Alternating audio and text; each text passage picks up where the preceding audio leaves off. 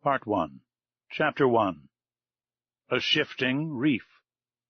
The year 1866 was signalized by a remarkable incident, a mysterious and puzzling phenomenon which doubtless no one has yet forgotten.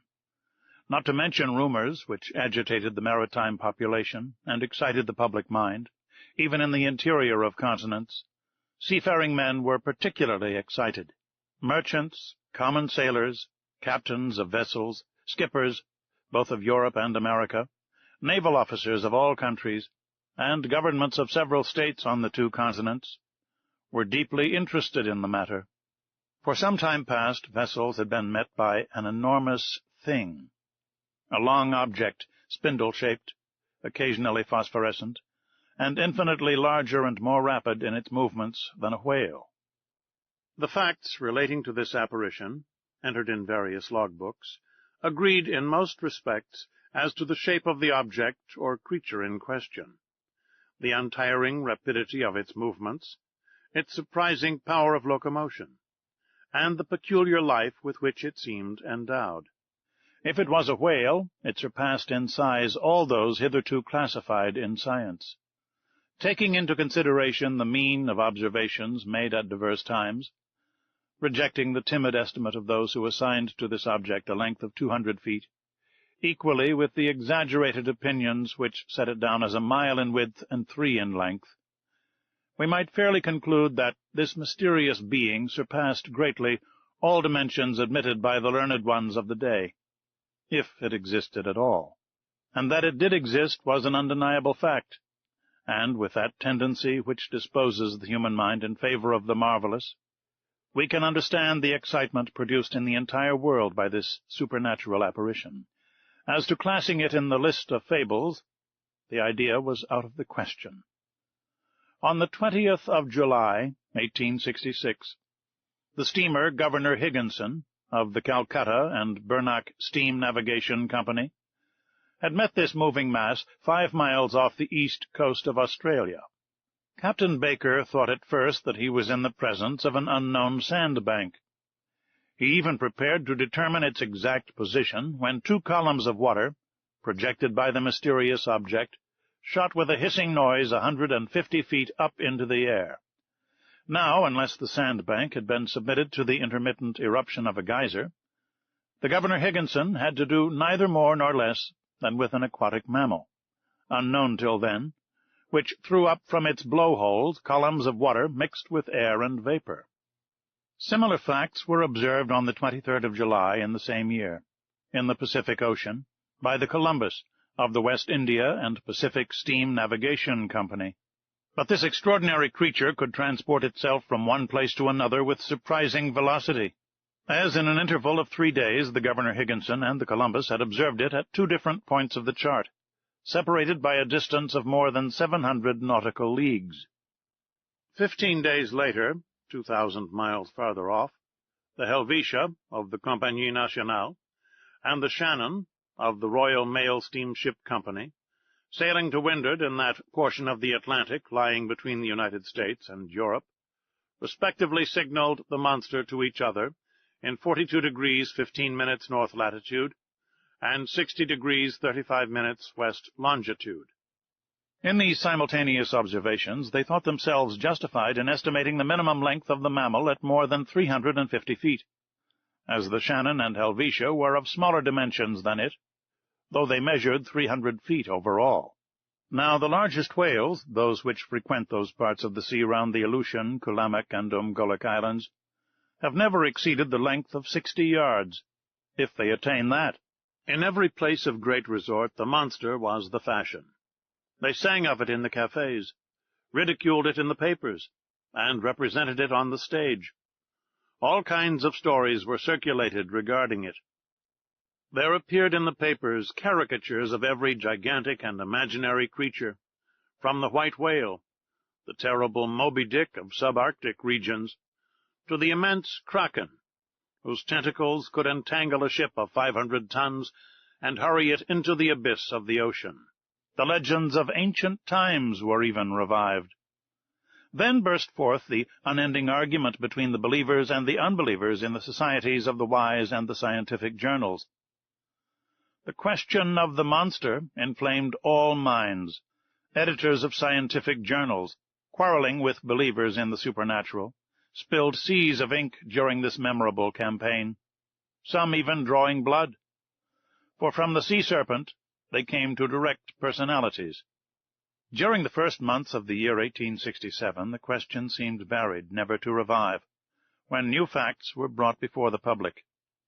It was then no longer a scientific problem to be solved, but a real danger seriously to be avoided. The question took quite another shape.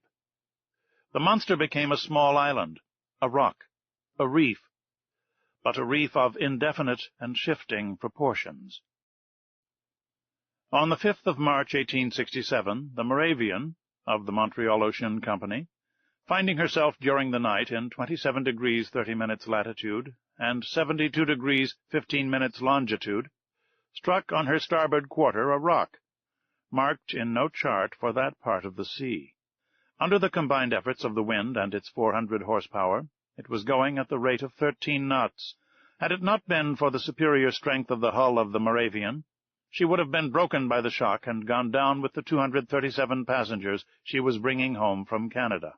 The accident happened about 5 o'clock in the morning, as the day was breaking. The officers of the quarter-deck hurried to the after part of the vessel. They examined the sea with the most careful attention.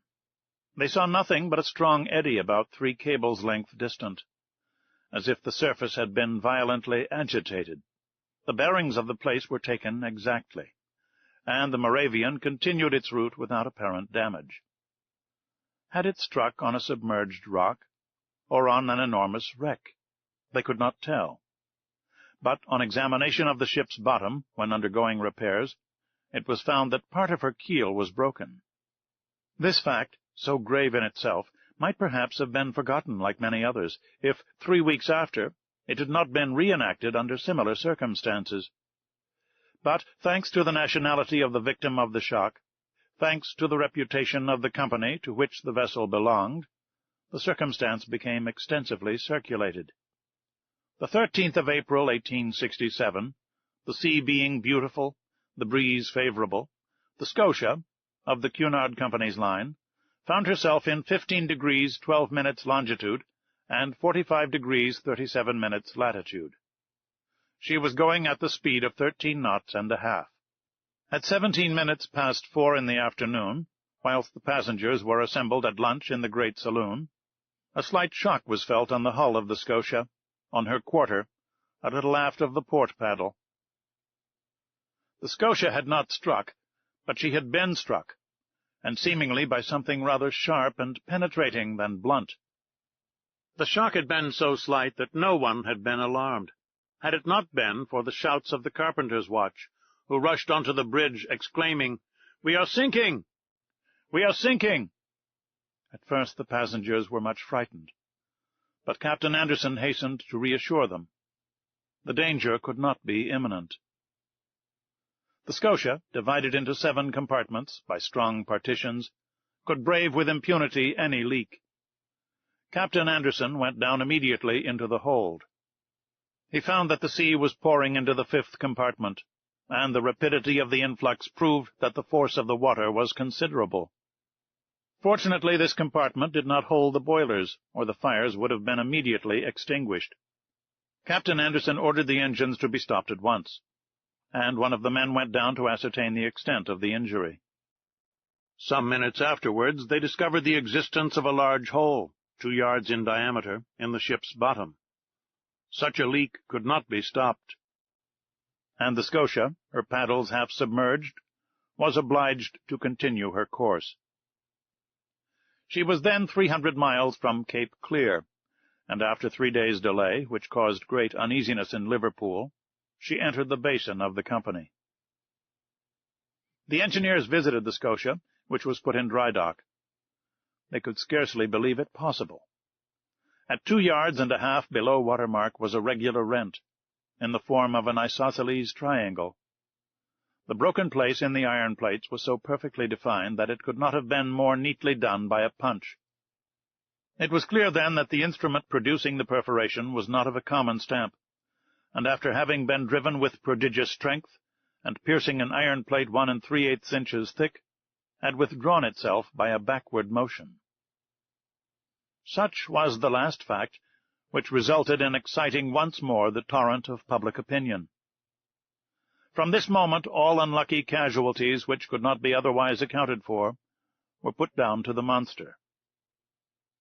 Upon this imaginary creature rested the responsibility of all these shipwrecks, which unfortunately were considerable. For of 3,000 ships whose loss was annually recorded at Lloyd's, the number of sailing and steamships supposed to be totally lost from the absence of all news amounted to not less than 200. Now it was the monster who, justly or unjustly, was accused of their disappearance, and, thanks to it, communication between the different continents became more and more dangerous. The public demanded sharply that the seas should at any price be relieved from this formidable cetacean.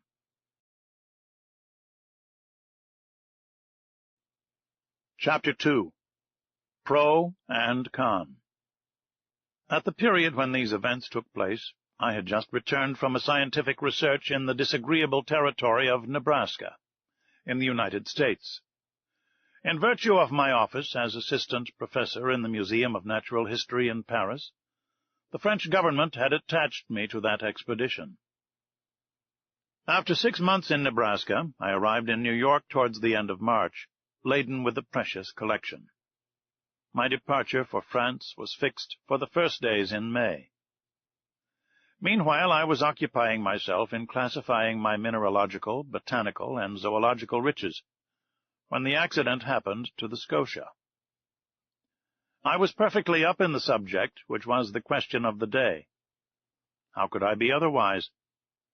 I had read and reread all the American and European papers without being any nearer a conclusion. This mystery puzzled me. Under the impossibility of forming an opinion, I jumped from one extreme to the other. That there really was something could not be doubted, and the incredulous were invited to put their finger on the wound of the Scotia. On my arrival at New York, the question was at its height. The theory of the floating island and the unapproachable sandbank, supported by minds little competent to form a judgment, was abandoned. And indeed, unless this shoal had a machine in its stomach, how could it change its position with such astonishing rapidity? From the same cause, the idea of a floating hull of an enormous wreck was given up. There remained then only 2 possible solutions of the question, which created 2 distinct parties. On one side, those who were for a monster of colossal strength. On the other, those who were for a submarine vessel of enormous motive power. But this last theory, plausible as it was, could not stand against inquiries made in both worlds. That a private gentleman should have such a machine at his command was not likely. Where, when, and how was it built? And how could its construction have been kept secret? Certainly a government might possess such a destructive machine. And in these disastrous times, when the ingenuity of man has multiplied the power of weapons of war, it was possible that, without the knowledge of others, a state might try to work such a formidable engine. But the idea of a war machine fell before the declaration of governments. As public interest was in question, and transatlantic communications suffered, their veracity could not be doubted. But how admit that the construction of this submarine boat had escaped the public eye? For a private gentleman to keep the secret under such circumstances would be very difficult, and for a state whose every act is persistently watched by powerful rivals, certainly impossible. Upon my arrival in New York, several persons did me the honor of consulting me on the phenomenon in question. I had published in France a work in quarto, in 2 volumes, entitled Mysteries of the Great Submarine Grounds. This book, highly approved of in the learned world, gained for me a special reputation in this rather obscure branch of natural history. My advice was asked. As long as I could deny the reality of the fact, I confined myself to a decided negative. But soon, finding myself driven into a corner, I was obliged to explain myself point by point. I discuss the question in all its forms, politically and scientifically, and I give here an extract from a carefully studied article which I published in the number of the 30th of April. It ran as follows. After examining one by one the different theories, rejecting all other suggestions, it becomes necessary to admit the existence of a marine animal of enormous power. The great depths of the ocean are entirely unknown to us. Soundings cannot reach them.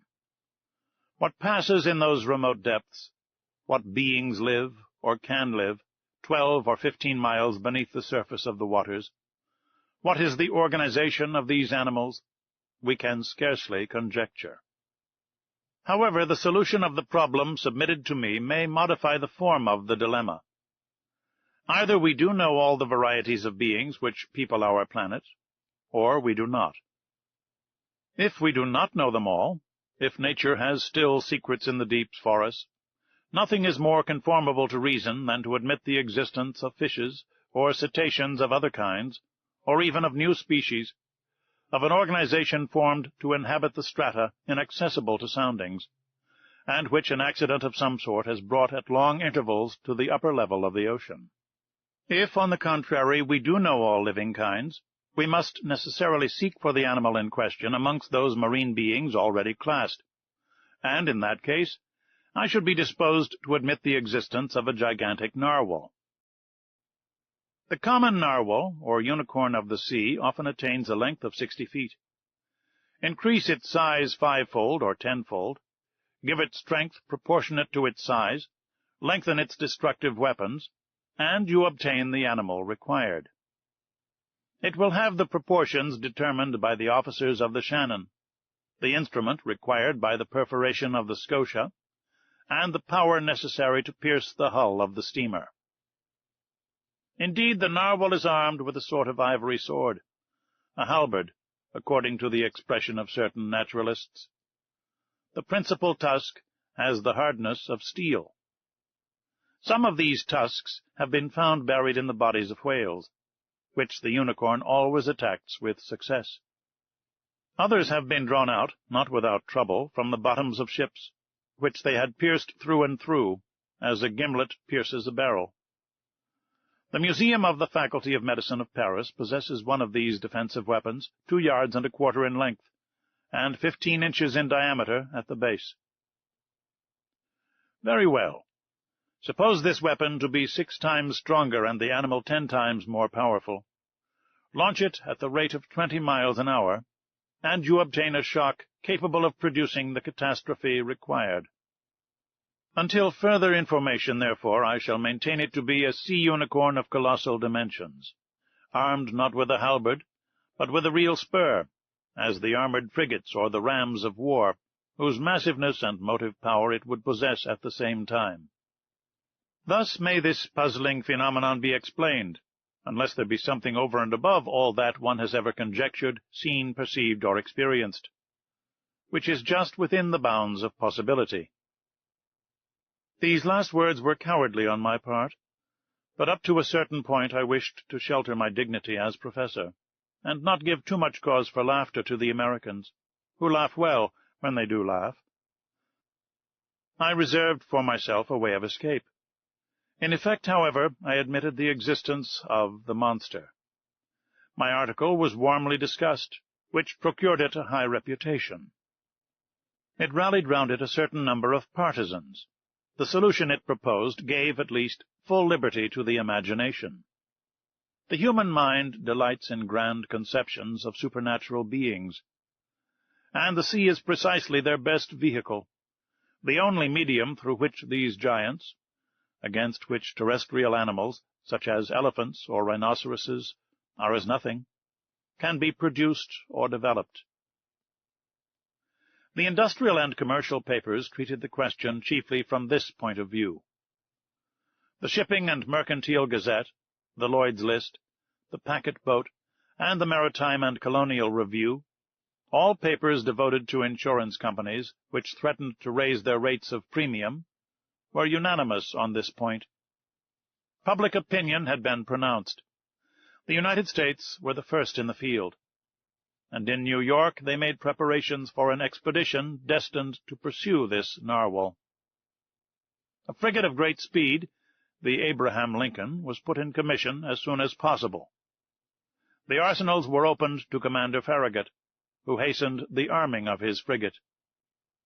But, as it always happens, the moment it was decided to pursue the monster did not appear. For 2 months no one heard it spoken of. No ship met with it. It seemed as if this unicorn knew of the plots weaving around it. It had been so much talked of, even through the Atlantic cable, that jesters pretended that this slender fly had stopped a telegram on its passage and was making the most of it. So, when the frigate had been armed for a long campaign, and provided with formidable fishing apparatus, no one could tell what course to pursue. Impatience grew apace when, on the 2nd of July, they learned that a steamer of the line of San Francisco, from California to Shanghai, had seen the animal 3 weeks before in the North Pacific Ocean. The excitement caused by this news was extreme. The ship was revictualled and well stocked with coal. 3 hours before the Abraham Lincoln left Brooklyn Pier, I received a letter worded as follows. To Monsieur Aronnax, Professor in the Museum of Paris, Fifth Avenue Hotel, New York. Sir, if you will consent to join the Abraham Lincoln in this expedition, the government of the United States will with pleasure see France represented in the enterprise. Commander Farragut has a cabin at your disposal. Very cordially yours, J.B. Hobson, Secretary of Marine.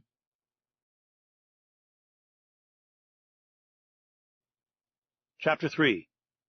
I form my resolution. 3 seconds before the arrival of J.B. Hobson's letter, I no more thought of pursuing the unicorn than of attempting the passage of the North Sea.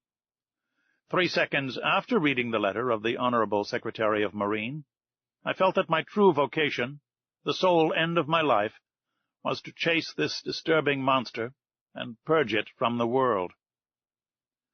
But I had just returned from a fatiguing journey, weary and longing for repose. I aspired to nothing more than again seeing my country, my friends, my little lodgings by the Jardin des Plantes, my dear and precious collections.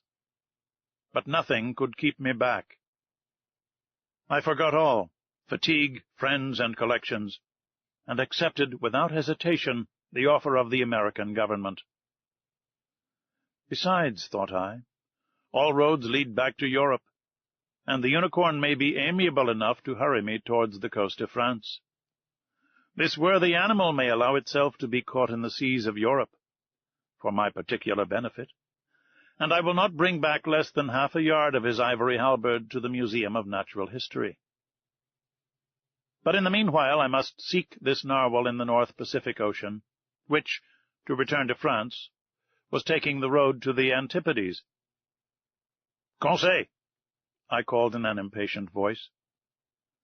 Conseil was my servant, a true, devoted Flemish boy, who had accompanied me in all my travels.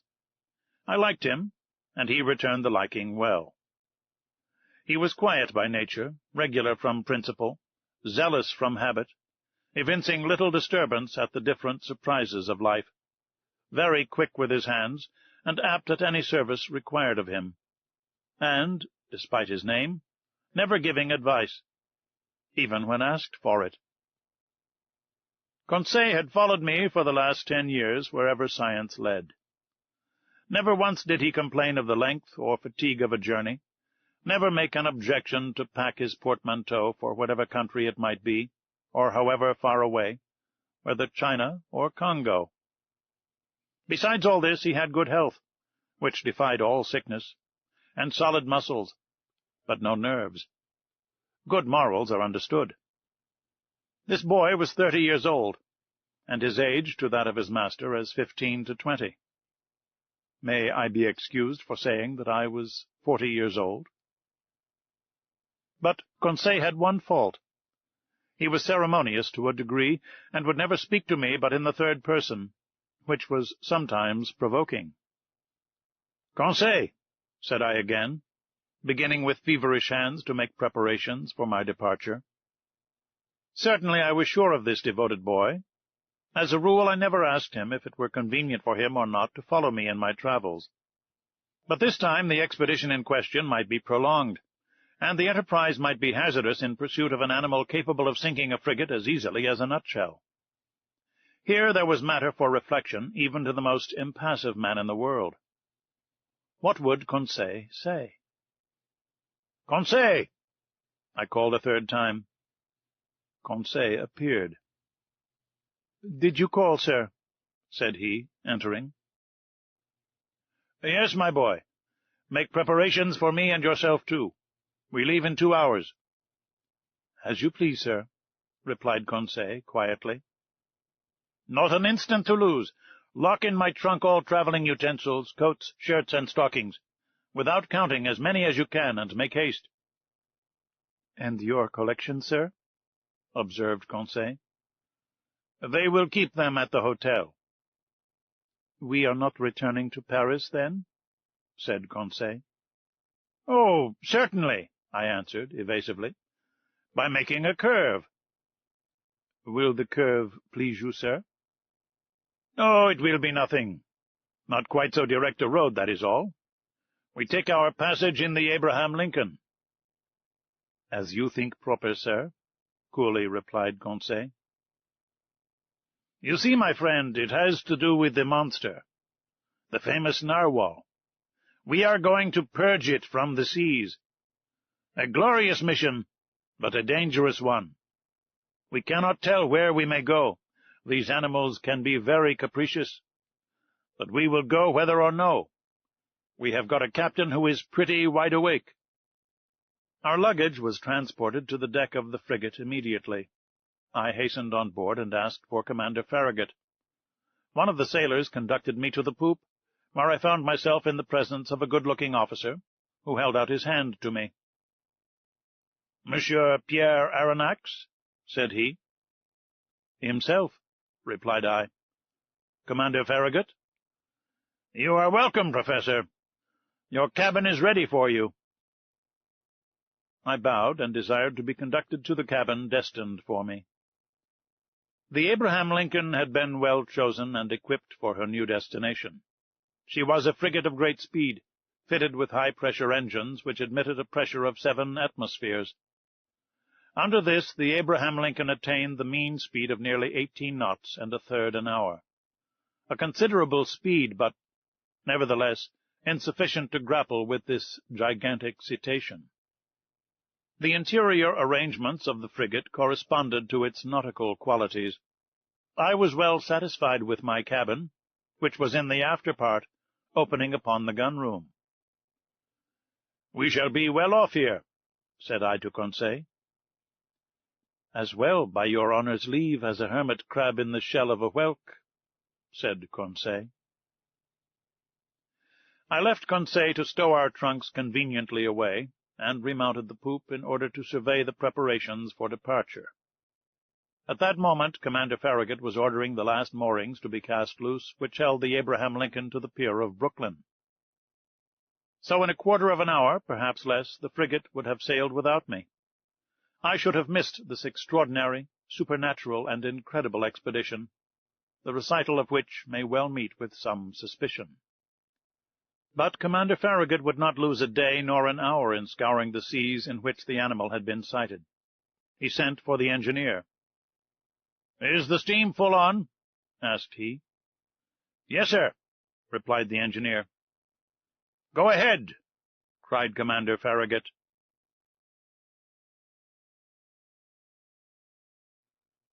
Chapter 4. Ned Land. Captain Farragut was a good seaman, worthy of the frigate he commanded. His vessel and he were one. He was the soul of it. On the question of the monster there was no doubt in his mind, and he would not allow the existence of the animal to be disputed on board. He believed in it, as certain good women believe in the Leviathan, by faith, not by reason. The monster did exist, and he had sworn to rid the seas of it. Either Captain Farragut would kill the narwhal, or the narwhal would kill the captain. There was no third course. The officers on board shared the opinion of their chief. They were ever chatting, discussing, and calculating the various chances of a meeting, watching narrowly the vast surface of the ocean. More than one took up his quarters voluntarily in the cross-trees, who would have cursed such a berth under any other circumstances. As long as the sun described its daily course, the rigging was crowded with sailors, whose feet were burnt to such an extent by the heat of the deck as to render it unbearable. Still, the Abraham Lincoln had not yet breasted the suspected waters of the Pacific.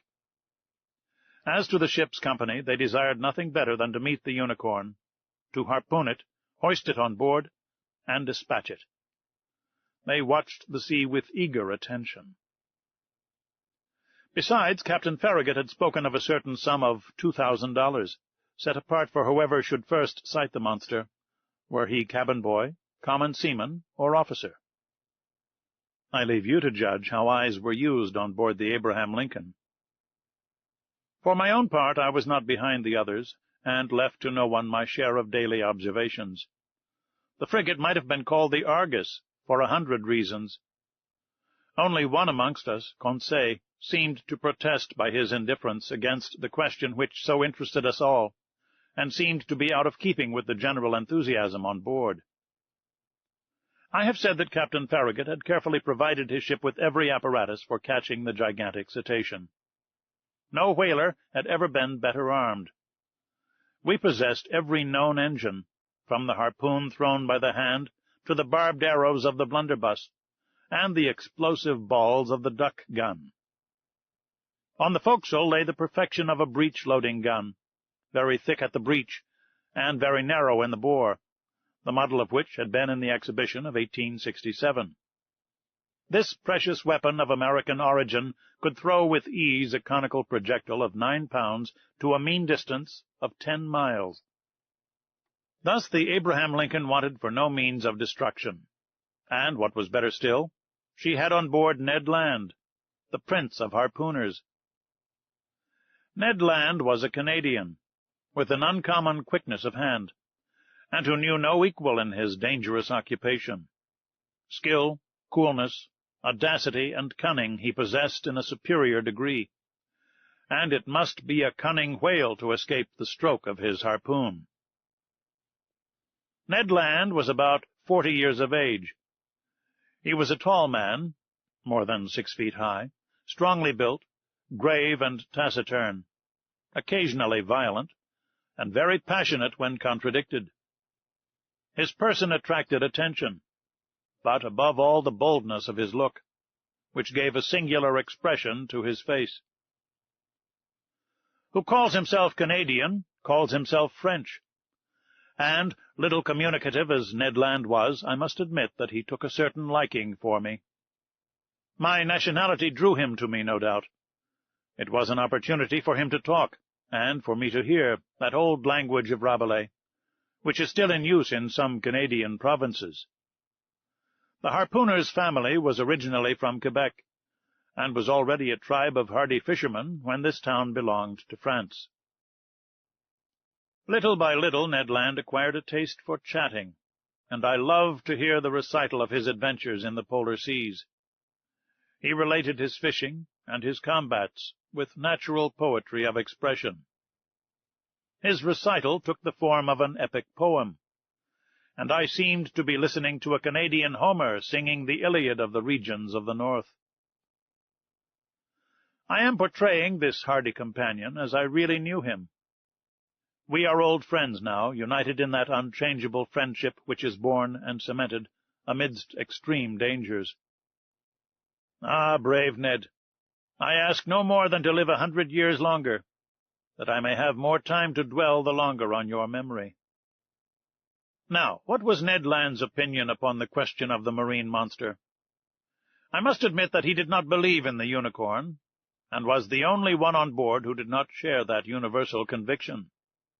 He even avoided the subject, which I one day thought it my duty to press upon him. One magnificent evening, the 30th July, that is to say 3 weeks after our departure, the frigate was abreast of Cape Blanc, 30 miles to leeward of the coast of Patagonia. We had crossed the Tropic of Capricorn, and the Straits of Magellan opened less than 700 miles to the south. Before 8 days were over, the Abraham Lincoln would be plowing the waters of the Pacific. Seated on the poop, Ned Land and I were chatting of one thing and another as we looked at this mysterious sea, whose great depths had up to this time been inaccessible to the eye of man. I naturally led up the conversation to the giant unicorn, and examined the various chances of success or failure of the expedition. But seeing that Ned Land let me speak without saying too much himself, I pressed him more closely. "Well, Ned," said I, "is it possible that you are not convinced of the existence of this cetacean that we are following? Have you any particular reason for being so incredulous?" The harpooner looked at me fixedly for some moments before answering, struck his broad forehead with his hand, a habit of his, as if to collect himself, and said at last, "Perhaps I have, Mr. Aronnax. But, Ned, you, a whaler by profession, familiarized with all the great marine mammalia, you ought to be the last to doubt under such circumstances." "That is just what deceives you, Professor," replied Ned. "As a whaler I have followed many a cetacean, harpooned a great number, and killed several. But however strong or well-armed they may have been, neither their tails nor their weapons would have been able even to scratch the iron plates of a steamer." "But, Ned, they tell of ships which the teeth of the narwhal have pierced through and through." "Wooden ships. That is possible," replied the Canadian. "But I have never seen it done, and until further proof I deny that whales, cetaceans, or sea unicorns could ever produce the effect you describe." "Well, Ned, I repeat it with a conviction resting on the logic of facts. I believe in the existence of a mammal power fully organized, belonging to the branch of vertebrata, like the whales, the cachalots, or the dolphins, and furnished with a horn of defense of great penetrating power." "Humph," said the harpooner, shaking his head with the air of a man who would not be convinced. "Notice one thing, my worthy Canadian," I resumed.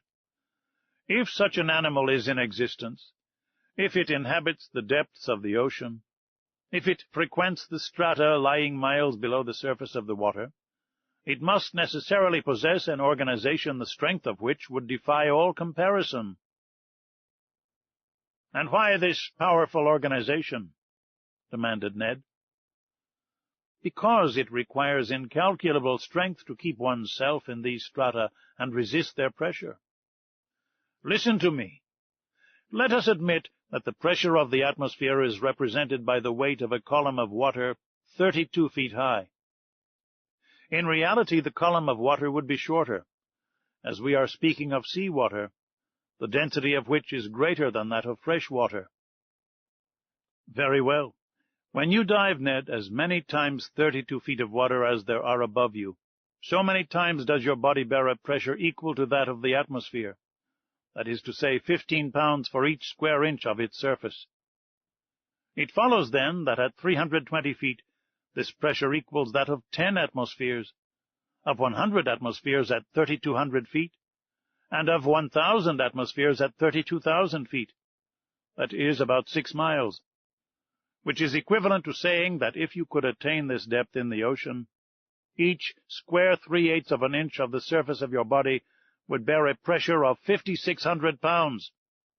Ah, my brave Ned, do you know how many square inches you carry on the surface of your body?" "I have no idea, Mr. Aronnax." "About 6,500. And as in reality the atmospheric pressure is about 15 pounds to the square inch, your 6,500 square inches bear at this moment a pressure of 97,500 pounds. "Without my perceiving it?" "Without your perceiving it. And if you are not crushed by such a pressure, it is because the air penetrates the interior of your body with equal pressure. Hence perfect equilibrium between the interior and exterior pressure, which thus neutralize each other, and which allows you to bear it without inconvenience. But in the water it is another thing." "Yes, I understand," replied Ned, becoming more attentive. "Because the water surrounds me, but does not penetrate." "Precisely, Ned. So that at 32 feet beneath the surface of the sea you would undergo a pressure of 97,500 pounds. At 320 feet, 10 times that pressure. At 3,200 feet, 100 times that pressure. Lastly, at 32,000 feet, 1,000 times that pressure would be 97,500,000 pounds. That is to say, that you would be flattened as if you had been drawn from the plates of a hydraulic machine." "The devil!" exclaimed Ned. "Very well, my worthy harpooner. If some vertebrate, several hundred yards long, and large in proportion, can maintain itself in such depths, of those whose surface is represented by millions of square inches, that is, by tens of millions of pounds, we must estimate the pressure they undergo. Consider, then, what must be the resistance of their bony structure, and the strength of their organization to withstand such pressure." "Why," exclaimed Ned Land, "they must be made of iron plates 8 inches thick, like the armored frigates." "As you say, Ned. And think what destruction such a mass would cause if hurled with the speed of an express train against the hull of a vessel." "Oh, yes, certainly. Perhaps," replied the Canadian, shaken by these figures, but not yet willing to give in. "Well, have I convinced you?" "You have convinced me of one thing, sir, which is that, if such animals do exist at the bottom of the seas, they must necessarily be as strong as you say." "But if they do not exist, mine obstinate harpooner, how explain the accident to the Scotia?"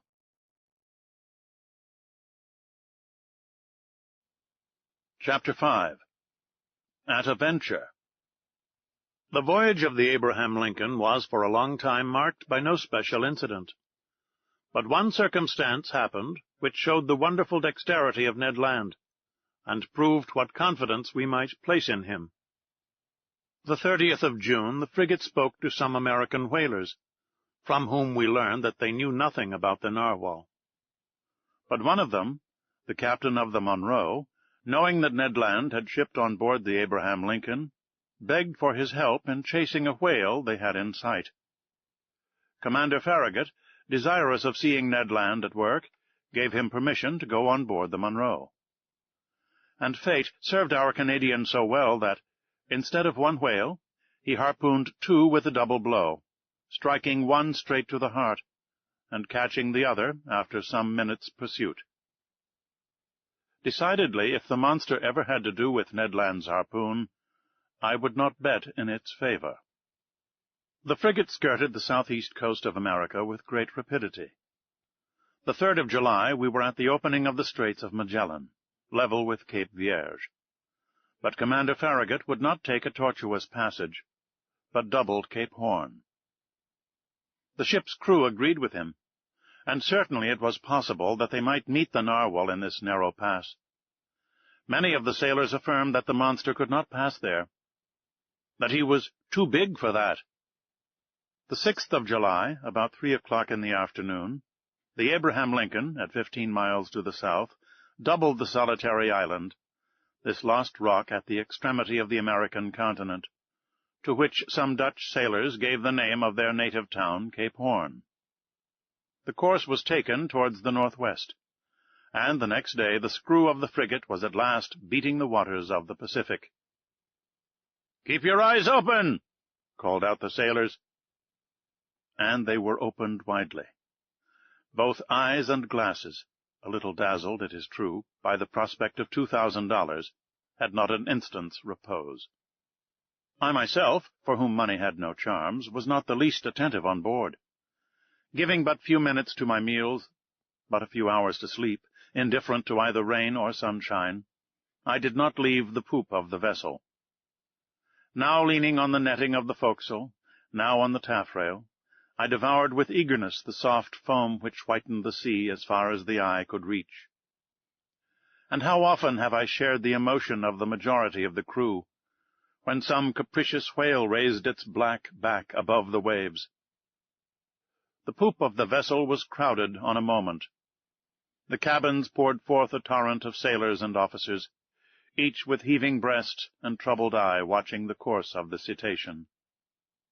I looked and looked till I was nearly blind, whilst Conseil kept repeating in a calm voice, "If, sir, you would not squint so much, you would see better."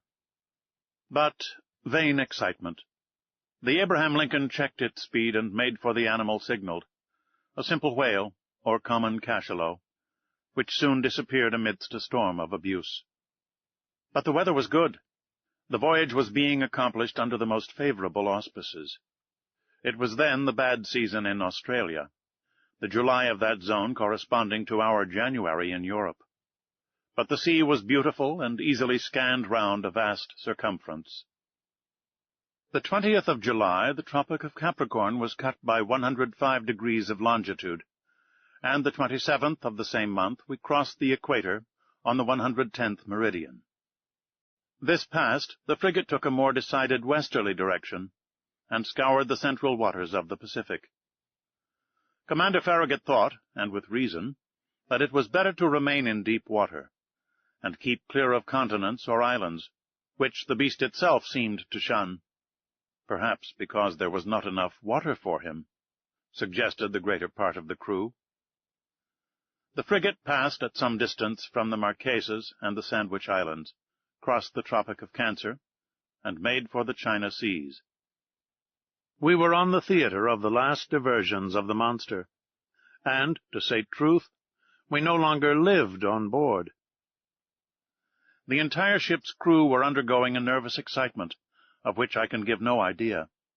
They could not eat, they could not sleep. 20 times a day a misconception or an optical illusion of some sailor seated on the taffrail would cause dreadful perspirations, and these emotions, 20 times repeated, kept us in a state of excitement so violent that a reaction was unavoidable. And truly reaction soon showed itself. For 3 months, during which a day seemed an age, the Abraham Lincoln furrowed all the waters of the northern Pacific, running at whales, making sharp deviations from her course, veering suddenly from one tack to another, stopping suddenly, putting on steam, and backing ever and anon at the risk of deranging her machinery. And not one point of the Japanese or American coast was left unexplored. The warmest partisans of the enterprise now became its most ardent detractors. Reaction mounted from the crew to the captain himself, and certainly, had it not been for the resolute determination on the part of Captain Farragut, the frigate would have headed due southward. This useless search could not last much longer. The Abraham Lincoln had nothing to reproach herself with. She had done her best to succeed. Never had an American ship's crew shown more zeal or patience. Its failure could not be placed to their charge. There remained nothing but to return. This was represented to the commander. The sailors could not hide their discontent, and the service suffered. I will not say there was a mutiny on board, but after a reasonable period of obstinacy, Captain Farragut, as Columbus did, asked for 3 days' patience. If, in 3 days, the monster did not appear, the man at the helm should give 3 turns of the wheel, and the Abraham Lincoln would make for the European seas. This promise was made on the 2nd of November. It had the effect of rallying the ship's crew. The ocean was watched with renewed attention. Each one wished for a last glance in which to sum up his remembrance. Glasses were used with feverish activity. It was a grand defiance given to the giant narwhal, and he could scarcely fail to answer the summons and appear. 2 days passed. The steam was at half pressure. 1,000 schemes were tried to attract the attention and stimulate the apathy of the animal in case it should be met in those parts. Large quantities of bacon were trailed in the wake of the ship, to the great satisfaction, I must say, of the sharks. Small craft radiated in all directions round the Abraham Lincoln as she lay to, and did not leave a spot of the sea unexplored. But the night of the 4th of November arrived, without the unveiling of this submarine mystery. The next day, the 5th of November, At 12, the delay would, morally speaking, expire. After that time, Commander Farragut, faithful to his promise, was to turn the course to the southeast and abandon forever the northern regions of the Pacific. The frigate was then in 31 degrees 15 minutes north latitude and 136 degrees 42 minutes east longitude. The coast of Japan still remained less than 200 miles to leeward.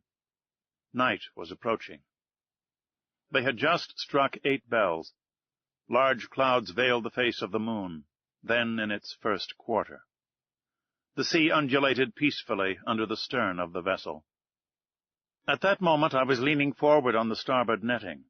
Conseil, standing near me, was looking straight before him. The crew, perched in the ratlins, examined the horizon, which contracted and darkened by degrees. Officers with their night-glasses scoured the growing darkness. Sometimes the ocean sparkled under the rays of the moon, which darted between 2 clouds. Then all trace of light was lost in the darkness. In looking at Conseil, I could see he was undergoing a little of the general influence. At least, I thought so. Perhaps for the first time his nerves vibrated to a sentiment of curiosity. "Come, Conseil," said I. "This is the last chance of pocketing the $2,000. "May I be permitted to say, sir," replied Conseil, "that I never reckoned on getting the prize, and had the government of the Union offered $100,000, it would have been none the poorer." "You are right, Conseil. It is a foolish affair after all, and one upon which we entered too lightly. What time lost, what useless emotions. We should have been back in France 6 months ago." "In your little room, sir," replied Conseil, "and in your museum, sir. And I should have already classed all your fossils, sir. And the Barbarousse would have been installed in its cage in the Jardin des Plantes, and have drawn all the curious people of the capital." "As you say, Conseil. I fancy we shall run a fair chance of being laughed at for our pains." "That's tolerably certain," replied Conseil quietly. "I think they will make fun of you, sir. And, must I say it?" "Go on, my good friend." "Well, sir, you will only get your deserts." "Indeed?" "When one has the honor of being a savant as you are, sir, one should not expose oneself to—" Conseil had not time to finish his compliment. In the midst of general silence a voice had just been heard. It was the voice of Ned Land, shouting, "Look out there! The very thing we are looking for! On our weather beam!"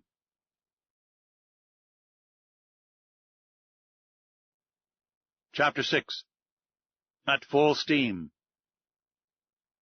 At this cry the whole ship's crew hurried towards the harpooner, commander, officers, masters, sailors, cabin boys. Even the engineers left their engines, and the stokers their furnaces. The order to stop her had been given, and the frigate now simply went on by her own momentum. The darkness was then profound, and however good the Canadian's eyes were, I asked myself how he had managed to see, and what he had been able to see. My heart beat as if it would break, but Ned Land was not mistaken, and we all perceived the object he pointed to. At 2 cables' length from the Abraham Lincoln on the starboard quarter, the sea seemed to be illuminated all over. It was not a mere phosphoric phenomenon. The monster emerged some fathoms from the water, and then threw out that very intense but mysterious light mentioned in the report of several captains. This magnificent irradiation must have been produced by an agent of great shining power. The luminous part traced on the sea an immense oval, much elongated, the center of which condensed a burning heat, whose overpowering brilliancy died out by successive gradations. "It is only a massing of phosphoric particles," cried one of the officers. "No, sir, certainly not," I replied. "That brightness is of an essentially electrical nature. Besides, see, it moves. It is moving forwards, backwards. It is darting towards us." A general cry arose from the frigate. "Silence!" said the captain. "Up with the helm! Reverse the engines!" The steam was shut off, and the Abraham Lincoln, beating to port, described a semicircle. "Right the helm! Go ahead!" cried the captain. These orders were executed, and the frigate moved rapidly from the burning light. I was mistaken. She tried to sheer off, but the supernatural animal approached with a velocity double her own. We gasped for breath. Stupefaction more than fear made us dumb and motionless. The animal gained on us, sporting with the waves. It made the round of the frigate, which was then making 14 knots, and enveloped it with its electric rings like luminous dust. Then it moved away 2 or 3 miles, leaving a phosphorescent track, like those volumes of steam that the express trains leave behind. All at once, from the dark line of the horizon whither it retired to gain its momentum, the monster rushed suddenly towards the Abraham Lincoln with alarming rapidity, stopped suddenly about 20 feet from the hull, and died out, not diving under the water, for its brilliancy did not abate, but suddenly, and as if the source of this brilliant emanation was exhausted. Then it reappeared on the other side of the vessel, as if it had turned and slid under the hull. Any moment a collision might have occurred which would have been fatal to us. However, I was astonished at the maneuvers of the frigate. She fled, and did not attack. On the captain's face, generally so impassive, was an expression of unaccountable astonishment. "Mr. Aronnax," he said, "I do not know with what formidable being I have to deal, and I will not imprudently risk my frigate in the midst of this darkness. Besides, how attack this unknown thing? How defend oneself from it? Wait for daylight, and the scene will change." "You have no further doubt, Captain, of the nature of the animal?" "No, sir. It is evidently a gigantic narwhal, and an electric one." "Perhaps," added I, "one can only approach it with a torpedo." "Undoubtedly," replied the captain. "If it possesses such dreadful power, it is the most terrible animal that ever was created. That is why, sir, I must be on my guard." The crew were on their feet all night. No one thought of sleep. The Abraham Lincoln, not being able to struggle with such velocity, had moderated its pace, and sailed at half speed. For its part, the narwhal, imitating the frigate, let the waves rock it at will, and seemed decided not to leave the scene of the struggle. Towards midnight, however, it disappeared, or, to use a more appropriate term, it died out like a large glowworm. Had it fled? One could only fear, not hope it. But at 7 minutes to 1 o'clock in the morning, a deafening whistling was heard, like that produced by a body of water rushing with great violence. The captain, Ned Land, and I were then on the poop, eagerly peering through the profound darkness. "Ned Land," asked the commander, "you have often heard the roaring of whales?" "Often, sir, but never such whales the sight of which brought me in $2,000, if I can only approach within 4 harpoons' length of it." "But to approach it," said the commander, "I ought to put a whaler at your disposal." "Certainly, sir." "That will be trifling with the lives of my men." "And mine, too," simply said the harpooner. Towards 2 o'clock in the morning the burning light reappeared, not less intense, about 5 miles to windward of the Abraham Lincoln. Notwithstanding the distance, and the noise of the wind and sea, one heard distinctly the loud strokes of the animal's tail, and even its panting breath. It seemed that, at the moment that the enormous narwhal had come to take breath at the surface of the water, the air was engulfed in its lungs, like the steam in the vast cylinders of a machine of 2,000 horsepower. Thought I, a whale with the strength of a cavalry regiment would be a pretty whale. We were on the qui-vive till daylight, and prepared for the combat. The fishing implements were laid along the hammock nettings. The second lieutenant loaded the blunderbusses, which could throw harpoons to the distance of a mile, and long duck guns, with explosive bullets, which inflicted mortal wounds even to the most terrible animals. Ned Land contented himself with sharpening his harpoon, a terrible weapon in his hands. At 6 o'clock day began to break, and with the first glimmer of light, the electric light of the narwhal disappeared. At 7 o'clock the day was sufficiently advanced, but a very thick sea fog obscured our view, and the best spy-glasses could not pierce it. That caused disappointment and anger. I climbed the mizzenmast. Some officers were already perched on the mastheads. At 8 o'clock the fog lay heavily on the waves, and its thick scrolls rose little by little. The horizon grew wider and clearer at the same time. Suddenly, just as on the day before, Ned Land's voice was heard. "The thing itself on the port quarter!" cried the harpooner. Every eye was turned towards the point indicated. There, a mile and a half from the frigate, a long blackish body emerged a yard above the waves. Its tail, violently agitated, produced a considerable eddy. Never did a tail beat the sea with such violence. An immense track of dazzling whiteness marked the passage of the animal, and described a long curve. The frigate approached the cetacean. I examined it thoroughly. The reports of the Shannon and of the Helvetia had rather exaggerated its size, and I estimated its length at only 250 feet. As to its dimensions, I could only conjecture them to be admirably proportioned.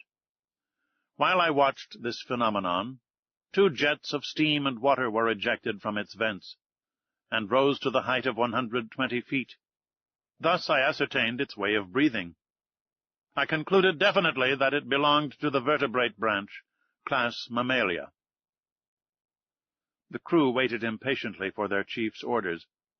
The latter, after having observed the animal attentively, called the engineer. The engineer ran to him. "Sir," said the commander, "you have steam up?" "Yes, sir," answered the engineer. "Well, make up your fires and put on all steam." 3 hurrahs greeted this order. The time for the struggle had arrived. Some moments after, the 2 funnels of the frigate vomited torrents of black smoke, and the bridge quaked under the trembling of the boilers. The Abraham Lincoln, propelled by her wonderful screw, went straight at the animal. The latter allowed it to come within half a cable's length. Then, as if disdaining to dive, it took a little turn, and stopped a short distance off. This pursuit lasted nearly 3/4 of an hour, without the frigate gaining 2 yards on the cetacean. It was quite evident that, at that rate, we should never come up with it. "Well, Mr. Land," asked the captain, "do you advise me to put the boats out to sea?" "No, sir," replied Ned Land, "because we shall not take that beast easily." "What shall we do, then?" "Put on more steam if you can, sir. With your leave, I mean to post myself under the bowsprit, and if we get within harpooning distance, I shall throw my harpoon." "Go, Ned," said the captain. "Engineer, put on more pressure." Ned Land went to his post. The fires were increased. The screw revolved 43 times a minute, and the steam poured out of the valves. We heaved the log and calculated that the Abraham Lincoln was going at the rate of 18½ miles an hour. But the accursed animal swam at the same speed. For a whole hour the frigate kept up this pace without gaining 6 feet. It was humiliating for one of the swiftest sailors in the American Navy. A stubborn anger seized the crew. The sailors abused the monster, who, as before, disdained to answer them. The captain no longer contented himself with twisting his beard. He gnawed it. The engineer was called again. "You have turned full steam on?" "Yes, sir," replied the engineer. The speed of the Abraham Lincoln increased. Its masts trembled down to their stepping-holes, and the clouds of smoke could hardly find their way out of the narrow funnels. They heaved the log a second time. "Well?" asked the captain of the man at the wheel. 19 miles and 3/10, sir." Clap on more steam." The engineer obeyed. The manometer showed 10 degrees. But the cetacean grew warm itself, no doubt, for without straining itself, it made 19 3/10 miles. What a pursuit! No, I cannot describe the emotion that vibrated through me. Ned Land kept his post, harpoon in hand. Several times the animal let us gain upon it. "We shall catch it! We shall catch it!" cried the Canadian. But just as he was going to strike, the cetacean stole away with a rapidity that could not be estimated at less than 30 miles an hour. And even during our maximum of speed it bullied the frigate, going round and round it. A cry of fury broke from everyone. At noon we were no further advanced than at 8 o'clock in the morning. The captain then decided to take more direct means. "Ah," said he, "that animal goes quicker than the Abraham Lincoln. Very well. We will see whether it will escape these conical bullets. Send your men to the forecastle, sir." The forecastle gun was immediately loaded and slewed round. But the shot passed some feet above the cetacean, which was half a mile off. "Another, more to the right," cried the commander. "And $5 to whoever will hit that infernal beast." An old gunner with a grey beard, that I can see now, with steady eye and grave face, went up to the gun and took a long aim. A loud report was heard, with which were mingled the cheers of the crew. The bullet did its work. It hit the animal, and sliding off the rounded surface, was lost in 2 miles' depth of sea. The chase began again, and the captain, leaning towards me, said, "I will pursue that beast till my frigate bursts up." "Yes," answered I, "and you will be quite right to do it." I wished the beast would exhaust itself, and not be insensible to fatigue like a steam engine. But it was of no use. Hours passed, without it showing any signs of exhaustion. However, it must be said in praise of the Abraham Lincoln that she struggled on indefatigably. I cannot reckon the distance she made under 300 miles during this unlucky day, November the 6th. But night came on, and overshadowed the rough ocean. Now I thought our expedition was at an end, and that we should never again see the extraordinary animal. I was mistaken. At 10 minutes to 11 in the evening, the electric light reappeared 3 miles to windward of the frigate, as pure, as intense as during the preceding night. The narwhal seemed motionless. Perhaps, tired with its day's work, it slept, letting itself float with the undulation of the waves. Now was a chance of which the captain resolved to take advantage. He gave his orders. The Abraham Lincoln kept up half steam, and advanced cautiously so as not to awake its adversary. It is no rare thing to meet in the middle of the ocean whales so sound asleep that they can be successfully attacked, and Ned Land had harpooned more than one during its sleep. The Canadian went to take his place again under the bowsprit. The frigate approached noiselessly, stopped at 2 cables' lengths from the animal, and following its track. No one breathed. A deep silence reigned on the bridge. We were not 100 feet from the burning focus, the light of which increased and dazzled our eyes.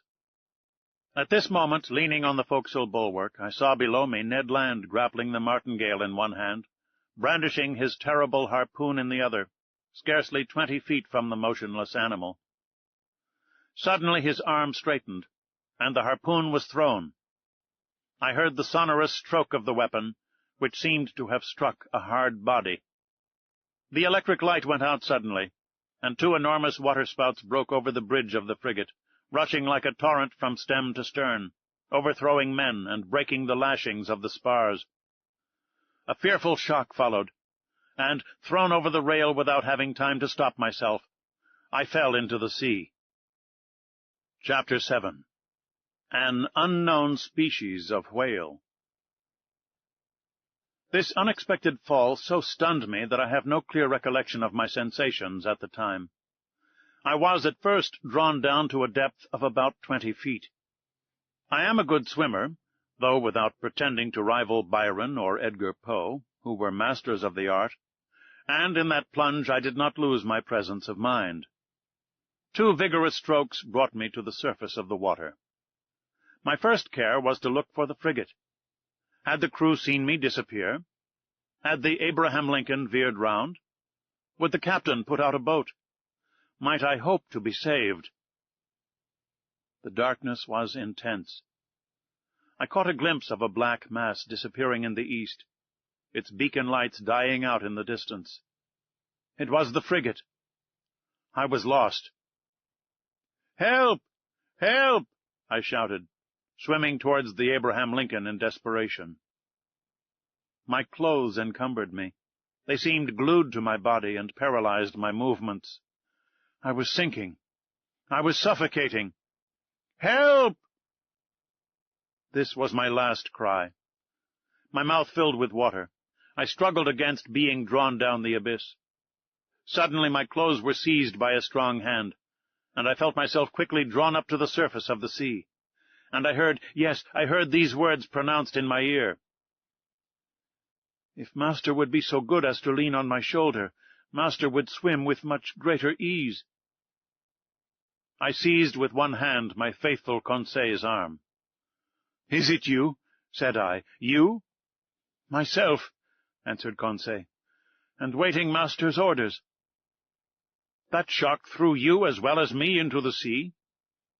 "No, but being in my master's service, I followed him." The worthy fellow thought that was but natural. "And the frigate?" I asked. "The frigate?" replied Conseil, turning on his back. "I think that master had better not count too much on her." "You think so?" "I say that, at the time I threw myself into the sea, I heard the men at the wheel say, 'The screw and the rudder are broken.'" "Broken?" "Yes, broken by the monster's teeth. It is the only injury the Abraham Lincoln has sustained. But it is a bad lookout for us. She no longer answers her helm." "Then we are lost." "Perhaps so," calmly answered Conseil. "However, we still have several hours before us, and one can do a great deal in some hours." Conseil's imperturbable coolness set me up again. I swam more vigorously, but, cramped by my clothes, which stuck to me like a leaden weight, I felt great difficulty in bearing up. Conseil saw this. "Will master let me make a slit?" said he, and, slipping an open knife under my clothes, he ripped them up from top to bottom very rapidly. Then he cleverly slipped them off me, while I swam for both of us.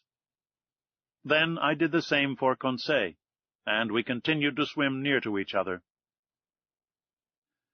Nevertheless, our situation was no less terrible.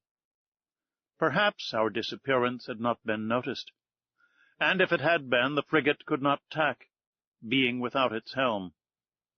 Conseil argued on this supposition, and laid his plans accordingly. This quiet boy was perfectly self-possessed. We then decided that, as our only chance of safety was being picked up by the Abraham Lincoln's boats, we ought to manage so as to wait for them as long as possible. I resolved then to husband our strength, so that both should not be exhausted at the same time. And this is how we managed. While one of us lay on our back, quite still, with arms crossed and legs stretched out, the other would swim and push the other on in front. This towing business did not last more than 10 minutes each, and relieving each other thus, we could swim on for some hours, perhaps till daybreak. Poor chance! But hope is so firmly rooted in the heart of man. Moreover, there were 2 of us. Indeed, I declare, though it may seem improbable, if I sought to destroy all hope, if I wished to despair, I could not. The collision of the frigate with the Cetacean had occurred about 11 o'clock in the evening before. I reckoned then we should have 8 hours to swim before sunrise, an operation quite practicable if we relieved each other. The sea, very calm, was in our favor. Sometimes I tried to pierce the intense darkness that was only dispelled by the phosphorescence caused by our movements. I watched the luminous waves that broke over my hand, whose mirror-like surface was spotted with silvery rings. One might have said that we were in a bath of quicksilver. Near 1 o'clock in the morning I was seized with dreadful fatigue. My limbs stiffened under the strain of violent cramp. Conseil was obliged to keep me up, and our preservation devolved on him alone. I heard the poor boy pant. His breathing became short and hurried. I found that he could not keep up much longer. "Leave me, I said to him. "Leave my master? Never," replied he. "I would drown first." Just then the moon appeared through the fringes of a thick cloud that the wind was driving to the east. The surface of the sea glittered with its rays. This kindly light reanimated us. My head got better again. I looked at all points of the horizon. I saw the frigate. She was 5 miles from us, and looked like a dark mass, hardly discernible. But no boats. I would have cried out, but what good would it have been at such a distance? My swollen lips could utter no sounds. Conseil could articulate some words, and I heard him repeat at intervals, "Help! Help!" Our movements were suspended for an instant. We listened. It might be only a singing in the ear, but it seemed to me as if a cry answered the cry from Conseil. "Did you hear?" I murmured. "Yes, yes." And Conseil gave one more despairing cry. This time there was no mistake. A human voice responded to ours. Was it the voice of another unfortunate creature, abandoned in the middle of the ocean, some other victim of the shock sustained by the vessel? Or rather was it a boat from the frigate that was hailing us in the darkness? Conseil made a last effort, and leaning on my shoulder while I struck out in a desperate effort, he raised himself half out of the water, then fell back exhausted. "What did you see?" "I saw," murmured he. "I saw. But do not talk. Reserve all your strength." What had he seen? Then, I know not why, the thought of the monster came into my head for the first time. But that voice! The time is past for Jonahs to take refuge in whales' bellies. However, Conseil was towing me again. He raised his head sometimes, looked before us, and uttered a cry of recognition, which was responded to by a voice that came nearer and nearer. I scarcely heard it. My strength was exhausted. My fingers stiffened. My hand afforded me support no longer. My mouth, convulsively opening, filled with salt water. Cold crept over me. I raised my head for the last time. Then I sank. At this moment a hard body struck me. I clung to it. Then I felt that I was being drawn up, that I was brought to the surface of the water, that my chest collapsed. I fainted. It is certain that I soon came to, thanks to the vigorous rubbings that I received. I half opened my eyes. "Conseil," I murmured. "Does master call me?" asked Conseil. Just then, by the waning light of the moon, which was sinking down to the horizon, I saw a face which was not Conseil's, and which I immediately recognized. "Ned!" I cried. "The same, sir, who is seeking his prize," replied the Canadian. "Were you thrown into the sea by the shock to the frigate?" "Yes, Professor, but more fortunate than you, I was able to find a footing almost directly upon a floating island." "An island?" "Or, more correctly speaking, on our gigantic narwhal." "Explain yourself, Ned." "Only I soon found out why my harpoon had not entered its skin and was blunted." "Why, Ned? Why?" "Because, Professor, that beast is made of sheet iron." The Canadian's last words produced a sudden revolution in my brain. I wriggled myself quickly to the top of the being, or object, half out of the water, which served us for a refuge. I kicked it. It was evidently a hard, impenetrable body, and not the soft substance that forms the bodies of the great marine mammalia. But this hard body might be a bony covering like that of the antediluvian animals, and I should be free to class this monster among amphibious reptiles, such as tortoises or alligators. Well, no. The blackish back that supported me was smooth, polished, without scales. The blow produced a metallic sound, and, incredible though it may be, it seemed, I might say, as if it was made of riveted plates. There was no doubt about it. This monster, this natural phenomenon that had puzzled the learned world, and overthrown and misled the imagination of seamen of both hemispheres, it must be owned was a still more astonishing phenomenon, inasmuch as it was a simply human construction. We had no time to lose, however. We were lying upon the back of a sort of submarine boat, which appeared, as far as I could judge, like a huge fish of steel. Ned Land's mind was made up on this point. Conseil and I could only agree with him. Just then a bubbling began at the back of this strange thing, which was evidently propelled by a screw, and it began to move. We had only just time to seize hold of the upper part, which rose about 7 feet out of the water, and happily its speed was not great. "As long as it sails horizontally," muttered Ned Land, "I do not mind. But if it takes a fancy to dive, I would not give 2 straws for my life." The Canadian might have said still less. It became really necessary to communicate with the beings, whatever they were, shut up inside the machine. I searched all over the outside for an aperture, a panel, or a manhole, to use a technical expression.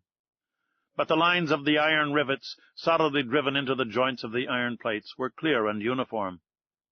Besides, the moon disappeared then, and left us in total darkness. At last this long night passed. My indistinct remembrance prevents my describing all the impressions it made. I can only recall one circumstance. During some lulls of the wind and sea, I fancied I heard several times vague sounds, a sort of fugitive harmony produced by words of command. What was then the mystery of this submarine craft, of which the whole world vainly sought an explanation? What kind of beings existed in this strange boat? What mechanical agent caused its prodigious speed? Daybreak appeared. The morning mists surrounded us, but they soon cleared off. I was about to examine the hull, which formed on deck a kind of horizontal platform, when I felt it gradually sinking. "Oh, confound it!" cried Ned Land, kicking the resounding plate. "Open, you inhospitable rascals!" Happily the sinking movement ceased. Suddenly a noise, like ironworks violently pushed aside, came from the interior of the boat. One iron plate was moved. A man appeared, uttered an odd cry, and disappeared immediately. Some moments after, 8 strong men, with masked faces, appeared noiselessly, and drew us down into their formidable machine.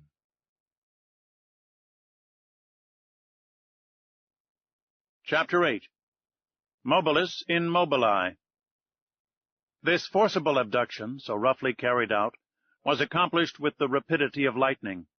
I shivered all over. Whom had we to deal with? No doubt some new sort of pirates, who explored the sea in their own way. Hardly had the narrow panel closed upon me when I was enveloped in darkness. My eyes, dazzled with the outer light, could distinguish nothing. I felt my naked feet cling to the rungs of an iron ladder. Ned Land and Conseil, firmly seized, followed me. At the bottom of the ladder a door opened, and shut after us immediately with a bang. We were alone. Where, I could not say, hardly imagine. All was black, and such a dense black that, after some minutes, my eyes had not been able to discern even the faintest glimmer. Meanwhile, Ned Land, furious at these proceedings, gave free vent to his indignation. "Confound it!" cried he. "Here are people who come up to the Scotch for hospitality. They only just miss being cannibals. I should not be surprised at it, but I declare that they shall not eat me without my protesting." "Calm yourself, friend Ned, calm yourself," replied Conseil quietly. "Do not cry out before you are hurt. We are not quite done for yet." "Not quite," sharply replied the Canadian, "but pretty near at all events. Things look black. Happily, my bowie knife I have still, and I can always see well enough to use it. The first of these pirates who lays a hand on me—" "Do not excite yourself, Ned," I said to the harpooner, "and do not compromise us by useless violence. Who knows that they will not listen to us? Let us rather try to find out where we are." I groped about. In 5 steps I came to an iron wall, made of plates bolted together. Then, turning back, I struck against a wooden table, near which were ranged several stools. The boards of this prison were concealed under a thick mat, which deadened the noise of the feet. The bare walls revealed no trace of window or door. Conseil, going round the reverse way, met me, and we went back to the middle of the cabin, which measured about 20 feet by 10. As to its height, Ned Land, in spite of his own great height, could not measure it. Half an hour had already passed without our situation being bettered, when the dense darkness suddenly gave way to extreme light. Our prison was suddenly lighted, that is to say, it became filled with a luminous matter, so strong that I could not bear it at first. In its whiteness and intensity I recognized that electric light which played round the submarine boat like a magnificent phenomenon of phosphorescence. After shutting my eyes involuntarily, I opened them, and saw that this luminous agent came from a half-globe, unpolished, placed in the roof of the cabin. "At last one can see," cried Ned Land, who, knife in hand, stood on the defensive. "Yes," said I, "but we are still in the dark about ourselves." "Let master have patience," said the imperturbable Conseil. The sudden lighting of the cabin enabled me to examine it minutely. It only contained a table and 5 stools. The invisible door might be hermetically sealed. No noise was heard. All seemed dead in the interior of this boat. Did it move? Did it float on the surface of the ocean? Or did it dive into its depths? I could not guess. A noise of bolts was now heard. The door opened, and 2 men appeared. One was short, very muscular, broad-shouldered, with robust limbs, strong head, an abundance of black hair, thick moustache, a quick, penetrating look, and the vivacity which characterizes the population of southern France. The second stranger merits a more detailed description. I made out his prevailing qualities directly. Self-confidence, because his head was well set on his shoulders, and his black eyes looked around with cold assurance. Calmness, for his skin, rather pale, showed his coolness of blood. Energy, evinced by the rapid contraction of his lofty brows. And courage, because his deep breathing denoted great power of lungs.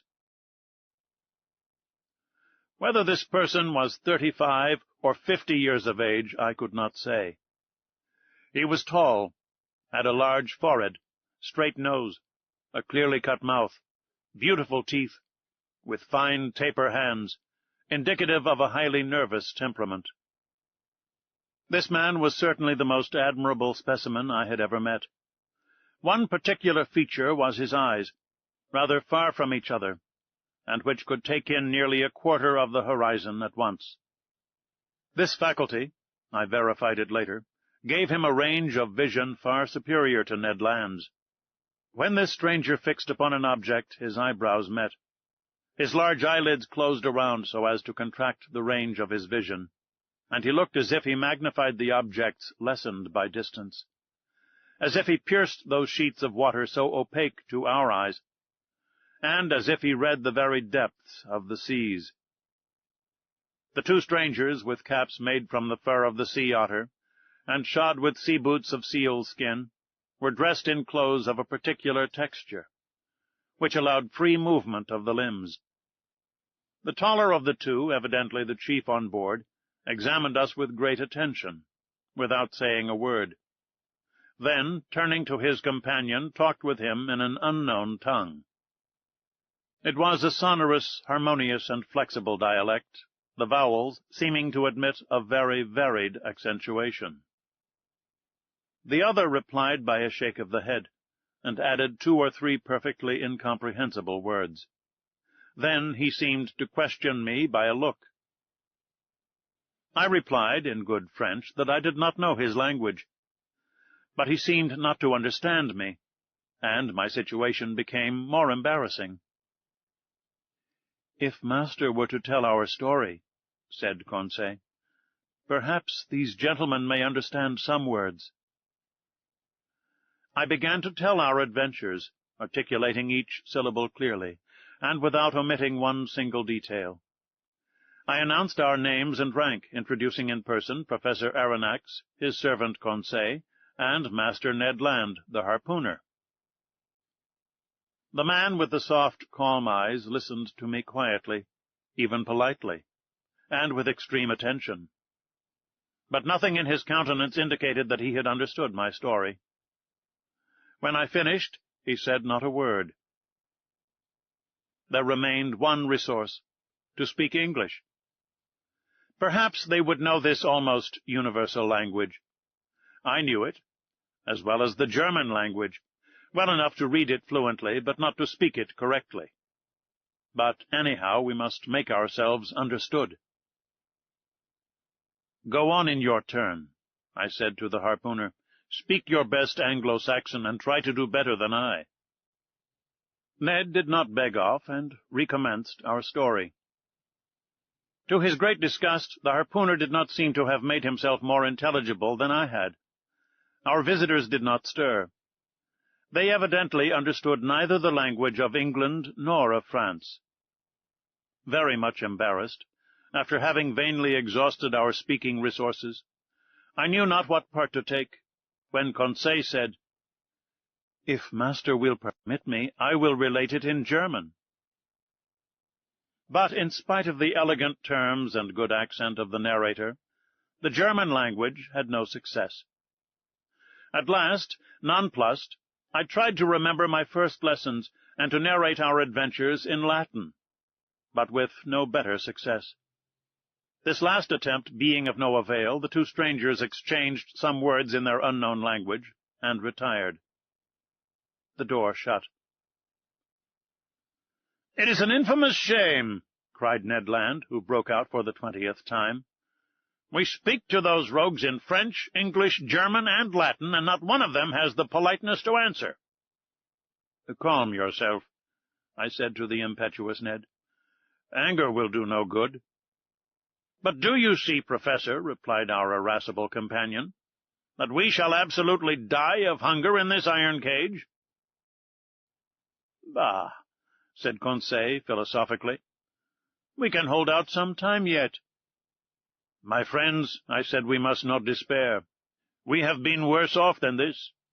Do me the favor to wait a little before forming an opinion upon the commander and crew of this boat." "My opinion is formed," replied Ned Land sharply. "They are rascals." "Good. And from what country?" "From the land of rogues." "My brave Ned, that country is not clearly indicated on the map of the world.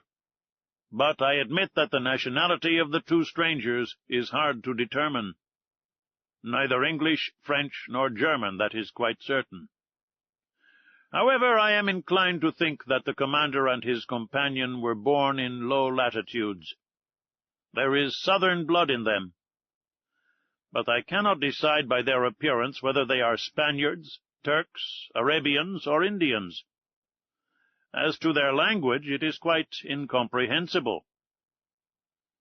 "There is the disadvantage of not knowing all languages," said Conseil, "or the disadvantage of not having one universal language." As he said these words, the door opened. A steward entered. He brought us clothes, coats and trousers, made of a stuff I did not know. I hastened to dress myself, and my companions followed my example. During that time the steward, dumb, perhaps deaf, had arranged the table and laid 3 plates. "This is something like," said Conseil. "Bah!" said the angry harpooner. "What do you suppose they eat here? Tortoise liver, filleted shark, and beefsteaks from sea-dogs." "We shall see," said Conseil.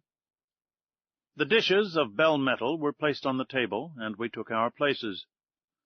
Undoubtedly we had to do with civilized people, and had it not been for the electric light which flooded us, I could have fancied I was in the dining-room of the Adelphi Hotel at Liverpool, or at the Grand Hotel in Paris. I must say, however, that there was neither bread nor wine. The water was fresh and clear, but it was water and did not suit Ned Land's taste. Amongst the dishes which were brought to us, I recognized several fish delicately dressed, but of some, although excellent, I could give no opinion. Neither could I tell to what kingdom they belonged, whether animal or vegetable. As to the dinner service, it was elegant and in perfect taste. Each utensil, spoon, fork, knife, plate, had a letter engraved on it, with a motto above it, of which this is an exact facsimile: Mobilis in mobili, N. The letter N was, no doubt, the initial of the name of the enigmatical person who commanded at the bottom of the seas. Ned and Conseil did not reflect much. They devoured the food, and I did likewise. I was, besides, reassured as to our fate, and it seemed evident that our hosts would not let us die of want. However, everything has an end, everything passes away, even the hunger of people who have not eaten for 15 hours. Our appetites satisfied, we felt overcome with sleep. "Faith, I shall sleep well," said Conseil. "So shall I," replied Ned Land. My two companions stretched themselves on the cabin carpet, and were soon sound asleep. For my own part, too many thoughts crowded my brain, too many insoluble questions pressed upon me, too many fancies kept my eyes half open. Where were we?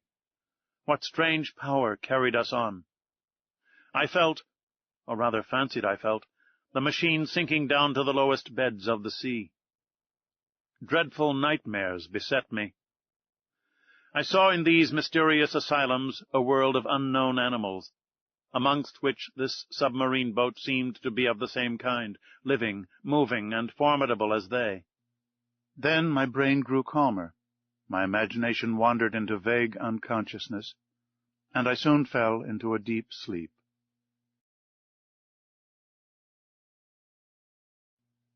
Chapter 9. Ned Land's Tempers. How long we slept I do not know, but our sleep must have lasted long, for it rested us completely from our fatigues. I woke first. My companions had not moved, and were still stretched in their corner. Hardly roused from my somewhat hard couch, I felt my brain freed, my mind clear. I then began an attentive examination of our cell. Nothing was changed inside. The prison was still a prison. The prisoners, prisoners. However, the steward, during our sleep, had cleared the table. I breathed with difficulty. The heavy air seemed to oppress my lungs. Although the cell was large, we had evidently consumed a great part of the oxygen that it contained. Indeed, each man consumes, in 1 hour, the oxygen contained in more than 176 pints of air, and this air, charged, as then, with a nearly equal quantity of carbonic acid, becomes unbreathable. It became necessary to renew the atmosphere of our prison, and, no doubt, the hole in the submarine boat. That gave rise to a question in my mind. How would the commander of this floating dwelling-place proceed? Would he obtain air by chemical means, in getting by heat the oxygen contained in chlorate of potash, and in absorbing carbonic acid by caustic potash? Or, a more convenient, economical, and consequently more probable alternative, would he be satisfied to rise and take breath at the surface of the water, like a whale, and so renew for 24 hours the atmospheric provision? In fact, I was already obliged to increase my respirations, to eke out of this cell the little oxygen it contained, when suddenly I was refreshed by a current of pure air, and perfumed with saline emanations. It was an invigorating sea breeze charged with iodine. I opened my mouth wide, and my lungs saturated themselves with fresh particles. At the same time I felt the boat rolling. The iron-plated monster had evidently just risen to the surface of the ocean to breathe, after the fashion of whales. I found out from that the mode of ventilating the boat. When I had inhaled this air freely, I sought the conduit pipe, which conveyed to us the beneficial whiff, and I was not long in finding it. Above the door was a ventilator, through which volumes of fresh air renewed the impoverished atmosphere of the cell. I was making my observations when Ned and Conseil awoke almost at the same time, under the influence of this reviving air. They rubbed their eyes, stretched themselves, and were on their feet in an instant. "Did master sleep well?" asked Conseil, with his usual politeness. "Very well, my brave boy. And you, Mr. Land?" "Soundly, Professor. But I don't know if I am right or not. There seems to be a sea breeze." A seaman could not be mistaken, and I told the Canadian all that had passed during his sleep. "Good," said he. "That accounts for those roarings we heard when the supposed narwhal sighted the Abraham Lincoln."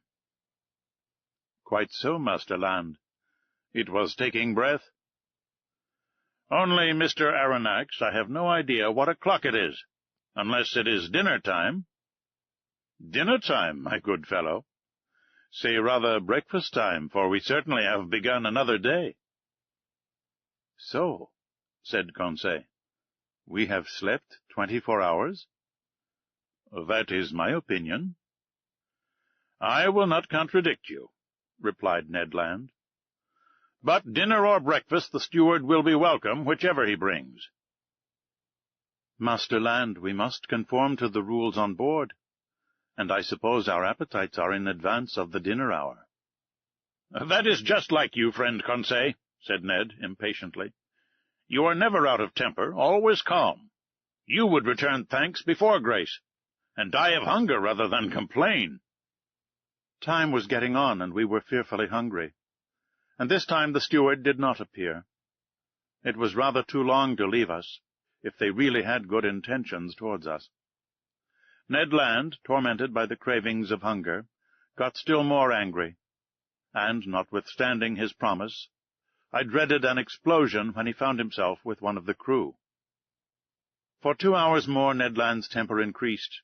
He cried, he shouted, but in vain. The walls were deaf. There was no sound to be heard in the boat. All was still as death. It did not move, for I should have felt the trembling motion of the hull under the influence of the screw. Plunged in the depths of the waters, it belonged no longer to earth. This silence was dreadful. I felt terrified. Conseil was calm. Ned Land roared. Just then a noise was heard outside. Steps sounded on the metal flags. The locks were turned, the door opened, and the steward appeared. Before I could rush forward to stop him, the Canadian had thrown him down and held him by the throat.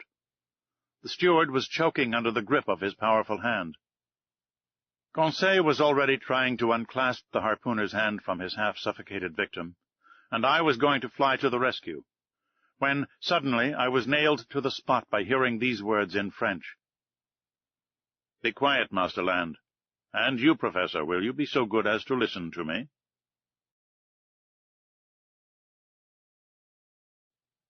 Chapter 10. The Man of the Seas. It was the commander of the vessel who thus spoke.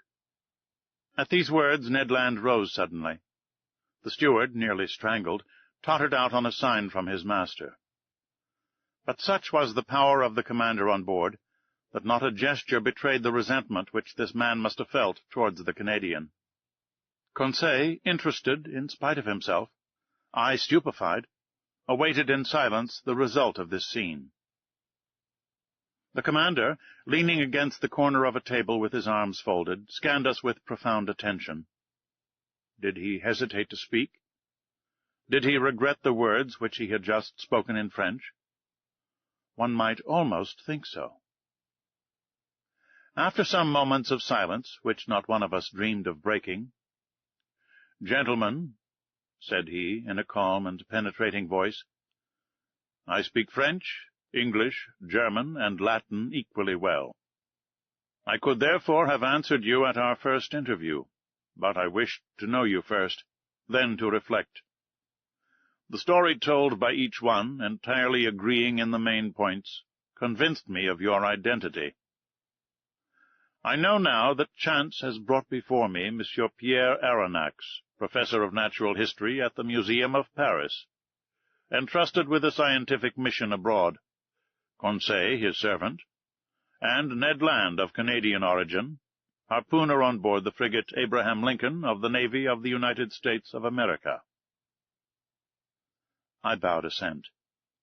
It was not a question that the commander put to me. Therefore there was no answer to be made. This man expressed himself with perfect ease, without any accent.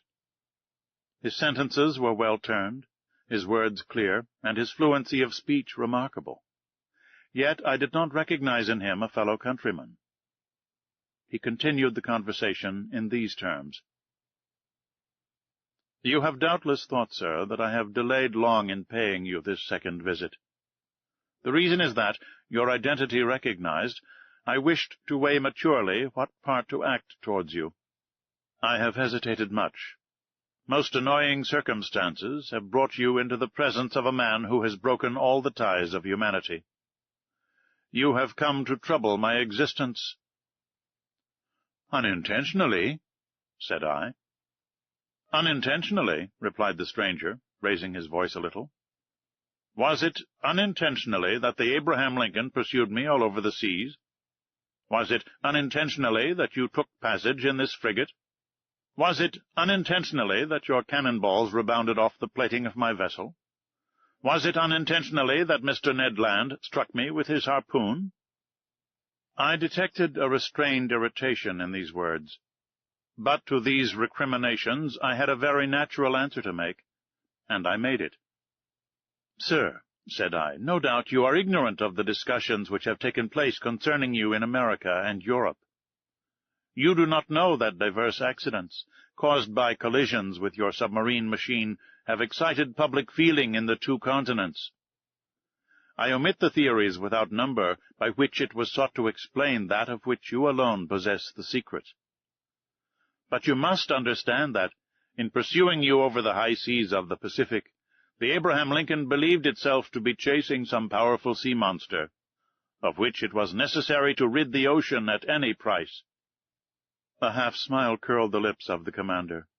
Then, in a calmer tone, "Monsieur Aronnax," he replied, "dare you affirm that your frigate would not as soon have pursued and cannonaded a submarine boat as a monster?" This question embarrassed me, for certainly Captain Farragut might not have hesitated.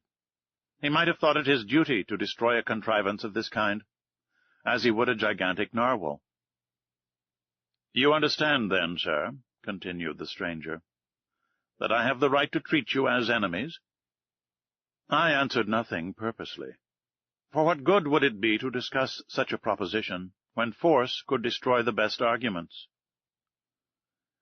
"I have hesitated some time," continued the commander.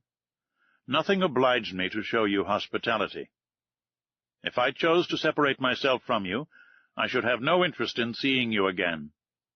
I could place you upon the deck of this vessel, which has served you as a refuge. I could sink beneath the waters, and forget that you had ever existed. Would not that be my right?" "It might be the right of a savage," I answered, "but not that of a civilized man." "Professor," replied the commander quickly, "I am not what you call a civilized man. I have done with society entirely, for reasons which I alone have the right of appreciating. I do not therefore obey its laws, and I desire you never to allude to them before me again."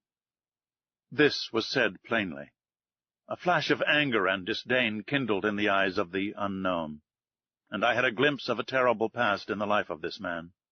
Not only had he put himself beyond the pale of human laws, but he had made himself independent of them, free in the strictest acceptation of the word, quite beyond their reach.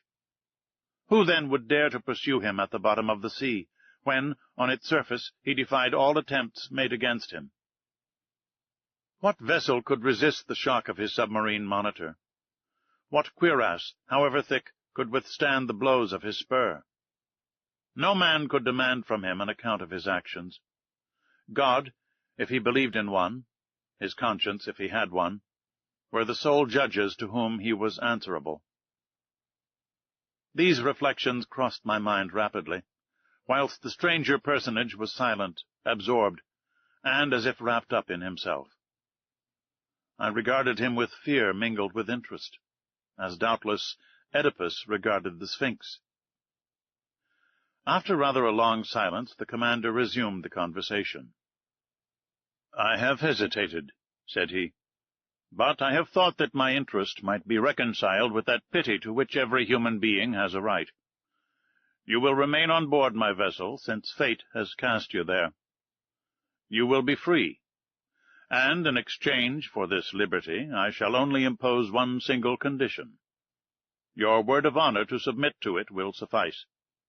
"Speak, sir," I answered. "I suppose this condition is one which a man of honor may accept?" "Yes, sir, it is this.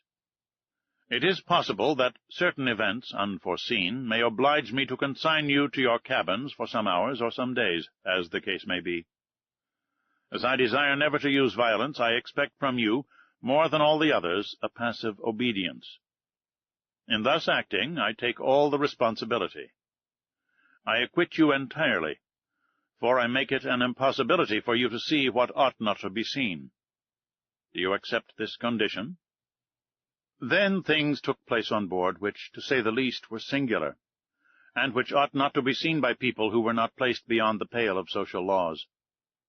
Amongst the surprises which the future was preparing for me, this might not be the least.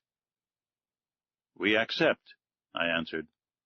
"Only I will ask your permission, sir, to address one question to you, one only." "Speak, sir." "You said that we should be free on board." "Entirely." "I ask you, then, what you mean by this liberty?" "Just the liberty to go, to come, to see, to observe even all that passes here, save under rare circumstances. The liberty, in short, which we enjoy ourselves, my companions and I." It was evident that we did not understand one another. "Pardon me, sir," I resumed, "but this liberty is only what every prisoner has of pacing his prison. It cannot suffice us." "It must suffice you, however." "What? We must renounce forever seeing our country, our friends, our relations again?" "Yes, sir. But to renounce that unendurable worldly yoke which men believe to be liberty is not perhaps so painful as you think." "Well," exclaimed Ned Land, "never will I give my word of honor not to try to escape." "I did not ask you for your word of honor, Master Land," answered the commander coldly. "Sir," I replied, beginning to get angry in spite of myself, "you abuse your situation towards us. It is cruelty." "No, sir, it is clemency. You are my prisoners of war. I keep you when I could by a word plunge you into the depths of the ocean. You attacked me. You came to surprise a secret which no man in the world must penetrate, the secret of my whole existence. And you think that I am going to send you back to that world which must know me no more? Never. In retaining you, it is not you whom I guard. It is myself." These words indicated a resolution taken on the part of the commander, against which no arguments would prevail. "So, sir," I rejoined, "you give us simply the choice between life and death?" "Simply." "My friends," said I, "to a question thus put there is nothing to answer. But no word of honor binds us to the master of this vessel." "None, sir," answered the unknown. Then, In a gentler tone he continued, "Now permit me to finish what I have to say to you. I know you, Monsieur Aronnax. You and your companions will not, perhaps, have so much to complain of in the chance which has bound you to my fate. You will find amongst the books which are my favorite study the work which you have published on the depths of the sea. I have often read it. You have carried out your work as far as terrestrial science permitted you. But you do not know all. You have not seen all. Let me tell you, then, Professor, that you will not regret the time passed on board my vessel. You are going to visit the land of marvels." These words of the commander had a great effect upon me. I cannot deny it. My weak point was touched, and I forgot for a moment that the contemplation of these sublime subjects was not worth the loss of liberty. Besides, I trusted to the future to decide this grave question. So I contented myself with saying, "By what name ought I to address you?" "Sir," replied the commander, "I am nothing to you but Captain Nemo, and you and your companions are nothing to me but the passengers of the Nautilus." Captain Nemo called. A steward appeared. The captain gave him his orders in that strange language which I did not understand. Then, turning towards the Canadian and Conseil, "A repast awaits you in your cabin," said he. "Be so good as to follow this man. And now, Monsieur Aronnax, our breakfast is ready. Permit me to lead the way." "I am at your service, Captain." I followed Captain Nemo, and as soon as I had passed through the door, I found myself in a kind of passage lighted by electricity, similar to the waist of a ship. After we had proceeded a dozen yards, a second door opened before me. I then entered a dining-room, decorated and furnished in severe taste. High oaken sideboards, inlaid with ebony, stood at the two extremities of the room, and upon their shelves glittered china, porcelain, and glass of inestimable value. The plate on the table sparkled in the rays which the luminous ceiling shed around, while the light was tempered and softened by exquisite paintings. In the center of the room was a table richly laid out. Captain Nemo indicated the place I was to occupy. The breakfast consisted of a certain number of dishes, the contents of which were furnished by the sea alone, and I was ignorant of the nature and mode of preparation of some of them. I acknowledged that they were good, but they had a peculiar flavor, which I easily became accustomed to. These different aliments appeared to me to be rich in phosphorus, and I thought they must have a marine origin. Captain Nemo looked at me. I asked him no questions, but he guessed my thoughts, and answered of his own accord the questions which I was burning to address to him. "The greater part of these dishes are unknown to you," he said to me. "However, you may partake of them without fear. They are wholesome and nourishing. For a long time I have renounced the food of the earth, and I am never ill now. My crew, who are healthy, are fed on the same food." "So," said I, "all these eatables are the produce of the sea?" "Yes, Professor. The sea supplies all my wants. Sometimes I cast my nets in tow, and I draw them in ready to break. Sometimes I hunt in the midst of this element, which appears to be inaccessible to man, and quarry the game which dwells in my submarine forests. My flocks, like those of Neptune's old shepherds, graze fearlessly in the immense prairies of the ocean. I have a vast property there, which I cultivate myself, and which is always sown by the hand of the Creator of all things." "I can understand perfectly, sir, that your nets furnish excellent fish for your table. I can understand also that you hunt aquatic game in your submarine forests. But I cannot understand at all how a particle of meat, no matter how small, can figure in your bill of fare." "This, which you believe to be meat, Professor, is nothing else than fillet of turtle. Here are also some dolphin's livers, which you take to be ragout of pork. My cook is a clever fellow who excels in dressing these various products of the ocean. taste all these dishes. Here is a preserve of sea cucumber, which a Malay would declare to be unrivalled in the world. Here is a cream, of which the milk has been furnished by the cetacea, and the sugar by the great fucus of the North Sea. And lastly, permit me to offer you some preserve of anemones, which is equal to that of the most delicious fruits. I tasted, more from curiosity than as a connoisseur, whilst Captain Nemo enchanted me with his extraordinary stories. "You like the sea, Captain?" "Yes, I love it. The sea is everything. It covers 7/10 of the terrestrial globe. Its breath is pure and healthy.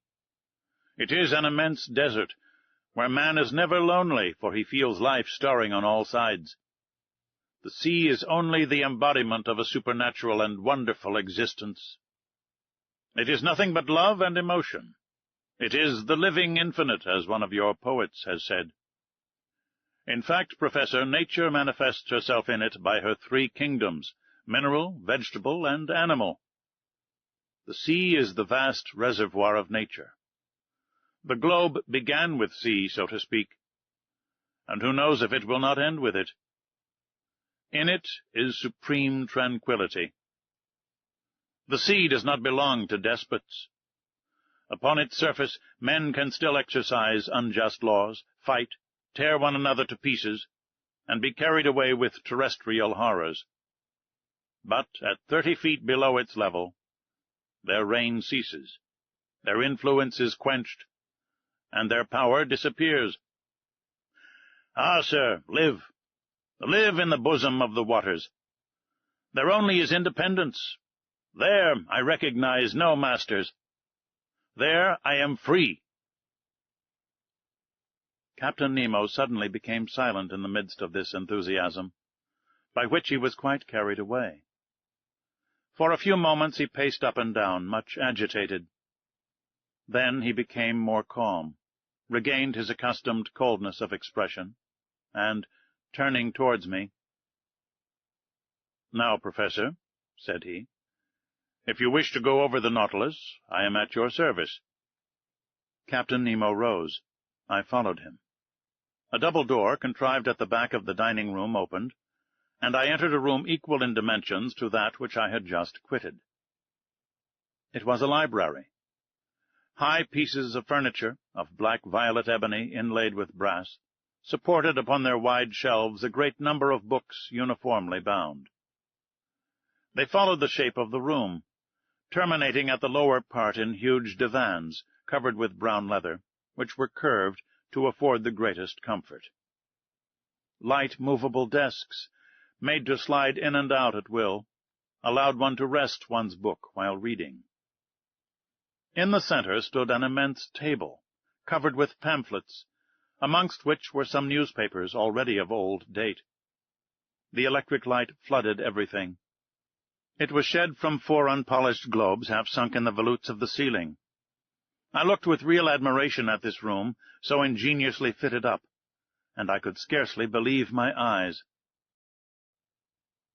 "Captain Nemo," said I to my host, who had just thrown himself on one of the divans, "this is a library which would do honor to more than one of the continental palaces, and I am absolutely astounded when I consider that it can follow you to the bottom of the seas."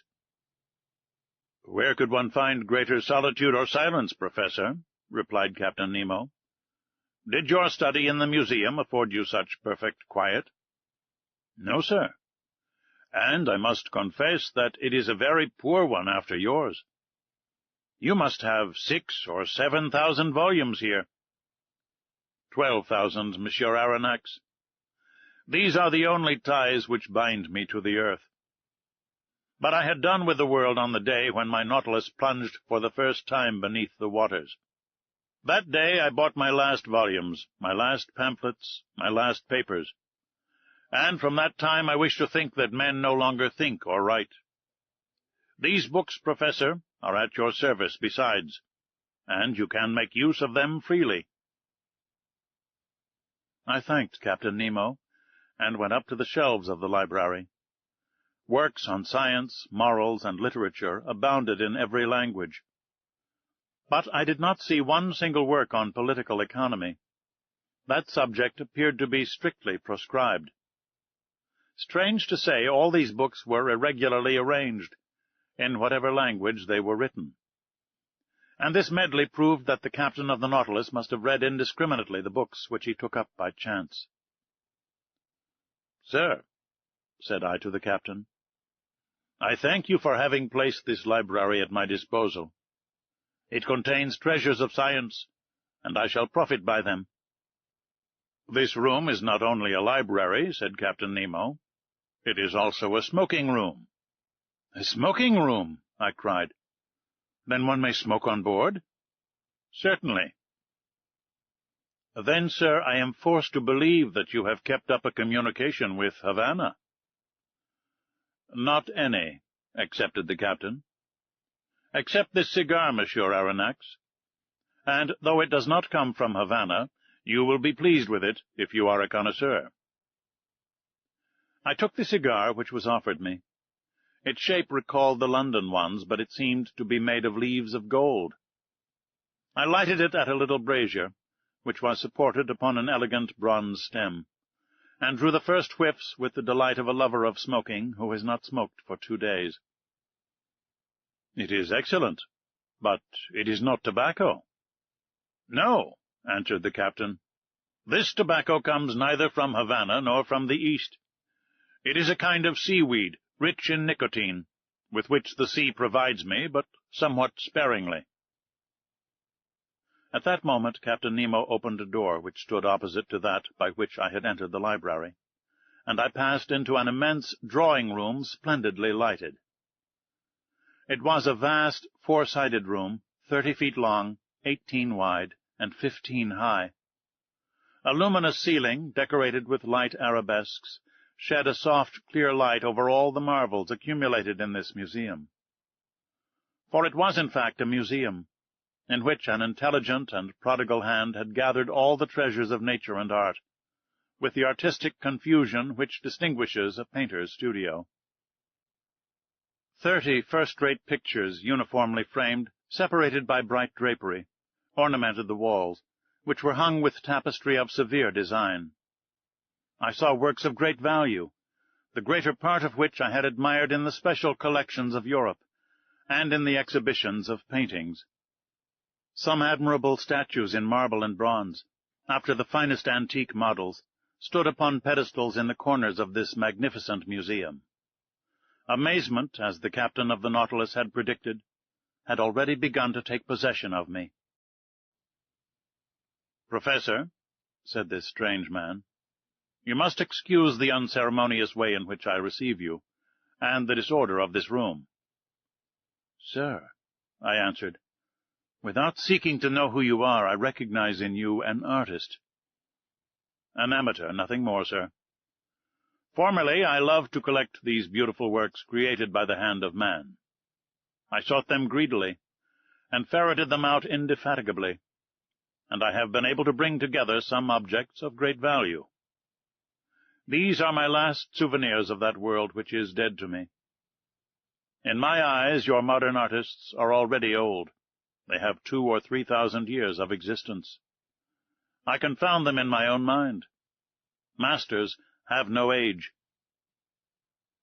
Under elegant glass cases, fixed by copper rivets, were classed and labelled the most precious productions of the sea which had ever been presented to the eye of a naturalist. My delight as a professor may be conceived. Apart, in separate compartments, were spread out chaplets of pearls of the greatest beauty, which reflected the electric light in little sparks of fire.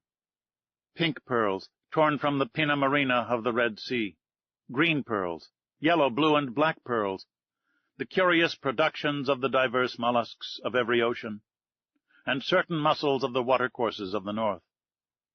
Lastly, several specimens of inestimable value. Some of these pearls were larger than a pigeon's egg, and were worth millions. Therefore, to estimate the value of this collection was simply impossible.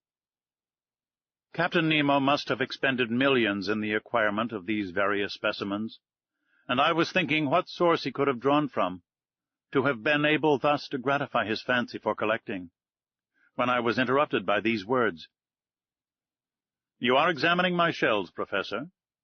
Unquestionably they must be interesting to a naturalist, but for me they have a far greater charm, for I have collected them all with my own hand, and there is not a sea on the face of the globe which has escaped my researches."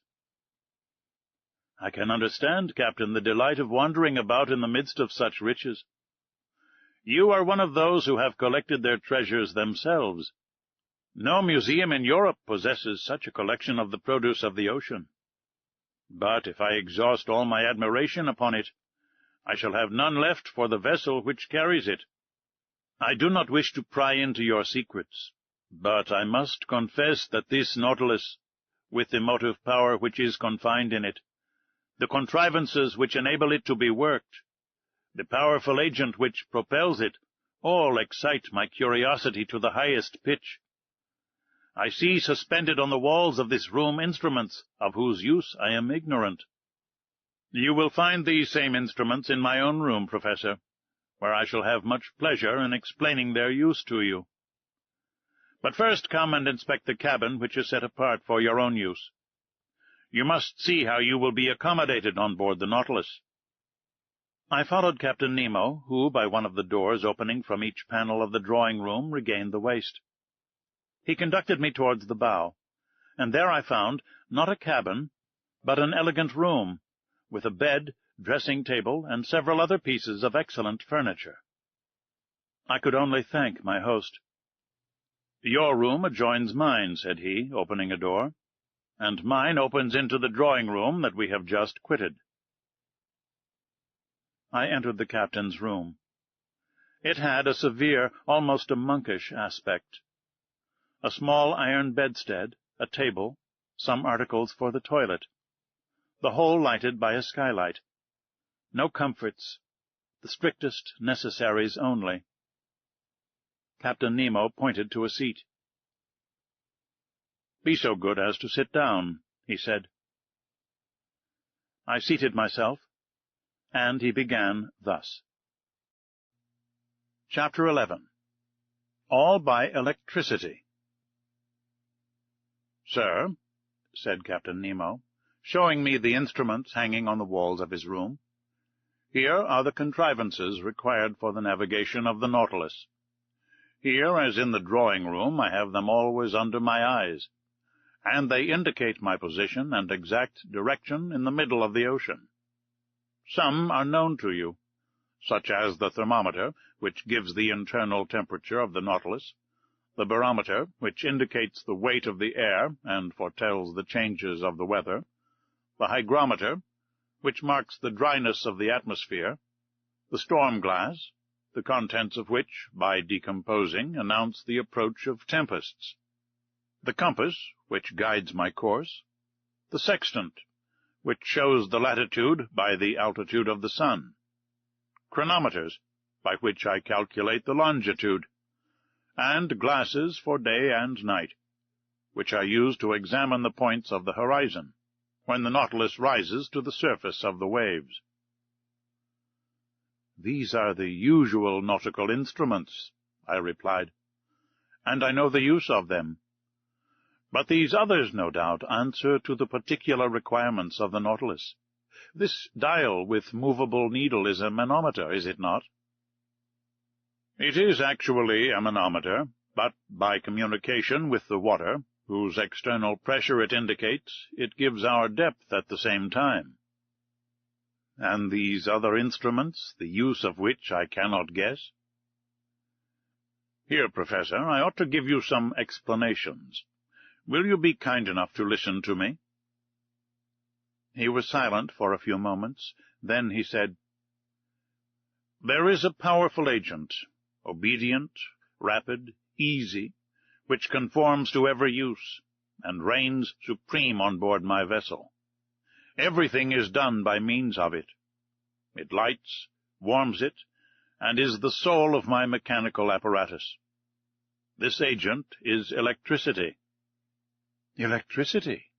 I cried in surprise. "Yes, sir." "Nevertheless, Captain, you possess an extreme rapidity of movement, which does not agree well with the power of electricity. Until now its dynamic force has remained under restraint, and has only been able to produce a small amount of power. "Professor," said Captain Nemo, "my electricity is not everybody's. You know what seawater is composed of. In 1,000 grams are found 96½ % of water, and about 2 2/3% of chloride of sodium. Then, in a smaller quantity, chlorides of magnesium and of potassium, bromide of magnesium, sulfate of magnesia, sulfate and carbonate of lime. You see, then, that chloride of sodium forms a large part of it. So it is this sodium that I extract from the sea-water, and of which I compose my ingredients. I owe all to the ocean. It produces electricity, and electricity gives heat, light, motion, and, in a word, life to the Nautilus." "But not the air you breathe?" "Oh, I could manufacture the air necessary for my consumption, but it is useless, because I go up to the surface of the water when I please. However, if electricity does not furnish me with air to breathe, it works at least the powerful pumps that are stored in spacious reservoirs, and which enable me to prolong at need, and as long as I will, my stay in the depths of the sea. It gives a uniform and unintermittent light, which the sun does not. Now look at this clock. It is electrical, and goes with a regularity that defies the best chronometers. I have divided it into 24 hours like the Italian clocks, because for me there is neither night nor day, sun nor moon, but only that factitious light that I take with me to the bottom of the sea. Look, just now it is 10 o'clock in the morning."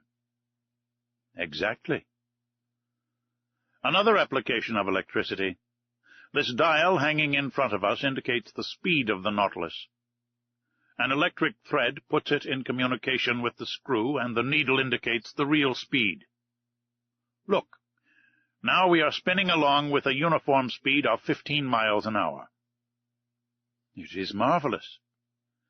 And I see, Captain, you were right to make use of this agent that takes the place of wind, water, and steam." "We have not finished, Monsieur Aronnax," said Captain Nemo, rising. "If you will allow me, we will examine the stern of the Nautilus." Really, I knew already the anterior part of this submarine boat, of which this is the exact division, starting from the ship's head. The dining-room, 5 yards long, separated from the library by a watertight partition. The library, 5 yards long. The large drawing-room, 10 yards long, separated from the captain's room by a second watertight partition. The said room, 5 yards in length. Mine, 2½ yards. And, lastly, a reservoir of air, 7½ yards, that extended to the bows. Total length, 35 yards, or 105 feet. The partitions had doors that were shut hermetically by means of india-rubber instruments, and they ensured the safety of the Nautilus in case of a leak. I followed Captain Nemo through the waist, and arrived at the center of the boat. There was a sort of well that opened between 2 partitions. An iron ladder, fastened with an iron hook to the partition, led to the upper end. I asked the captain what the ladder was used for. "It leads to the small boat," he said. "What? Have you a boat?" I exclaimed in surprise. "Of course. An excellent vessel, light and insubmersible, that serves either as a fishing or as a pleasure boat." "But then, when you wish to embark, you are obliged to come to the surface of the water?" "Not at all. This boat is attached to the upper part of the hull of the Nautilus, and occupies a cavity made for it. It is decked, quite watertight, and held together by solid bolts. This ladder leads to a manhole made in the hull of the Nautilus, that corresponds with a similar hole made in the side of the boat. By this double opening I get into the small vessel. They shut the one belonging to the Nautilus. I shut the other by means of screw pressure.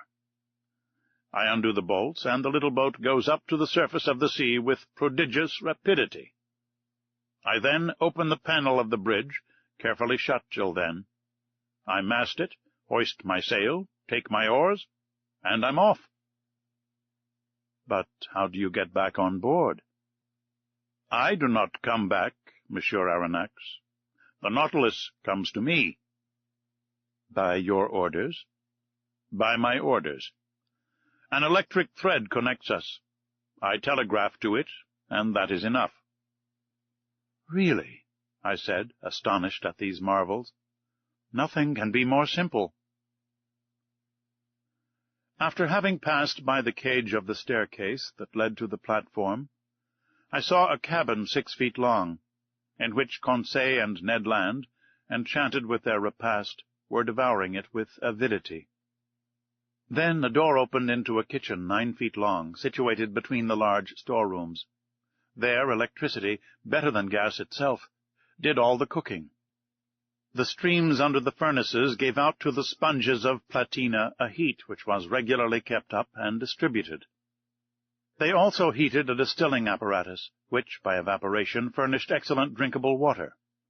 Near this kitchen was a bathroom comfortably furnished, with hot and cold water taps. Next to the kitchen was the berth-room of the vessel, 16 feet long. But the door was shut, and I could not see the management of it, which might have given me an idea of the number of men employed on board the Nautilus. At the bottom was a fourth partition that separated this office from the engine-room. A door opened, and I found myself in the compartment where Captain Nemo, certainly an engineer of a very high order, had arranged his locomotive machinery. This engine-room, clearly lighted, did not measure less than 65 feet in length. It was divided into 2 parts. The first contained the materials for producing electricity, and the second the machinery that connected it with the screw. I examined it with great interest, in order to understand the machinery of the Nautilus. "You see," said the captain, "I use Bunsen's contrivances, not Ruhmkorff's. Those would not have been powerful enough. Bunsen's are fewer in number, but strong and large, which experience proves to be the best. The electricity produced passes forward where it works by electromagnets of great size on a system of levers and cogwheels that transmit the movement to the axle of the screw. This one, the diameter of which is 19 feet, and the thread 23 feet, performs about 120 revolutions in a second." "And you get then?" "A speed of 50 miles an hour. I have seen the Nautilus maneuver before the Abraham Lincoln, and I have my own ideas as to its speed. But this is not enough. We must see where we go. We must be able to direct it to the right, to the left, above, below. How do you get to the great depths where you find an increasing resistance, which is rated by hundreds of atmospheres? How do you return to the surface of the ocean? And how do you maintain yourselves in the requisite medium? Am I asking too much?" "Not at all, Professor," replied the captain, with some hesitation, "since you may never leave this submarine boat.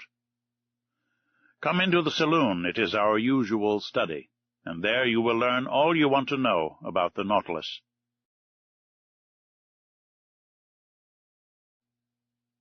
Chapter 12. Some Figures. A moment after, we were seated on a divan in the saloon, smoking. The captain showed me a sketch that gave the plan, section, and elevation of the Nautilus. Then he began his description in these words: "Here, Monsieur Aronnax, are the several dimensions of the boat you are in. It is an elongated cylinder with conical ends. It is very like a cigar in shape, a shape already adopted in London in several constructions of the same sort. The length of this cylinder, from stem to stern, is exactly 232 feet, and its maximum breadth is 26 feet. It is not built quite like your long-voyage steamers, but its lines are sufficiently long and its curves prolonged enough to allow the water to slide off easily and oppose no obstacle to its passage. These two dimensions enable you to obtain by a simple calculation the surface and cubic contents of the Nautilus.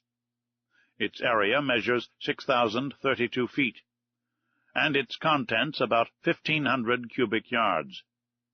That is to say, when completely immersed, it displaces 50,000 feet of water, or weighs 1,500 tons. When I made the plans for this submarine vessel, I meant that 9/10 should be submerged. Consequently, it ought only to displace 9/10 of its bulk, that is to say, only to weigh that number of tons. I ought not, therefore, to have exceeded that weight, constructing it on the aforesaid dimensions. The Nautilus is composed of two hulls, one inside, the other outside, joined by T-shaped irons, which render it very strong. Indeed, owing to this cellular arrangement, it resists like a block, as if it were solid. Its sides cannot yield. It coheres spontaneously, and not by the closeness of its rivets. And its perfect union of the materials enables it to defy the roughest seas. These two hulls are composed of steel plates, whose density is from 0.7 to 0.8 that of water. The first is not less than 2 inches and a half thick, and weighs 394 tons. The second envelope, the keel, 20 inches high and 10 thick, weighs only 62 tons.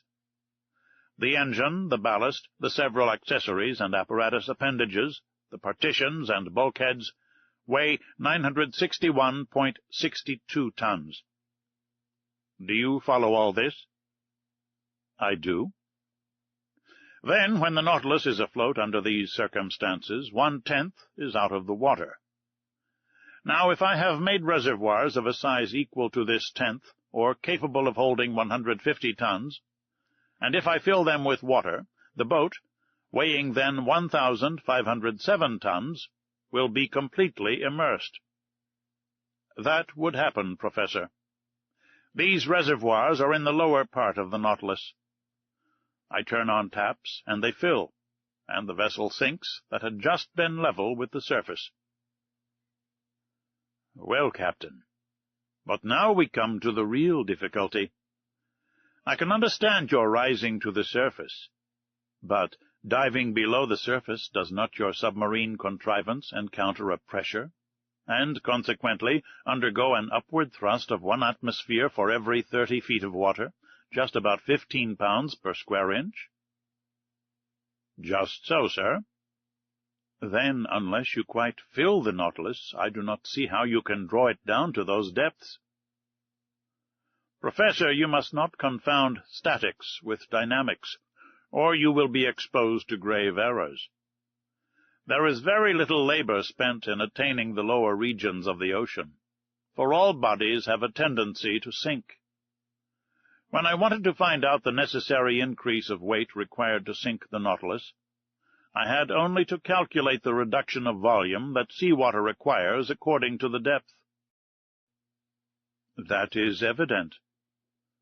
Now, if water is not absolutely incompressible, it is at least capable of very slight compression. Indeed, after the most recent calculations, this reduction is only 0.000436 of an atmosphere for each 30 feet of depth. If we want to sink 3,000 feet, I should keep account of the reduction of bulk under a pressure equal to that of a column of water of 1,000 feet. The calculation is easily verified. Now I have supplementary reservoirs capable of holding 100 tons. Therefore I can sink to a considerable depth. When I wish to rise to the level of the sea, I only let off the water, and empty all the reservoirs if I want the Nautilus to emerge from the 10th part of her total capacity. I had nothing to object to these reasonings. I admit your calculations, Captain, I replied. I should be wrong to dispute them, since daily experience confirms them. But I foresee a real difficulty in the way. What, sir? When you are about 1,000 feet deep, the walls of the Nautilus bear a pressure of 100 atmospheres. If, then, just now you were to empty the supplementary reservoirs, to lighten the vessel, and to go up to the surface, the pumps must overcome the pressure of 100 atmospheres, which is 1,500 pounds per square inch. From that, a power that electricity alone can give, said the captain, hastily. I repeat, sir, that the dynamic power of my engines is almost infinite. The pumps of the Nautilus have an enormous power, as you must have observed when their jets of water burst like a torrent upon the Abraham Lincoln. Besides, I use subsidiary reservoirs only to attain a mean depth of 750 to 1,000 fathoms, and that with a view of managing my machines. Also, when I have a mind to visit the depths of the ocean 5 or 6 miles below the surface, I make use of slower but not less infallible means. What are they, Captain? That involves my telling you how the Nautilus is worked. I am impatient to learn. To steer this boat to starboard or port, to turn, in a word, following a horizontal plan, I use an ordinary rudder fixed on the back of the stern post, and with one wheel and some tackle to steer by. But I can also make the Nautilus rise and sink and rise, by a vertical movement by means of 2 inclined planes fastened to its sides, opposite the center of flotation, planes that move in every direction, and that are worked by powerful levers from the interior. If the planes are kept parallel with the boat, it moves horizontally. If slanted, the Nautilus, according to this inclination, and under the influence of the screw, either sinks diagonally or rises diagonally as it suits me. And even if I wish to rise more quickly to the surface, I shift the screw, and the pressure of the water causes the Nautilus to rise vertically like a balloon filled with hydrogen. Bravo, Captain! But how can the steersman follow the route in the middle of the waters? The steersman is placed in a glazed box that is raised above the hull of the Nautilus and furnished with lenses. Are these lenses capable of resisting such pressure? Perfectly. Glass, which breaks at a blow, is nevertheless capable of offering considerable resistance. During some experiments of fishing by electric light in 1864 in the northern seas, we saw plates less than 1/3 of an inch thick resist a pressure of 16 atmospheres. Now the glass that I use is not less than 30 times thicker. Granted. But after all, in order to see, the light must exceed the darkness. And in the midst of the darkness in the water, how can you see? Behind the steersman's cage is placed a powerful electric reflector, the rays from which light up the sea for half a mile in front. Ah, bravo, bravo, Captain! Now I can account for this phosphorescence in the supposed narwhal that puzzled us so. I now ask you if the boarding of the Nautilus and of the Scotia that has made such a noise has been the result of a chance rencontre. Quite accidental, sir. I was sailing only 1 fathom below the surface of the water when the shock came. It had no bad result. None, sir. But now, about your rencontre with the Abraham Lincoln?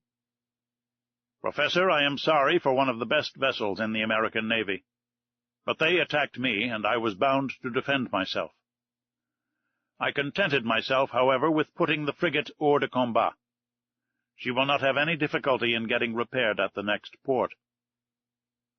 Ah, Commander, your Nautilus is certainly a marvelous boat. Yes, Professor, and I love it as if it were part of myself. If danger threatens one of your vessels on the ocean, the first impression is the feeling of an abyss above and below. On the Nautilus, men's hearts never fail them.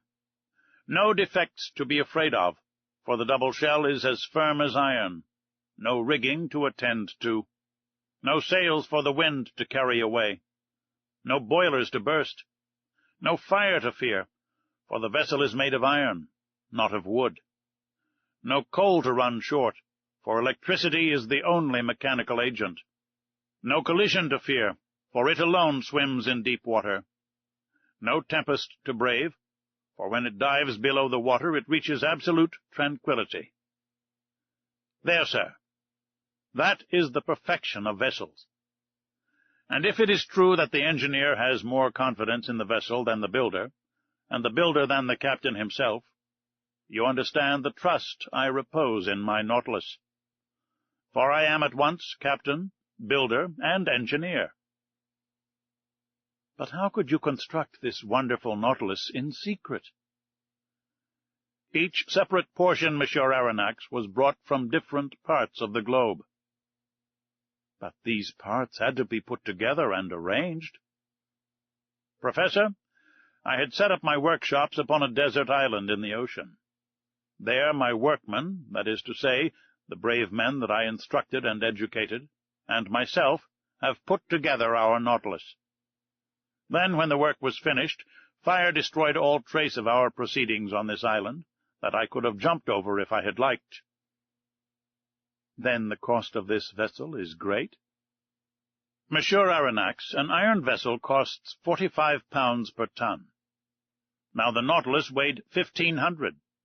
It came, therefore, to 67,500 pounds, and 80,000 pounds more for fitting it up, and about 200,000 pounds with the works of art and the collections it contains. One last question, Captain Nemo. Ask it, Professor. You are rich? Immensely rich, sir. And I could, without missing it, pay the national debt of France. I stared at the singular person who spoke thus. Was he playing upon my credulity? The future would decide that.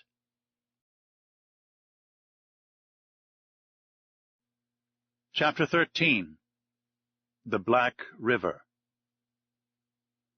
The portion of the terrestrial globe which is covered by water is estimated at upwards of 80 millions of acres.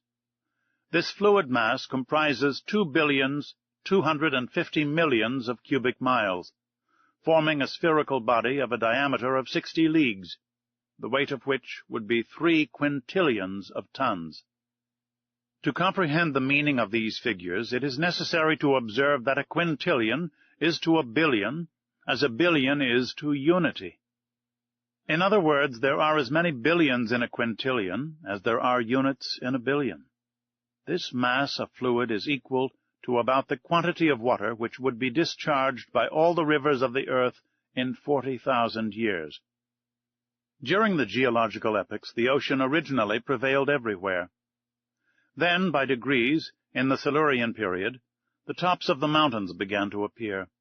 The islands emerged, then disappeared in partial deluges, reappeared, became settled, formed continents, till at length the earth became geographically arranged, as we see in the present day. The solid had wrested from the liquid 37,657 square miles, equal to 12,960 millions of acres.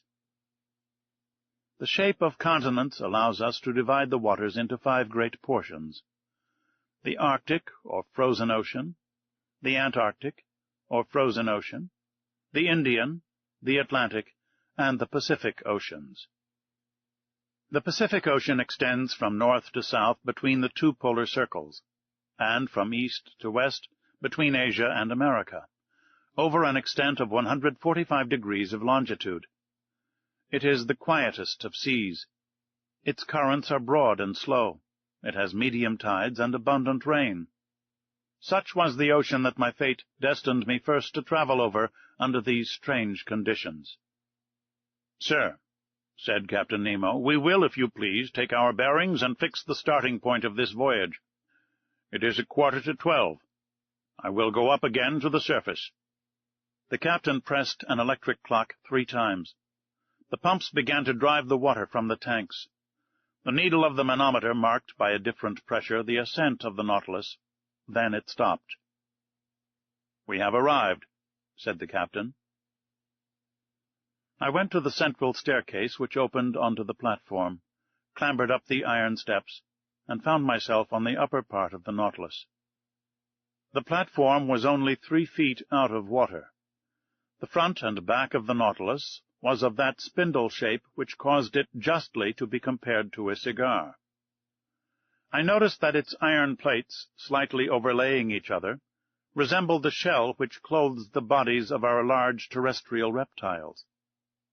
It explained to me how natural it was, in spite of all glasses, that this boat should have been taken for a marine animal.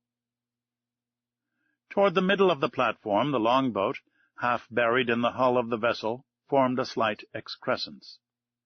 Fore and aft rose 2 cages of medium height with inclined sides, and partly closed by thick lenticular glasses.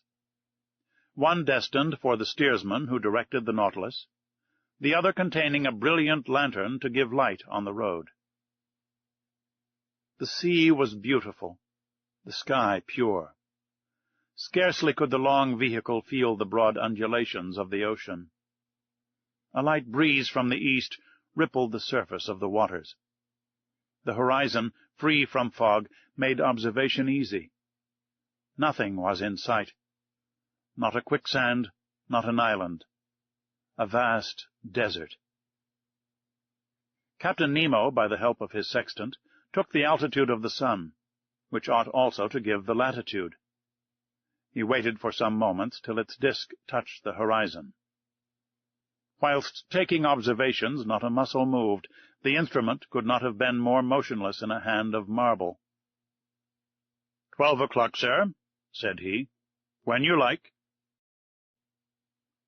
I cast a last look upon the sea, slightly yellowed by the Japanese coast, and descended to the saloon. "And now, sir, I leave you to your studies," added the captain. "Our course is east-northeast. Our depth is 26 fathoms. Here are maps on a large scale by which you may follow it. The saloon is at your disposal, and, with your permission, I will retire." Captain Nemo bowed, and I remained alone, lost in thoughts, all bearing on the commander of the Nautilus. For a whole hour I was deep in these reflections, seeking to pierce this mystery so interesting to me. Then my eyes fell upon the vast planisphere spread upon the table, and I placed my finger on the very spot where the given latitude and longitude crossed. The sea has its large rivers like the continents. They are special currents known by their temperature and their color. The most remarkable of these is known by the name of the Gulf Stream.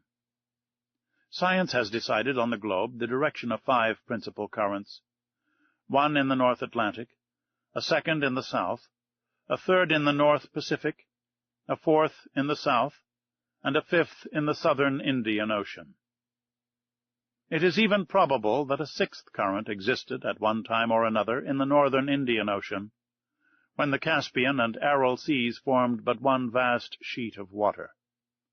At this point indicated on the planisphere, one of these currents was rolling, the Kuroshio of the Japanese, the Black River, which, leaving the Gulf of Bengal, where it is warmed by the perpendicular rays of a tropical sun, crosses the Straits of Malacca along the coast of Asia, turns into the North Pacific to the Aleutian Islands, carrying with it trunks of camphor trees and other indigenous productions, and edging the waves of the ocean with the pure indigo of its warm water.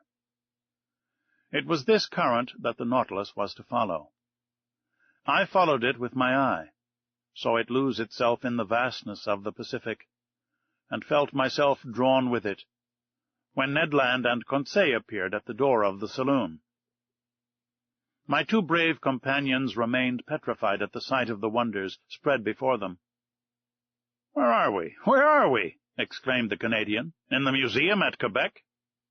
"My friends," I answered, making a sign for them to enter, "you are not in Canada, but on board the Nautilus, 50 yards below the level of the sea." "But, Monsieur Aronnax," said Ned Land, "can you tell me how many men there are on board? 10, 20, 50, 100? "I cannot answer you, Mr. Land. It is better to abandon for a time all idea of seizing the Nautilus or escaping from it. This ship is a masterpiece of modern industry, and I should be sorry not to have seen it. Many people would accept the situation forced upon us, if only to move amongst such wonders." So be quiet, and let us try and see what passes around us." "See!" exclaimed the harpooner. "But we can see nothing in this iron prison. We are walking, we are sailing blindly." Ned Land had scarcely pronounced these words when all was suddenly darkness. The luminous ceiling was gone, and so rapidly that my eyes received a painful impression. We remained mute, not stirring, and not knowing what surprise awaited us, whether agreeable or disagreeable. A sliding noise was heard. One would have said that panels were working at the sides of the Nautilus. "It is the end of the end," said Ned Land. Suddenly light broke at each side of the saloon, through two oblong openings. The liquid mass appeared vividly lit up by the electric gleam. Two crystal plates separated us from the sea. At first I trembled at the thought that this frail partition might break, but strong bands of copper bound them, giving an almost infinite power of resistance. The sea was distinctly visible for a mile all round the Nautilus. What a spectacle! What pen can describe it?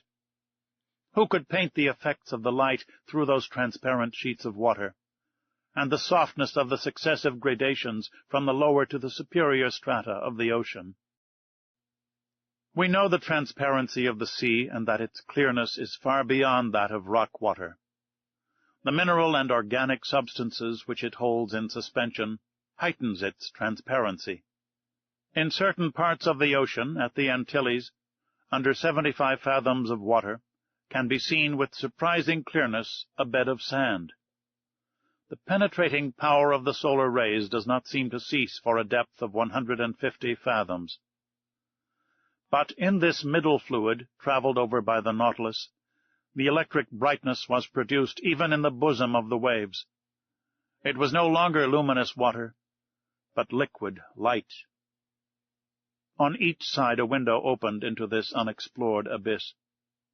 The obscurity of the saloon showed to advantage the brightness outside, and we looked out as if this pure crystal had been the glass of an immense aquarium. "You wished to see, friend Ned? Well, you see now." "Curious, curious," muttered the Canadian, who, forgetting his ill temper, seemed to submit to some irresistible attraction. "And one would come further than this to admire such a sight." "Ah," thought I to myself, "I understand the life of this man. He has made a world apart for himself, in which he treasures all his greatest wonders." For 2 whole hours an aquatic army escorted the Nautilus. During their games, their bounds, while rivaling each other in beauty, brightness, and velocity, I distinguished the green labre, the banded mullet, marked by a double line of black, the round-tailed goby, of a white color, with violet spots on the back, the Japanese scombrus, a beautiful mackerel of these seas, with a blue body and silvery head, the brilliant azurers, whose name alone defies description, some banded spares, with variegated fins of blue and yellow, the woodcocks of the seas, some specimens of which attain a yard in length, Japanese salamanders, spider lampreys, serpents 6 feet long, with eyes small and lively, and a huge mouth bristling with teeth, with many other species. Our imagination was kept at its height. Interjections followed quickly on each other. Ned named the fish, and Conseil classed them. I was in ecstasies with the vivacity of their movements and the beauty of their forms. Never had it been given to me to surprise these animals, alive and at liberty, in their natural element. I will not mention all the varieties which passed before my dazzled eyes, all the collection of the seas of China and Japan. These fish, more numerous than the birds of the air, came, attracted, no doubt, by the brilliant focus of the electric light. Suddenly there was daylight in the saloon, the iron panels closed again, and the enchanting vision disappeared. But for a long time I dreamt on, till my eyes fell on the instruments hanging on the partition. The compass still showed the course to be east-northeast, The manometer indicated a pressure of 5 atmospheres, equivalent to a depth of 25 fathoms, and the electric log gave a speed of 15 miles an hour. I expected Captain Nemo, but he did not appear. The clock marked the hour of 5. Ned Land and Conseil returned to their cabin, and I retired to my chamber. My dinner was ready. It was composed of turtle soup made of the most delicate hawksbills, of a surmullet served with puff paste, the liver of which, prepared by itself, was most delicious, and fillets of the emperor holocanthus, the savour of which seemed to me superior even to salmon. I passed the evening reading, writing, and thinking. Then sleep overpowered me, and I stretched myself on my couch of Zostera, and slept profoundly, whilst the Nautilus was gliding rapidly through the current of the Black River.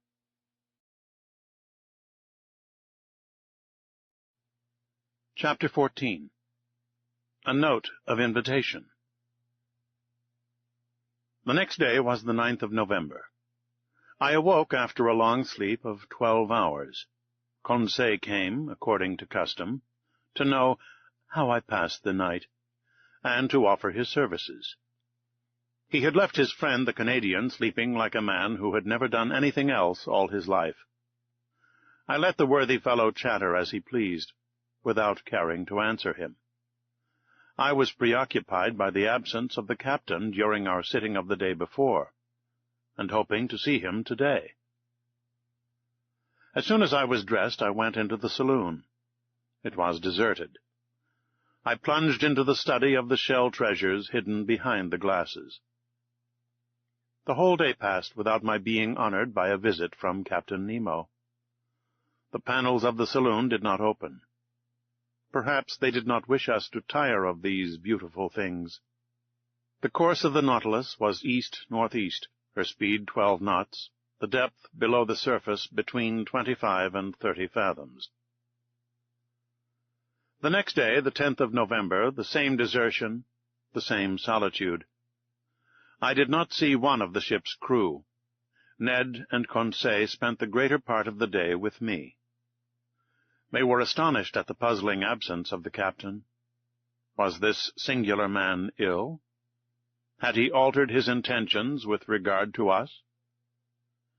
After all, as Conseil said, we enjoyed perfect liberty. We were delicately and abundantly fed. Our host kept to his terms of the treaty. We could not complain, and, indeed, the singularity of our fate reserved such wonderful compensation for us that we had no right to accuse it as yet. That day I commenced the journal of these adventures, which has enabled me to relate them with more scrupulous exactitude and minute detail.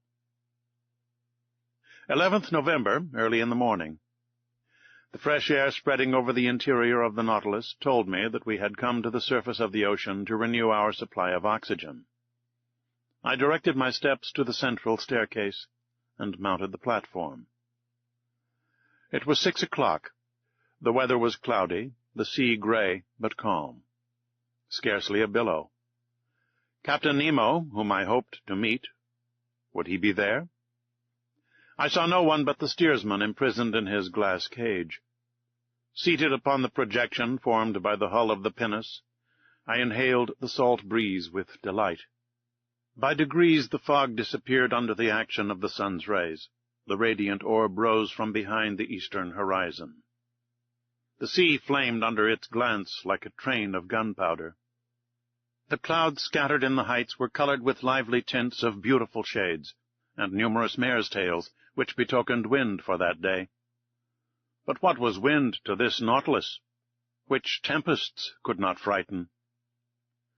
I was admiring this joyous rising of the sun, so gay and so life-giving, when I heard steps approaching the platform. I was prepared to salute Captain Nemo, but it was his second, whom I had already seen on the captain's first visit, who appeared.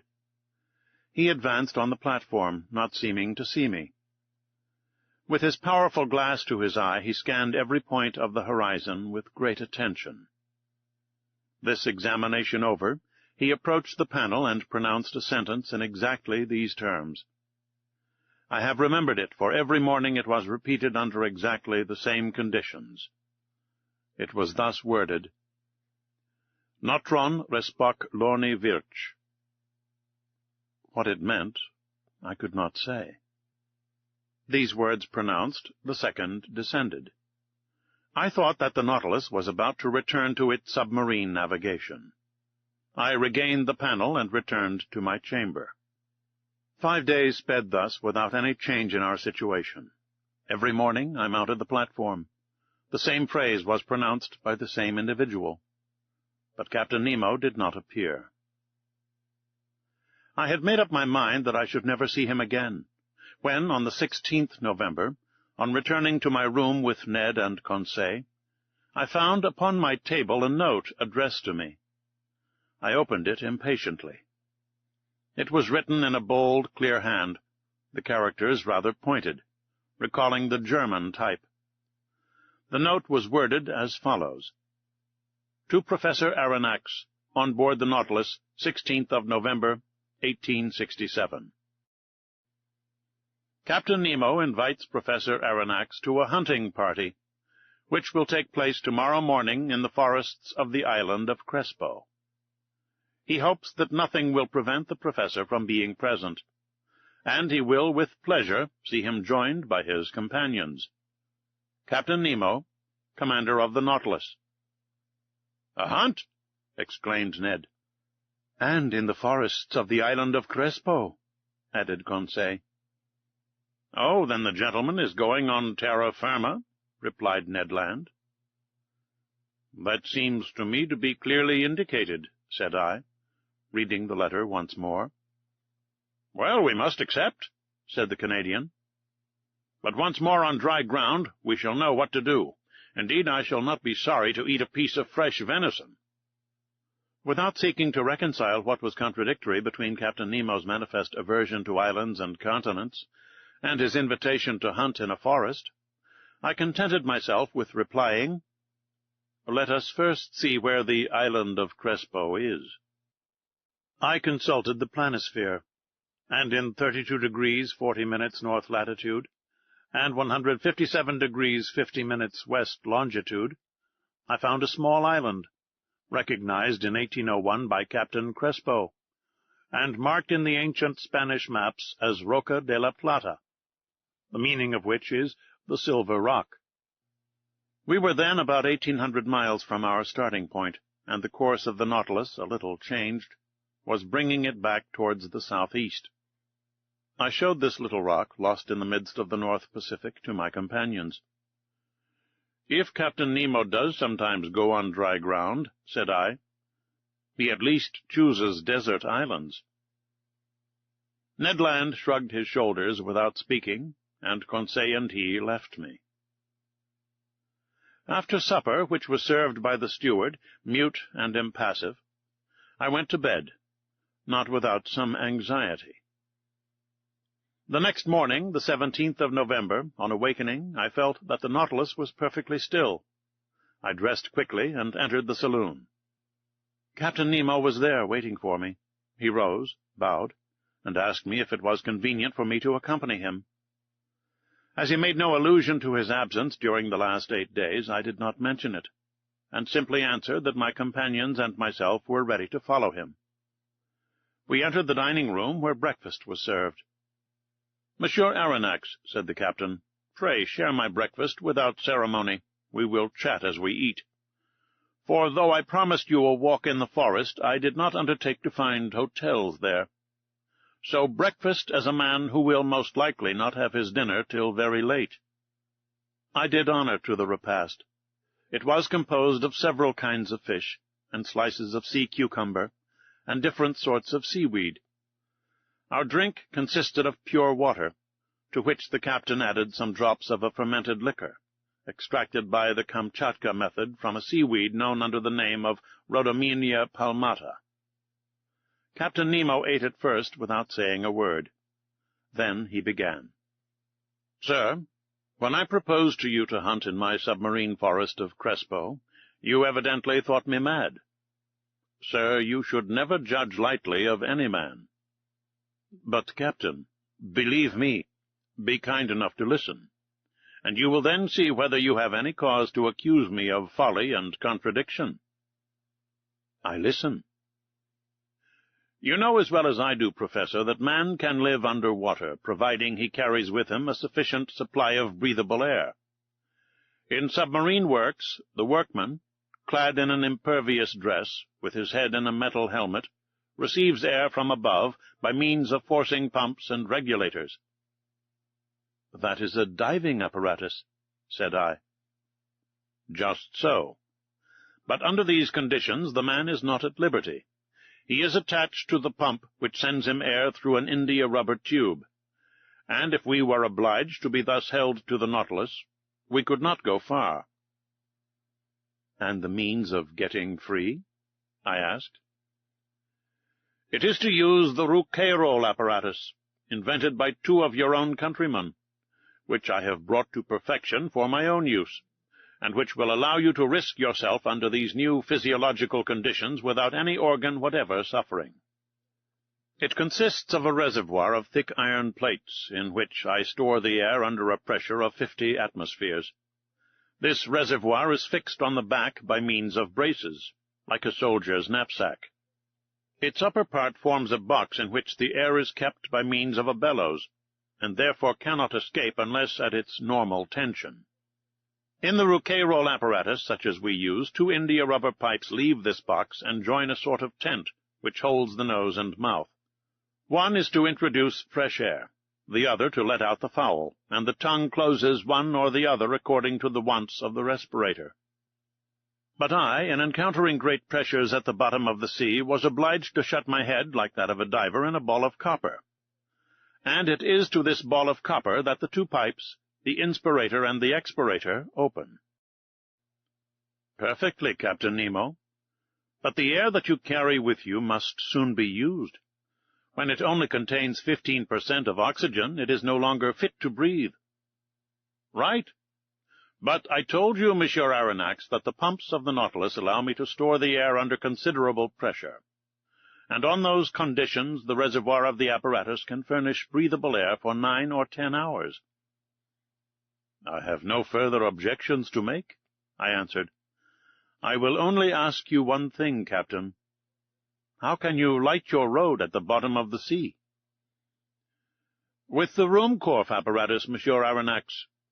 One is carried on the back, the other is fastened to the waist.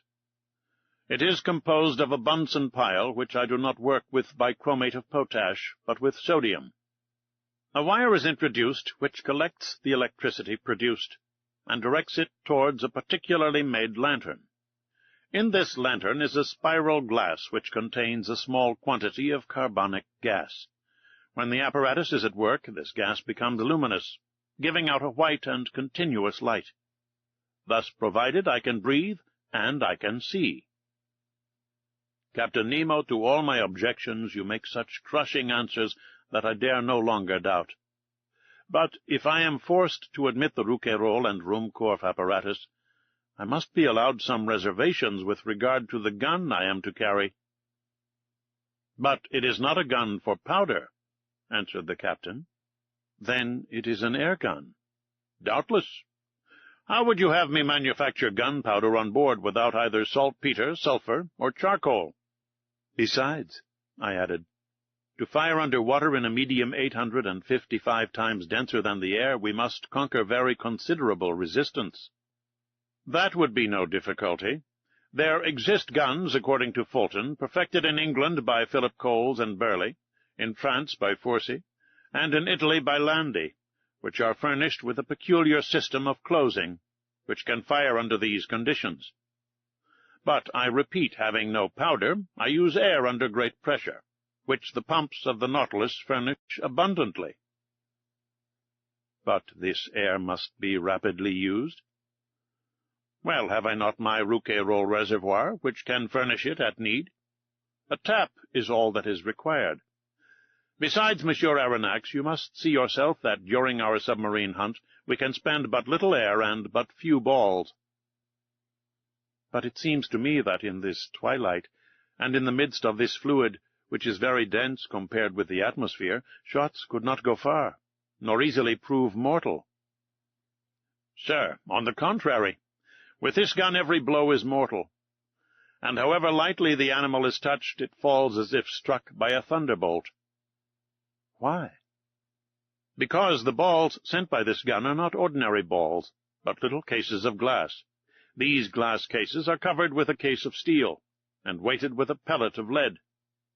They are real Leyden bottles, into which the electricity is forced to a very high tension.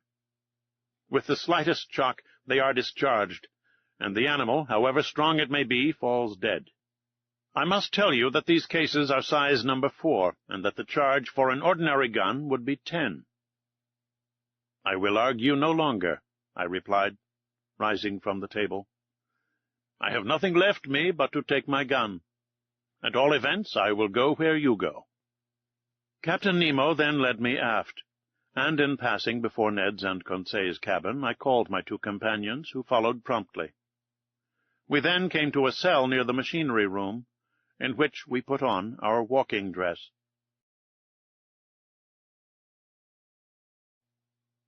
Chapter 15. A Walk on the Bottom of the Sea. This cell was, to speak correctly, the arsenal and wardrobe of the Nautilus. A dozen diving apparatuses hung from the partition, waiting our use. Ned Land, on seeing them, showed evident repugnance to dress himself in one. "But, my worthy Ned, the forests of the island of Crespo are nothing but submarine forests." "Good," said the disappointed harpooner, who saw his dreams of fresh meat fade away. "And you, Monsieur Aronnax, are you going to dress yourself in those clothes?" "There is no alternative, Master Ned." "As you please, sir," replied the harpooner, shrugging his shoulders. "But as for me, unless I am forced, I will never get into one." "No one will force you, Master Ned," said Captain Nemo. "Is Conseil going to risk it?" asked Ned. "I follow my master wherever he goes," replied Conseil. At the captain's call, 2 of the ship's crew came to help us dress in these heavy and impervious clothes, made of India rubber without seam, and constructed expressly to resist considerable pressure. One would have thought it a suit of armor, both supple and resisting. This suit formed trousers and waistcoat. The trousers were finished off with thick boots, weighted with heavy leaden soles. The texture of the waistcoat was held together by bands of copper, which crossed the chest, protecting it from the great pressure of the water, and leaving the lungs free to act. The sleeves ended in gloves, which in no way restrained the movement of the hands. There was a vast difference noticeable between these consummate apparatuses and the old cork breastplates, jackets, and other contrivances in vogue during the 18th century. Captain Nemo and one of his companions, a sort of Hercules who must have possessed great strength, Conseil and myself, were soon enveloped in the dresses. There remained nothing more to be done but to enclose our heads in the metal box. But, before proceeding to this operation, I asked the captain's permission to examine the guns. One of the Nautilus men gave me a simple gun, the butt end of which, made of steel, hollow in the center, was rather large. It served as a reservoir for compressed air, which a valve, worked by a spring, allowed to escape into a metal tube. A box of projectiles in a groove in the thickness of the butt end contained about 20 of these electric balls, which, by means of a spring, were forced into the barrel of the gun. As soon as one shot was fired, another was ready. "Captain Nemo," said I, "this arm is perfect and easily handled. I only ask to be allowed to try it. But how shall we gain the bottom of the sea?" "At this moment, Professor, the Nautilus is stranded in 5 fathoms, and we have nothing to do but to start." "But how shall we get off?" "You shall see." Captain Nemo thrust his head into the helmet. Conseil and I did the same, not without hearing an ironical "Good sport" from the Canadian. The upper part of our dress terminated in a copper collar upon which was screwed the metal helmet. 3 holes, protected by thick glass, allowed us to see in all directions, by simply turning our head in the interior of the head-dress. As soon as it was in position, the Rouquayrol apparatus on our backs began to act, and, for my part, I could breathe with ease. With the Ruhmkorff lamp hanging from my belt and the gun in my hand, I was ready to set out. But, to speak the truth, imprisoned in these heavy garments and glued to the deck by my leaden soles, it was impossible for me to take a step. But this state of things was provided for. I felt myself being pushed into a little room contiguous to the wardrobe room. My companions followed, towed along in the same way. I heard a watertight door furnished with stopper plates close upon us, and we were wrapped in profound darkness. After some minutes a loud hissing was heard. I felt the cold mount from my feet to my chest. Evidently, from some part of the vessel they had, by means of a tap, given entrance to the water, which was invading us, and with which the room was soon filled. A second door cut in the side of the Nautilus then opened. We saw a faint light. In another instant our feet trod the bottom of the sea. And now, how can I retrace the impression left upon me by that walk under the waters? Words are impotent to relate such wonders. Captain Nemo walked in front. His companion followed some steps behind. Conseil and I remained near each other, as if an exchange of words had been possible through our metallic cases. I no longer felt the weight of my clothing, or of my shoes, of my reservoir of air, or my thick helmet, in the midst of which my head rattled like an almond in its shell. The light, which lit the soil 30 feet below the surface of the ocean, astonished me by its power. The solar rays shone through the watery mass easily, and dissipated all color, and I clearly distinguished objects at a distance of 150 yards. Beyond that, the tints darkened into fine gradations of ultramarine, and faded into vague obscurity. Truly, this water which surrounded me was but another air denser than the terrestrial atmosphere, but almost as transparent. Above me was the calm surface of the sea. We were walking on fine, even sand, not wrinkled, as on a flat shore, which retains the impression of the billows. This dazzling carpet, really a reflector, repelled the rays of the sun with wonderful intensity, which accounted for the vibration which penetrated every atom of liquid. Shall I be believed when I say that, at the depth of 30 feet, I could see as if I was in broad daylight? For a quarter of an hour I trod on this sand, sown with the impalpable dust of shells. The hull of the Nautilus, resembling a long shoal, disappeared by degrees.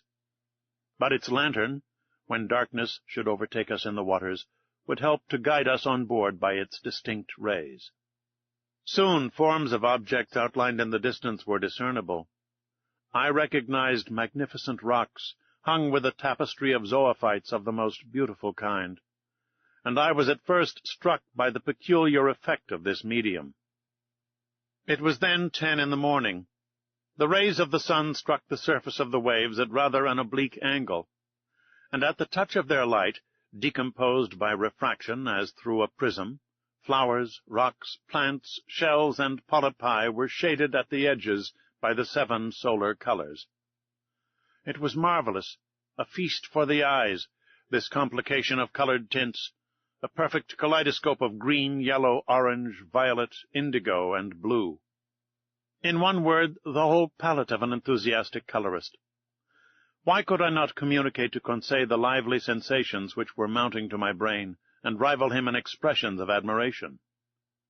For aught I knew, Captain Nemo and his companion might be able to exchange thoughts by means of signs previously agreed upon.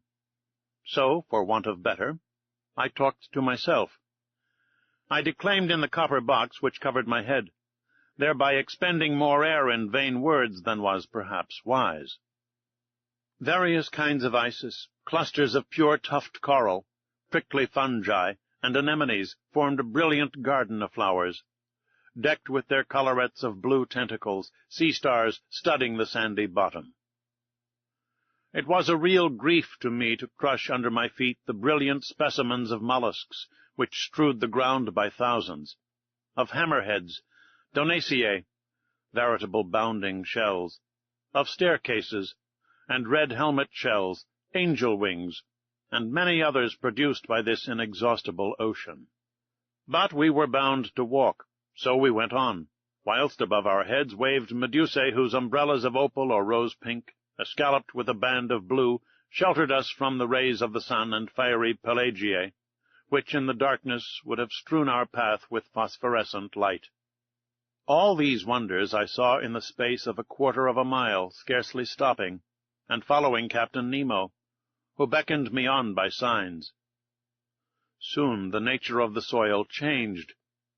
To the sandy plain succeeded an extent of slimy mud which the Americans call ooze, composed of equal parts of silicious and calcareous shells.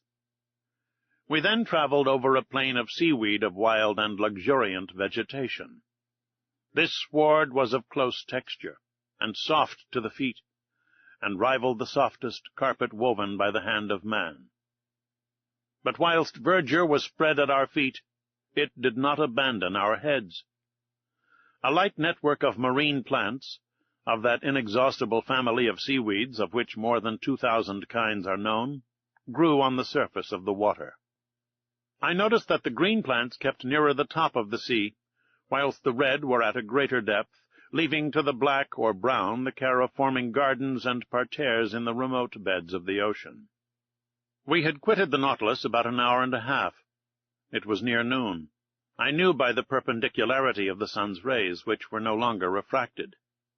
The magical colors disappeared by degrees, and the shades of emerald and sapphire were effaced. We walked with a regular step, which rang upon the ground with astonishing intensity. The slightest noise was transmitted with a quickness to which the ear is unaccustomed on the earth. Indeed, water is a better conductor of sound than air, in the ratio of 4 to 1. At this period the earth sloped downwards. The light took a uniform tint. We were at a depth of 105 yards and 20 inches, undergoing a pressure of 6 atmospheres. At this depth I could still see the rays of the sun, though feebly. To their intense brilliancy had succeeded a reddish twilight, the lowest state between day and night. But we could still see well enough. It was not necessary to resort to the Ruhmkorff apparatus as yet. At this moment Captain Nemo stopped. He waited till I joined him, and then pointed to an obscure mass looming in the shadow at a short distance. "It is the forest of the island of Crespo," thought I. And I was not mistaken. Chapter 16. A Submarine Forest. We had at last arrived on the borders of this forest, doubtless one of the finest of Captain Nemo's immense domains. He looked upon it as his own, and considered he had the same right over it that the first men had in the first days of the world. And indeed, who would have disputed with him the possession of this submarine property? What other hardier pioneer would come, hatchet in hand, to cut down the dark copses? This forest was composed of large tree plants, and the moment we penetrated under its vast arcades, I was struck by the singular position of their branches, a position I had not yet observed. Not an herb which carpeted the ground, not a branch which clothed the trees, was either broken or bent, nor did they extend horizontally. All stretched up to the surface of the ocean. Not a filament, not a ribbon, however thin they might be, but kept as straight as a rod of iron. The fuci and lianas grew in rigid perpendicular lines, due to the density of the element which had produced them. Motionless yet, when bent to one side by the hand, they directly resumed their former position. Truly it was the region of perpendicularity. I soon accustomed myself to this fantastic position, as well as to the comparative darkness which surrounded us. The soil of the forest seemed covered with sharp blocks, difficult to avoid. The submarine flora struck me as being very perfect, and richer even than it would have been in the Arctic or tropical zones, where these productions are not so plentiful. But for some minutes I involuntarily confounded the genera, taking animals for plants. And who would not have been mistaken? The fauna and the flora are too closely allied in this submarine world. These plants are self-propagated, and the principle of their existence is in the water, which upholds and nourishes them. The greater number, instead of leaves, shoot forth blades of capricious shapes, comprised within a scale of colors pink, carmine, green, olive, fawn, and brown. "Curious anomaly, fantastic element," said an ingenious naturalist, "in which the animal kingdom blossoms, and the vegetable does not." In about an hour Captain Nemo gave the signal to halt. I, for my part, was not sorry, and we stretched ourselves under an arbor of alariae, the long thin blades of which stood up like arrows. This short rest seemed delicious to me. There was nothing wanting but the charm of conversation. But impossible to speak, impossible to answer. I only put my great copper head to Conseil's. I saw the worthy fellow's eyes glistening with delight, and, to show his satisfaction, he shook himself in his breastplate of air, in the most comical way in the world. After 4 hours of this walking, I was surprised not to find myself dreadfully hungry. How to account for this state of the stomach, I could not tell, but instead I felt an insurmountable desire to sleep, which happens to all divers, and my eyes soon closed behind the thick glasses, and I fell into a heavy slumber, which the movement alone had prevented before. Captain Nemo and his robust companion, stretched in the clear crystal, set us the example. How long I remained buried in this drowsiness I cannot judge, but when I woke the sun seemed sinking towards the horizon. Captain Nemo had already risen, and I was beginning to stretch my limbs, when an unexpected apparition brought me briskly to my feet. A few steps off, a monstrous sea spider, about 38 inches high, was watching me with squinting eyes, ready to spring upon me. Though my diver's dress was thick enough to defend me from the bite of this animal, I could not help shuddering with horror. Conseil and the sailor of the Nautilus awoke at this moment. Captain Nemo pointed out the hideous crustacean, which a blow from the butt-end of the gun knocked over, and I saw the horrible claws of the monster writhe in terrible convulsions. This incident reminded me that other animals more to be feared might haunt these obscure depths, against whose attacks my diving dress would not protect me. I had never thought of it before, but I now resolved to be upon my guard. Indeed, I thought that this halt would mark the termination of our walk. But I was mistaken, for instead of returning to the Nautilus, Captain Nemo continued his bold excursion. The ground was still on the incline, its declivity seemed to be getting greater, and to be leading us to greater depths. It must have been about 3 o'clock when we reached a narrow valley, between high perpendicular walls, situated about 75 fathoms deep. Thanks to the perfection of our apparatus, we were 45 fathoms below the limit which nature seems to have imposed on man as to his submarine excursions. I say 75 fathoms, though I had no instrument by which to judge the distance. But I knew that even in the clearest waters the solar rays could not penetrate further, and accordingly the darkness deepened. At 10 paces not an object was visible. I was groping my way, when I suddenly saw a brilliant white light. Captain Nemo had just put his electric apparatus into use. His companion did the same, and Conseil and I followed their example. By turning a screw, I established a communication between the wire and the spiral glass, and the sea, lit by our 4 lanterns, was illuminated for a circle of 36 yards. As we walked, I thought the light of our Ruhmkorff apparatus could not fail to draw some inhabitant from its dark couch. But if they did approach us, they at least kept at a respectful distance from the hunters.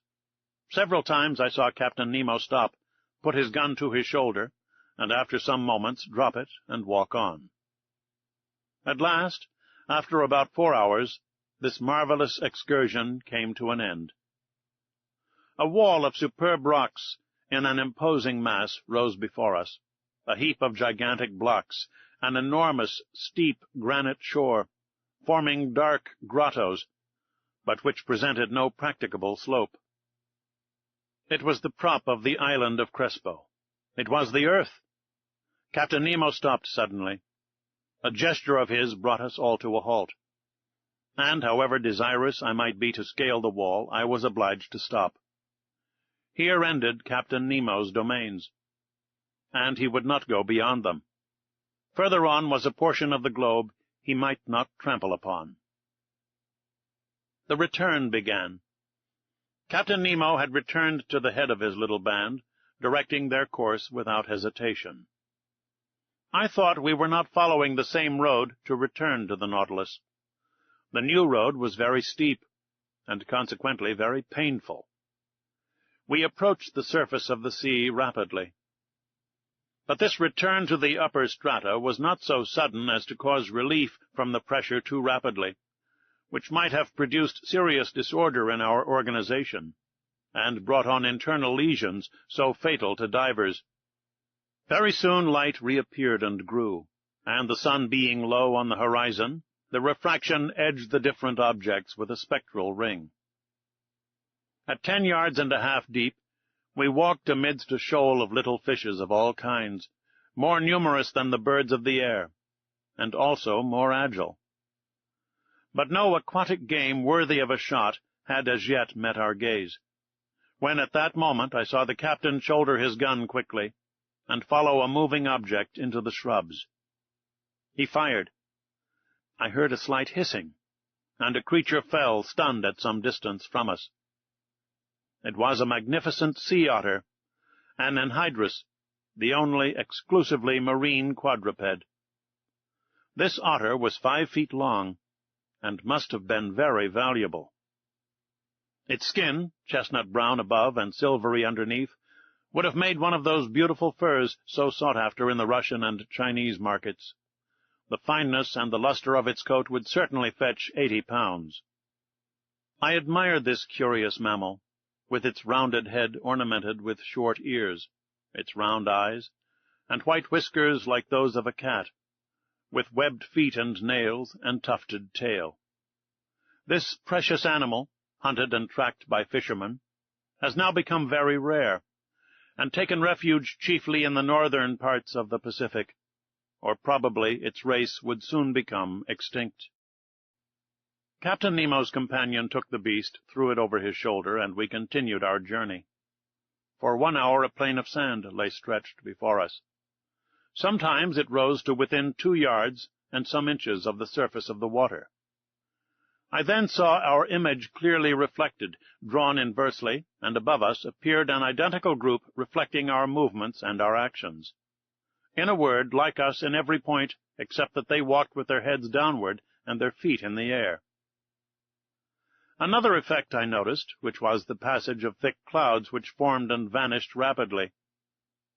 But on reflection I understood that these seeming clouds were due to the varying thickness of the reeds at the bottom, and I could even see the fleecy foam which their broken tops multiplied on the water, and the shadows of large birds passing above our heads, whose rapid flight I could discern on the surface of the sea. On this occasion I was witness to one of the finest gunshots which ever made the nerves of a hunter thrill. A large bird of great breadth of wing, clearly visible, approached, hovering over us. Captain Nemo's companion shouldered his gun and fired, when it was only a few yards above the waves. The creature fell stunned, and the force of its fall brought it within the reach of dexterous hunter's grasp. It was an albatross of the finest kind. Our march had not been interrupted by this incident. For 2 hours we followed these sandy plains, then fields of algae very disagreeable to cross.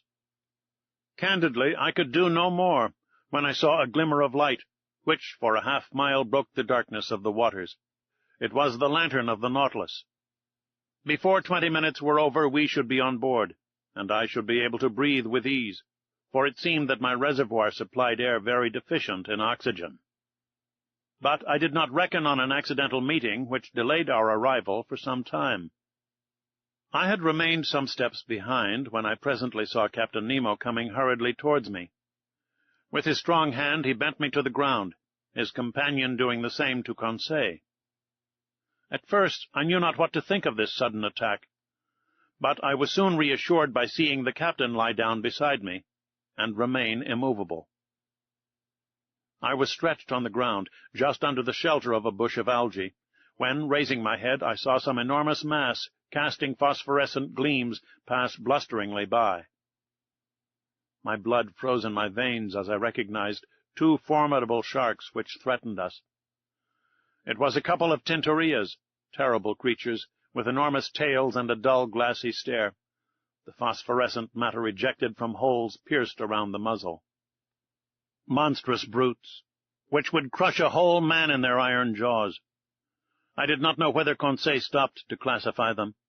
For my part, I noticed their silver bellies, and their huge mouths bristling with teeth, from a very unscientific point of view, and more as a possible victim than as a naturalist. Happily, the voracious creatures do not see well. They passed without seeing us, brushing us with their brownish fins, and we escaped by a miracle from a danger certainly greater than meeting a tiger full face in the forest. Half an hour after, guided by the electric light, we reached the Nautilus. The outside door had been left open, and Captain Nemo closed it as soon as we had entered the first cell. He then pressed a knob. I heard the pumps working in the midst of the vessel. I felt the water sinking from around me, and in a few moments the cell was entirely empty. The inside door then opened, and we entered the vestry. There our diving dress was taken off, not without some trouble, and, fairly worn out from want of food and sleep, I returned to my room, in great wonder at this surprising excursion at the bottom of the sea.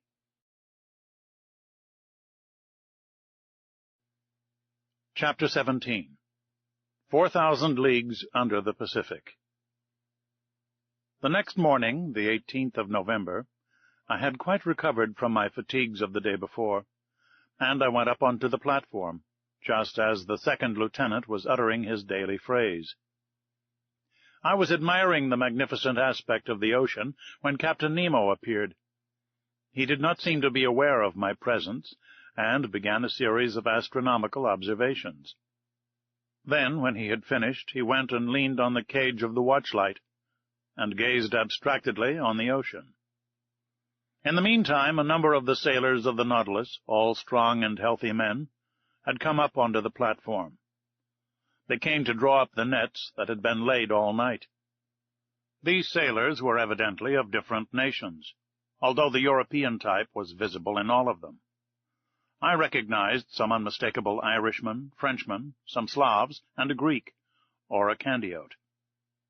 They were civil, and only used that odd language among themselves, the origin of which I could not guess.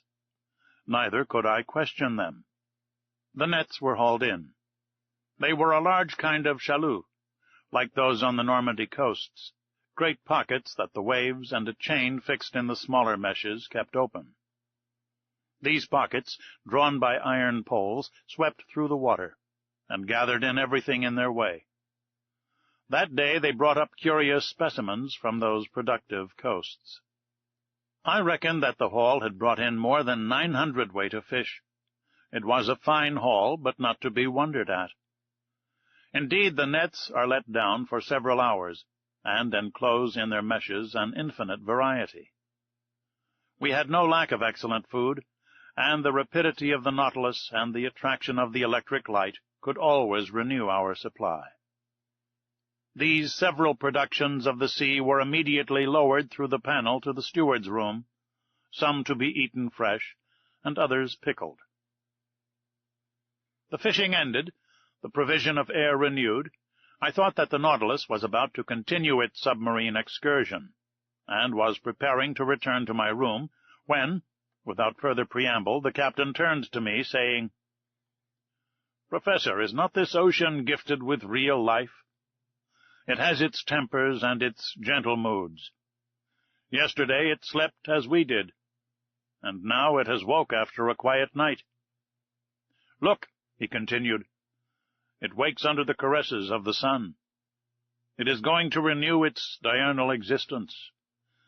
It is an interesting study to watch the play of its organization. It has a pulse, arteries, spasms, and I agree with the learned Maury, who discovered in it a circulation as real as the circulation of blood in animals. Yes, the ocean has indeed circulation, and, to promote it, the Creator has caused things to multiply in it, caloric, salt, and animalculae.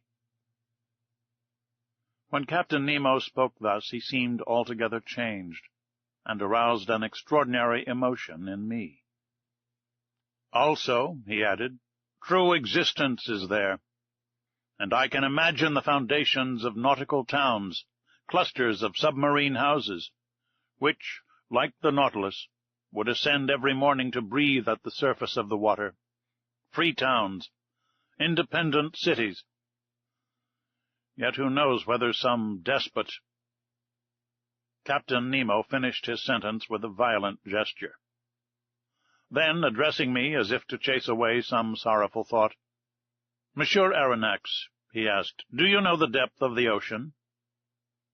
"I only know, Captain, what the principal soundings have taught us." "Could you tell me them, so that I can suit them to my purpose?" "These are some," I replied, "that I remember. If I am not mistaken, a depth of 8,000 yards has been found in the North Atlantic, and 2,500 yards in the Mediterranean. The most remarkable soundings have been made in the South Atlantic, near the 35th parallel, and they gave 12,000 yards, 14,000 yards, and 15,000 yards. To sum up all, it is reckoned that if the bottom of the sea were leveled, its mean depth would be about 1 3/4 leagues. "Well, Professor," replied the captain, "we shall show you better than that, I hope. As to the mean depth of this part of the Pacific, I tell you it is only 4,000 yards.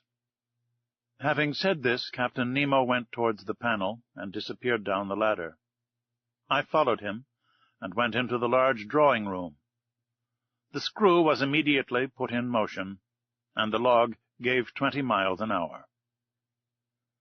During the days and weeks that passed, Captain Nemo was very sparing of his visits.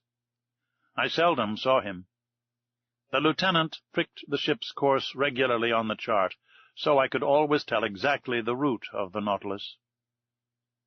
Nearly every day, for some time, the panels of the drawing-room were opened, and we were never tired of penetrating the mysteries of the submarine world. The general direction of the Nautilus was southeast, and it kept between 100 and 150 yards of depth.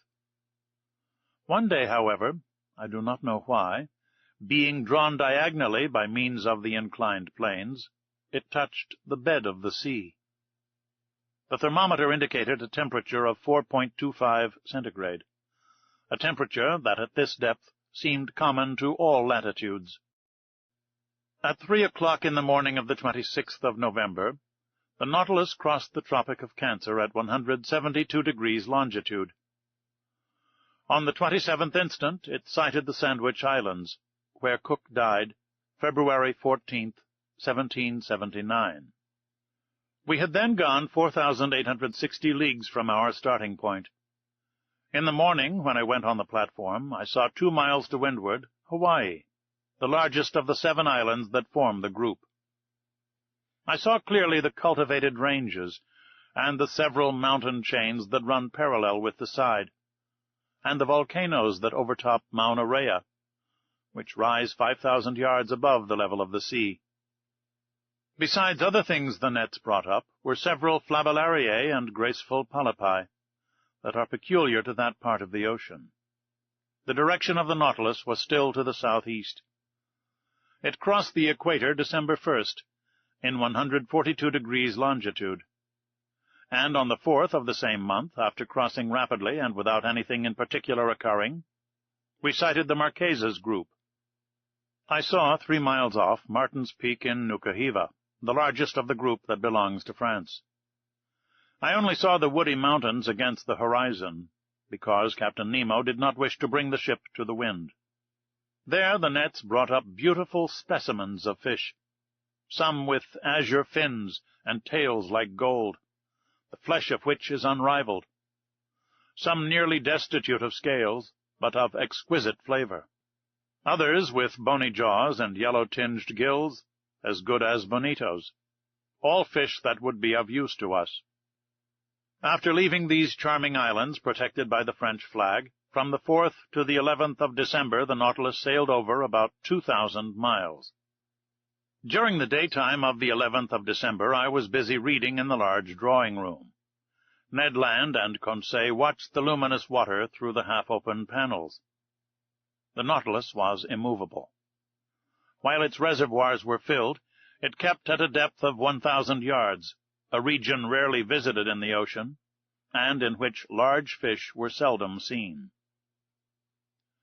I was then reading a charming book by Jean Mas, The Slaves of the Stomach, and I was learning some valuable lessons from it, when Conseil interrupted me.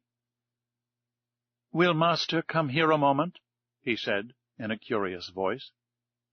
"What is the matter, Conseil?" "I want master to look." I rose, went, and leaned on my elbows before the panes, and watched. In a full electric light, an enormous black mass, quite immovable, was suspended in the midst of the waters.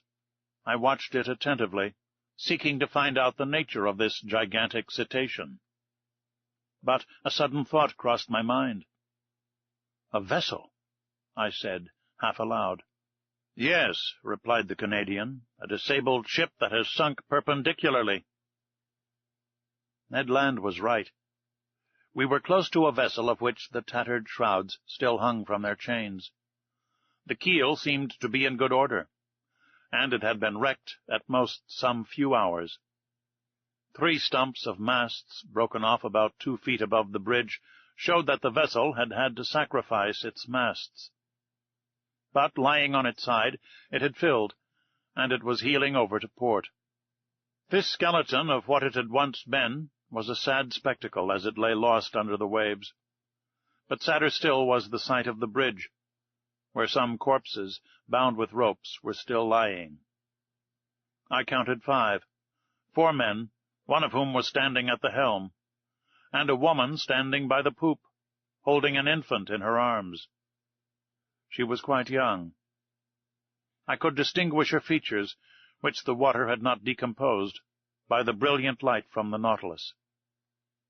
In one despairing effort she had raised her infant above her head, poor little thing, whose arms encircled its mother's neck. The attitude of the 4 sailors was frightful, distorted as they were by their convulsive movements, whilst making a last effort to free themselves from the cords that bound them to the vessel. The steersman alone, calm, with a grave, clear face, his grey hair glued to his forehead, and his hand clutching the wheel of the helm, seemed even then to be guiding the 3 broken masts through the depths of the ocean. What a scene! We were dumb. Our hearts beat fast before this shipwreck, taken as it were from life and photographed in its last moments. And I saw already coming towards it with hungry eyes enormous sharks, attracted by the human flesh. However, the Nautilus, turning, went round the submerged vessel, and in one instant I read on the stern, "The Florida, Sunderland."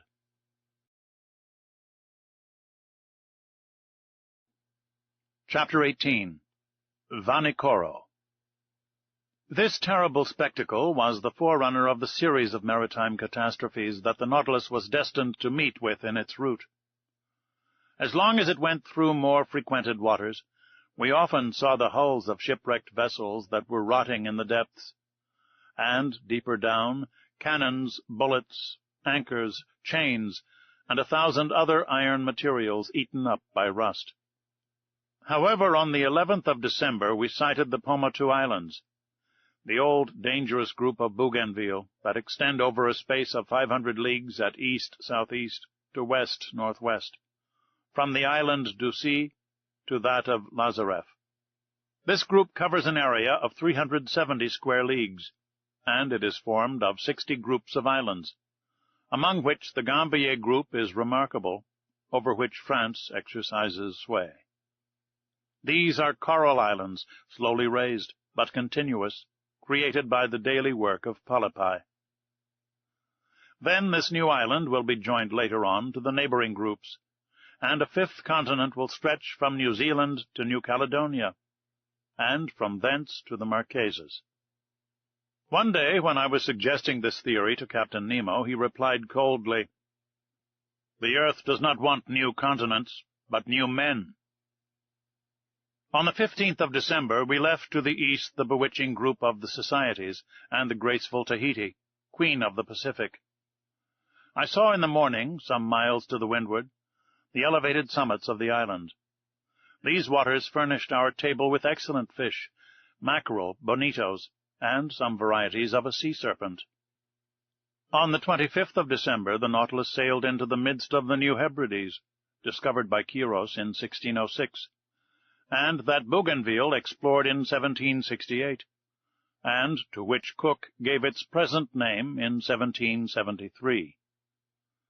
This group is composed principally of 9 large islands, that form a band of 120 leagues north-north-south to south-southwest, between 15 degrees and 2 degrees south latitude, and 164 degrees and 168 degrees longitude.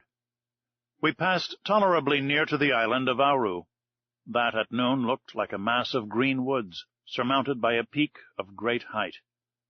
That day being Christmas Day, Ned Land seemed to regret sorely the non-celebration of Christmas, the family fete of which Protestants are so fond. I had not seen Captain Nemo for a week, when, on the morning of the 27th, he came into the large drawing-room, always seeming as if he had seen you 5 minutes before. I was busily tracing the route of the Nautilus on the planisphere. The captain came up to me, put his finger on one spot on the chart, and said this single word, "Vanikoro." The effect was magical. It was the name of the islands on which La Pérouse had been lost. I rose suddenly. "The Nautilus has brought us to Vanikoro?" I asked. "Yes, Professor," said the captain. "And I can visit the celebrated islands where the Boussole and the Astrolabe struck?" "If you like, Professor." "When shall we be there?" "We are there now." Followed by Captain Nemo, I went up onto the platform and greedily scanned the horizon. To the northeast, 2 volcanic islands emerged of unequal size, surrounded by a coral reef that measured 40 miles in circumference. We were close to Vanikoro, really the one to which Dumont d'Urville gave the name of Ile de la Recherche, and exactly facing the little harbor of Vanu, situated in 16 degrees 4 minutes south latitude, and 164 degrees 32 minutes east longitude. The earth seemed covered with verdure from the shore to the summits in the interior, that were crowned by Mount Capogo, 476 feet high. The Nautilus, having passed the outer belt of rocks by a narrow strait, found itself among breakers where the sea was from 30 to 40 fathoms deep. Under the verdant shade of some mangroves I perceived some savages, who appeared greatly surprised at our approach. In the long black body, moving between wind and water, did they not see some formidable cetacean that they regarded with suspicion? Just then Captain Nemo asked me what I knew about the wreck of La Pérouse. "Only what everyone knows, Captain," I replied. "And could you tell me what everyone knows about it?" he inquired, ironically. "Easily." I related to him all that the last works of Dumont d'Urville had made known, works from which the following is a brief account. La Pérouse and his second, Captain de Langle, were sent by Louis XVI in 1785 on a voyage of circumnavigation. They embarked in the corvettes Boussole and the Astrolabe, neither of which were again heard of. In 1791 the French government, justly uneasy as to the fate of these 2 sloops, manned 2 large merchantmen, the Recherche and the Espérance, which left Brest the 28th of September under the command of Bruni d'Entrecasteaux. 2 months after, they learned from Bowen, commander of the Albemarle, that the debris of shipwrecked vessels had been seen on the coasts of New Georgia. But D'Entrecasteaux, ignoring this communication, rather uncertain besides, directed his course towards the Admiralty Islands, mentioned in a report of Captain Hunter's as being the place where La Perouse was wrecked. They sought in vain. The Esperance and the Recherche passed before Vanikoro without stopping there, and, in fact, this voyage was most disastrous, as it cost D'Entrecasteaux his life, and those of 2 of his lieutenants, besides several of his crew. Captain Dillon, a shrewd old Pacific sailor, was the first to find unmistakable traces of the wrecks. On the 15th of May, 1824, his vessel, the St. Patrick, passed close to Tikopia, one of the New Hebrides. There a Lascar came alongside in a canoe, sold him the handle of a sword in silver that bore the print of characters engraved on the hilt. The Lascar pretended that 6 years before, during a stay at Vanikoro, he had seen 2 Europeans that belonged to some vessels that had run aground on the reefs some years ago. Dillon guessed that he meant La Perouse, whose disappearance had troubled the whole world. He tried to get on to Vanikoro, where, according to the Lascar, he would find numerous debris of the wreck, but winds and tides prevented him. Dillon returned to Calcutta. There he interested the Asiatic Society and the Indian Company in his discovery. A vessel, to which was given the name of the Recherche, was put at his disposal, and he set out the 23rd of January, 1827, accompanied by a French agent. The Recherche, after touching at several points in the Pacific, cast anchor before Vanikoro, 7th of July, 1827. In that same harbor of Vanu where the Nautilus was at this time. There it collected numerous relics of the wreck, iron utensils, anchors, pulley strops, swivel guns, an 18-pound shot, fragments of astronomical instruments, a piece of crownwork, and a bronze clock, bearing this inscription, Bazin Maffei, the mark of the foundry of the arsenal at Brest about 1785. There could be no further doubt. Dillon, having made all inquiries, stayed in the unlucky place till October. Then he quitted Vanikoro and directed his course towards New Zealand, put into Calcutta the 7th of April, 1828, and returned to France, where he was warmly welcomed by Charles X. But at the same time, without knowing Dillon's movements, Dumont d'Urville had already set out to find the scene of the wreck, and they had learned from a whaler that some medals and a cross of St. Louis had been found in the hands of some savages of Louisiade and New Caledonia. Dumont d'Urville, commander of the Astrolabe, had then sailed, and 2 months after Dillon had left Vanikoro, he put into Hobart Town. There he learned the results of Dillon's inquiries, and found that a certain James Hobbs, 2nd lieutenant of the Union of Calcutta, after landing on an island situated 8 degrees 18 minutes south latitude and 156 degrees 30 minutes east longitude, had seen some iron bars and red stuffs used by the natives of these parts.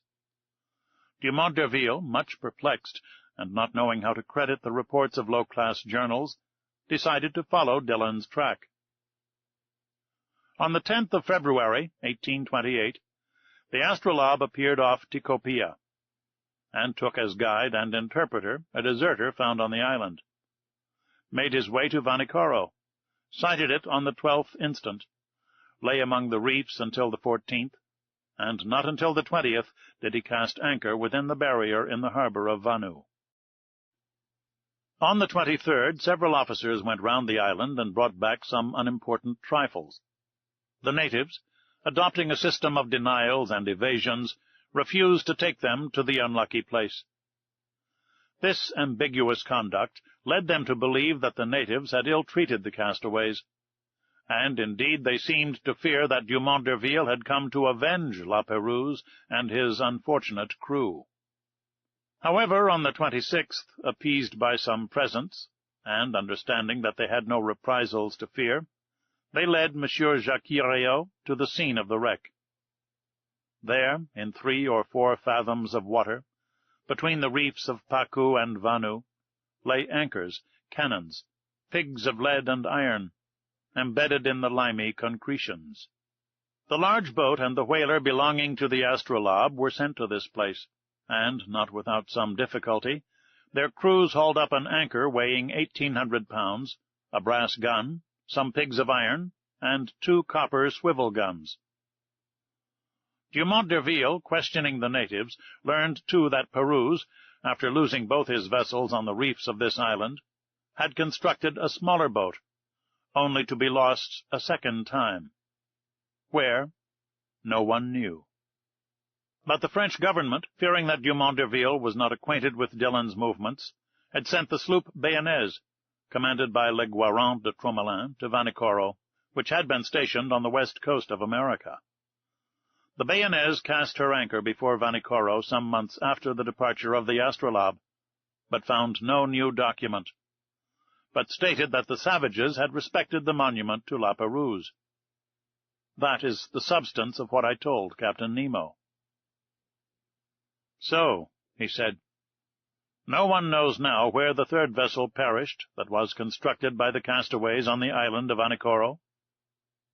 "No one knows." Captain Nemo said nothing, but signed to me to follow him into the large saloon. The Nautilus sank several yards below the waves, and the panels were opened. I hastened to the aperture, and under the crustaceans of coral, covered with fungi, I recognized certain debris that the drags had not been able to tear up. Iron stirrups, anchors, cannons, bullets, capstan fittings, the stem of a ship, all objects clearly proving the wreck of some vessel, and now carpeted with living flowers. While I was looking on this desolate scene, Captain Nemo said, in a sad voice, "Commander La Pérouse set out the 7th of December, 1785, with his vessels La Boussole and the Astrolabe. He first cast anchor at Botany Bay, visited the Friendly Isles, New Caledonia, then directed his course toward Santa Cruz, and put into Namuka, one of the Hapai group. Then his vessels struck on the unknown reefs of Vanikoro. The Boussole, which went first, ran aground on the southerly coast. The Astrolabe went to its help, and ran aground too. The first vessel was destroyed almost immediately. The second, stranded under the wind, resisted some days. The natives made the castaways welcome.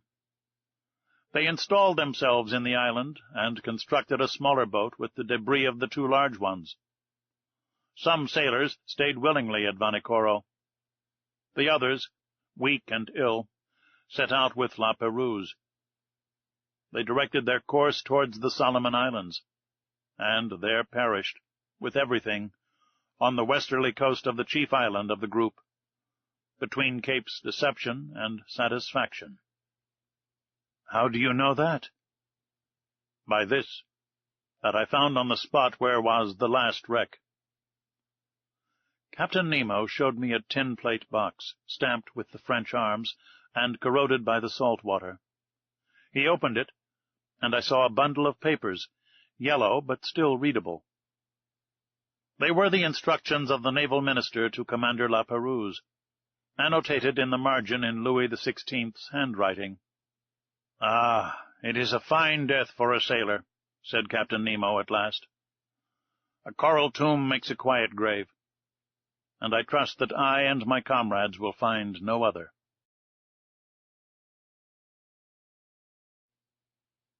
Chapter 19. Torres Straits. During the night of the 27th or the 28th of December, the Nautilus left the shores of Vanikoro with great speed. Her course was southwesterly, and in 3 days she had gone over the 750 leagues that separated it from La Pérouse's group and the southeast point of Papua. Early on the 1st of January, 1868, Conseil joined me on the platform. "Master, will you permit me to wish you a Happy New Year?" "What?" "Conseil, exactly as if I was at Paris in my study at the Jardin des Plantes." Well, I accept your good wishes, and thank you for them. Only I will ask you what you mean by a Happy New Year under our circumstances. Do you mean the year that will bring us to the end of our imprisonment, or the year that sees us continue this strange voyage? Really, I do not know how to answer, master. We are sure to see curious things, and for the last 2 months we have not had time for dullness. The last marvel is always the most astonishing, and if we continue this progression, I do not know how it will end. It is my opinion that we shall never again see the like. I think, then, with no offence to master, that a happy year would be one in which we could see everything. On the 2nd of January we had made 11,340 miles, or 5,250 French leagues, since our starting point in the Japan seas. Before the ship's head stretched the dangerous shores of the Coral Sea, on the northeast coast of Australia. Our boat lay along some miles from the redoubtable bank on which Cook's vessel was lost the 10th of June, 1770. The boat in which Cook was struck on a rock, and if it did not sink, it was owing to a piece of coral that was broken by the shock and fixed itself in the broken keel. I had wished to visit the reef, 360 leagues long, against which the sea, always rough, broke with great violence, with a noise like thunder. But just then the inclined planes drew the Nautilus down to a great depth, and I could see nothing of the high coral walls. I had to content myself with the different specimens of fish brought up by the nets. I remarked, among others, some albacore, a species of mackerel as large as a tunny, with bluish sides, and striped with transverse bands that disappear with the animal's life. These fish followed us in shoals, and furnished us with very delicate food. We took also a large number of giltheads, about 1½ inches long, tasting like dories, and flying firefish like submarine swallows, which, in dark nights, light alternately the air and water with their phosphorescent light. 2 days after crossing the Coral Sea, the 4th of January, we sighted the Papuan coasts. On this occasion Captain Nemo informed me that his intention was to get into the Indian Ocean by the Strait of Torres. His communication ended there. The Torres Straits are nearly 34 leagues wide, but they are obstructed by an innumerable quantity of islands, islets, breakers, and rocks, that make its navigation almost impracticable, so that Captain Nemo took all needful precautions to cross them. The Nautilus, floating betwixt wind and water, went at a moderate pace. Her screw, like a cetacean's tail, beat the waves slowly. Profiting by this, I and my 2 companions went up onto the deserted platform. Before us was the steersman's cage, and I expected that Captain Nemo was there directing the course of the Nautilus. I had before me the excellent charts of the Straits of Torres, and I consulted them attentively. Round the Nautilus the sea dashed furiously. The course of the waves that went from southeast to northwest at the rate of 2½ miles broke on the coral that showed itself here and there. "This is a bad sea," remarked Ned Land. "Detestable indeed, and one that does not suit a boat like the Nautilus." "The captain must be very sure of his route, for I see there pieces of coral that would do for its keel if it only touched them slightly." Indeed, the situation was dangerous, but the Nautilus seemed to slide like magic off these rocks. It did not follow the routes of the Astrolabe and the Zélé exactly, for they proved fatal to Dumont d'Urville. It bore more northwards, coasted the islands of Murray, and came back to the southwest towards Cumberland Passage. I thought it was going to pass it by, when, going back to northwest, it went through a large quantity of islands and islets little known, towards the Island Sound and Canal Mauvais. I wondered if Captain Nemo, foolishly imprudent, would steer his vessel into that pass where Dumont d'Urville's 2 corvettes touched, when, swerving again and cutting straight through to the west, he steered for the island of Gilboa. It was then 3 in the afternoon, The tide began to recede, being quite full. The Nautilus approached the island that I still saw, with its remarkable border of screw pines. He stood off it at about 2 miles distant. Suddenly a shock overthrew me. The Nautilus just touched a rock and stayed immovable, laying lightly to port side. When I rose, I perceived Captain Nemo and his lieutenant on the platform. They were examining the situation of the vessel and exchanging words in their incomprehensible dialect. She was situated thus. 2 miles on the starboard side appeared Gilboa, stretching from north to west like an immense arm. Towards the south and east some coral showed itself, left by the ebb. We had run aground, and in one of those seas where the tides are middling, a sorry matter for the floating of the Nautilus. However, the vessel had not suffered, for her keel was solidly joined. But if she could neither glide off nor move, she ran the risk of being forever fastened to these rocks, and then Captain Nemo's submarine vessel would be done for. I was reflecting thus when the captain, cool and calm, always master of himself, approached me.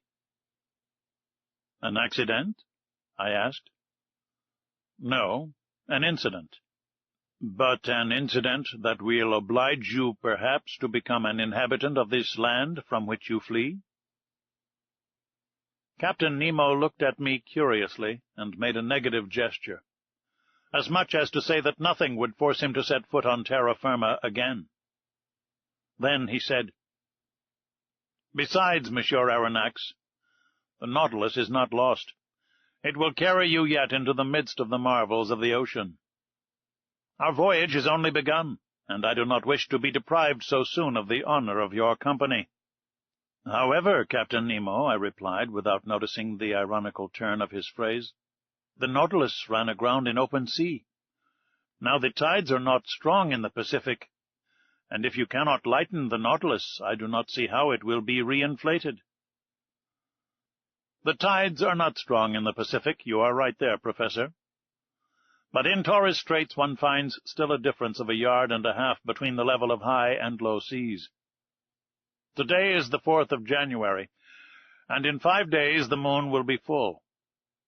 Now I shall be very much astonished if that satellite does not raise these masses of water sufficiently and render me a service that I should be indebted to her for." Having said this, Captain Nemo, followed by his lieutenant, redescended to the interior of the Nautilus.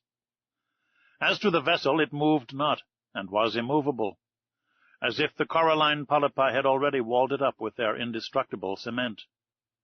"Well, sir," said Ned Land, who came up to me after the departure of the captain. "Well, friend Ned, we will wait patiently for the tide on the 9th instant, for it appears that the moon will have the goodness to put it off again." "Really?" "Really." "And this captain is not going to cast anchor at all, since the tide will suffice?" said Conseil simply. The Canadian looked at Conseil, then shrugged his shoulders. "Sir, you may believe me when I tell you that this piece of iron will navigate neither on nor under the sea again. It is only fit to be sold for its weight. I think, therefore, that the time has come to part company with Captain Nemo." "Friend Ned, I do not despair of this stout Nautilus as you do. And in 4 days we shall know what to hold to on the Pacific tides. Besides, flight might be possible if we were in sight of the English or Provençal coast. But on the Papuan shores it is another thing. And it will be time enough to come to that extremity if the Nautilus does not recover itself again, which I look upon as a grave event." "But do they know at least how to act circumspectly? There is an island.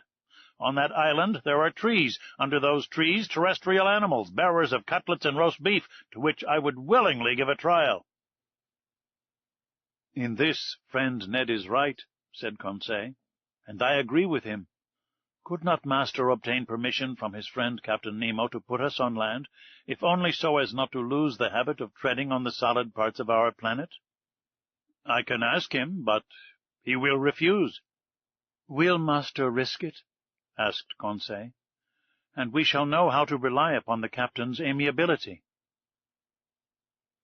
To my great surprise, Captain Nemo gave me the permission I asked for, and he gave it very agreeably, without even exacting from me a promise to return to the vessel. But flight across New Guinea might be very perilous, and I should not have counseled Ned Land to attempt it. Better to be a prisoner on board the Nautilus than to fall into the hands of the natives. At 8 o'clock, armed with guns and hatchets, we got off the Nautilus. The sea was pretty calm. A slight breeze blew on land. Conseil and I rowing, we sped along quickly, and Ned steered in the straight passage that the breakers left between them. The boat was well handled and moved rapidly. Ned Land could not restrain his joy. He was like a prisoner that had escaped from prison, and knew not that it was necessary to re-enter it. "Meat! We are going to eat some meat." "And what meat?" he replied. "Real game." "No, bread indeed." "I do not say that fish is not good. We must not abuse it. But a piece of fresh venison grilled on live coals will agreeably vary our ordinary course." "Glutton," said Conseil. "He makes my mouth water." "It remains to be seen," I said, "if these forests are full of game, and if the game is not such as will hunt the hunter himself." "Well said, Monsieur Aronnax," replied the Canadian, whose teeth seemed sharpened like the edge of a hatchet. "But I will eat tiger, loin of tiger, if there is no other quadruped on this island." "Friend Ned is uneasy about it," said Conseil. "Whatever it may be," continued Ned Land, "every animal with 4 paws without feathers, or with 2 paws without feathers, will be saluted by my first shot." "Very well. Master Land's imprudences are beginning." "Never fear, Monsieur Aronnax," replied the Canadian. "I do not want 25 minutes to offer you a dish of my sort." At 8:30 the Nautilus boat ran softly aground on a heavy sand, after having happily passed the coral reef that surrounds the island of Gilboa.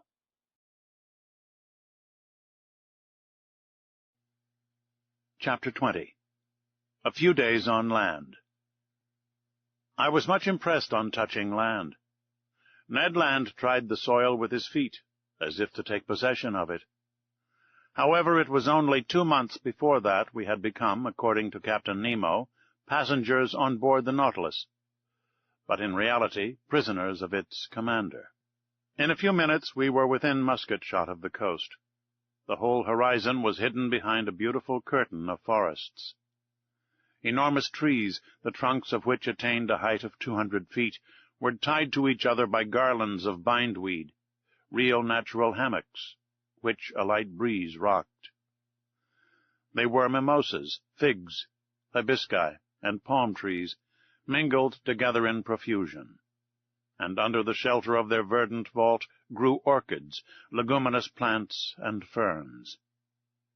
But without noticing all these beautiful specimens of Papuan flora, the Canadian abandoned the agreeable for the useful.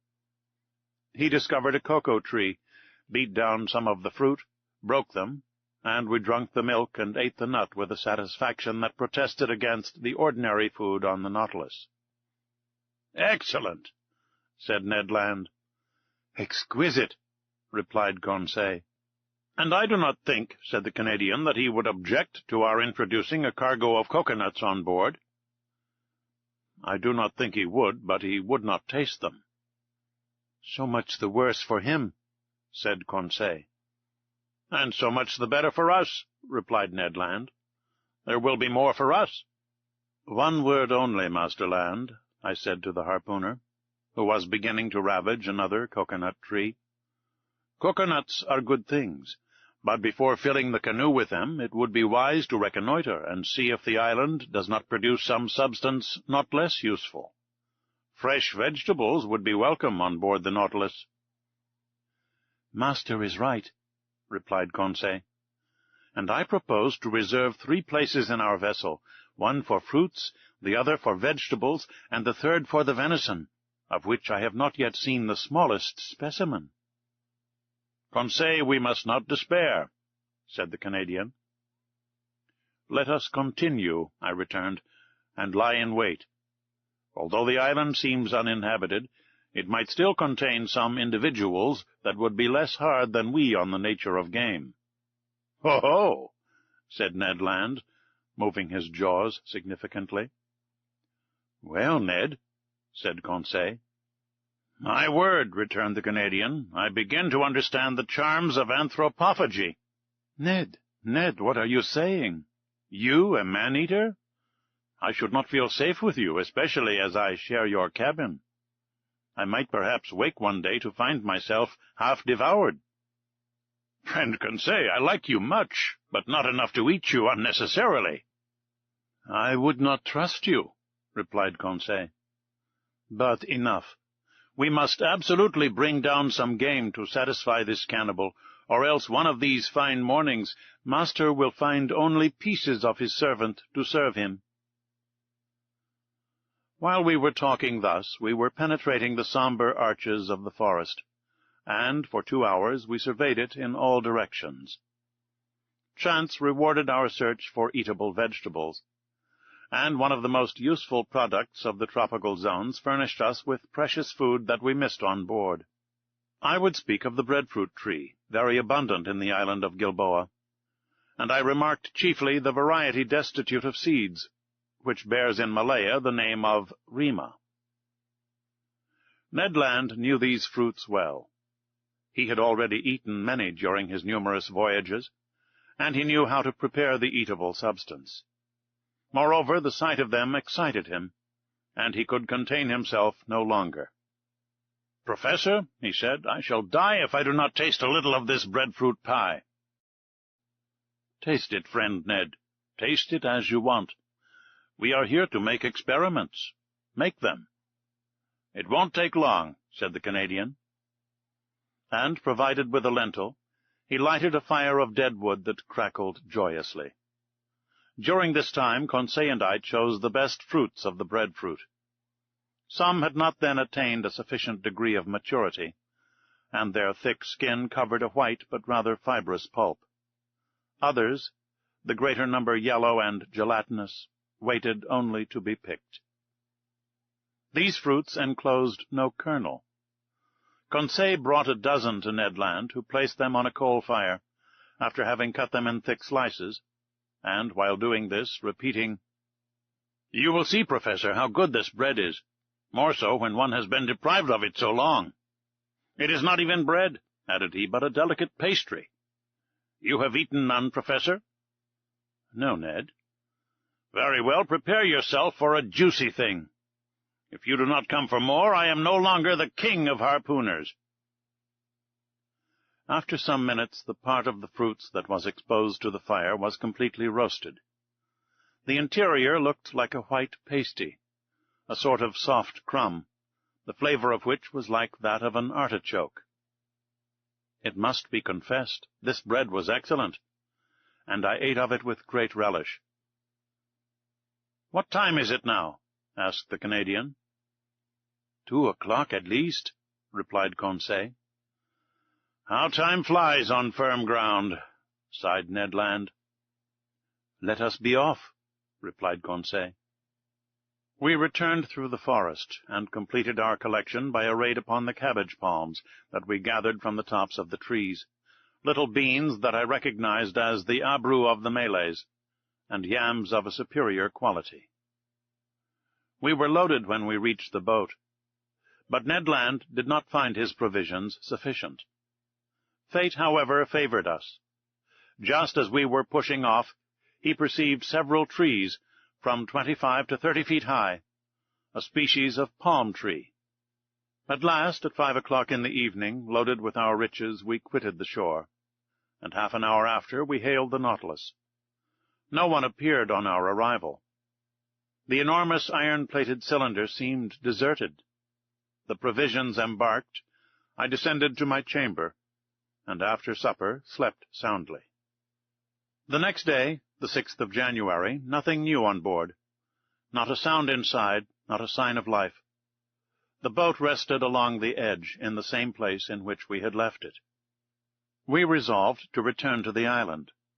Ned Land hoped to be more fortunate than on the day before with regard to the hunt, and wished to visit another part of the forest.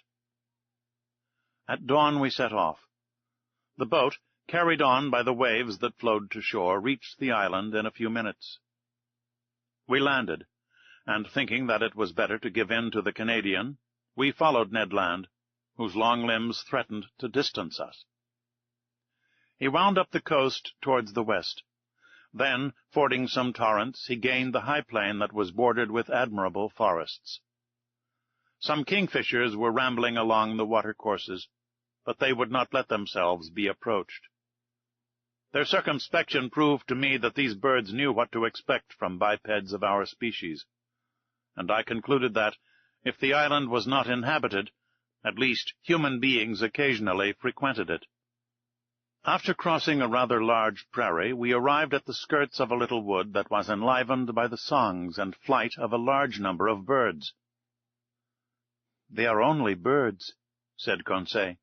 "But they are eatable," replied the harpooner. "I do not agree with you, friend Ned, for I see only parrots there." "Friend Conseil," said Ned gravely, "the parrot is like pheasant to those who have nothing else." "And," I added, "this bird, suitably prepared, is worth knife and fork." Indeed, under the thick foliage of this wood a world of parrots were flying from branch to branch, only needing a careful education to speak the human language. For the moment they were chattering with parrots of all colors, and grave cockatoos, who seemed to meditate upon some philosophical problem, whilst brilliant red lories passed like a piece of bunting carried away by the breeze, Papuans with the finest azure colors, and in all a variety of winged things most charming to behold, but few eatable. However, a bird peculiar to these lands, and which has never passed the limits of the Arrow and Papuan Islands, was wanting in this collection. But fortune reserved it for me before long. After passing through a moderately thick copse, we found a plain obstructed with bushes. I saw then those magnificent birds, the disposition of whose long feathers obliges them to fly against the wind. Their undulating flight, graceful aerial curves, and the shading of their colors attracted and charmed one's looks. I had no trouble in recognizing them. "Birds of paradise!" I exclaimed. The Malays, who carry on a great trade in these birds with the Chinese, have several means that we could not employ for taking them. Sometimes they put snares on the top of high trees that the birds of paradise prefer to frequent. Sometimes they catch them with a viscous bird-lime that paralyzes their movements. They even go so far as to poison the fountains that the birds generally drink from. But we were obliged to fire at them during flight, which gave us few chances to bring them down, and indeed we vainly exhausted 1/2 our ammunition. About 11 o'clock in the morning the first range of mountains that formed the center of the island was traversed, and we had killed nothing. Hunger drove us on. The hunters had relied on the products of the chase, and they were wrong. Happily, Conseil, to his great surprise, made a double shot and secured breakfast. He brought down a white pigeon and a wood pigeon, which, cleverly plucked and suspended from a skewer, was roasted before a red fire of dead wood. While these interesting birds were cooking, Ned prepared the fruit of the bread-tree. Then the wood pigeons were devoured to the bones, and declared excellent. The nutmeg, with which they are in the habit of stuffing their crops, flavors their flesh, and renders it delicious eating. "Now, Ned, what do you miss now?" "Some four-footed game, Monsieur Aronnax.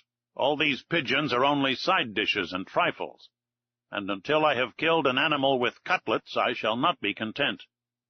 "Nor I, Ned, if I do not catch a bird of paradise." "Let us continue hunting," replied Conseil. "Let us go towards the sea. We have arrived at the first declivities of the mountains, and I think we had better regain the region of forests." That was sensible advice, and was followed out. After walking for 1 hour, we had attained a forest of sago trees. Some inoffensive serpents glided away from us.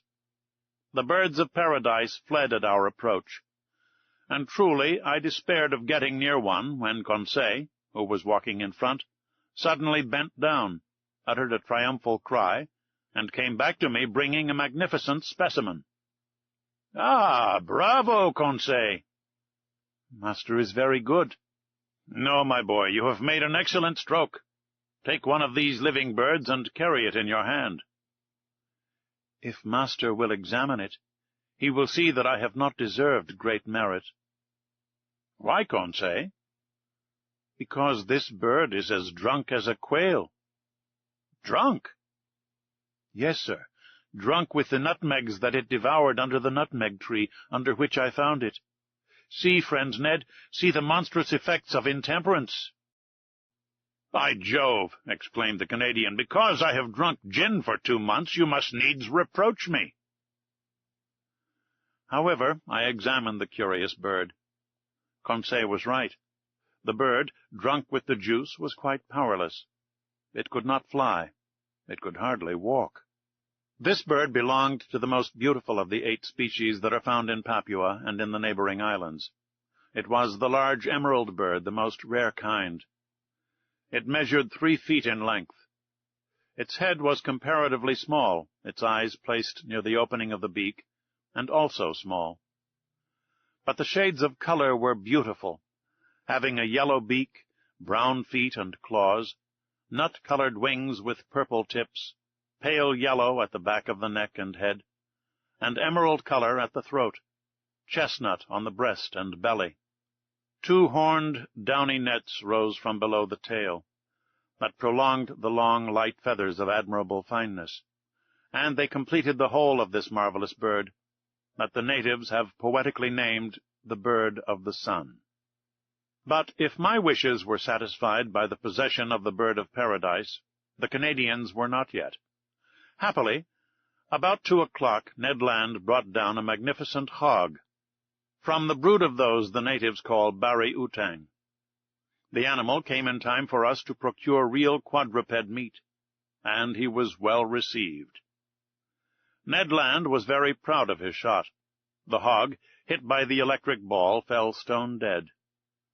The Canadian skinned and cleaned it properly, after having taken 6 cutlets, destined to furnish us with a grilled repast in the evening. Then the hunt was resumed, which was still more marked by Ned and Conseil's exploits. Indeed, the 2 friends, beating the bushes, roused a herd of kangaroos that fled and bounded along on their elastic paws. But these animals did not take to flight so rapidly but what the electric capsule could stop their course. "Ah, Professor!" cried Ned Land, who was carried away by the delights of the chase. "What excellent game! And stewed, too! What a supply for the Nautilus! 2, 3, 5 down! And to think that we shall eat that flesh, and that the idiots on board shall not have a crumb!" I think that, in the excess of his joy, the Canadian, if he had not talked so much, would have killed them all. But he contented himself with a single dozen of these interesting marsupials. These animals were small. They were a species of those kangaroo rabbits that live habitually in the hollows of trees, and whose speed is extreme. But they are moderately fat, and furnish at least estimable food. We were very satisfied with the results of the hunt. Happy Ned proposed to return to this enchanting island the next day, for he wished to depopulate it of all the eatable quadrupeds. But he had reckoned without his host. At 6 o'clock in the evening, we had regained the shore. Our boat was moored to the usual place. The Nautilus, like a long rock, emerged from the waves 2 miles from the beach. Ned Land, without waiting, occupied himself about the important dinner business. He understood all about cooking well. The bari utang, grilled on the coals, soon scented the air with a delicious odor. Indeed, the dinner was excellent. 2 wood-pigeons completed this extraordinary menu. The sago pasty, the artocarpus bread, some mangoes, 6 pineapples, and the liquor fermented from some coconuts overjoyed us. I even think that my worthy companion's ideas had not all the plainness desirable. "Suppose we do not return to the Nautilus this evening," said Conseil. "Suppose we never return," added Ned Land. Just then a stone fell at our feet and cut short the harpooner's proposition. Chapter 21. Captain Nemo's Thunderbolt. We looked at the edge of the forest without rising, my hand stopping in the action of putting it to my mouth, Ned Land's completing its office. "Stones do not fall from the sky," remarked Conseil, "or they would merit the name aerolites." A second stone, carefully aimed, that made a savory pigeon's leg fall from Conseil's hand, gave still more weight to his observation. We all three arose, shouldered our guns, and were ready to reply to any attack. "Are they apes?" cried Ned Land. "Very nearly. They are savages." "To the boat," I said, hurrying to the sea. It was indeed necessary to beat a retreat, for about 20 natives armed with bows and slings appeared on the skirts of a copse that masked the horizon to the right, hardly 100 steps from us. Our boat was moored about 60 feet from us. The savages approached us, not running, but making hostile demonstrations. Stones and arrows fell thickly. Ned Land had not wished to leave his provisions, and in spite of his imminent danger, his pig on one side and kangaroos on the other, he went tolerably fast. In 2 minutes we were on the shore. To load the boat with provisions and arms, to push it out to sea and ship the oars, was the work of an instant. We had not gone 2 cable lengths when 100 savages, howling and gesticulating, entered the water up to their waists.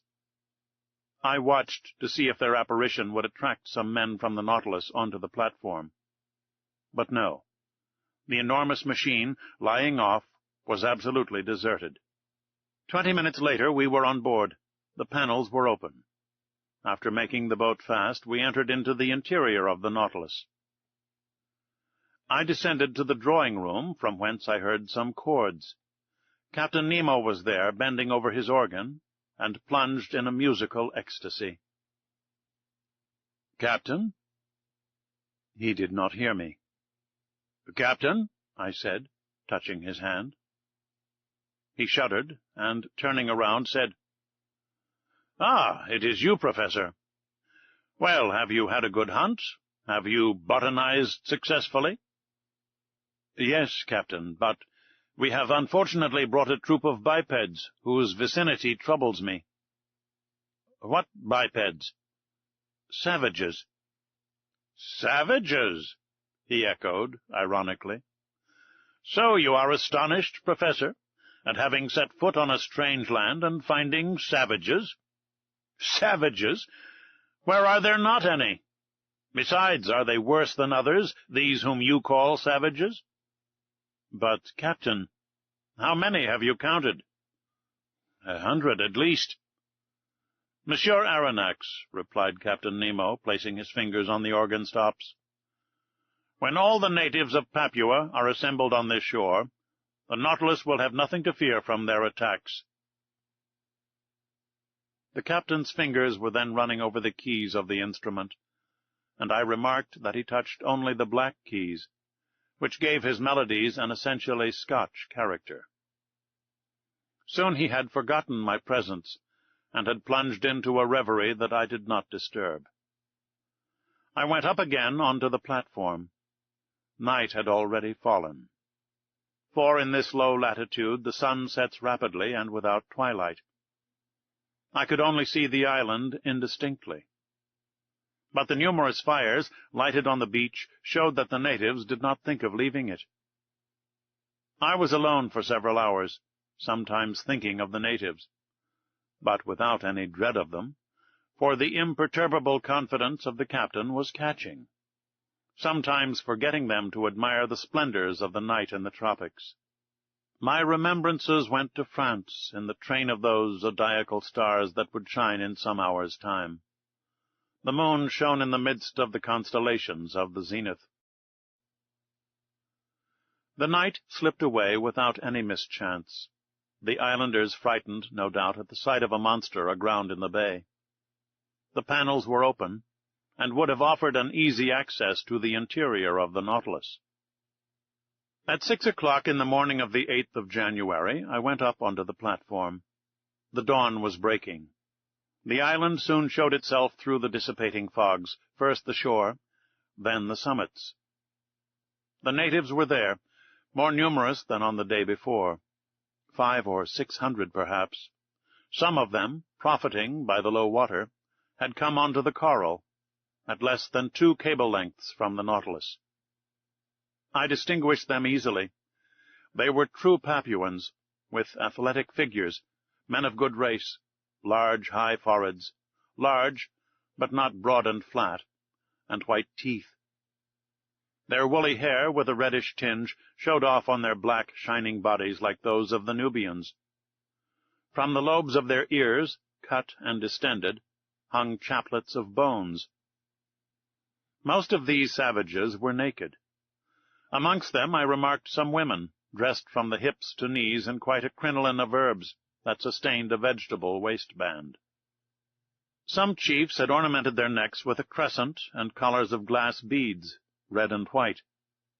Nearly all were armed with bows, arrows, and shields, and carried on their shoulders a sort of net containing those round stones which they cast from their slings with great skill. One of these chiefs, rather near to the Nautilus, examined it attentively. He was, perhaps, a Mado of high rank, for he was draped in a mat of banana leaves, notched round the edges, and set off with brilliant colors. I could easily have knocked down this native, who was within a short length, but I thought that it was better to wait for real hostile demonstrations. Between Europeans and savages it is proper for the Europeans to parry sharply, not to attack. During low water the natives roamed about near the Nautilus, but were not troublesome. I heard them frequently repeat the word "Asai," and by their gestures I understood that they invited me to go on land, an invitation that I declined. So on that day the boat did not push off, to the great displeasure of Master Land, who could not complete his provisions. This adroit Canadian employed his time in preparing the viands and meat that he had brought off the island. As for the savages, they returned to the shore about 11 o'clock in the morning, as soon as the coral tops began to disappear under the rising tide. But I saw their numbers had increased considerably on the shore. Probably they came from the neighboring islands, or very likely from Papua. However, I had not seen a single native canoe. Having nothing better to do, I thought of dragging these beautiful limpid waters, under which I saw a profusion of shells, zoophytes, and marine plants.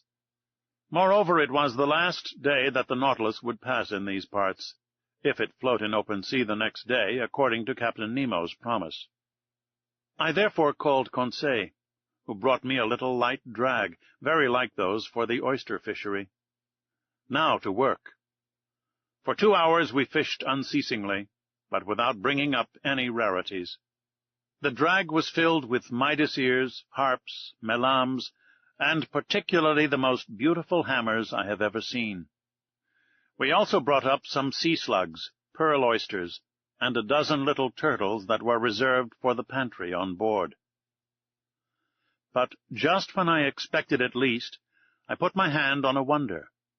I might say a natural deformity, very rarely met with. Conseil was just dragging, and his net came up filled with divers ordinary shells, when all at once he saw me plunge my arm quickly into the net, to draw out a shell, and heard me utter a cry. "What is the matter, sir?" he asked in surprise. "Has master been bitten?" "No, my boy, but I would willingly have given a finger for my discovery." "What discovery?" "This shell," I said, holding up the object of my triumph. "It is simply an olive porphyry." "Yes, Conseil, but instead of being rolled from right to left, this olive turns from left to right." "Is it possible?" "Yes, my boy. It is a left shell." Shells are all right-handed, with rare exceptions, and when by chance their spiral is left, amateurs are ready to pay their weight in gold.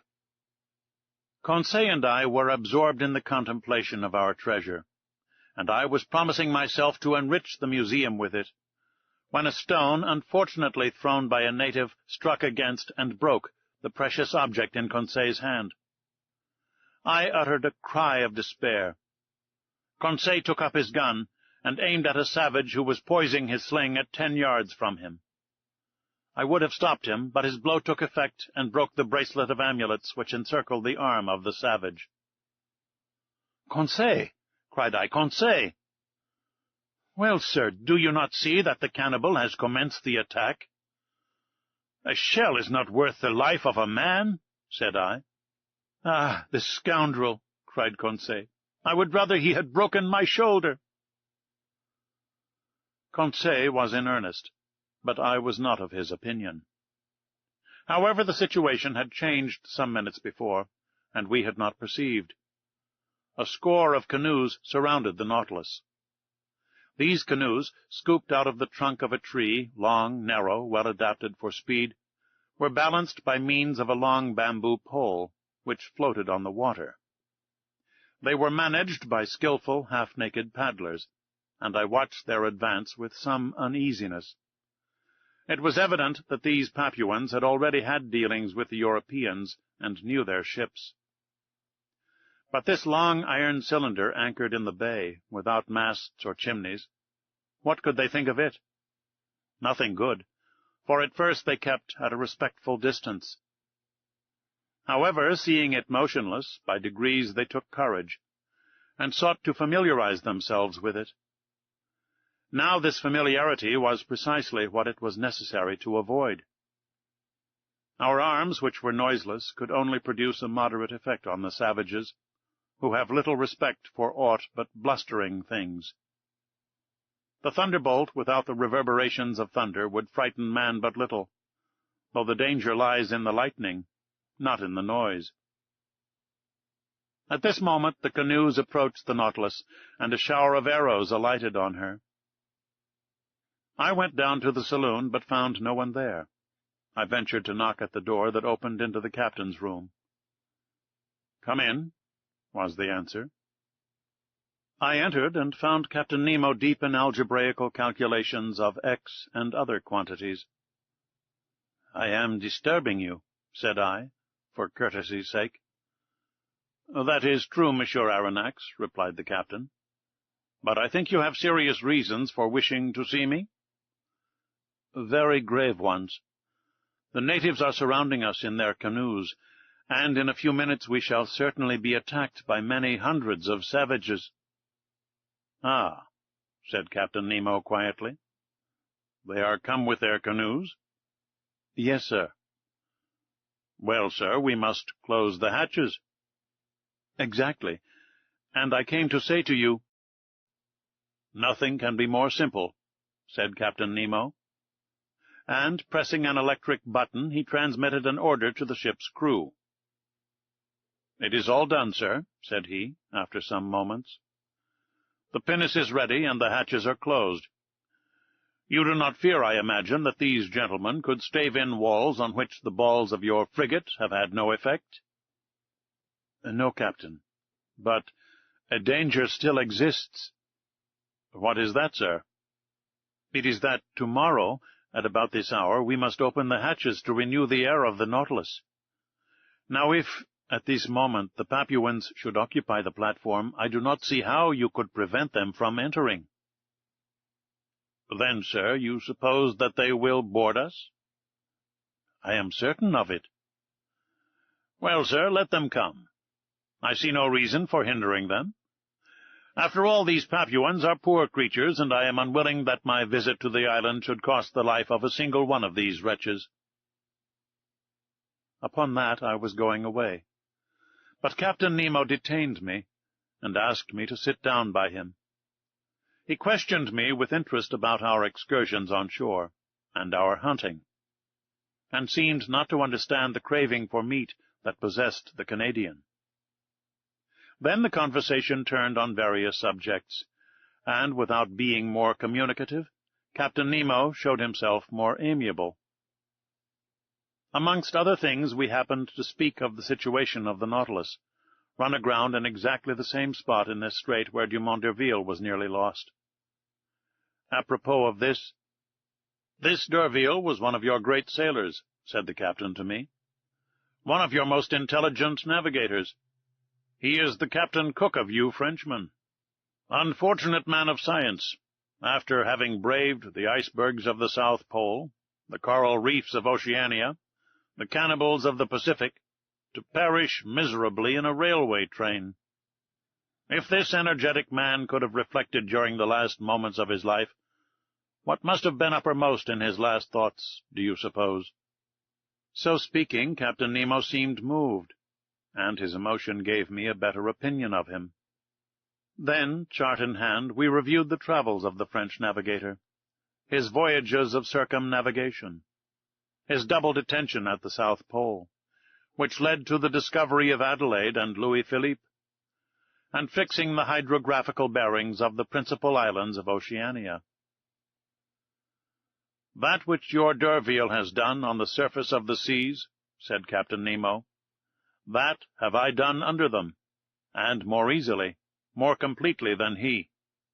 The Astrolabe and the Zélé, incessantly tossed about by the hurricane, could not be worth the Nautilus, quiet repository of labor that she is, truly motionless in the midst of the waters. Tomorrow," added the captain, rising, "tomorrow at 20 minutes to 3 p.m. the Nautilus shall float, and leave the Strait of Torres uninjured." Having curtly pronounced these words, Captain Nemo bowed slightly. This was to dismiss me, and I went back to my room. There I found Conseil, who wished to know the result of my interview with the captain. "My boy," said I, when I feigned to believe that his Nautilus was threatened by the natives of Papua, the captain answered me very sarcastically. "I have but one thing to say to you. Have confidence in him, and go to sleep in peace." "Have you no need of my services, sir?" "No, my friend." "What is Ned Land doing?" "If you will excuse me, sir," answered Conseil, "friend Ned is busy making a kangaroo pie, which will be a marvel." I remained alone and went to bed, but slept indifferently. I heard the noise of the savages who stamped on the platform, uttering deafening cries. The night passed thus, without disturbing the ordinary repose of the crew. The presence of these cannibals affected them no more than the soldiers of a masked battery care for the ants that crawl over its front. At 6 in the morning I rose. The hatches had not been opened. The inner air was not renewed, but the reservoirs, filled ready for any emergency, were now resorted to, and discharged several cubic feet of oxygen into the exhausted atmosphere of the Nautilus. I worked in my room till noon, without having seen Captain Nemo, even for an instant. On board, no preparations for departure were visible. I waited still some time, then went into the large saloon. The clock marked 2:30. In 10 minutes it would be high tide, and if Captain Nemo had not made a rash promise, the Nautilus would be immediately detached. If not, many months would pass ere she could leave her bed of coral. However, some warning vibrations began to be felt in the vessel. I heard the keel grating against the rough, calcareous bottom of the coral reef. At 25 minutes to 3, Captain Nemo appeared in the saloon. "We are going to start," said he. "Ah," replied I. "I have given the order to open the hatches." "And the Papuans?" "The Papuans," answered Captain Nemo, slightly shrugging his shoulders. "Will they not come inside the Nautilus?" "How?" "Only by leaping over the hatches you have opened." "Monsieur Aronnax," quietly answered Captain Nemo, "they will not enter the hatches of the Nautilus in that way, even if they were open." I looked at the captain.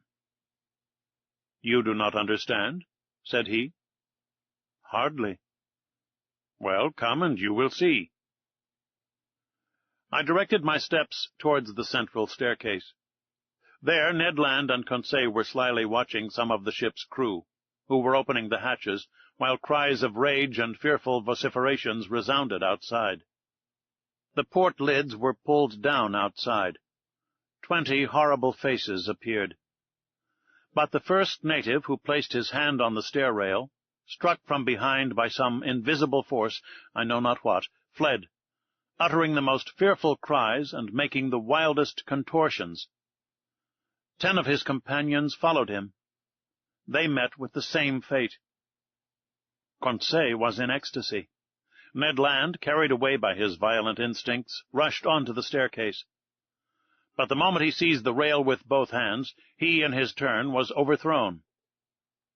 "I am struck by a thunderbolt!" cried he, with an oath. This explained all. It was no rail, but a metallic cable charged with electricity from the deck, communicating with the platform. Whoever touched it felt a powerful shock, and this shock would have been mortal if Captain Nemo had discharged into the conductor the whole force of the current. It might truly be said that between his assailants and himself he had stretched a network of electricity which none could pass with impunity. Meanwhile, the exasperated Papuans had beaten a retreat paralyzed with terror. As for us, half laughing, we consoled and rubbed the unfortunate Ned Land, who swore like one possessed. But at this moment the Nautilus, raised by the last waves of the tide, quitted her coral bed exactly at the 40th minute fixed by the captain. Her screw swept the waters slowly and majestically. Her speed increased gradually, and, sailing on the surface of the ocean, she quitted safe and sound the dangerous passes of the Straits of Torres.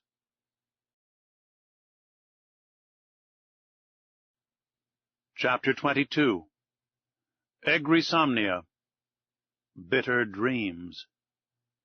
The following day, the 10th of January, the Nautilus continued her course between two seas, but with such remarkable speed that I could not estimate it at less than 35 miles an hour. The rapidity of her screw was such that I could neither follow nor count its revolutions. When I reflected that this marvelous electric agent, after having afforded motion, heat, and light to the Nautilus, still protected her from outward attack, and transformed her into an ark of safety which no profane hand might touch without being thunder-stricken, my admiration was unbounded, and from the structure it extended to the engineer who had called it into existence. Our course was directed to the west, and on the 11th of January we doubled Cape Wessel, situated in 135 degrees longitude and 10 degrees south latitude, which forms the east point of the Gulf of Carpentaria. The reefs were still numerous, but more equalized, and marked on the chart with extreme precision. The Nautilus easily avoided the breakers of Money to port and the Victoria Reefs to starboard, placed at 130 degrees longitude and on the 10th parallel, which we strictly followed. On the 13th of January, Captain Nemo arrived in the Sea of Timor, and recognized the island of that name in 122 degrees longitude. From this point the direction of the Nautilus inclined towards the southwest. Her head was set for the Indian Ocean. Where would the fancy of Captain Nemo carry us next? Would he return to the coast of Asia, or would he approach again the shores of Europe? Improbable conjectures both, to a man who fled from inhabited continents. Then would he descend to the south? Was he going to double the Cape of Good Hope, then Cape Horn, and finally go as far as the Antarctic Pole? Would he come back at last to the Pacific, where his Nautilus could sail free and independently? Time would show. After having skirted the sands of Cartier, of Hibernia, Seringapatam, and Scott, last efforts of the solid against the liquid element, on the 14th of January we lost sight of land altogether.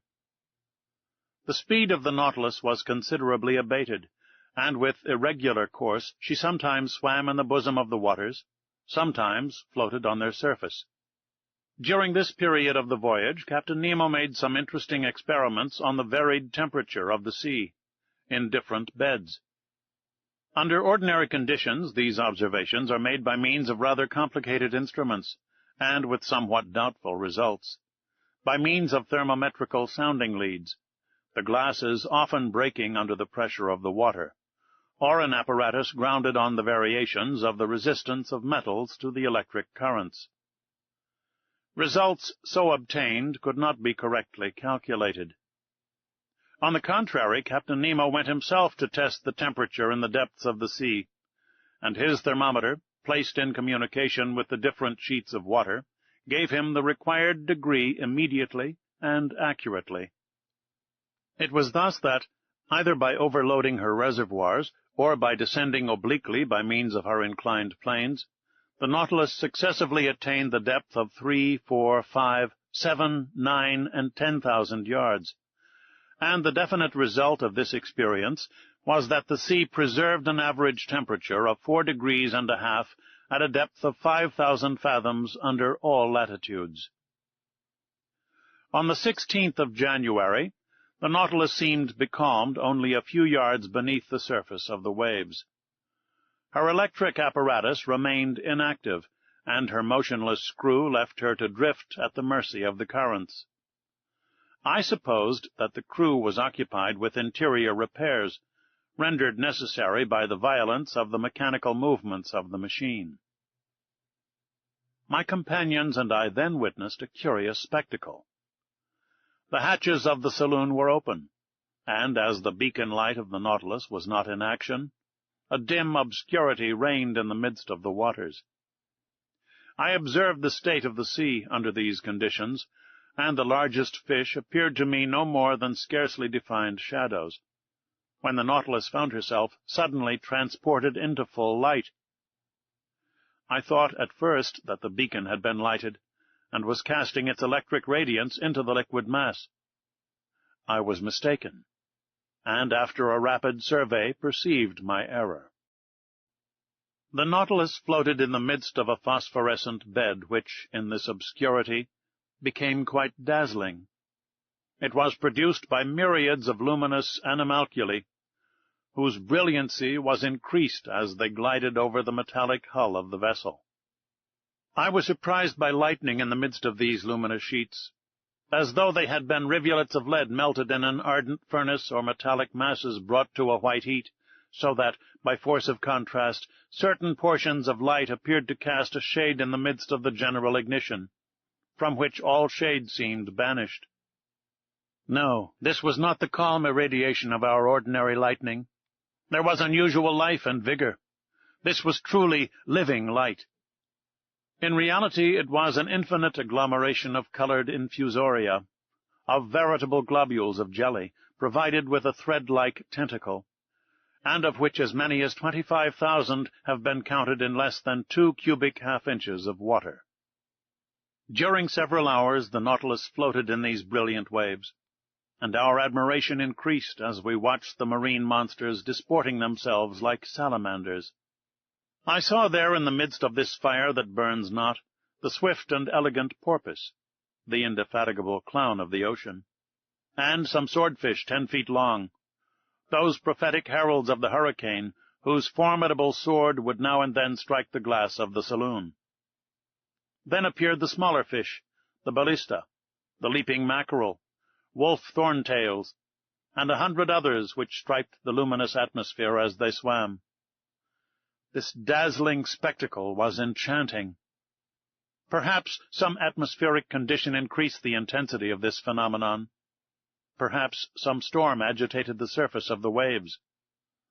But at this depth of some yards, the Nautilus was unmoved by its fury and reposed peacefully in still water. So we progressed, incessantly charmed by some new marvel. The days passed rapidly away, and I took no account of them. Ned, according to habit, tried to vary the diet on board. Like snails, we were fixed to our shells, and I declare it is easy to lead a snail's life. Thus this life seemed easy and natural, and we thought no longer of the life we led on land. But something happened to recall us to the strangeness of our situation. On the 18th of January, the Nautilus was in 105 degrees longitude and 15 degrees south latitude. The weather was threatening, the sea rough and rolling. There was a strong east wind. The barometer, which had been going down for some days, foreboded a coming storm. I went up onto the platform just as the second lieutenant was taking the measure of the horary angles, and waited, according to habit, till the daily phrase was said. But on this day it was exchanged for another phrase not less incomprehensible. Almost directly I saw Captain Nemo appear with a glass, looking towards the horizon. For some minutes he was immovable, without taking his eye off the point of observation. Then he lowered his glass, and exchanged a few words with his lieutenant. The latter seemed to be a victim to some emotion that he tried in vain to repress. Captain Nemo, having more command over himself, was cool. He seemed, too, to be making some objections to which the lieutenant replied by formal assurances. At least I concluded so by the difference of their tones and gestures. For myself, I had looked carefully in the direction indicated without seeing anything. The sky and water were lost in the clear line of the horizon. However, Captain Nemo walked from one end of the platform to the other, without looking at me, perhaps without seeing me. His step was firm, but less regular than usual. He stopped sometimes, crossed his arms, and observed the sea. What could he be looking for on that immense expanse? The Nautilus was then some hundreds of miles from the nearest coast. The lieutenant had taken up the glass and examined the horizon steadfastly, going and coming, stamping his foot and showing more nervous agitation than his superior officer. Besides, this mystery must necessarily be solved, and before long. For upon an order from Captain Nemo, the engine, increasing its propelling power, made the screw turn more rapidly. Just then the lieutenant drew the captain's attention again. The latter stopped walking and directed his glass towards the place indicated. He looked long. I felt very much puzzled, and descended to the drawing-room, and took out an excellent telescope that I generally used. Then, leaning on the cage of the watch-light that jutted out from the front of the platform, set myself to look over all the line of the sky and sea. But my eye was no sooner applied to the glass than it was quickly snatched out of my hands. I turned round. Captain Nemo was before me, but I did not know him. His face was transfigured. His eyes flashed sullenly. His teeth were set. His stiff body, clenched fists, and head shrunk between his shoulders, betrayed the violent agitation that pervaded his whole frame. He did not move. My glass, fallen from his hands, had rolled at his feet. Had I unwittingly provoked this fit of anger? Did this incomprehensible person imagine that I had discovered some forbidden secret? No, I was not the object of this hatred, for he was not looking at me. His eye was steadily fixed upon the impenetrable point of the horizon. At last Captain Nemo recovered himself. His agitation subsided. He addressed some words in a foreign language to his lieutenant, then turned to me. "Monsieur Aronnax," he said in rather an imperious tone, "I require you to keep one of the conditions that bind you to me." "What is it, Captain?" "You must be confined with your companions until I think fit to release you." "You are the master," I replied, looking steadily at him. "But may I ask you one question?" "None, sir." There was no resisting this imperious command. It would have been useless. I went down to the cabin occupied by Ned Land and Conseil, and told them the captain's determination. You may judge how this communication was received by the Canadian. But there was not time for altercation. 4 of the crew waited at the door, and conducted us to that cell where we had passed our first night on board the Nautilus. Ned Land would have remonstrated, but the door was shut upon him. "Will master tell me what this means?" asked Conseil. I told my companions what had passed. They were as much astonished as I, and equally at a loss how to account for it. Meanwhile, I was absorbed in my own reflections, and could think of nothing but the strange fear depicted in the captain's countenance. I was utterly at a loss to account for it, when my cogitations were disturbed by these words from Ned Land. "Hello! Breakfast is ready!" And indeed the table was laid. Evidently Captain Nemo had given this order at the same time that he had hastened the speed of the Nautilus. "Will master permit me to make a recommendation?" asked Conseil. "Yes, my boy."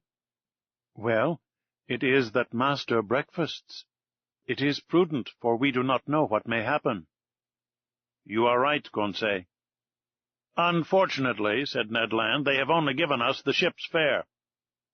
"Friend Ned," asked Conseil, "what would you have said if the breakfast had been entirely forgotten?"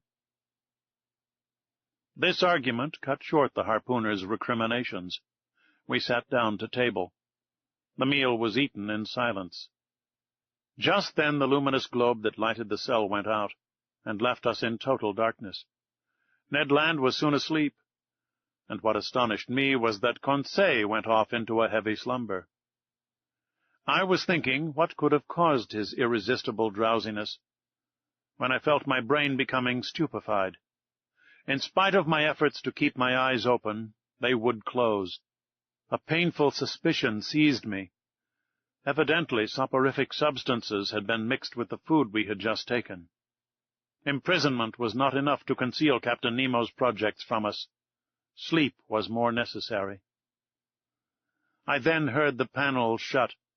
The undulations of the sea, which caused a slight rolling motion, ceased. Had the Nautilus quitted the surface of the ocean? Had it gone back to the motionless bed of water? I tried to resist sleep. It was impossible. My breathing grew weak. I felt a mortal cold freeze my stiffened and half-paralyzed limbs. My eyelids, like leaden caps, fell over my eyes. I could not raise them. A morbid sleep, full of hallucinations, bereft me of my being. Then the visions disappeared, and left me in complete insensibility.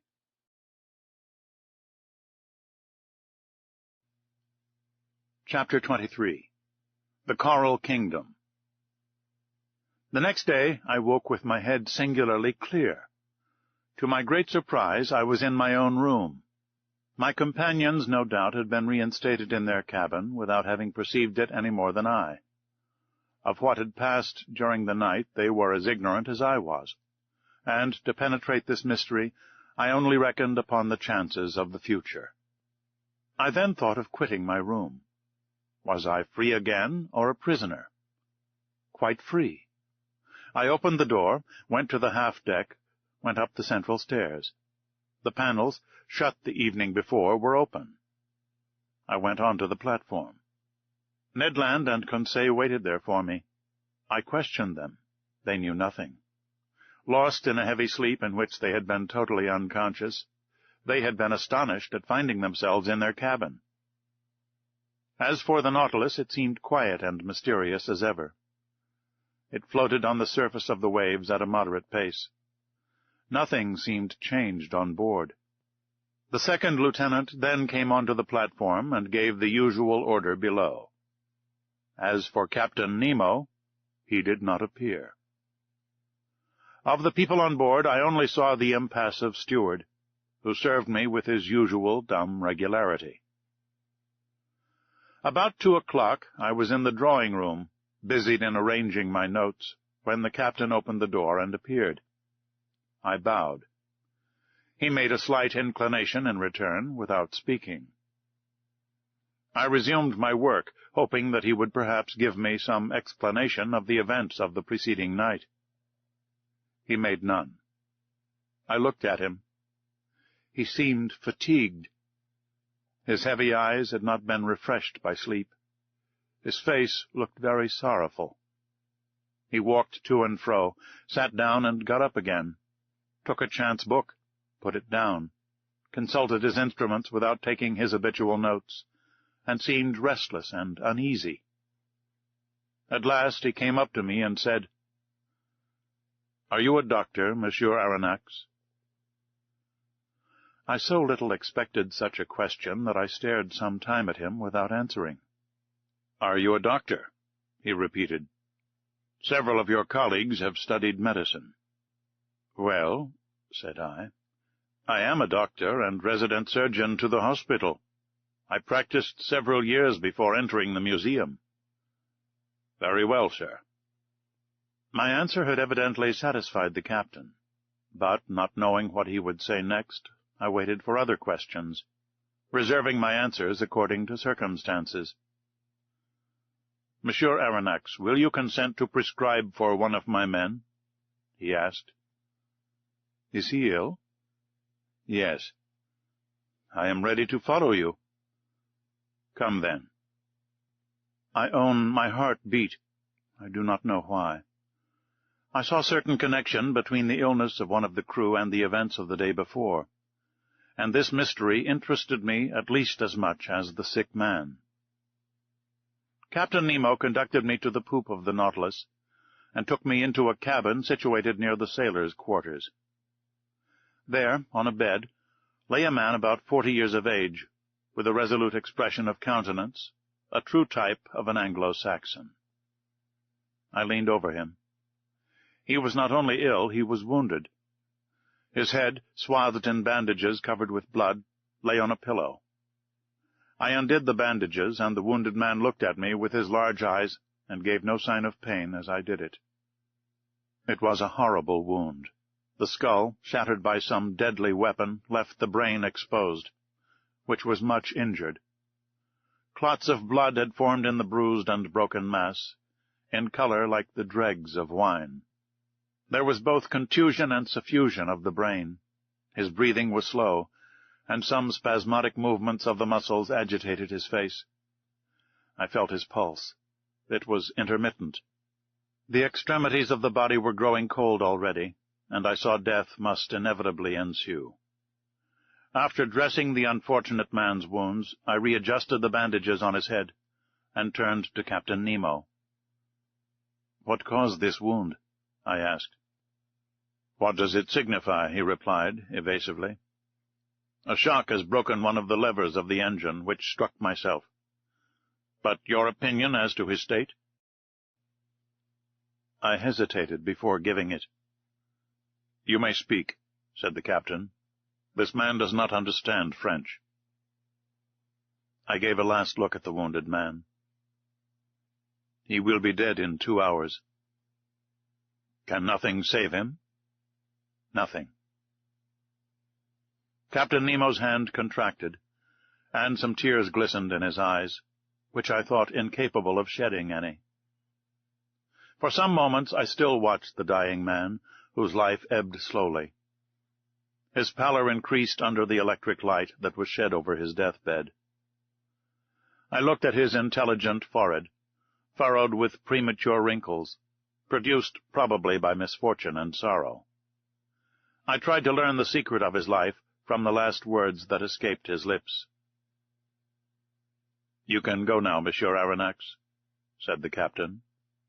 I left him in the dying man's cabin, and returned to my room, much affected by this scene. During the whole day I was haunted by uncomfortable suspicions, and at night I slept badly. And between my broken dreams I fancied I heard distant sighs, like the notes of a funeral song. Were they the prayers of the dead, murmured in that language that I could not understand? The next morning I went on to the bridge. Captain Nemo was there before me. As soon as he perceived me, he came to me. "Professor, will it be convenient to you to make a submarine excursion today?" "With my companions?" I asked. "If they like." "We obey your orders, Captain." "Will you be so good, then, as to put on your cork jackets?" It was not a question of dead or dying. I rejoined Ned Land and Conseil and told them of Captain Nemo's proposition. Conseil hastened to accept it, and this time the Canadian seemed quite willing to follow our example. It was 8 o'clock in the morning. At 8:30 we were equipped for this new excursion, and provided with 2 contrivances for light and breathing. The double door was open, and, accompanied by Captain Nemo, who was followed by a dozen of the crew, we set foot, at a depth of about 30 feet, on the solid bottom on which the Nautilus rested. A slight declivity ended in an uneven bottom, at 15 fathoms depth. This bottom differed entirely from the one I had visited on my first excursion under the waters of the Pacific Ocean. Here there was no fine sand, no submarine prairies, no sea forest. I immediately recognized that marvelous region in which, on that day, the captain did the honors to us. It was the Coral Kingdom. The light produced 1,000 charming varieties, playing in the midst of the branches that were so vividly colored. I seemed to see the membranous and cylindrical tubes tremble beneath the undulation of the waters. I was tempted to gather their fresh petals, ornamented with delicate tentacles, some just blown, the others budding, while a small fish, swimming swiftly, touched them slightly, like flights of birds. But if my hand approached these living flowers, these animated, sensitive plants, the whole colony took alarm. The white petals re-entered their red cases, the flowers faded as I looked, and the bush changed into a block of stony knobs. Chance had thrown me just by the most precious specimens of the zoophyte. This coral was more valuable than that found in the Mediterranean, on the coasts of France, Italy, and Barbary. Its tints justified the poetical names of flower of blood and froth of blood that trade has given to its most beautiful productions. Coral is sold for 20 pounds per ounce, and in this place the watery beds would make the fortunes of a company of coral divers. This precious matter, often confused with other polypi, formed then the inextricable plots called machota, and on which I noticed several beautiful specimens of pink coral. Real petrified thickets, long joints of fantastic architecture, were disclosed before us. Captain Nemo placed himself under a dark gallery, where, by a slight declivity, we reached a depth of 100 yards. The light from our lamps produced sometimes magical effects, following the rough outlines of the natural arches and pendants disposed like lustres, that were tipped with points of fire. At last, after walking 2 hours, we had attained a depth of about 300 yards, that is to say, the extreme limit on which coral begins to form. But there was no isolated bush nor modest brushwood at the bottom of lofty trees. It was an immense forest of large mineral vegetations, enormous petrified trees, united by garlands of elegant sea bindweed, all adorned with clouds and reflections. We passed freely under their high branches, lost in the shade of the waves. Captain Nemo had stopped. I and my companions halted, and, turning round, I saw his men were forming a semicircle round their chief. Watching attentively, I observed that 4 of them carried on their shoulders an object of an oblong shape. We occupied in this place the center of a vast glade, surrounded by the lofty foliage of the submarine forest. Our lamps threw over this place a sort of clear twilight, that singularly elongated the shadows on the ground. At the end of the glade the darkness increased, and was only relieved by little sparks reflected by the points of coral. Ned Land and Conseil were near me. We watched, and I thought I was going to witness a strange scene.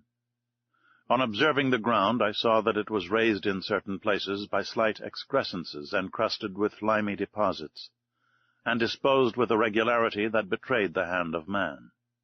In the midst of the glade, on a pedestal of rocks roughly piled up, stood a cross of coral that extended its long arms that one might have thought were made of petrified blood.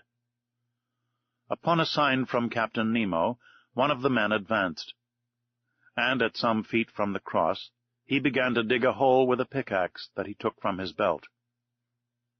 I understood all. This glade was a cemetery, this hole a tomb, this oblong object the body of the man who had died in the night. The captain and his men had come to bury their companion in this general resting place, at the bottom of this inaccessible ocean. The grave was being dug slowly.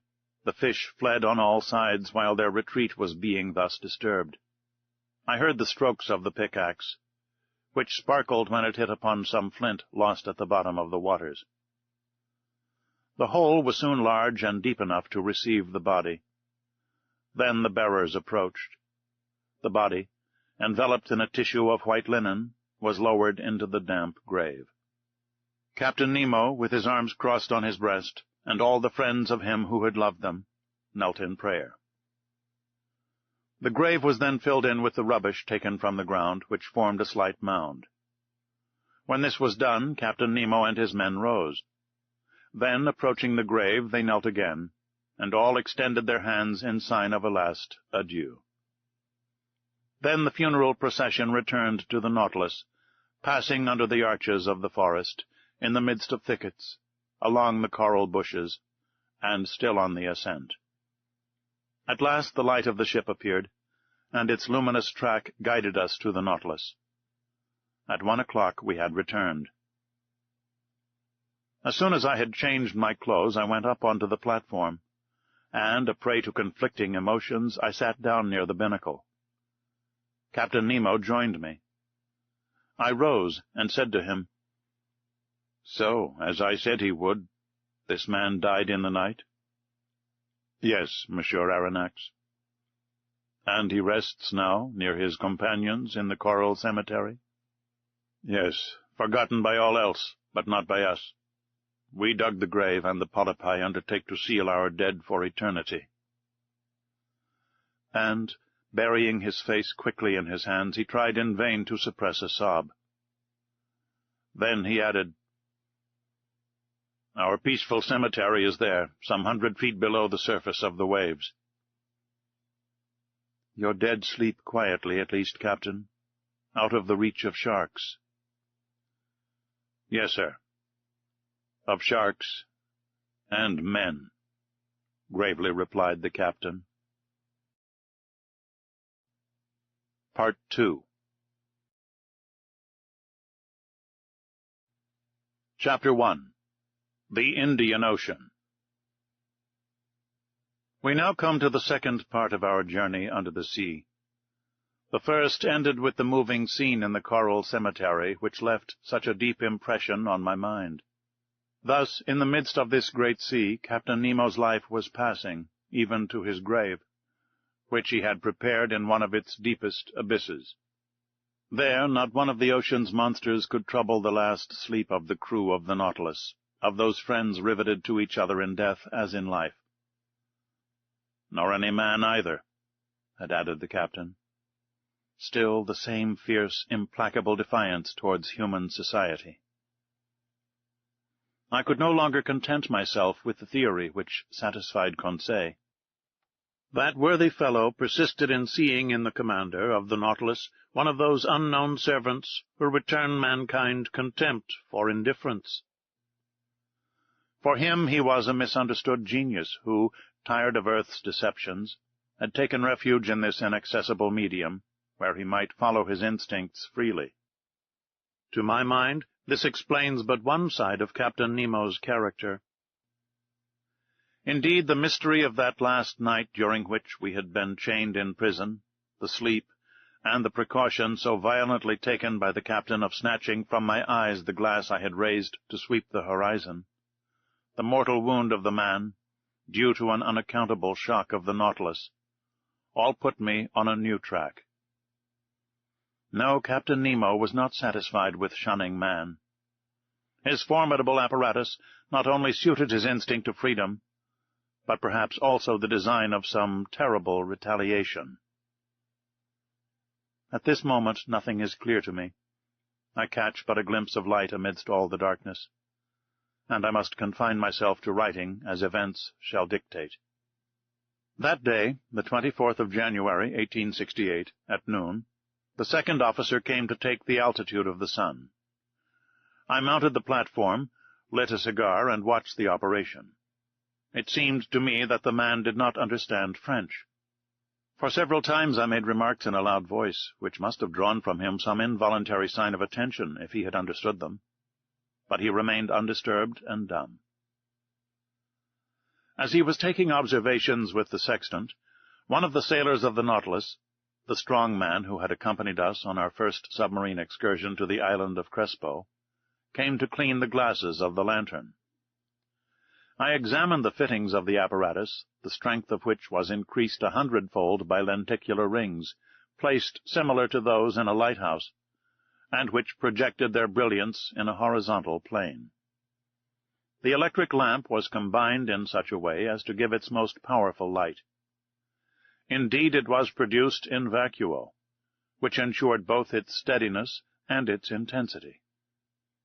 This vacuum economized the graphite points between which the luminous arc was developed, an important point of economy for Captain Nemo, who could not easily have replaced them. And under these conditions their waste was imperceptible. When the Nautilus was ready to continue its submarine journey, I went down to the saloon. The panel was closed, and the course marked direct west.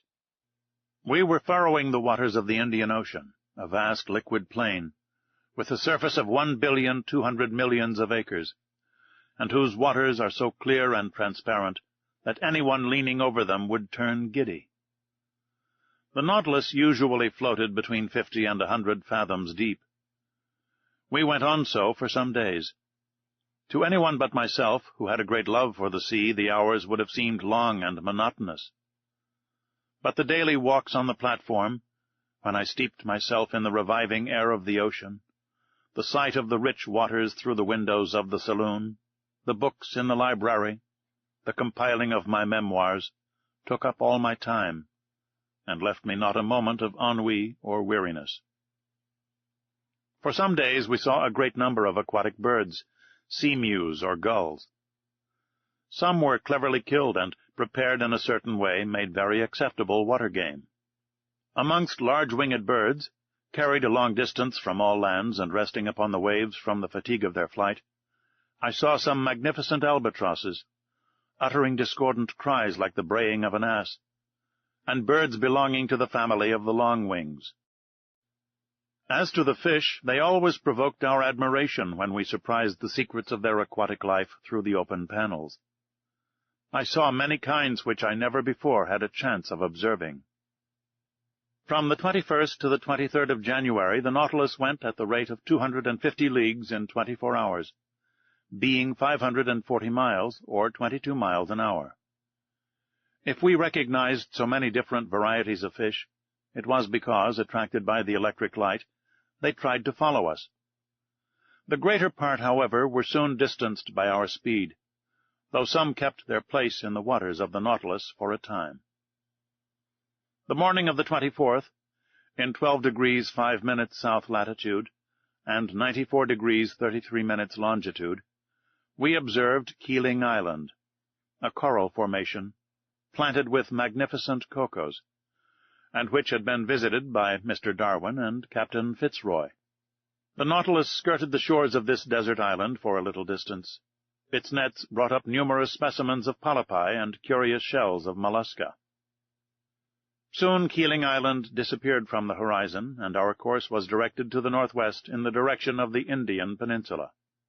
From Keeling Island our course was slower and more variable, often taking us into great depths. Several times they made use of the inclined planes, which certain internal levers placed obliquely to the waterline. In that way we went about 2 miles, but without ever obtaining the greatest depths of the Indian Sea, which soundings of 7,000 fathoms have never reached. As to the temperature of the lower strata, the thermometer invariably indicated 4 degrees above zero. I only observed that in the upper regions the water was always colder in the high levels than at the surface of the sea. On the 25th of January, the ocean was entirely deserted. The Nautilus passed the day on the surface, beating the waves with its powerful screw and making them rebound to a great height. Who, under such circumstances, would not have taken it for a gigantic cetacean? 3 parts of this day I spent on the platform. I watched the sea. Nothing on the horizon, till about 4 o'clock a steamer running west on our counter. Her masts were visible for an instant, but she could not see the Nautilus, being too low in the water. I fancied this steamboat belonged to the P.O. Company, which runs from Ceylon to Sydney, touching at King George's Point and Melbourne. At 5 o'clock in the evening, before that fleeting twilight which binds night to day in tropical zones, Conseil and I were astonished by a curious spectacle. It was a shoal of Argonauts travelling along on the surface of the ocean. We could count several hundreds. They belonged to the tubercle kind, which are peculiar to the Indian seas. These graceful mollusks moved backwards by means of their locomotive tube, through which they propelled the water already drawn in. Of their 8 tentacles, 6 were elongated, and stretched out floating on the water, whilst the other 2, rolled up flat, were spread to the wing like a light sail. I saw their spiral-shaped and fluted shells, which Cuvier justly compares to an elegant skiff. A boat, indeed. It bears the creature which secretes it without its adhering to it. For nearly an hour the Nautilus floated in the midst of this shoal of mollusks. Then, I know not what sudden fright they took. But, as if at a signal, every sail was furled, the arms folded, the body drawn in, the shells turned over, changing their centre of gravity, and the whole fleet disappeared under the waves. Never did the ships of a squadron maneuver with more unity. At that moment, night fell suddenly, and the reeds, scarcely raised by the breeze, lay peaceably under the sides of the Nautilus. The next day, the 26th of January, we cut the equator at the 82nd meridian and entered the northern hemisphere. During the day a formidable troop of sharks accompanied us, terrible creatures, which multiply in these seas and make them very dangerous. They were Cestraceo philippi sharks, with brown backs and whitish bellies, armed with 11 rows of teeth, eyed sharks, their throat being marked with a large black spot surrounded with white like an eye. There were also some Isabella sharks, with rounded snouts marked with dark spots. These powerful creatures often hurled themselves at the windows of the saloon with such violence as to make us feel very insecure. At such times Ned Land was no longer master of himself. He wanted to go to the surface and harpoon the monsters, particularly certain smooth-hound sharks, whose mouth is studded with teeth like a mosaic, and large tiger sharks nearly 6 yards long, the last named of which seemed to excite him more particularly. But the Nautilus, accelerating her speed, easily left the most rapid of them behind. The 27th of January, at the entrance of the vast Bay of Bengal, we met repeatedly a forbidding spectacle, dead bodies floating on the surface of the water. They were the dead of the Indian villages, carried by the Ganges to the level of the sea, and which the vultures, the only undertakers of the country, had not been able to devour. But the sharks did not fail to help them at their funeral work. About 7 o'clock in the evening, the Nautilus, half immersed, was sailing in a sea of milk. At first sight the ocean seemed lactified. Was it the effect of the lunar rays? No, for the moon, scarcely 2 days old, was still lying hidden under the horizon in the rays of the sun. The whole sky, though lit by the sidereal rays, seemed black by contrast with the whiteness of the waters. Conseil could not believe his eyes, and questioned me as to the cause of this strange phenomenon. Happily, I was able to answer him. "It is called a milk sea," I explained. "A large extent of white wavelets often to be seen on the coasts of Amboyna, and in these parts of the sea." "But, sir," said Conseil, "can you tell me what causes such an effect? For I suppose the water is not really turned into milk." "No, my boy. And the whiteness which surprises you is caused only by the presence of myriads of infusoria, a sort of luminous little worm, gelatinous and without color, of the thickness of a hair, and whose length is not more than 7/1000 of an inch. These insects adhere to one another sometimes for several leagues." "Several leagues!" exclaimed Conseil. "Yes, my boy. And you need not try to compute the number of these infusoria. You will not be able, for, if I am not mistaken, ships have floated on these milk seas for more than 40 miles. Towards midnight the sea suddenly resumed its usual color. But behind us, even to the limits of the horizon, the sky reflected the whitened waves, and for a long time seemed impregnated with the vague glimmerings of an aurora borealis. Chapter 2. A Novel Proposal of Captain Nemo's. On the 28th of February, when at noon the Nautilus came to the surface of the sea, in 9 degrees 4 minutes north latitude, there was land in sight about 8 miles to westward. The first thing I noticed was a range of mountains about 2,000 feet high, the shapes of which were most capricious.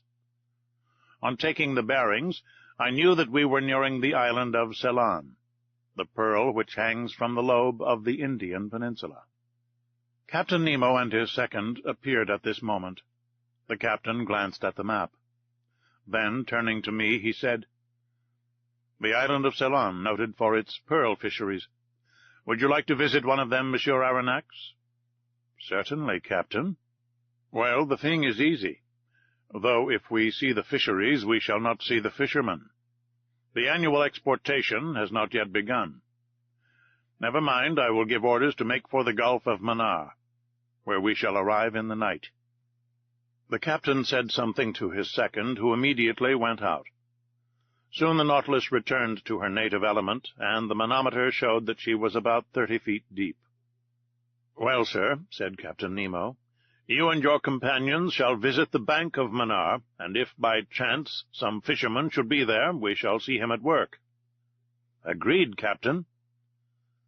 By the by, Monsieur Aronnax, you are not afraid of sharks?"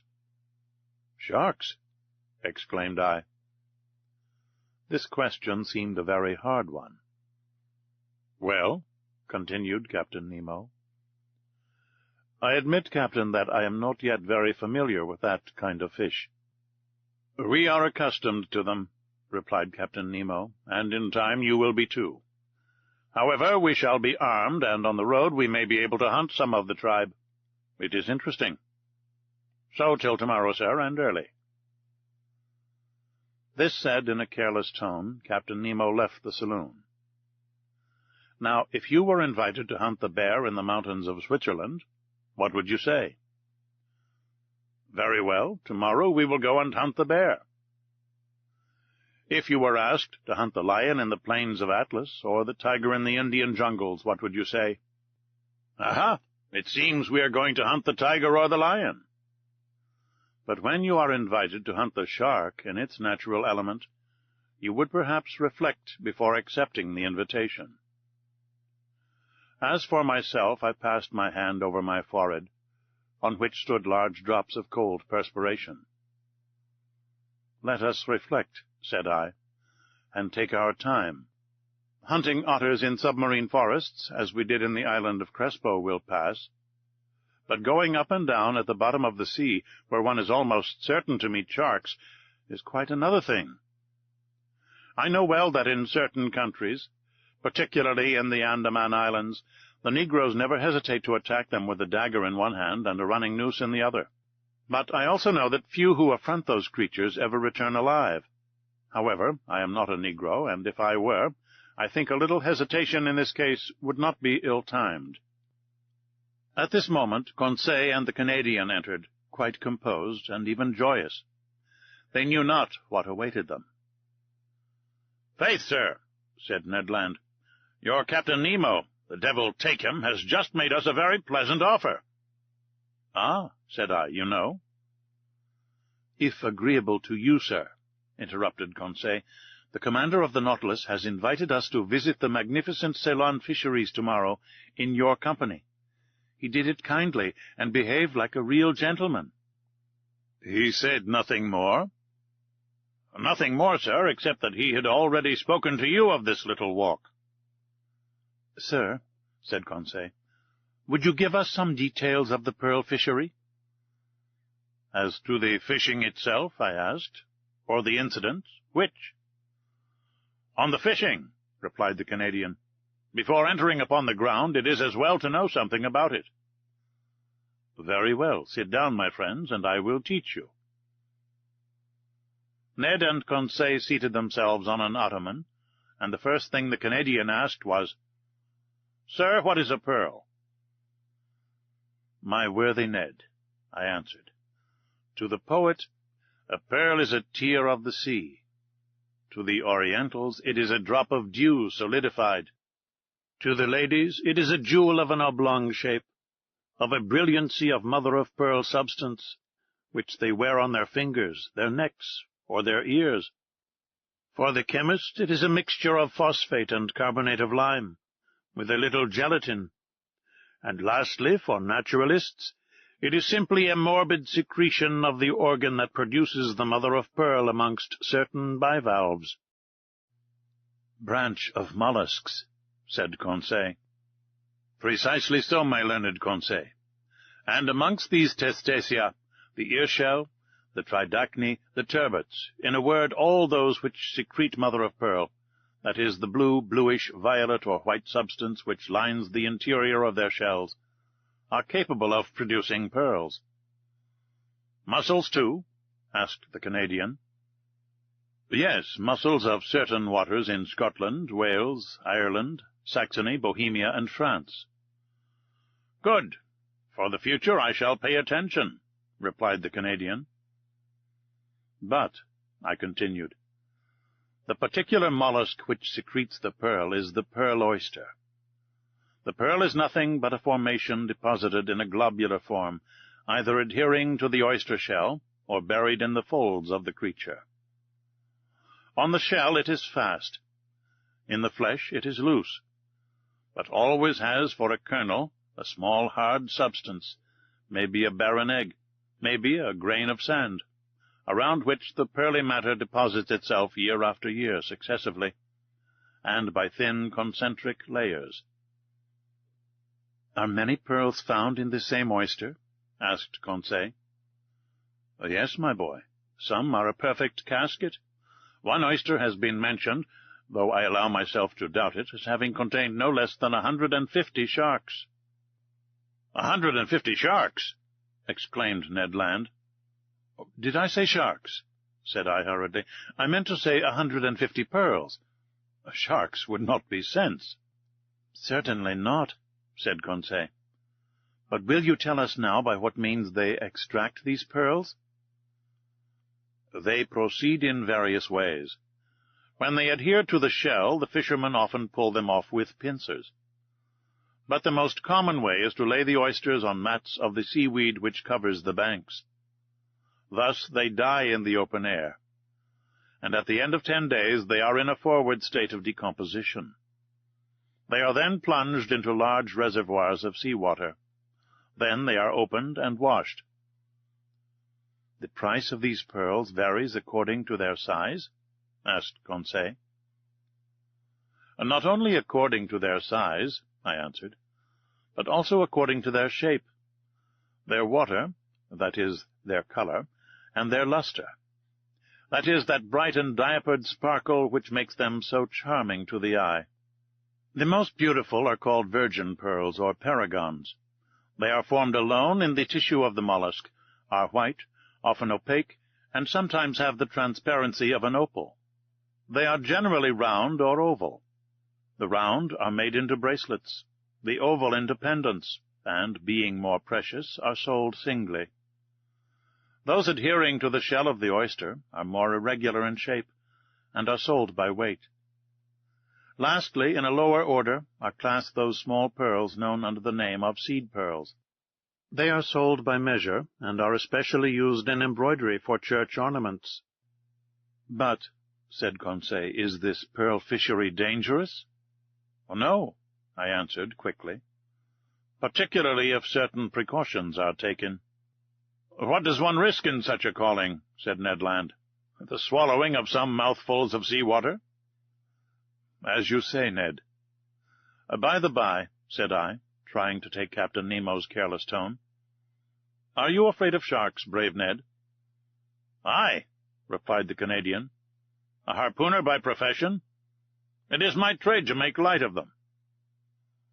But, said I, it is not a question of fishing for them with an iron swivel, hoisting them into the vessel, cutting off their tails with a blow of a chopper, ripping them up and throwing their heart into the sea.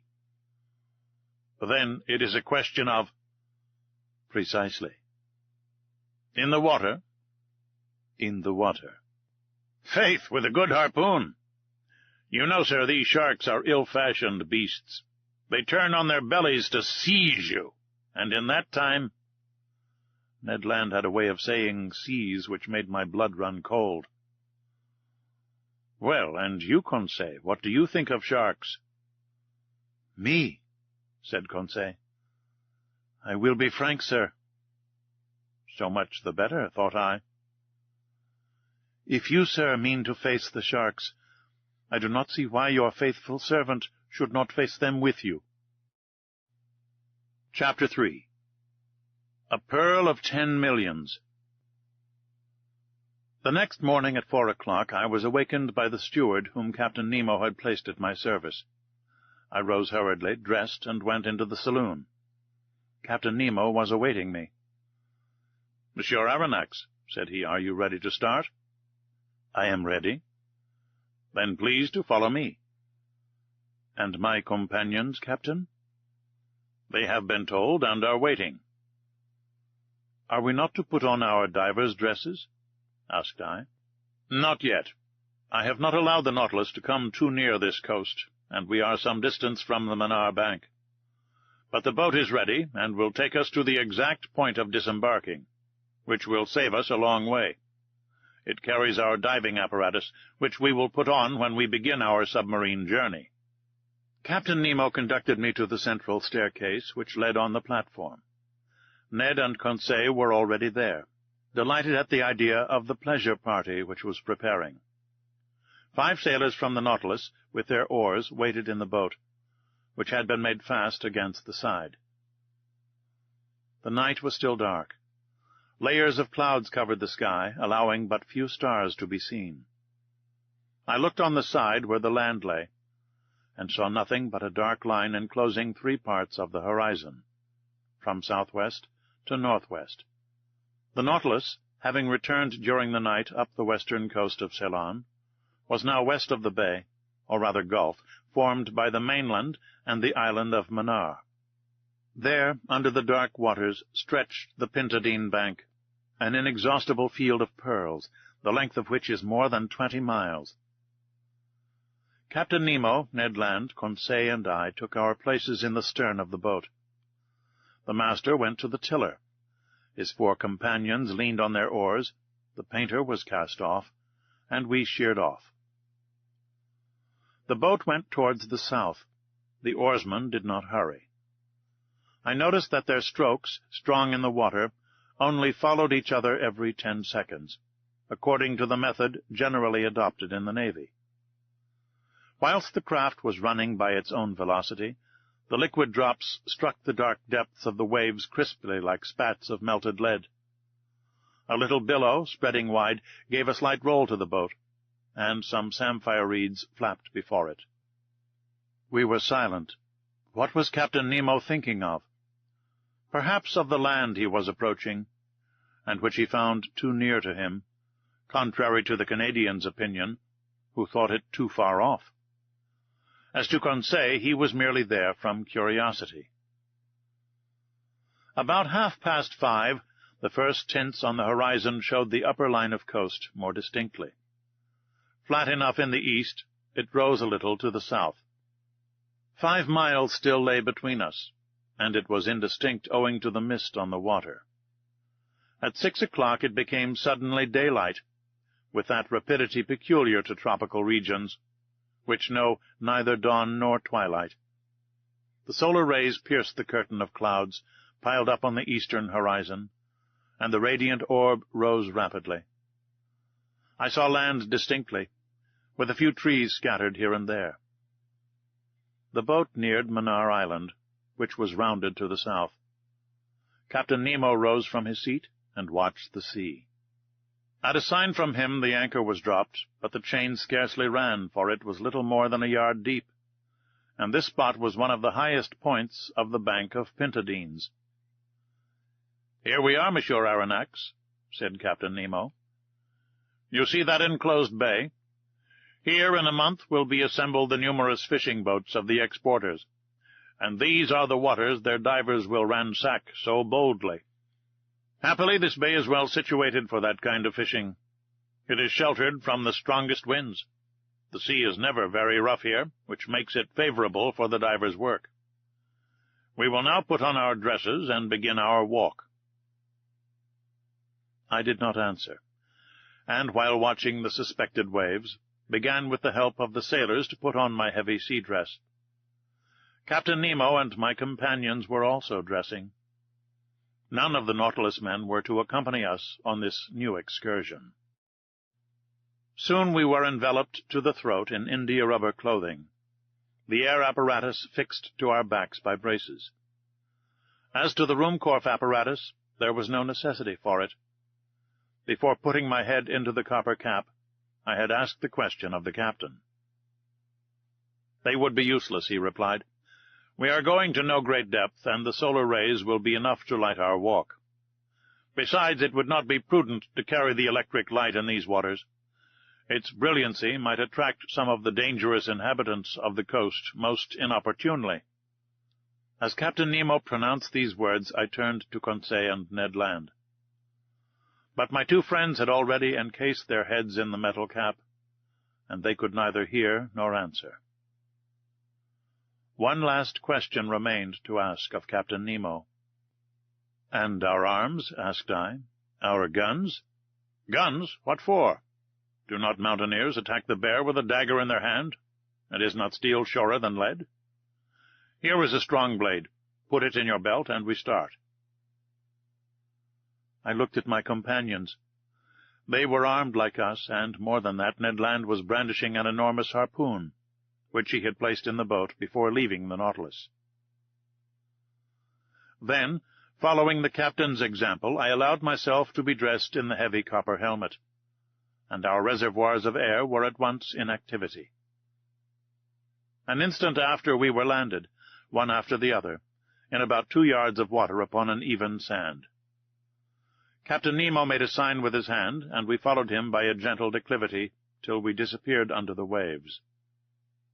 At about 7 o'clock we found ourselves at last surveying the oyster banks on which the pearl oysters are reproduced by millions. Captain Nemo pointed with his hand to the enormous heap of oysters, and I could well understand that this mine was inexhaustible, for nature's creative power is far beyond man's instinct of destruction. Ned Land, faithful to his instinct, hastened to fill a net which he carried by his side with some of the finest specimens. But we could not stop. We must follow the captain, who seemed to guide himself by paths known only to himself. The ground was sensibly rising, and sometimes, on holding up my arm, it was above the surface of the sea.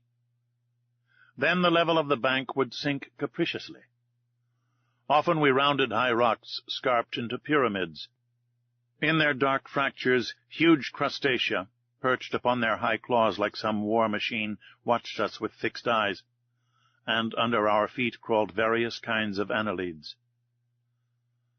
At this moment there opened before us a large grotto, dug in a picturesque heap of rocks, and carpeted with all the thick warp of the submarine flora. At first it seemed very dark to me. The solar rays seemed to be extinguished by successive gradations, until its vague transparency became nothing more than drowned light. Captain Nemo entered. We followed. My eyes soon accustomed themselves to this relative state of darkness. I could distinguish the arches springing capriciously from natural pillars, standing broad upon their granite base, like the heavy columns of Tuscan architecture. Why had our incomprehensible guide led us to the bottom of this submarine crypt? I was soon to know. After descending a rather sharp declivity, our feet trod the bottom of a kind of circular pit. There Captain Nemo stopped, and with his hand indicated an object I had not yet perceived. It was an oyster of extraordinary dimensions, a gigantic tridacne, a goblet which could have contained a whole lake of holy water, a basin the breadth of which was more than 2.5 yards, and consequently larger than that ornamenting the saloon of the Nautilus. I approached this extraordinary mollusk. It adhered by its filaments to a table of granite, and there, isolated, it developed itself in the calm waters of the grotto. I estimated the weight of this tridacne at 600 pounds. Such an oyster would contain 30 pounds of meat, and one must have the stomach of a gargantua to demolish some dozens of them. Captain Nemo was evidently acquainted with the existence of this bivalve, and seemed to have a particular motive in verifying the actual state of this tridacne. The shells were a little open. The captain came near and put his dagger between to prevent them from closing. Then, with his hand, he raised the membrane with its fringed edges, which formed a cloak for the creature. There, between the folded plates, I saw a loose pearl, whose size equaled that of a cocoanut. Its globular shape, perfect clearness, and admirable luster made it altogether a jewel of inestimable value. Carried away by my curiosity, I stretched out my hand to seize it, weigh it, and touch it. But the captain stopped me, made a sign of refusal, and quickly withdrew his dagger, and the 2 shells closed suddenly. I then understood Captain Nemo's intention. In leaving this pearl hidden in the mantle of the tridacne, he was allowing it to grow slowly. Each year the secretions of the mollusk would add new concentric circles. I estimated its value at 500,000 pounds at least. After 10 minutes Captain Nemo stopped suddenly. I thought he had halted previously to returning. No. By a gesture, he bade us crouch beside him in a deep fracture of the rock. His hand pointed to one part of the liquid mass, which I watched attentively.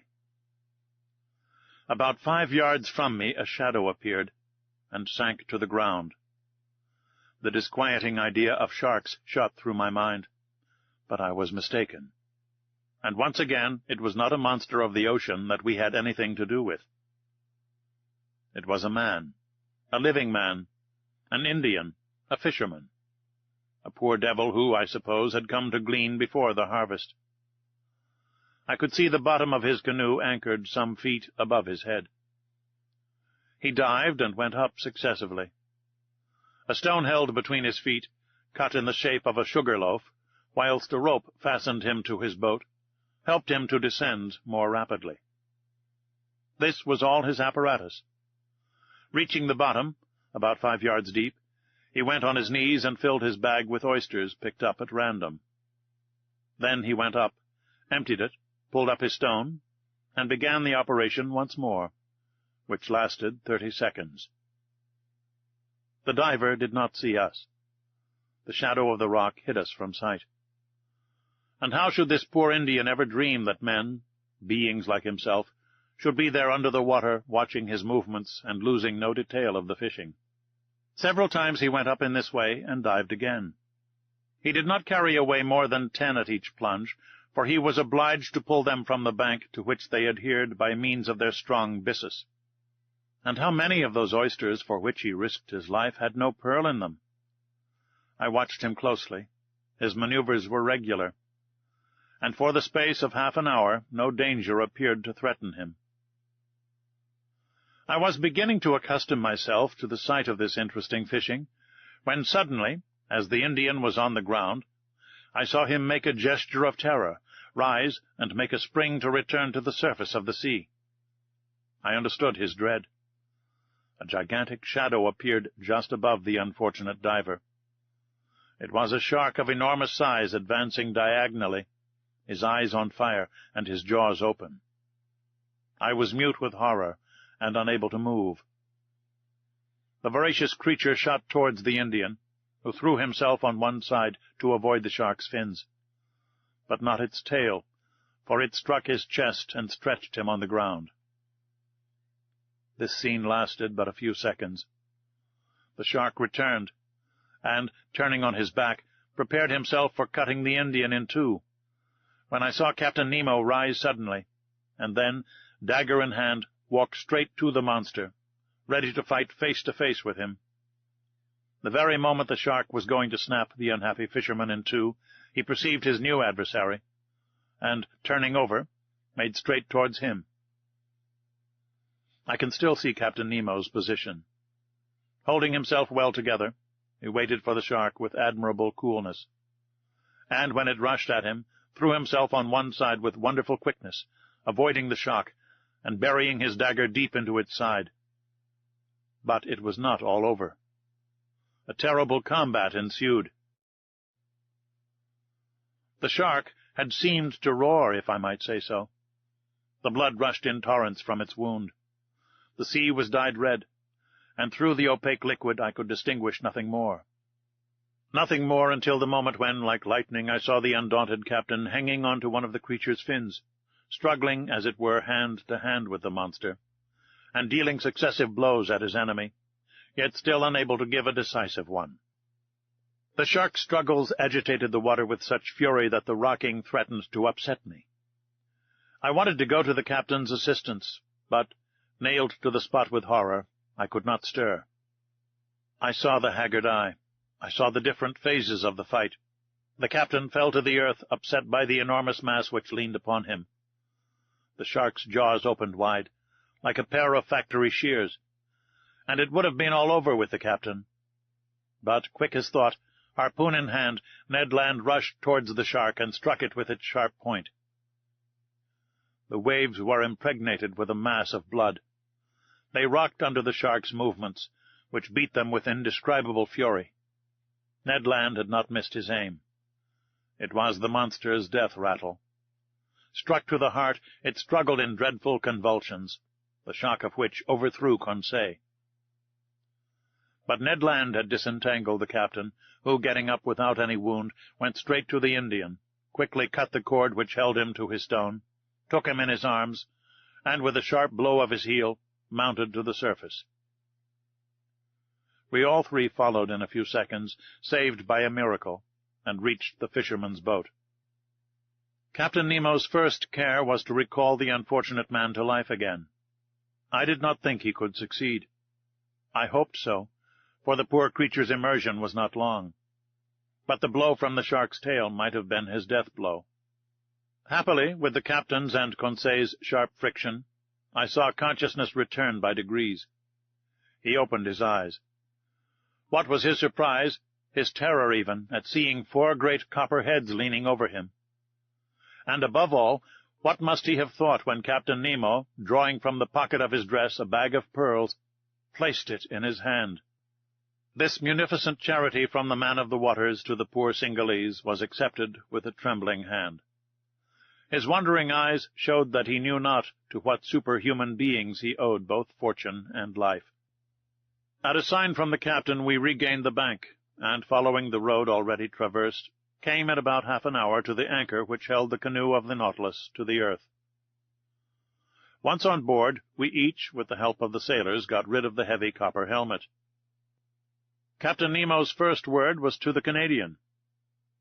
"Thank you, Master Land," said he. "It was in revenge, Captain," replied Ned Land. "I owed you that." A ghastly smile passed across the captain's lips, and that was all. "To the Nautilus," said he. The boat flew over the waves. Some minutes after we met the shark's dead body floating. By the black marking of the extremity of its fins I recognized the terrible melanopteron of the Indian seas, of the species of shark so properly called. It was more than 25 feet long. Its enormous mouth occupied 1/3 of its body. It was an adult, as was known by its 6 rows of teeth placed in an isosceles triangle in the upper jaw.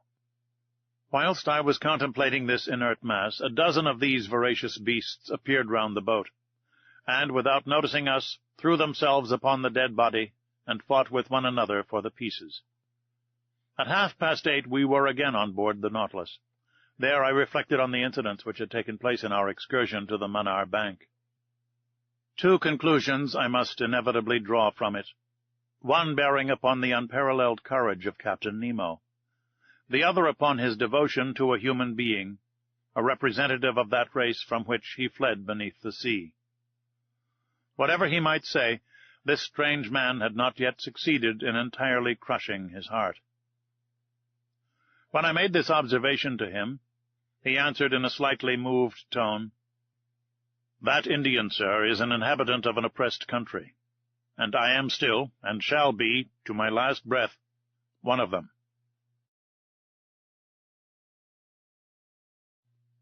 Chapter 4. The Red Sea.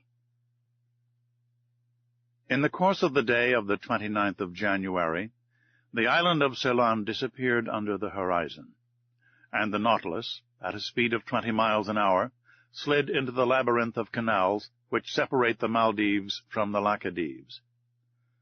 It coasted even the island of Kiltan, a land originally coralline, discovered by Vasco da Gama in 1499, and one of the 19 principal islands of the Laccadive archipelago, situated between 10 degrees and 14 degrees 30 minutes north latitude, and 69 degrees 50 minutes 72 seconds east longitude. We had made 16,220 miles, or 7,500 French leagues from our starting point in the Japanese seas. The next day, the 30th of January, when the Nautilus went to the surface of the ocean, there was no land in sight. Its course was north-northeast, in the direction of the Sea of Oman, between Arabia and the Indian Peninsula, which serves as an outlet to the Persian Gulf. It was evidently a block without any possible egress. Where was Captain Nemo taking us to? I could not say. This, however, did not satisfy the Canadian, who that day came to me asking where we were going. "We are going where our captain's fancy takes us, Master Ned." "His fancy cannot take us far, then," said the Canadian. "The Persian Gulf has no outlet, and if we do go in, it will not be long before we are out again." "Very well, then, we will come out again, Master Land. And if, after the Persian Gulf, the Nautilus would like to visit the Red Sea, the Straits of Bab el-Mandeb are there to give us entrance." "I need not tell you, sir," said Ned Land, "that the Red Sea is as much closed as the Gulf, as the Isthmus of Suez is not yet cut. And if it was, a boat as mysterious as ours would not risk itself in a canal cut with sluices. And again, the Red Sea is not the road to take us back to Europe." "But I never said we were going back to Europe." "What do you suppose, then?" "I suppose that, after visiting the curious coasts of Arabia and Egypt, the Nautilus will go down the Indian Ocean again, perhaps cross the Channel of Mozambique, perhaps off the Mascareñas, so as to gain the Cape of Good Hope." "And once at the Cape of Good Hope?" asked the Canadian, with peculiar emphasis. "Well, we shall penetrate into that Atlantic which we do not yet know." "Ah, friend Ned, you are getting tired of this journey under the sea. You are surfeited with the incessantly varying spectacle of submarine wonders. For my part, I shall be sorry to see the end of a voyage which it is given to so few men to make." For 4 days, till the 3rd of February, the Nautilus scoured the Sea of Oman, at various speeds and at various depths. It seemed to go at random, as if hesitating as to which road it should follow, but we never passed the Tropic of Cancer. In quitting this sea we sighted Muscat for an instant, one of the most important towns of the country of Oman. I admired its strange aspect, surrounded by black rocks upon which its white houses and forts stood in relief. I saw the rounded domes of its mosques, the elegant points of its minarets, its fresh and verdant terraces. But it was only a vision. The Nautilus soon sank under the waves of that part of the sea. We passed along the Arabian coast of Marah and Hadramaut for a distance of 6 miles, its undulating line of mountains being occasionally relieved by some ancient ruin. The 5th of February we at last entered the Gulf of Aden, a perfect funnel which introduced into the neck of Bab el-Mandeb, through which the Indian waters entered the Red Sea. The 6th of February the Nautilus floated in sight of Aden, perched upon a promontory which a narrow isthmus joins to the mainland, a kind of inaccessible Gibraltar, the fortifications of which were rebuilt by the English after taking possession in 1839. I caught a glimpse of the octagon minarets of this town, which was at one time the richest commercial magazine on the coast. I certainly thought that Captain Nemo, arrived at this point, would back out again. But I was mistaken, for he did no such thing, much to my surprise. The next day, the 7th of February, we entered the Straits of Bab el-Mandeb, the name of which, in the Arab tongue, means the Gate of Tears. To 20 miles in breadth, it is only 32 in length. And, for the Nautilus, starting at full speed, the crossing was scarcely the work of an hour. But I saw nothing, not even the island of Perim, with which the British government has fortified the position of Aden. There were too many English or French steamers of the line of Suez to Bombay, Calcutta to Melbourne, and from Bourbon to the Mauritius, furrowing this narrow passage for the Nautilus to venture to show itself. So it remained prudently below. At last, about noon, we were in the waters of the Red Sea. I would not even seek to understand the caprice which had decided Captain Nemo upon entering the Gulf. But I quite approved of the Nautilus entering it. Its speed was lessened. Sometimes it kept on the surface, sometimes it dived to avoid a vessel, and thus I was able to observe the upper and lower parts of this curious sea. The 8th of February, from the first dawn of day, Mocha came in sight, now a ruined town, whose walls would fall at a gunshot, yet which shelters here and there some verdant date trees. Once an important city, containing 6 public markets and 26 mosques, and whose walls, defended by 14 forts, formed a girdle of 2 miles in circumference. The Nautilus then approached the African shore, where the depth of the sea was greater. There, between 2 waters clear as crystal, through the open panels, we were allowed to contemplate the beautiful bushes of brilliant coral and large blocks of rock, clothed with a splendid fur of green variety of sites and landscapes along these sandbanks and algae and fuci. What an indescribable spectacle! And what variety of sights and landscapes along these sandbanks and volcanic islands which bound the Libyan coast! But where these shrubs appeared in all their beauty was on the eastern coast, which the Nautilus soon gained.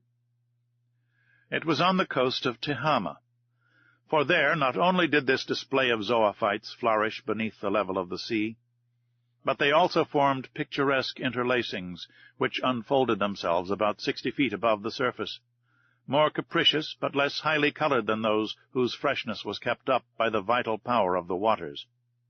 What charming hours I passed thus at the window of the saloon! What new specimens of submarine flora and fauna did I admire under the brightness of our electric lantern! The 9th of February the Nautilus floated in the broadest part of the Red Sea, which is comprised between Suakin, on the west coast, and Komfida, on the east coast, with a diameter of 90 miles. That day at noon, after the bearings were taken, Captain Nemo mounted the platform, where I happened to be, and I was determined not to let him go down again without at least pressing him regarding his ulterior projects. As soon as he saw me, he approached and graciously offered me a cigar. "Well, sir, does this Red Sea please you? Have you sufficiently observed the wonders it covers, its fishes, its zoophytes, its parterres of sponges, and its forests of coral? Did you catch a glimpse of the towns on its borders?" "Yes, Captain Nemo," I replied, "and the Nautilus is wonderfully fitted for such a study." "Ah, it is an intelligent boat." "Yes, sir, intelligent and invulnerable. It fears neither the terrible tempests of the Red Sea, nor its currents, nor its sandbanks." "Certainly," said I. "This sea is quoted as one of the worst, and in the time of the ancients, if I am not mistaken, its reputation was detestable. Detestable, Monsieur Aronnax.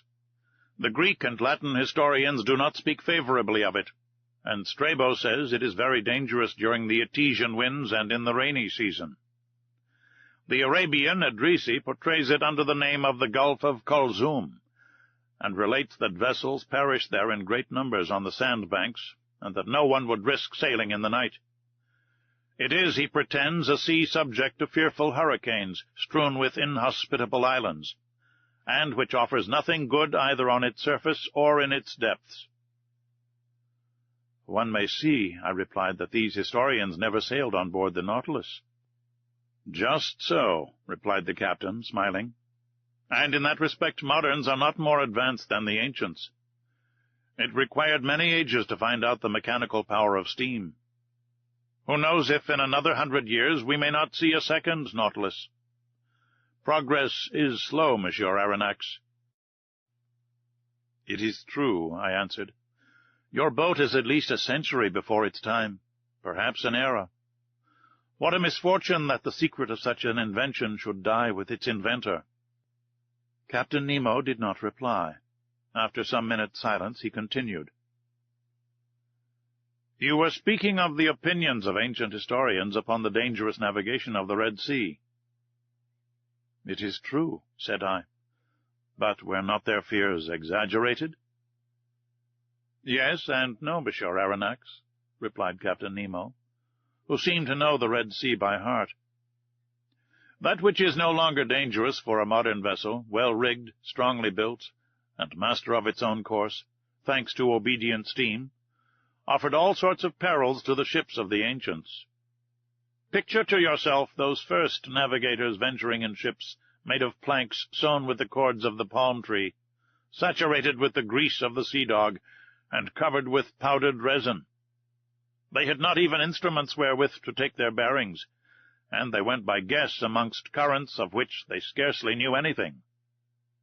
Under such conditions, shipwrecks were and must have been numerous.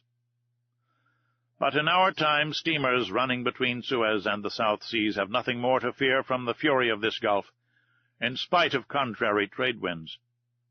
The captain and passengers do not prepare for their departure by offering propitiatory sacrifices, and on their return they no longer go ornamented with wreaths and gilt fillets to thank the gods in the neighboring temple.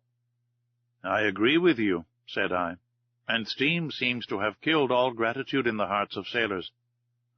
But, Captain, since you seem to have especially studied this sea, can you tell me the origin of its name? There exist several explanations on the subject, Monsieur Aronnax. Would you like to know the opinion of a chronicler of the 14th century? Willingly. This fanciful writer pretends that its name was given to it after the passage of the Israelites, when Pharaoh perished in the waves which closed at the voice of Moses. A poet's explanation, Captain Nemo, I replied, but I cannot content myself with that. I ask you for your personal opinion. Here it is, Monsieur Aronnax. According to my idea, we must see in this appellation of the Red Sea a translation of the Hebrew word Edom. And if the ancients gave it that name, it was on account of the particular color of its waters. But up to this time I have seen nothing but transparent waves, and without any particular color. Very likely. But as we advance to the bottom of the gulf, you will see this singular appearance. I remember seeing the Bay of Tor entirely red, like a sea of blood. And you attribute this color to the presence of a microscopic seaweed? Yes. So, Captain Nemo, it is not the first time you have overrun the Red Sea on board the Nautilus? No, sir. As you spoke a while ago of the passage of the Israelites and of the catastrophe to the Egyptians, I will ask whether you have met with the traces under the water of this great historical fact. No, sir, and for a good reason. What is it? It is that the spot where Moses and his people passed is now so blocked up with sand that the camels can barely bathe their legs there. You can well understand that there would not be water enough for my Nautilus. And the spot? I asked. The spot is situated a little above the Isthmus of Suez, in the arm which formerly made a deep estuary, when the Red Sea extended to the salt lakes.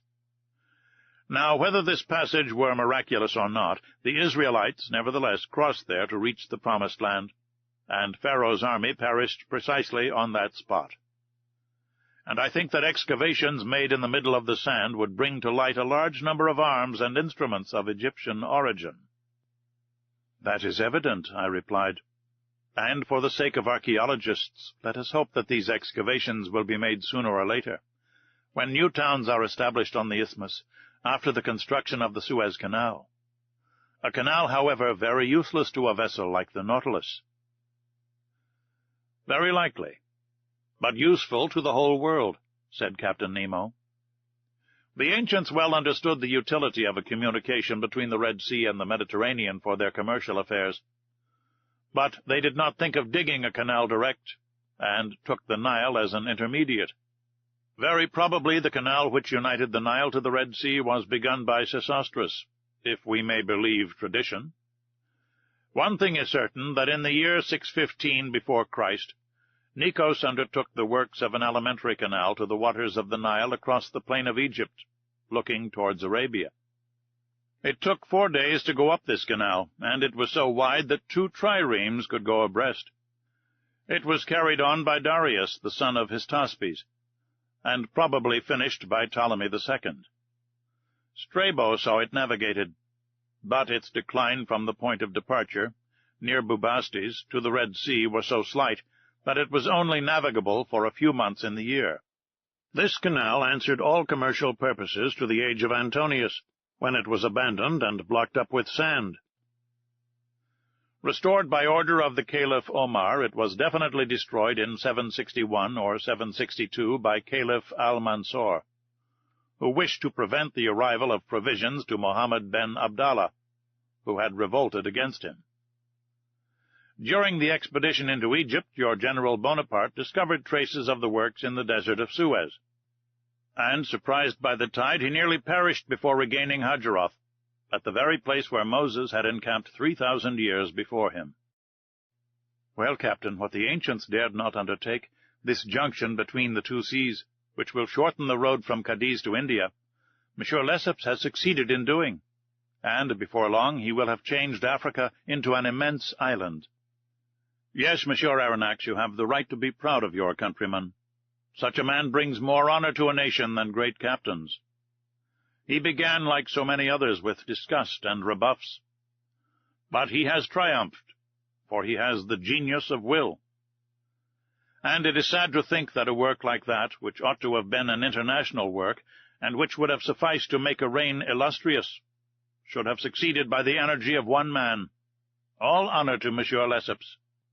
Yes, honor to the great citizen, I replied, surprised by the manner in which Captain Nemo had just spoken.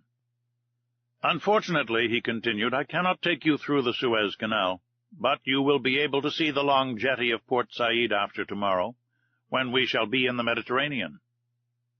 The Mediterranean? I exclaimed. Yes, sir. Does that astonish you? What astonishes me is to think that we shall be there the day after tomorrow. Indeed? Yes, Captain, although by this time I ought to have accustomed myself to be surprised at nothing since I have been on board your boat. But the cause of this surprise?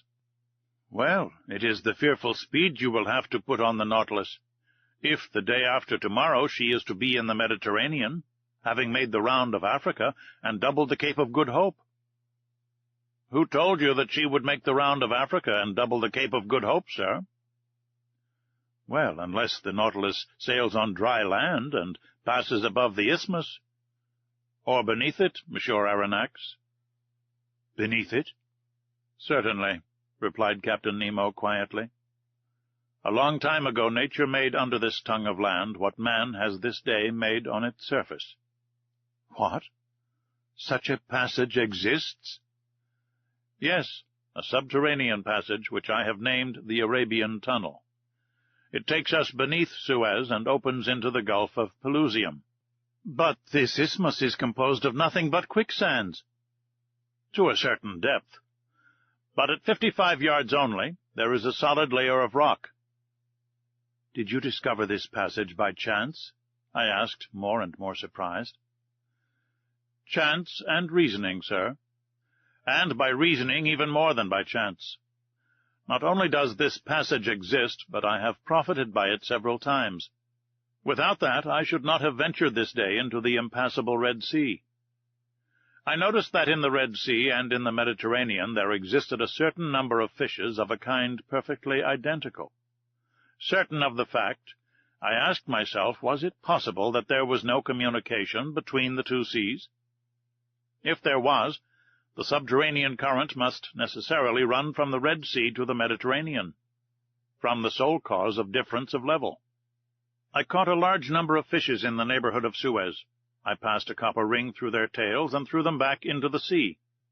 Some months later, on the coast of Syria, I caught some of my fish ornamented with the ring. Thus the communication between the two was proved. I then sought for it with my nautilus. I discovered it, ventured into it, and before long, sir, you too will have passed through my Arabian tunnel."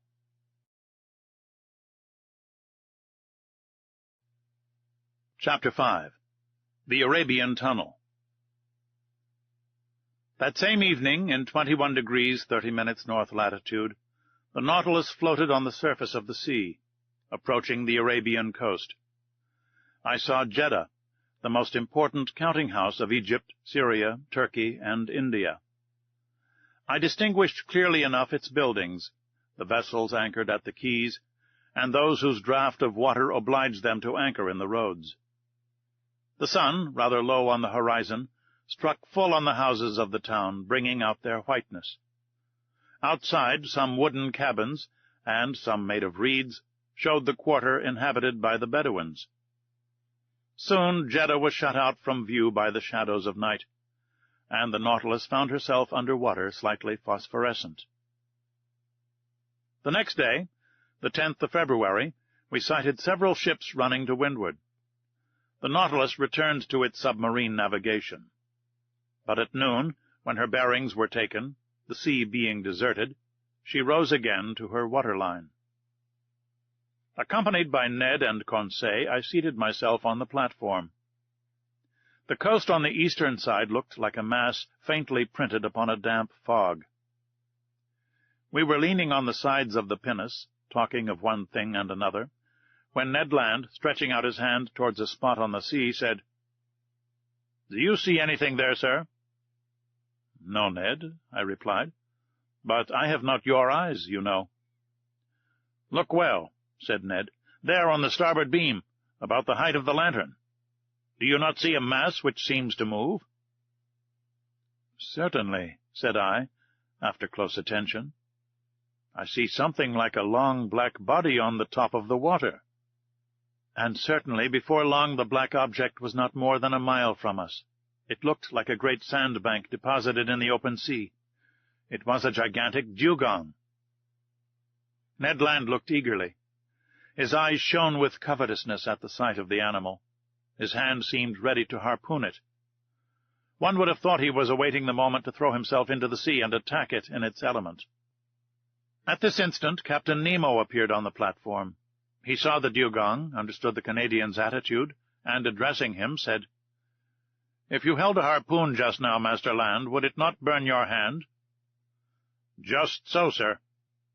"And you would not be sorry to go back for one day to your trade of a fisherman, and to add this cetacean to the list of those you have already killed?" "I should not, sir." "Well, you can try." "Thank you, sir," said Ned Land, his eyes flaming. "Only," continued the captain, "I advise you, for your own sake, not to miss the creature." "Is the dugong dangerous to attack?" I asked, in spite of the Canadian's shrug of the shoulders. "Yes," replied the captain. "Sometimes the animal turns upon its assailants and overturns their boat. But for Master Land this danger is not to be feared. His eye is prompt, his arm sure." At this moment 7 men of the crew, mute and immovable as ever, mounted the platform. One carried a harpoon and a line similar to those employed in catching whales. The pinnace was lifted from the bridge, pulled from its socket, and let down into the sea. 6 oarsmen took their seats, and the coxswain went to the tiller. Ned, Conseil, and I went to the back of the boat. "You are not coming, Captain?" I asked. "No, sir, but I wish you good sport." The boat put off, and, lifted by the 6 rowers, drew rapidly towards the dugong, which floated about 2 miles from the Nautilus.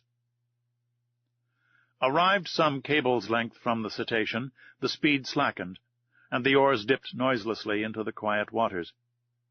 Ned Land, harpoon in hand, stood in the forepart of the boat. The harpoon used for striking the whale is generally attached to a very long cord, which runs out rapidly as the wounded creature draws it after him. But here the cord was not more than 10 fathoms long, and the extremity was attached to a small barrel, which, by floating, was to show the course the dugong took under the water. I stood and carefully watched the Canadian's adversary. This dugong, which also bears the name of the halicore, closely resembles the manatee. Its oblong body terminated in a lengthened tail, and its lateral fins in perfect fingers.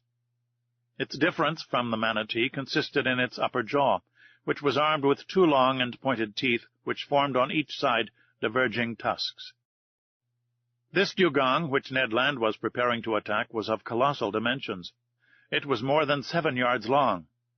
It did not move, and seemed to be sleeping on the waves, which circumstance made it easier to capture. The boat approached within 6 yards of the animal. The oars rested on the rowlocks. I half rose. Ned Land, his body thrown a little back, brandished the harpoon in his experienced hand. Suddenly a hissing noise was heard, and the dugong disappeared. The harpoon, although thrown with great force, had apparently only struck the water. "Curse it!" exclaimed the Canadian furiously. "I have missed it." "No," said I, "the creature is wounded. Look at the blood. But your weapon has not stuck in his body." "My harpoon! My harpoon!" cried Ned Land. The sailors rowed on, and the coxswain made for the floating barrel. The harpoon regained, we followed in pursuit of the animal. The latter came now and then to the surface to breathe. Its wound had not weakened it, for it shot onwards with great rapidity.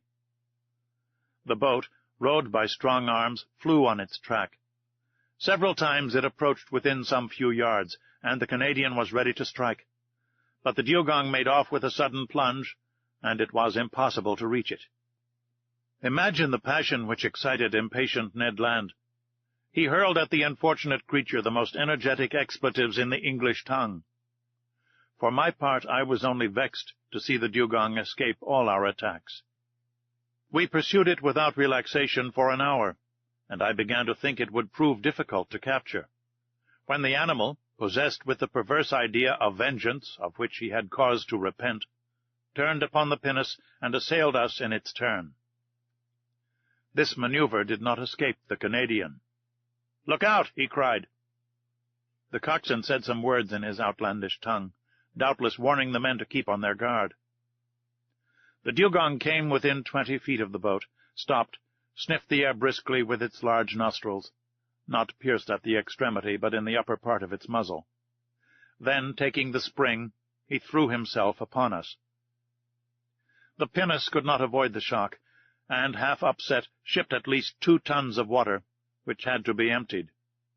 But, thanks to the coxswain, we caught it sideways, not full front, so we were not quite overturned. While Ned Land, clinging to the bows, belaboured the gigantic animal with blows from his harpoon, the creature's teeth were buried in the gunwale, and it lifted the whole thing out of the water, as a lion does a roebuck.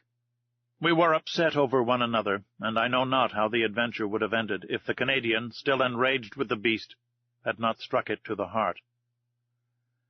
I heard its teeth grind on the iron plate, and the dugong disappeared, carrying the harpoon with him.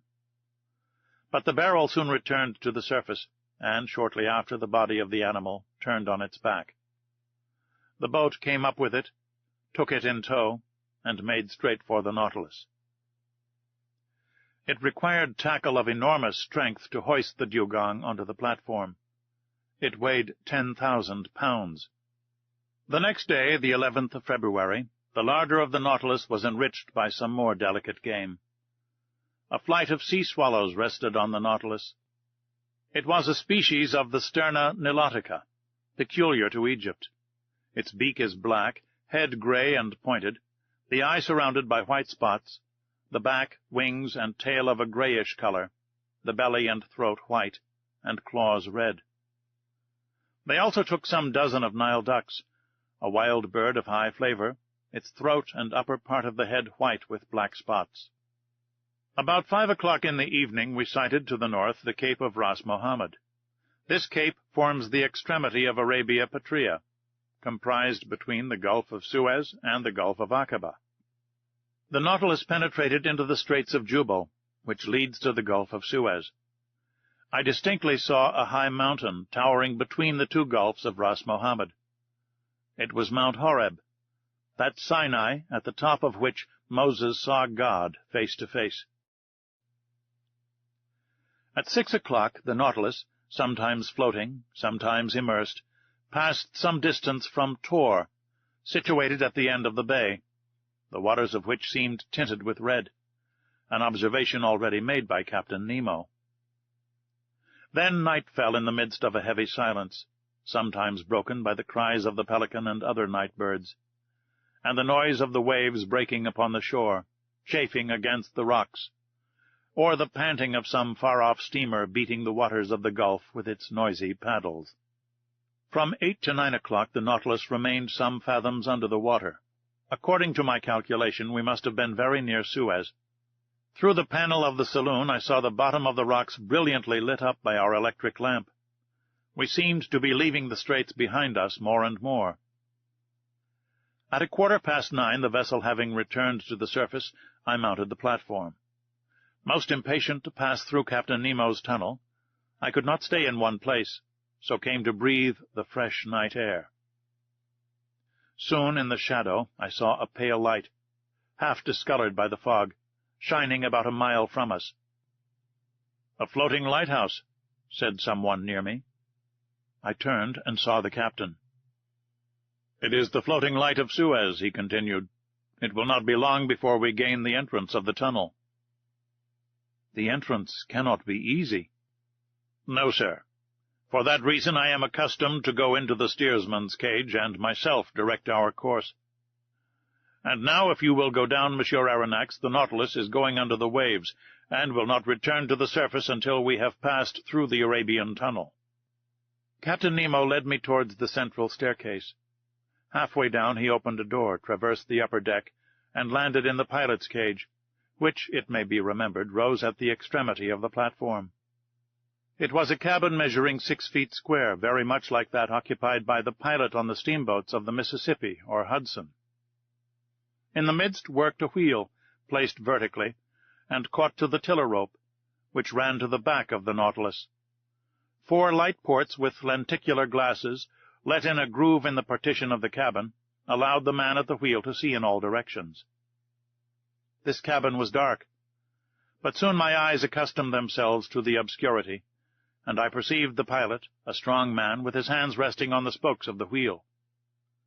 Outside, the sea appeared vividly lit up by the lantern, which shed its rays from the back of the cabin to the other extremity of the platform. "Now," said Captain Nemo, "let us try to make our passage."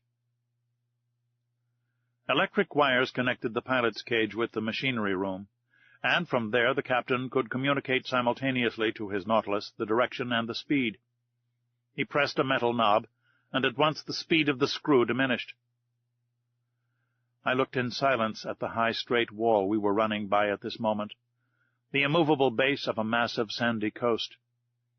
We followed it thus for an hour only some few yards off. Captain Nemo did not take his eye from the knob, suspended by its 2 concentric circles in the cabin.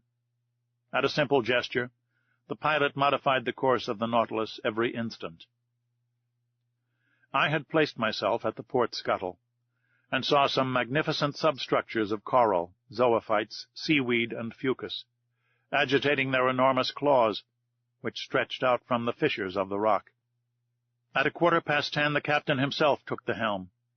A large gallery, black and deep, opened before us. The Nautilus went boldly into it. A strange roaring was heard round its sides. It was the waters of the Red Sea, which the incline of the tunnel precipitated violently towards the Mediterranean. The Nautilus went with the torrent, rapid as an arrow, in spite of the efforts of the machinery, which, in order to offer more effective resistance, beat the waves with reversed screw.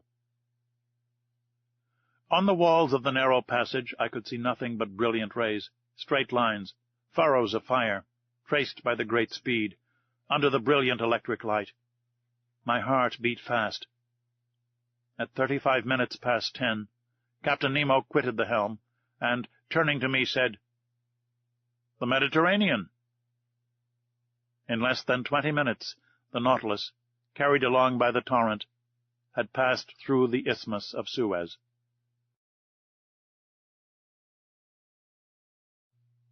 Chapter 6. The Grecian Archipelago. The next day, the 12th of February, at the dawn of day, the Nautilus rose to the surface. I hastened onto the platform. 3 miles to the south, the dim outline of Pelusium was to be seen. A torrent had carried us from one sea to another. About 7 o'clock, Ned and Conseil joined me.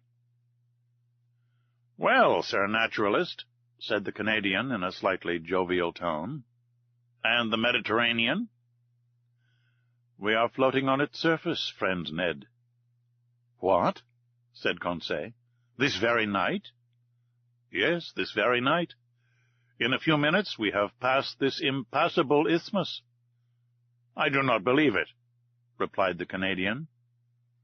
"Then you are wrong, Master Land," I continued. "This low coast, which rounds off to the south, is the Egyptian coast. And you who have such good eyes, Ned, you can see the jetty of Port Said stretching into the sea."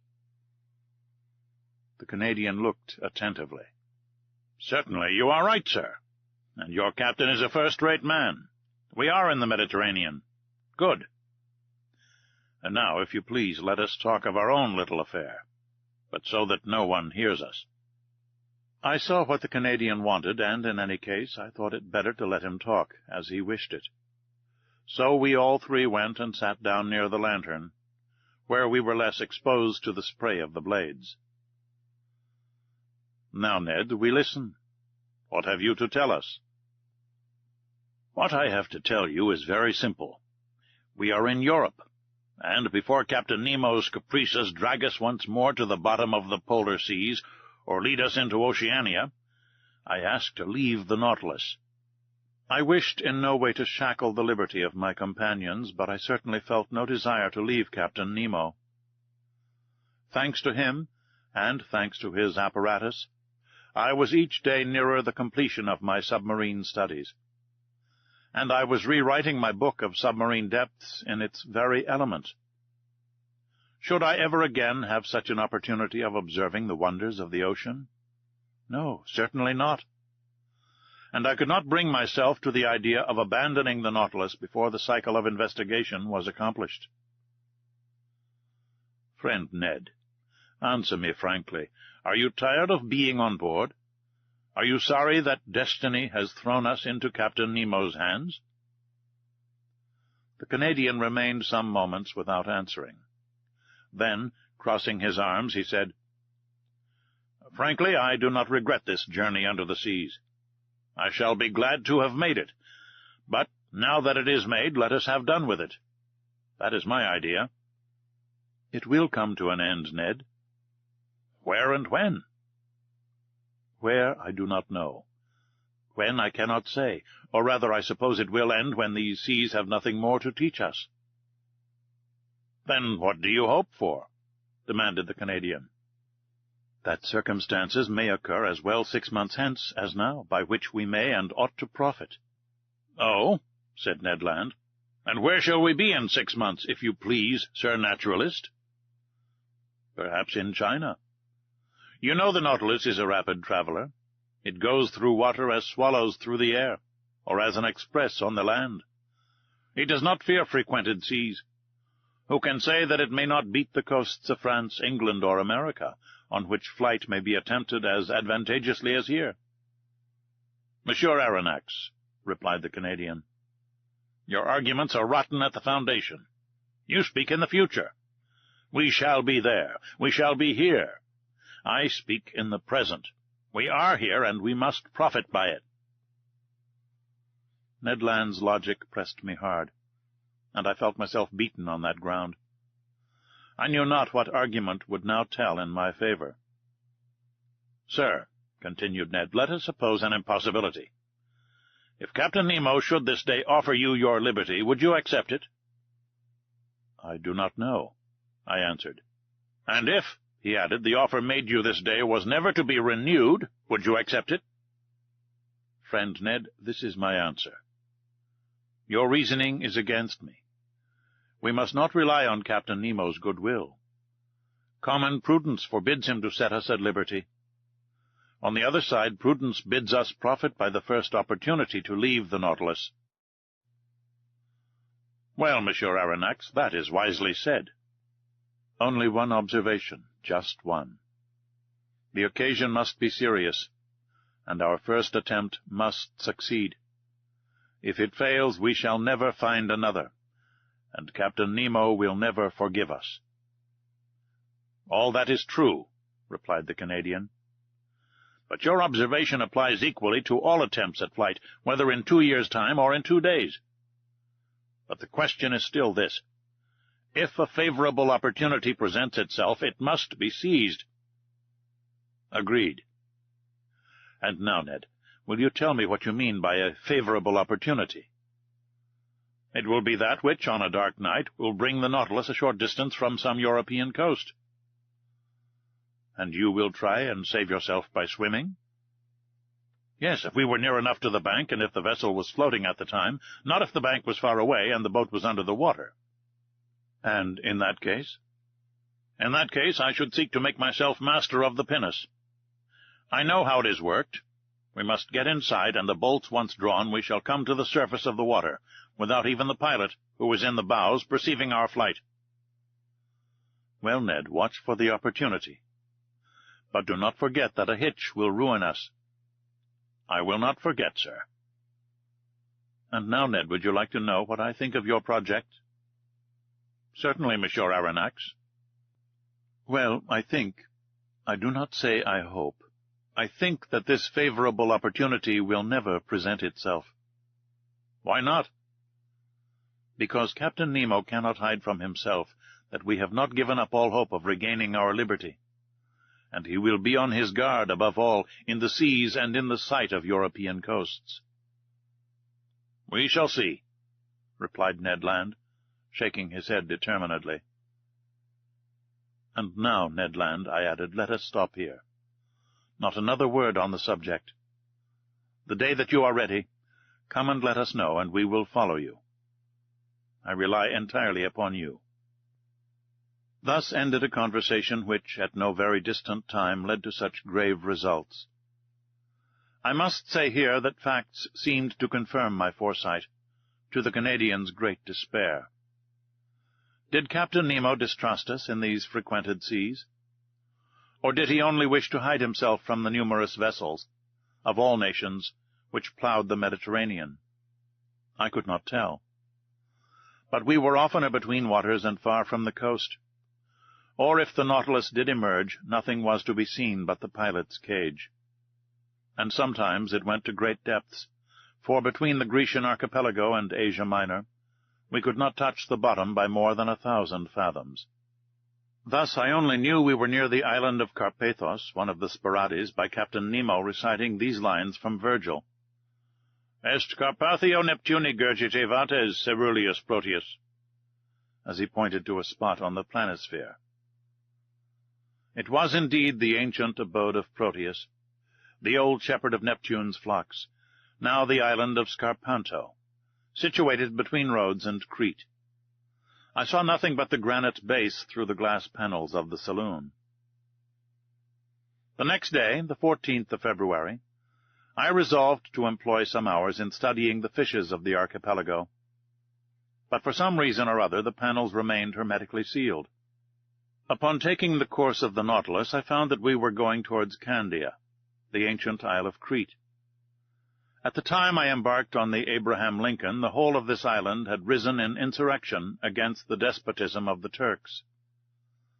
But how the insurgents had fared since that time, I was absolutely ignorant, and it was not Captain Nemo, deprived of all land communications, who could tell me. I made no allusion to this event when that night I found myself alone with him in the saloon. Besides, he seemed to be taciturn and preoccupied. Then, contrary to his custom, he ordered both panels to be opened, and going from one to the other observed the mass of waters attentively. To what end I could not guess. So on my side I employed my time in studying the fish passing before my eyes. In the midst of the waters a man appeared, a diver, carrying at his belt a leathern purse. It was not a body abandoned to the waves. It was a living man, swimming with a strong hand, disappearing occasionally to take breath at the surface. I turned towards Captain Nemo, and in an agitated voice exclaimed, "A man shipwrecked! He must be saved at any price!"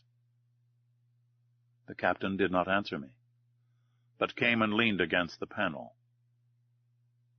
The man had approached, and with his face flattened against the glass was looking at us. To my great amazement, Captain Nemo signed to him. The diver answered with his hand, mounted immediately to the surface of the water, and did not appear again. "Do not be uncomfortable," said Captain Nemo. "It is Nicholas of Cape Matapan, surnamed Pesca. He is well known in all the Cyclades. A bold diver. Water is his element, and he lives more in it than on land, going continually from one island to another, even as far as Crete." "You know him, Captain?" "Why not, Monsieur Aronnax?" Saying which, Captain Nemo went towards a piece of furniture standing near the left panel of the saloon. Near this piece of furniture I saw a chest bound with iron, on the cover of which was a copper plate, bearing the cipher of the Nautilus with its device. At that moment the captain, without noticing my presence, opened the piece of furniture, a sort of strong-box, which held a great many ingots. They were ingots of gold. From whence came this precious metal, which represented an enormous sum? Where did the captain gather this gold from? And what was he going to do with it? I did not say one word. I looked. Captain Nemo took the ingots one by one, and arranged them methodically in the chest, which he filled entirely. I estimated the contents at more than 4,000 pounds weight of gold, that is to say, nearly 200,000 pounds. The chest was securely fastened, and the captain wrote an address on the lid, in characters which must have belonged to modern Greece. This done, Captain Nemo pressed a knob, the wire of which communicated with the quarters of the crew.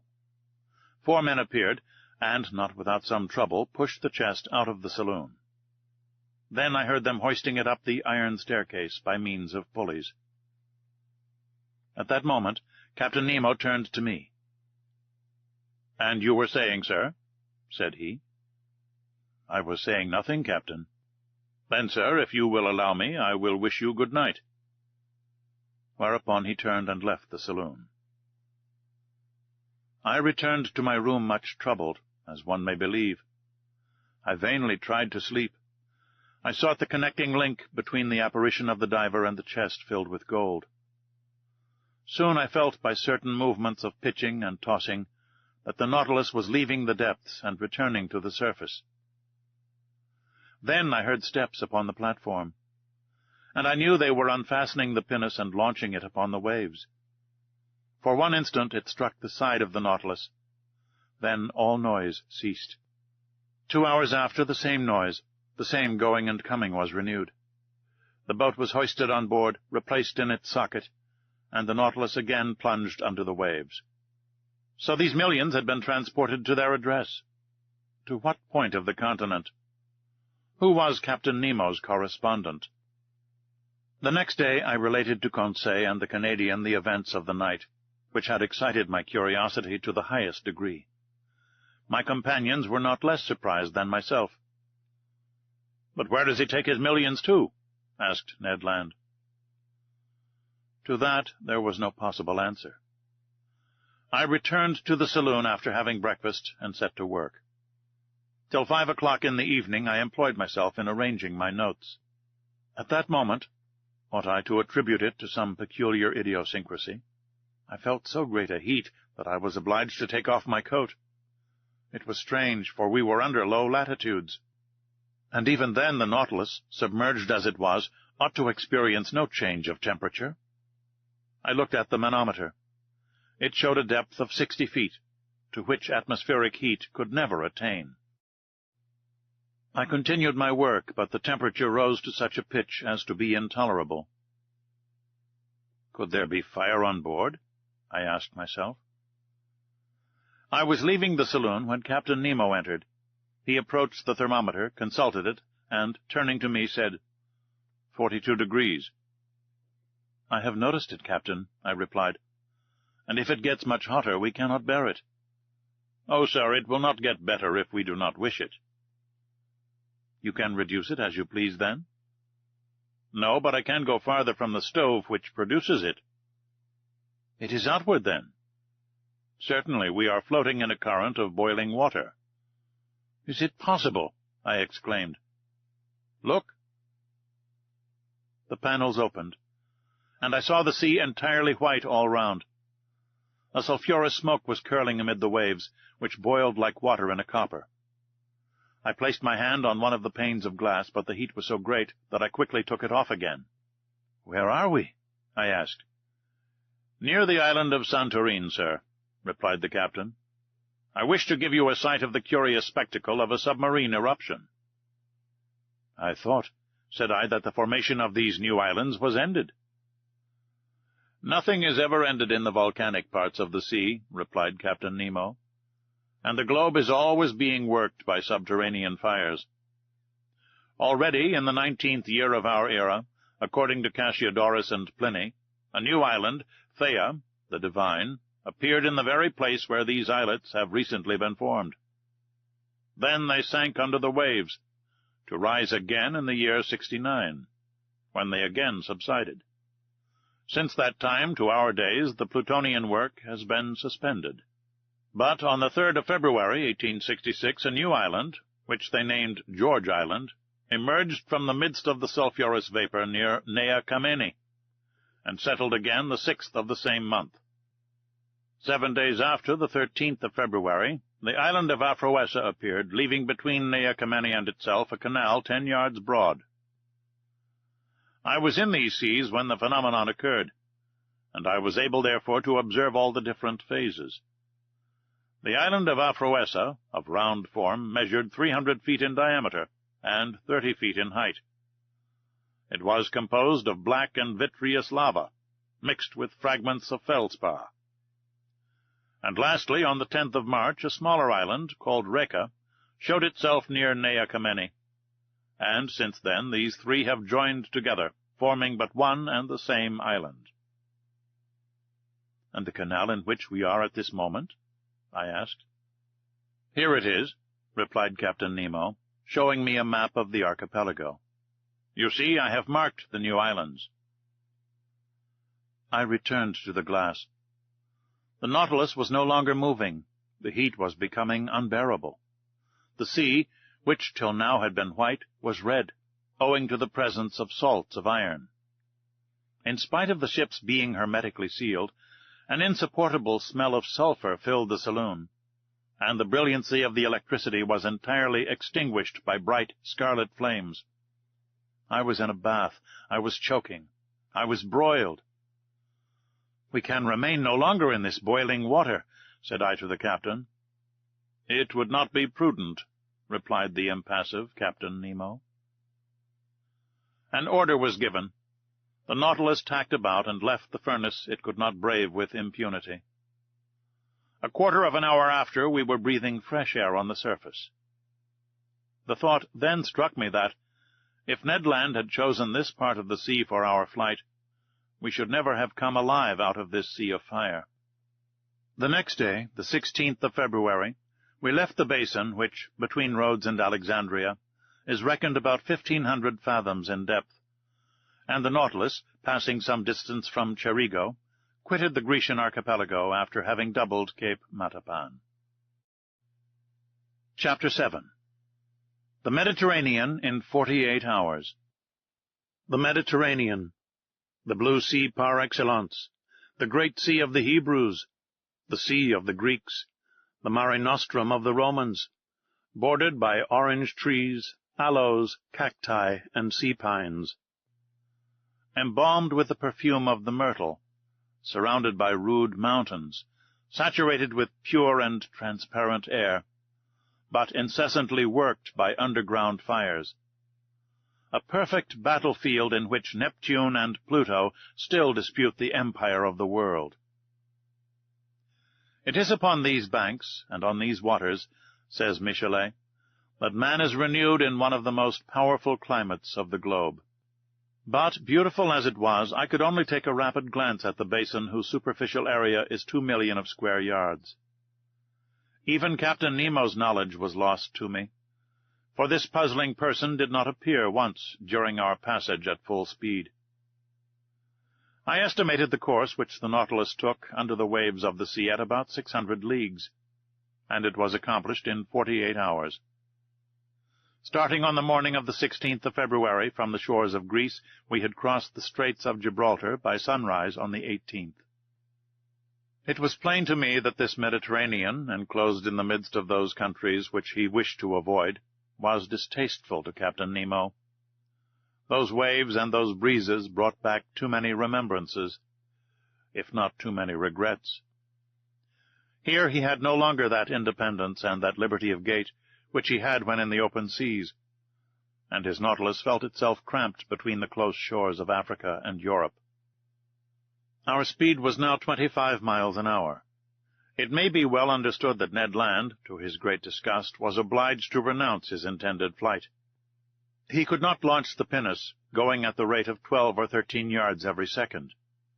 To quit the Nautilus under such conditions would be as bad as jumping from a train going at full speed, an imprudent thing to say the least of it. Besides, our vessel only mounted to the surface of the waves at night to renew its stock of air. It was steered entirely by the compass and the log.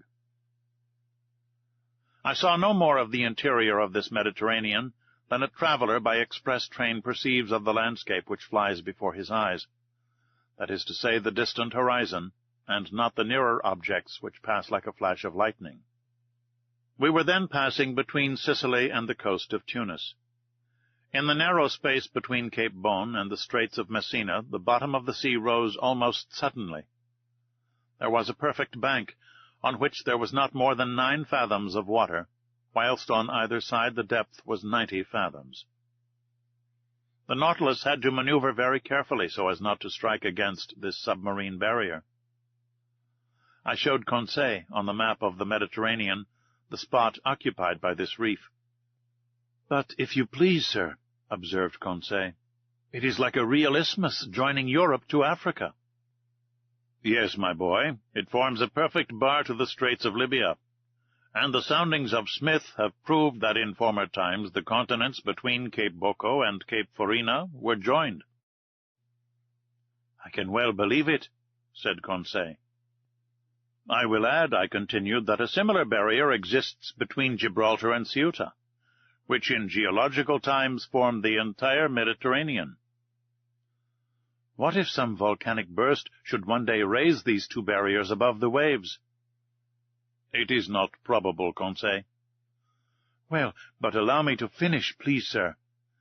If this phenomenon should take place, it will be troublesome for Monsieur Lesseps, who has taken so much pains to pierce the isthmus." "I agree with you. But I repeat, Conseil, this phenomenon will never happen. The violence of subterranean force is ever diminishing. Volcanoes, so plentiful in the first days of the world, are being extinguished by degrees. The internal heat is weakened. The temperature of the lower strata of the globe is lowered by a perceptible quantity every century to the detriment of our globe, for its heat is its life." "But the sun?" "The sun is not sufficient, Conseil. Can it give heat to a dead body?" "Not that I know of." Well, my friend, this earth will one day be that cold corpse. It will become uninhabitable, and uninhabited like the moon, which has long since lost all its vital heat. In how many centuries? In some hundreds of thousands of years, my boy. Then, said Conseil, we shall have time to finish our journey. That is, if Ned Land does not interfere with it. And Conseil, reassured, returned to the study of the bank, which the Nautilus was skirting at a moderate speed. During the night of the 16th and 17th of February, we had entered the second Mediterranean basin, the greatest depth of which was 1,450 fathoms. The Nautilus, by the action of its crew, slid down the inclined planes and buried itself in the lowest depths of the sea. On the 18th of February, about 3 o'clock in the morning, we were at the entrance of the Straits of Gibraltar. There once existed two currents, an upper one, long since recognized, which conveys the waters of the ocean into the basin of the Mediterranean, and a lower countercurrent, which reasoning has now shown to exist. Indeed, the volume of water in the Mediterranean, incessantly added to by the waves of the Atlantic and by rivers falling into it, would each year raise the level of this sea, for its evaporation is not sufficient to restore the equilibrium. As it is not so, we must necessarily admit the existence of an undercurrent, which empties into the basin of the Atlantic through the Straits of Gibraltar the surplus waters of the Mediterranean. A fact indeed. And it was this countercurrent by which the Nautilus profited. It advanced rapidly by the narrow pass. For one instant I caught a glimpse of the beautiful ruins of the Temple of Hercules, buried in the ground, according to Pliny, and with the low island which supports it. And a few minutes later, we were floating on the Atlantic.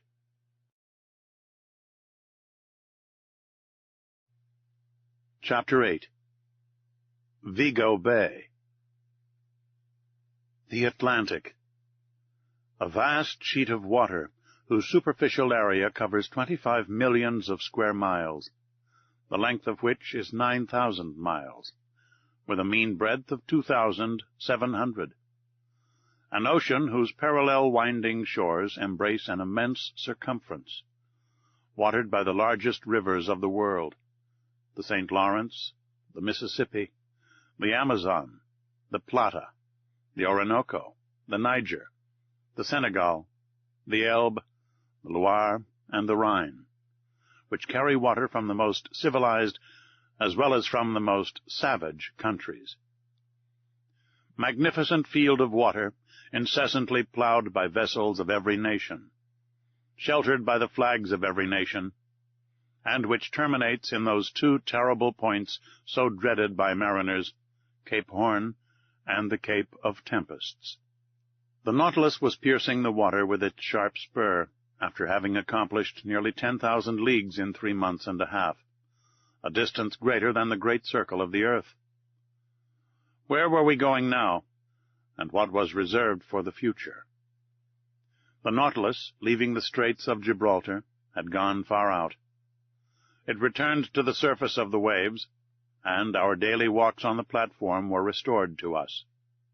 I mounted at once, accompanied by Ned Land and Conseil. At a distance of about 12 miles, Cape St. Vincent was dimly to be seen, forming the southwestern point of the Spanish peninsula. A strong southerly gale was blowing. The sea was swollen and billowy. It made the Nautilus rock violently. It was almost impossible to keep one's foot on the platform, which the heavy rolls of the sea beat over every instant. So we descended after inhaling some mouthfuls of fresh air. I returned to my room, Conseil to his cabin, but the Canadian, with a preoccupied air, followed me. Our rapid passage across the Mediterranean had not allowed him to put his project into execution, and he could not help showing his disappointment. When the door of my room was shut, he sat down and looked at me silently. "Friend Ned," said I understand you, but you cannot reproach yourself. To have attempted to leave the Nautilus under the circumstances would have been folly. Ned Land did not answer. His compressed lips and frowning brow showed with him the violent possession this fixed idea had taken of his mind. "Let us see," I continued. "We need not despair yet. We are going up the coast of Portugal again. France and England are not far off, where we can easily find refuge. Now, if the Nautilus, on leaving the Straits of Gibraltar, had gone to the south, if it had carried us towards regions where there were no continents, I should share your uneasiness. But we know now that Captain Nemo does not fly from civilized seas, and in some days I think you can act with security." Ned Land still looked at me fixedly. At length his fixed lips parted, and he said, "It is for tonight." I drew myself up suddenly. I was, I admit, little prepared for this communication. I wanted to answer the Canadian, but words would not come. "We agreed to wait for an opportunity," continued Ned Land, "and the opportunity has arrived. This night we shall be but a few miles from the Spanish coast. It is cloudy. The wind blows freely. I have your word, Monsieur Aronnax, and I rely upon you." As I was silent, the Canadian approached me. "Tonight, at 9 o'clock, said he. "I have warned Conseil.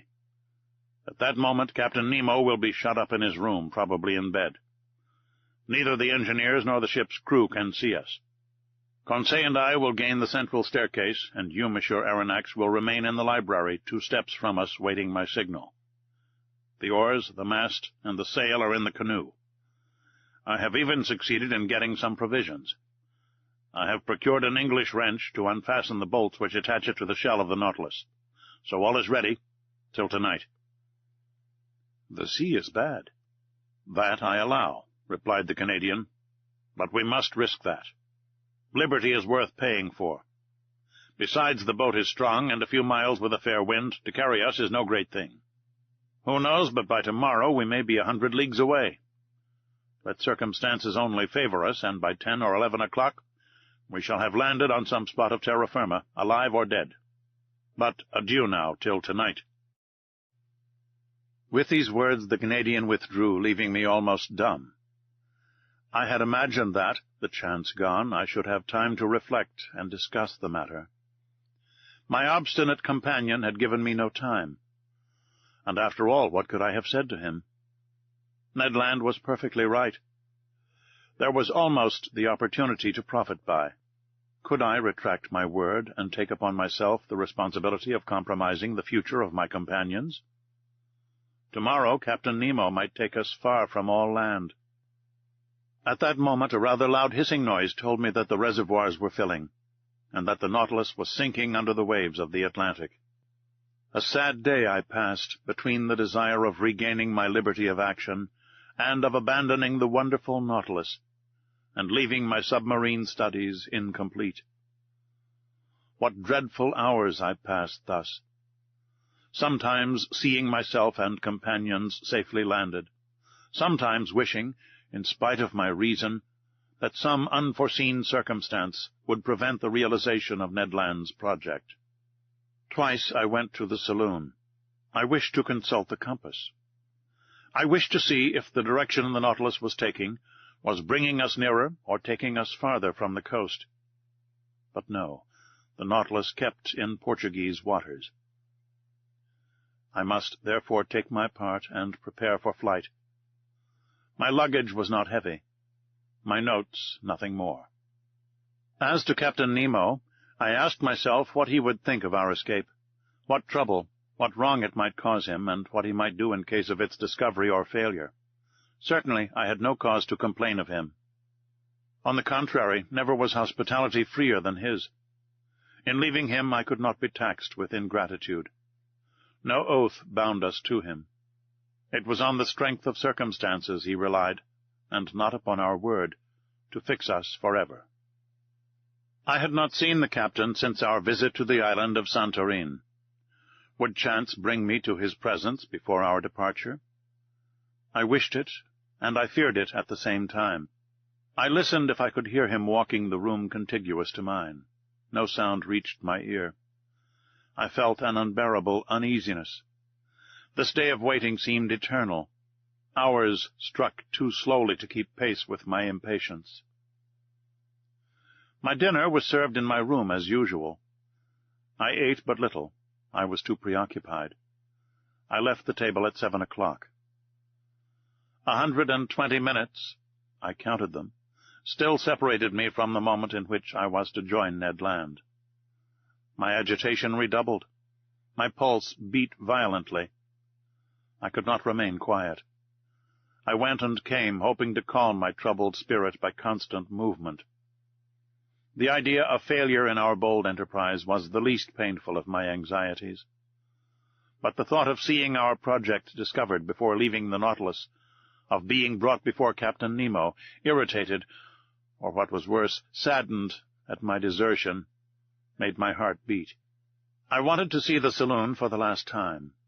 I descended the stairs and arrived in the museum, where I had passed so many useful and agreeable hours. I looked at all its riches, all its treasures, like a man on the eve of an eternal exile, who was leaving never to return. These wonders of nature, these masterpieces of art, amongst which for so many days my life had been concentrated, I was going to abandon them forever. I should like to have taken a last look through the windows of the saloon into the waters of the Atlantic, but the panels were hermetically closed, and a cloak of steel separated me from that ocean which I had not yet explored. In passing through the saloon, I came near the door let into the angle which opened into the captain's room. To my great surprise, this door was ajar. I drew back involuntarily. If Captain Nemo should be in his room, he could see me. But hearing no sound, I drew nearer. The room was deserted. I pushed open the door and took some steps forward. Still the same monk-like severity of aspect. Suddenly the clock struck 8. The first beat of the hammer on the bell awoke me from my dreams. I trembled as if an invisible eye had plunged into my most secret thoughts, and I hurried from the room. There my eye fell upon the compass. Our course was still north. The log indicated moderate speed, the manometer a depth of about 60 feet. I returned to my room, clothed myself warmly, sea boots, an otterskin cap, a great coat of byssus lined with sealskin. I was ready. I was waiting. The vibration of the screw alone broke the deep silence which reigned on board. I listened attentively. Would no loud voice suddenly inform me that Ned Land had been surprised in his projected flight? A mortal dread hung over me, and I vainly tried to regain my accustomed coolness. At a few minutes to 9, I put my ear to the captain's door. No noise. I left my room and returned to the saloon, which was half in obscurity, but deserted. I opened the door communicating with the library. The same insufficient light, the same solitude. I placed myself near the door leading to the central staircase, and there waited for Ned Land's signal. At that moment the trembling of the screw sensibly diminished. Then it stopped entirely. The silence was now only disturbed by the beatings of my own heart. Suddenly a slight shock was felt, and I knew that the Nautilus had stopped at the bottom of the ocean. My uneasiness increased. The Canadian's signal did not come. I felt inclined to join Ned Land and beg of him to put off his attempt. I felt that we were not sailing under our usual conditions. At this moment the door of the large saloon opened, and Captain Nemo appeared. He saw me, and without further preamble began in an amiable tone of voice. "Ah, sir, I have been looking for you. Do you know the history of Spain?" Now, one might know the history of one's own country by heart, but in the condition I was at the time, with troubled mind and head quite lost, I could not have said a word of it. "Well," continued Captain Nemo, "you heard my question. Do you know the history of Spain?" "Very slightly," I answered. "Well, here are learned men having to learn," said the captain. "Come, sit down, and I will tell you a curious episode in this history. "Sir, listen well," said he. "This history will interest you on one side, for it will answer a question which doubtless you have not been able to solve." "I listen, Captain," said I, not knowing what my interlocutor was driving at, and asking myself if this incident was bearing on our projected flight. "Sir, if you have no objection, we will go back to 1702. You cannot be ignorant that your king, Louis XIV., thinking that the gesture of a potentate was sufficient to bring the Pyrenees under his yoke, had imposed the Duke of Anjou, his grandson, on the Spaniards. This prince reigned more or less badly under the name of Philip V, and had a strong party against him abroad. Indeed, the preceding year the royal houses of Holland, Austria, and England had concluded a treaty of alliance at The Hague, with the intention of plucking the crown of Spain from the head of Philip V, and placing it on that of an archduke to whom they prematurely gave the title of Charles III. Spain must resist this coalition, but she was almost entirely unprovided with either soldiers or sailors. However, money would not fail them, provided that their galleons, laden with gold and silver from America, once entered their ports. And about the end of 1702 they expected a rich convoy, which France was escorting with a fleet of 23 vessels, commanded by Admiral Chateau-Renaud, for the ships of the coalition were already beating the Atlantic. This convoy was to go to Cadiz, but the admiral, hearing that an English fleet was cruising in those waters, resolved to make for a French port. The Spanish commanders of the convoy objected to this decision. They wanted to be taken to a Spanish port, and if not to Cadiz, into Vigo Bay, situated on the northwest coast of Spain, and which was not blocked. Admiral Chateau-Renaud had the rashness to obey this injunction, and the galleons entered Vigo Bay. Unfortunately, it formed an open road which could not be defended in any way. They must therefore hasten to unload the galleons before the arrival of the combined fleet, and time would not have failed them had not a miserable question of rivalry suddenly arisen. "You are following the chain of events?" asked Captain Nemo. "Perfectly," said I, not knowing the end proposed by this historical lesson. "I will continue. This is what passed. The merchants of Cadiz had a privilege by which they had the right of receiving all merchandise coming from the West Indies. Now, to disembark these ingots at the port of Vigo was depriving them of their rights. They complained at Madrid, and obtained the consent of the weak-minded Philip that the convoy, without discharging its cargo, should remain sequestered in the roads of Vigo until the enemy had disappeared. But whilst coming to this decision on the 22nd of October, 1702, the English vessels arrived in Vigo Bay, when Admiral Chateau-Renaud, in spite of inferior forces, fought bravely. But, seeing that the treasure must fall into the enemy's hands, he burnt and scuttled every galleon, which went to the bottom with their immense riches. Captain Nemo stopped. I admit I could not see yet why this history should interest me. "Well?" I asked. "Well, Monsieur Aronnax," replied Captain Nemo, "we are in that Vigo Bay, and it rests with yourself whether you will penetrate its mysteries." The captain rose, telling me to follow him. I had had time to recover. I obeyed. The saloon was dark, but through the transparent glass the waves were sparkling. I looked. For half a mile around the Nautilus the waters seemed bathed in electric light. The sandy bottom was clean and bright. Some of the ship's crew in their diving dresses were clearing away half-rotten barrels and empty cases from the midst of the blackened wrecks. From these cases and from these barrels escaped ingots of gold and silver, cascades of piastres and jewels. The sand was heaped up with them. Laden with their precious booty, the men returned to the Nautilus, disposed of their burden, and went back to this inexhaustible fishery of gold and silver. I understood now. This was the scene of the battle of the 22nd of October, 1702. Here, on this very spot, the galleons laden for the Spanish government had sunk. Here Captain Nemo came, according to his wants, to pack up those millions with which he burdened the Nautilus. It was for him, and him alone, America had given up her precious metals. He was heir direct, without anyone to share in those treasures torn from the Incas and from the conquered of Ferdinand Cortez. "Did you know, sir," he asked, smiling, "that the sea contained such riches?" "I knew," I answered, "that they value money held in suspension in these waters at 2 millions. "Doubtless. But to extract this money the expense would be greater than the profit.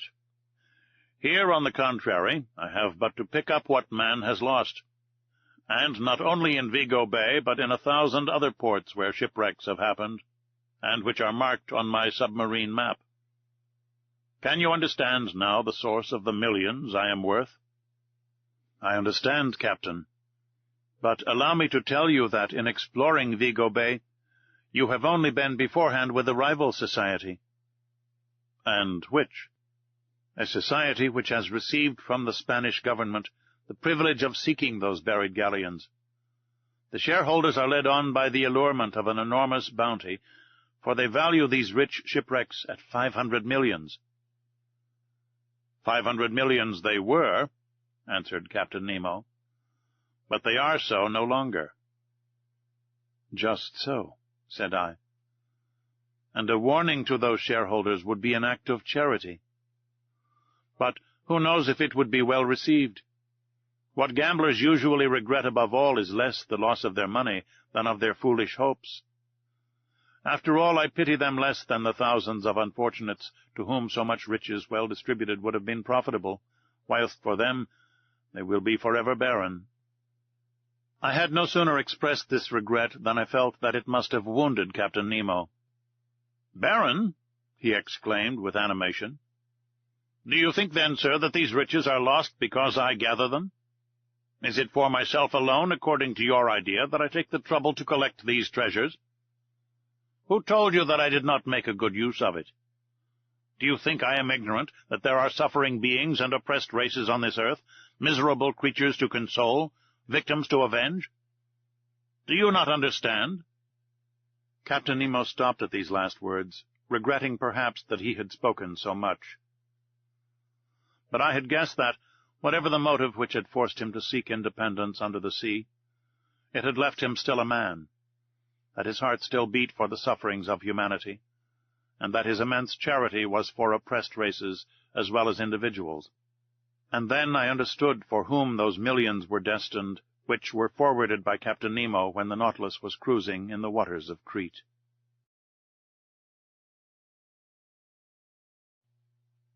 Chapter 9. A Vanished Continent. The next morning, the 19th of February, I saw the Canadian enter my room. I expected this visit. He looked very disappointed. "Well, sir?" said he. "Well, Ned, fortune was against us yesterday." "Yes. That captain must needs stop exactly at the hour we intended leaving his vessel." "Yes, Ned, he had business at his banker's." "His banker's?" "Or rather his banking house. By that I mean the ocean, where his riches are safer than in the chests of the state." I then related to the Canadian the incidents of the preceding night, hoping to bring him back to the idea of not abandoning the captain. But my recital had no other result than an energetically expressed regret from Ned that he had not been able to take a walk on the battlefield of Vigo on his own account. "However," said he, "all is not ended. It is only a blow of the harpoon lost. Another time we must succeed, and tonight, if necessary." "In what direction is the Nautilus going?" I asked. "I do not know," replied Ned. "Well, at noon we shall see the point." The Canadian returned to Conseil. As soon as I was dressed, I went into the saloon. The compass was not reassuring. The course of the Nautilus was south-southwest. We were turning our backs on Europe. I waited with some impatience till the ship's place was pricked on the chart. At about 11:30 the reservoirs were emptied, and our vessel rose to the surface of the ocean. I rushed towards the platform.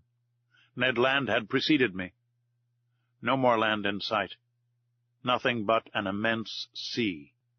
Some sails on the horizon, doubtless those going to San Roque in search of favorable winds for doubling the Cape of Good Hope. The weather was cloudy. A gale of wind was preparing. Ned raved and tried to pierce the cloudy horizon. He still hoped that behind all that fog stretched the land he so longed for. At noon the sun showed itself for an instant. The second profited by this brightness to take its height. Then, the sea becoming more billowy, we descended, and the panel closed.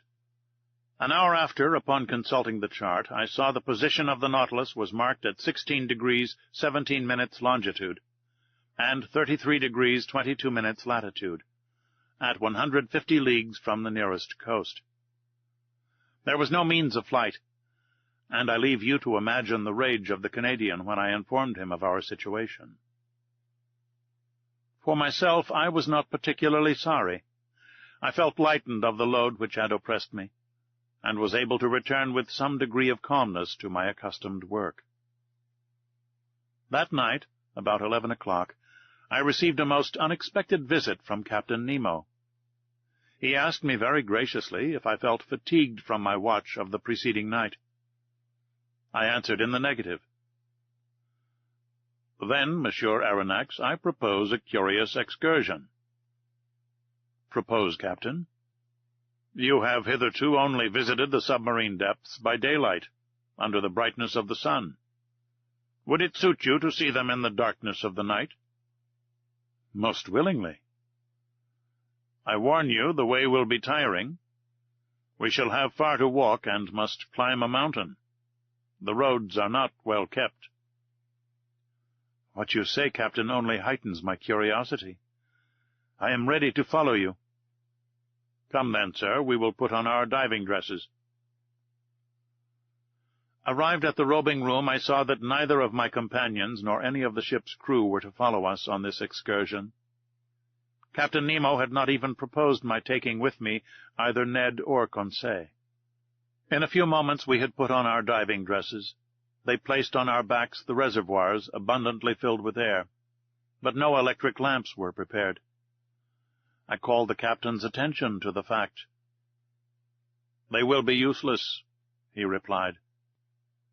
I thought I had not heard aright, but I could not repeat my observation, for the captain's head had already disappeared in its metal case. I finished harnessing myself. I felt them put an iron-pointed stick into my hand, and some minutes later, after going through the usual form, we set foot on the bottom of the Atlantic at a depth of 150 fathoms. Midnight was near. The waters were profoundly dark, but Captain Nemo pointed out in the distance a reddish spot, a sort of large light shining brilliantly about 2 miles from the Nautilus. What this fire might be, what could feed it, why and how it lit up the liquid mass, I could not say. In any case, it did light our way, vaguely, it is true, but I soon accustomed myself to the peculiar darkness, and I understood, under such circumstances, the uselessness of the Ruhmkorff apparatus. As we advanced, I heard a kind of pattering above my head. The noise redoubling, sometimes producing a continual shower, I soon understood the cause. It was rain falling violently, and crisping the surface of the waves. Instinctively the thought flashed across my mind that I should be wet through. By the water. In the midst of the water.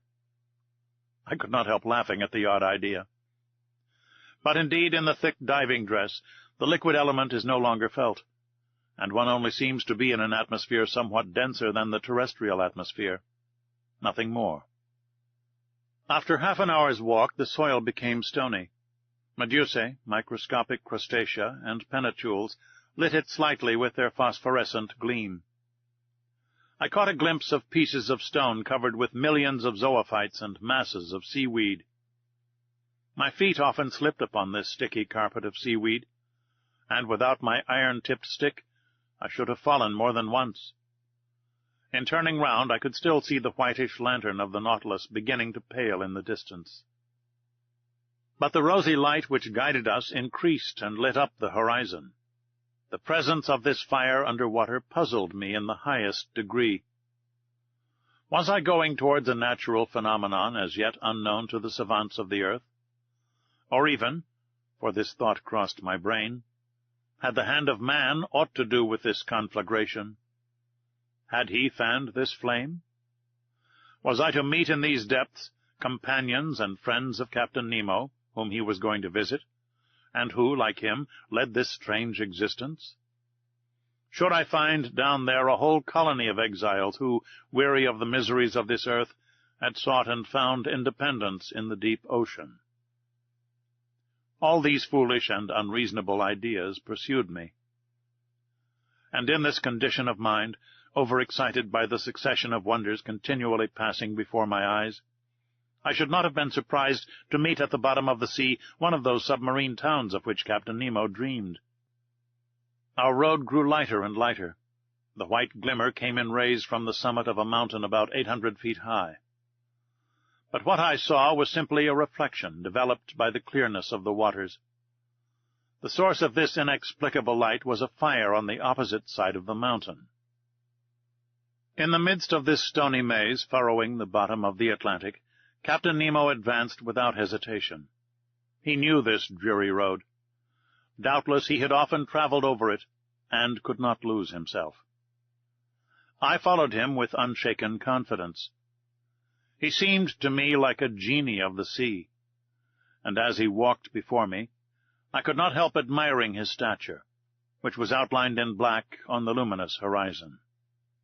It was 1 in the morning when we arrived at the first slopes of the mountain, but to gain access to them we must venture through the difficult paths of a vast copse. Yes, a copse of dead trees, without leaves, without sap, trees petrified by the action of the water, and here and there overtopped by gigantic pines.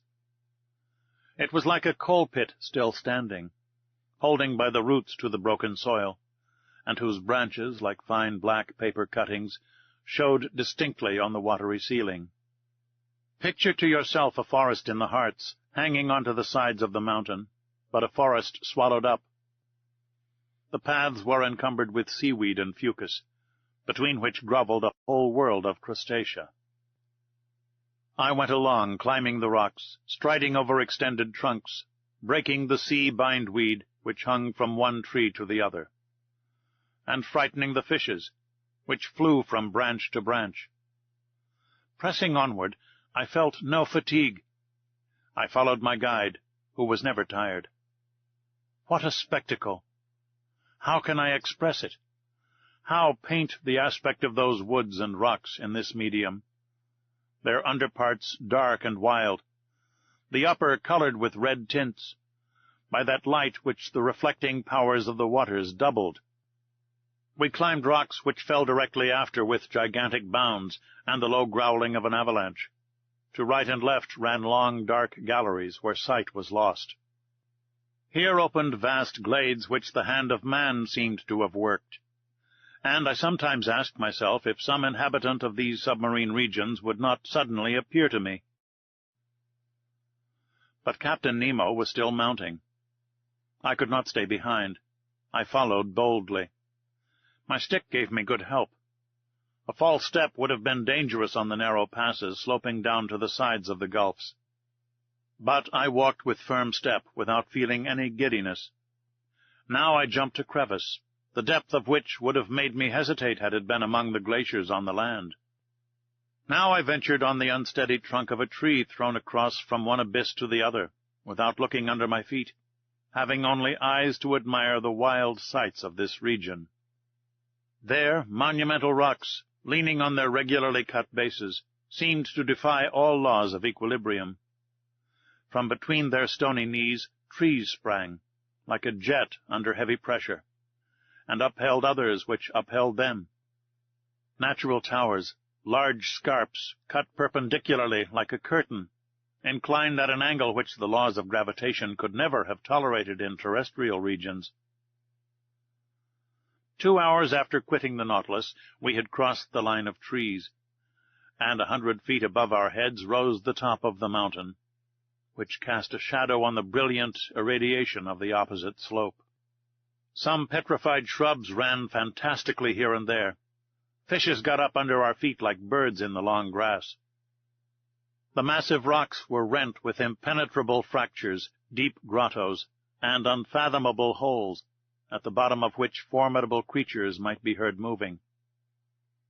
My blood curdled when I saw enormous antennae blocking my road, or some frightful claw closing with a noise in the shadow of some cavity. Millions of luminous spots shone brightly in the midst of the darkness.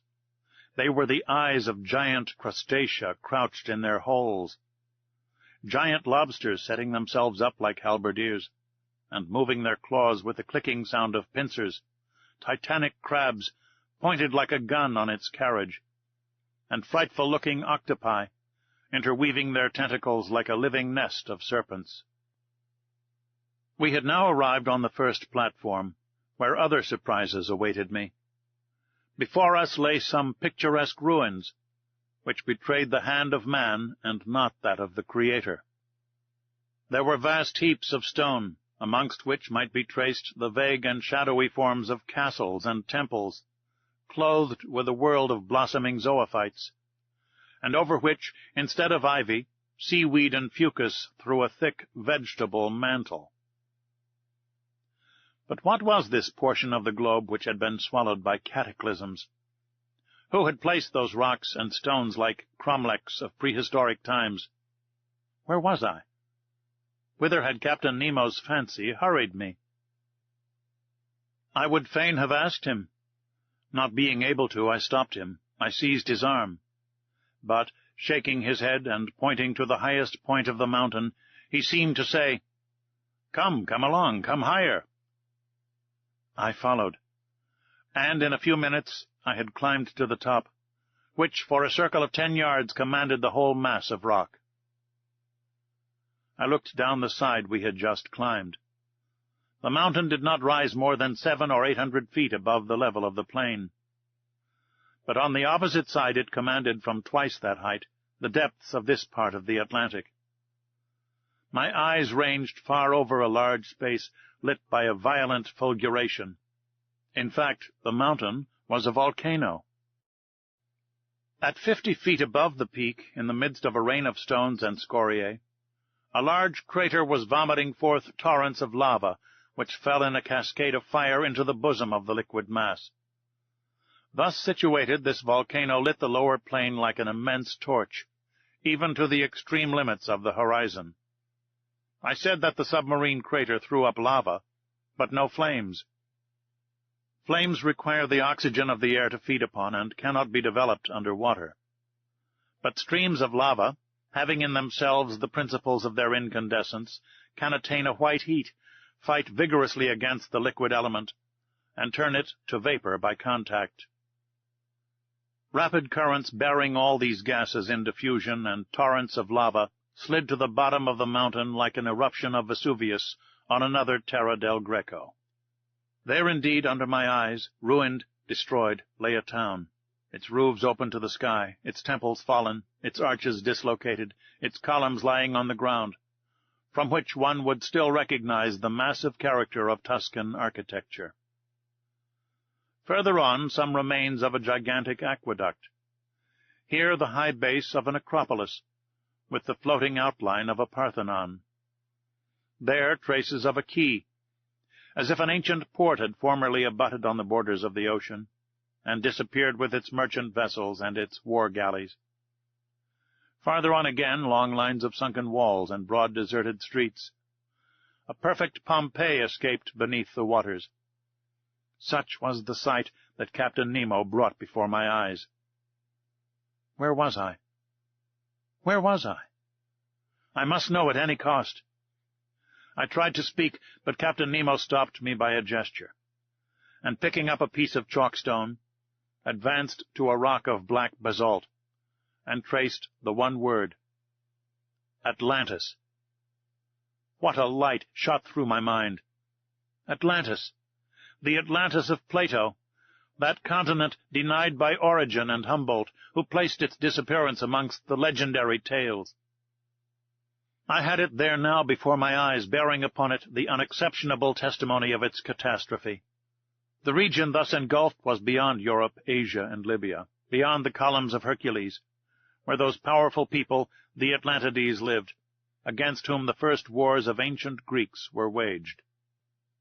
Thus, led by the strangest destiny, I was treading underfoot the mountains of this continent, touching with my hand those ruins 1,000 generations old and contemporary with the geological epochs. I was walking on the very spot where the contemporaries of the first man had walked. Whilst I was trying to fix in my mind every detail of this grand landscape, Captain Nemo remained motionless, as if petrified in mute ecstasy, leaning on a mossy stone. Was he dreaming of those generations long since disappeared? Was he asking them the secret of human destiny? Was it here this strange man came to steep himself in historical recollections, and live again this ancient life, he who wanted no modern one? What would I not have given to know his thoughts, to share them, to understand them? We remained for an hour at this place, contemplating the vast plains under the brightness of the lava, which was sometimes wonderfully intense. Rapid tremblings ran along the mountain caused by internal bubblings. Deep noises, distinctly transmitted through the liquid medium, were echoed with majestic grandeur. At this moment the moon appeared through the mass of waters and threw her pale rays on the buried continent. It was but a gleam, but what an indescribable effect! The captain rose, cast one last look on the immense plain, and then bade me follow him. We descended the mountain rapidly, and, the mineral forest once passed, I saw the lantern of the Nautilus shining like a star.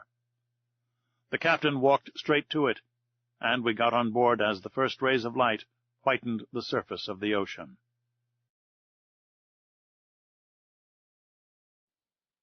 Chapter 10. The Submarine Coal Mines. The next day, the 20th of February, I awoke very late.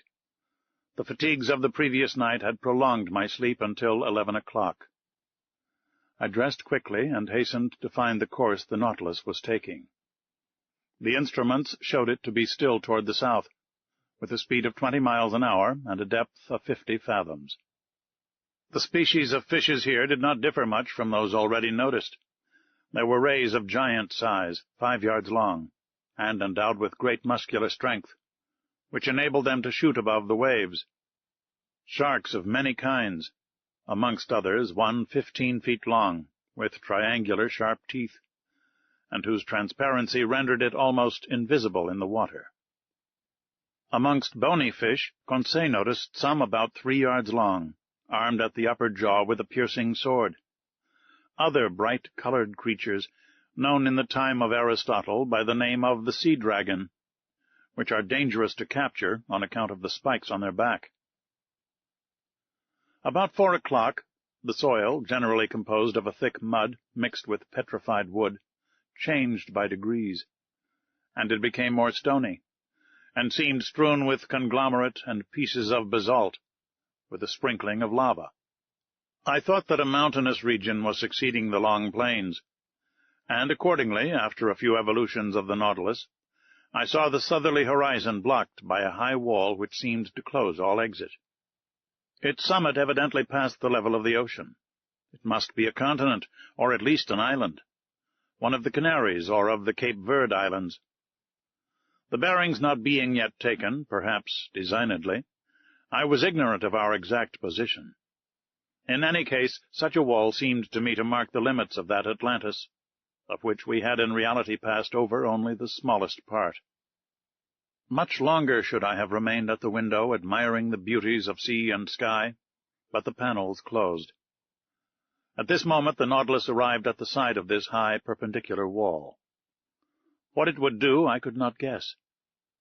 I returned to my room. It no longer moved. I laid myself down with the full intention of waking after a few hours' sleep. But it was 8 o'clock the next day when I entered the saloon. I looked at the manometer. It told me that the Nautilus was floating on the surface of the ocean. Besides, I heard steps on the platform. I went to the panel. It was open. But instead of broad daylight, as I expected, I was surrounded by profound darkness. Where were we? Was I mistaken? Was it still night? No, not a star was shining, and night has not that utter darkness. I knew not what to think, when a voice near me said, "Is that you, Professor?" "Ah, Captain," I answered. "Where are we?" "Underground, sir." "Underground?" I exclaimed. "And the Nautilus floating still?" "It always floats." "But I do not understand." "Wait a few minutes. Our lantern will be lit, and if you like light places, you will be satisfied." I stood on the platform and waited. The darkness was so complete that I could not even see Captain Nemo. But looking to the zenith, exactly above my head, I seemed to catch an undecided gleam, a kind of twilight, filling a circular hole. At this instant the lantern was lit, and its vividness dispelled the faint light. I closed my dazzled eyes for an instant, and then looked again. The Nautilus was stationary, floating near a mountain which formed a sort of quay. The lake, then, supporting it, was a lake imprisoned by a circle of walls, measuring 2 miles in diameter and 6 in circumference. Its level, the manometer showed, could only be the same as the outside level, for there must necessarily be a communication between the lake and the sea. The high partitions, leaning forward on their base, grew into a vaulted roof bearing the shape of an immense funnel turned upside down, the height being about 500 or 600 yards. At the summit was a circular orifice, by which I had caught the slight gleam of light, evidently daylight. "Where are we?" I asked. "In the very heart of an extinct volcano, the interior of which has been invaded by the sea after some great convulsion of the earth. Whilst you were sleeping, Professor, the Nautilus penetrated to this lagoon by a natural canal, which opens about 10 yards beneath the surface of the ocean. This is its harbor of refuge, a sure, commodious, and mysterious one, sheltered from all gales. Show me, if you can, on the coasts of any of your continents or islands, a road which can give such perfect refuge from all storms." "Certainly," I replied. "You are in safety here, Captain Nemo. Who could reach you in the heart of a volcano?" "But did I not see an opening at its summit?" "Yes, its crater, formerly filled with lava, vapor, and flames, and which now gives entrance to the life-giving air we breathe." "But what is this volcanic mountain?" "It belongs to one of the numerous islands with which this sea is strewn. To vessels, a simple sandbank. To us, an immense cavern. Chance led me to discover it, and chance served me well." "But of what use is this refuge, Captain? The Nautilus wants no port." "No, sir, but it wants electricity to make it move, and the wherewithal to make the electricity, sodium to feed the elements, coal from which to get the sodium, and a coal mine to supply the coal. And exactly on this spot the sea covers entire forests embedded during the geological periods, now mineralized and transformed into coal. For me they are an inexhaustible mine." "Your men follow the trade of miners here, then, Captain?" "Exactly so. These mines extend under the waves like the mines of Newcastle. Here, in their diving dresses, pickaxe and shovel in hand, my men extract the coal, which I do not even ask from the mines of the earth. When I burn this combustible for the manufacture of sodium, the smoke, escaping from the crater of the mountain, gives it the appearance of a still active volcano." "And we shall see your companions at work?" "No, not this time at least, for I am in a hurry to continue our submarine tour of the earth. So I shall content myself with drawing from the reserve of sodium I already possess. The time for loading is 1 day only, and we continue our voyage. So if you wish to go over the cavern and make the round of the lagoon, you must take advantage of today, Monsieur Aronnax." I thanked the captain and went to look for my companions, who had not yet left their cabin. I invited them to follow me without saying where we were. They mounted the platform. Conseil, who was astonished at nothing, seemed to look upon it as quite natural that he should wake under a mountain, after having fallen asleep under the waves. But Ned Land thought of nothing but finding whether the cavern had any exit, After breakfast, about 10 o'clock, we went down onto the mountain. "Here we are, once more on land," said Conseil. "I do not call this land," said the Canadian, "and besides, we are not on it, but beneath it." Between the walls of the mountains and the waters of the lake lay a sandy shore, which, at its greatest breadth, measured 500 feet. On this soil one might easily make the tour of the lake. But the base of the high partitions was stony ground, with volcanic locks and enormous pumice stones lying in picturesque heaps. All these detached masses, covered with enamel, polished by the action of the subterraneous fires, shone resplendent by the light of our electric lantern.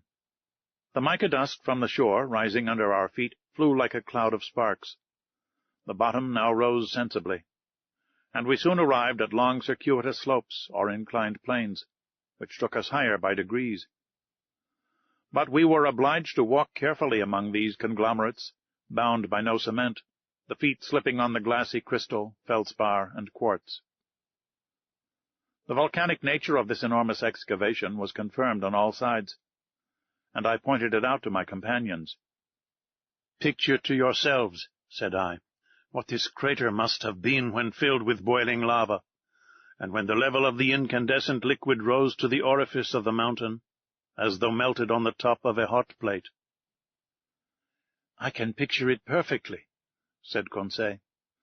"But, sir, will you tell me why the great architect has suspended operations, and how it is that the furnace is replaced by the quiet waters of the lake?" "Most probably, Conseil, because some convulsion beneath the ocean produced that very opening which has served as a passage for the Nautilus. Then the waters of the Atlantic rushed into the interior of the mountain. There must have been a terrible struggle between the two elements, a struggle which ended in the victory of Neptune. But many ages have run out since then, and the submerged volcano is now a peaceable grotto." "Very well," replied Ned Land. "I accept the explanation, sir. But in our own interests I regret that the opening of which you speak was not made above the level of the sea." "But, friend Ned," said Conseil, "if the passage had not been under the sea, the Nautilus could not have gone through it." We continued ascending. The steps became more and more perpendicular and narrow. Deep excavations, which we were obliged to cross, cut them here and there. Sloping masses had to be turned. We slid upon our knees and crawled along. But Conseil's dexterity and the Canadian's strength surmounted all obstacles. At a height of about 31 feet, the nature of the ground changed without becoming more practicable. To the conglomerate and trachyte succeeded black basalt, the first dispread in layers full of bubbles, the latter forming regular prisms, placed like a colonnade supporting the spring of the immense vault, an admirable specimen of natural architecture. Between the blocks of basalt wound long streams of lava, long since grown cold, encrusted with bituminous rays, and in some places there were spread large carpets of sulfur. A more powerful light shone through the upper crater, shedding a vague glimmer over these volcanic depressions forever buried in the bosom of this extinguished mountain.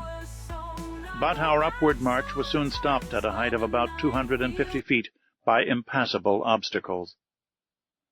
There was a complete vaulted arch overhanging us, and our ascent was changed to a circular walk. At the last change, vegetable life began to struggle with the mineral. Some shrubs and even some trees grew from the fractures of the walls. I recognized some euphorbias, with the caustic sugar coming from them. Heliotropes, quite incapable of justifying their name, sadly drooped their clusters of flowers, both their color and perfume half gone. Here and there some chrysanthemums grew timidly at the foot of an aloe with long, sickly-looking leaves.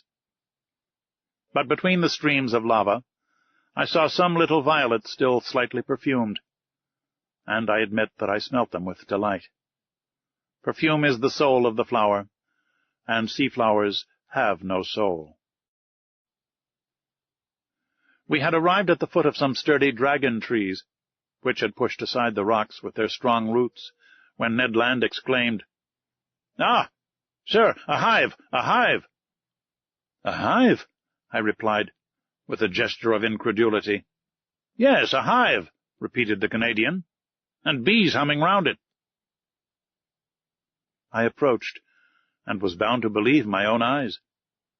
There, at a hole bored in one of the dragon trees, were some thousands of these ingenious insects, so common in all the Canaries, and whose produce is so much esteemed. Naturally enough, the Canadian wished to gather the honey, and I could not well oppose his wish. A quantity of dry leaves, mixed with sulphur, he lit with a spark from his flint, and he began to smoke out the bees. The humming ceased by degrees, and the hive eventually yielded several pounds of the sweetest honey, with which Ned Land filled his haversack. "When I have mixed this honey with the paste of the breadfruit," said he, "I shall be able to offer you a succulent cake." "Upon my word," said Conseil, "it will be gingerbread." "Never mind the gingerbread," said I. "Let us continue our interesting walk." At every turn of the path we were following, the lake appeared in all its length and breadth. The lantern lit up the whole of its peaceable surface, which knew neither ripple nor wave. The Nautilus remained perfectly immovable. On the platform and on the mountain, the ship's crew were working like black shadows clearly carved against the luminous atmosphere.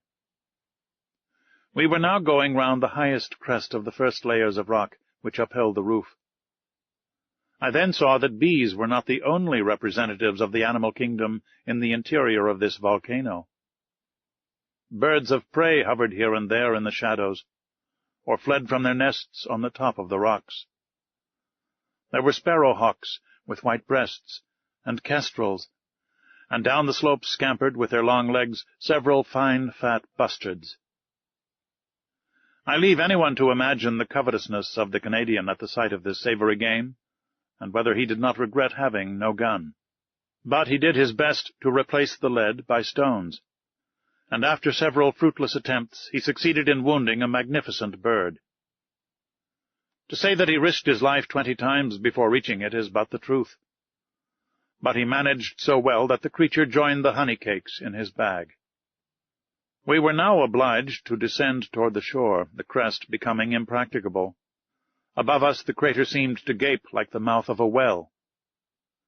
From this place the sky could be clearly seen, and the clouds, dissipated by the west wind, leaving behind them, even on the summit of the mountain, their misty remnants, certain proof that they were only moderately high, for the volcano did not rise more than 800 feet above the level of the ocean. Half an hour after the Canadian's last exploit, we had regained the inner shore. Here the flora was represented by large carpets of marine crystal, a little umbelliferous plant very good to pickle, which also bears the name of pierce stone and sea fennel. Conseil gathered some bundles of it.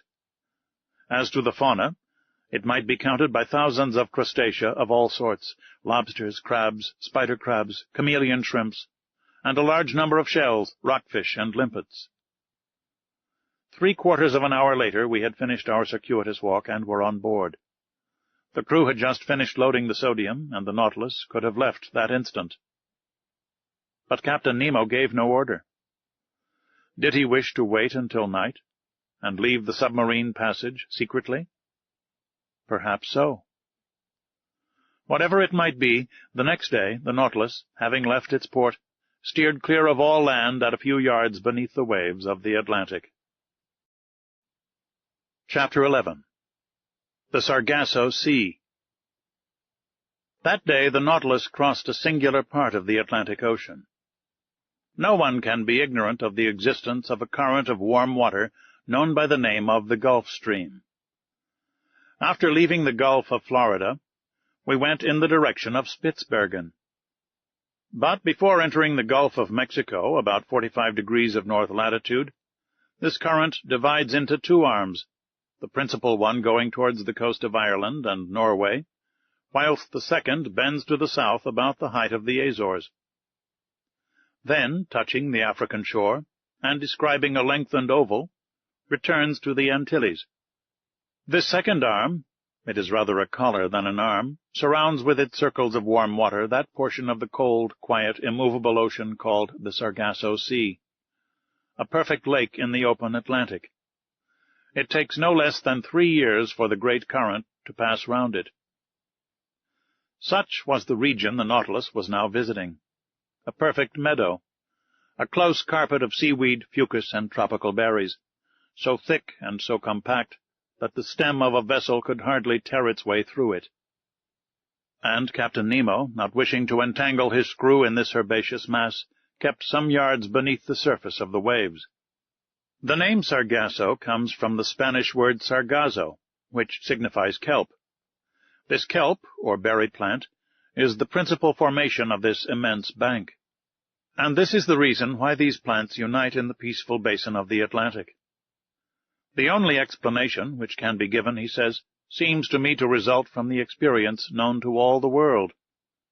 Place in a vase some fragments of cork or other floating body, and give to the water in the vase a circular movement. The scattered fragments will unite in a group in the center of the liquid surface, that is to say, in the part least agitated. In the phenomenon we are considering, the Atlantic is the vase, the Gulf Stream the circular current, and the Sargasso Sea the central point at which the floating bodies unite. I share Maury's opinion, and I was able to study the phenomenon in the very midst, where vessels rarely penetrate. Above us floated products of all kinds, heaped up among these brownish plants, trunks of trees torn from the Andes or the Rocky Mountains, and floated by the Amazon or the Mississippi. Numerous wrecks, remains of keels, or ships' bottoms, side planks stove in, and so weighted with shells and barnacles that they could not again rise to the surface. And time will one day justify Maury's other opinion, that these substances thus accumulated for ages will become petrified by the action of the water, and will then form inexhaustible coal mines, a precious reserve prepared by far-seeing nature for the moment when men shall have exhausted the mines of the continents. In the midst of this inextricable mass of plants and seaweed, I noticed some charming pink halcyons and actiniae, with their long tentacles trailing after them, and medusae, green, red, and blue. All the day of the 22nd of February we passed in the Sargasso Sea, where such fish as are partial to marine plants find abundant nourishment. The next, the ocean had returned to its accustomed aspect. From this time, for 19 days, from the 23rd of February to the 12th of March, the Nautilus kept in the middle of the Atlantic, carrying us at a constant speed of 100 leagues in 24 hours. Captain Nemo evidently intended accomplishing his submarine program, and I imagine that he intended, after doubling Cape Horn, to return to the Australian seas of the Pacific. Ned Land had cause for fear. In these large seas, void of islands, we could not attempt to leave the boat, nor had we any means of opposing Captain Nemo's will.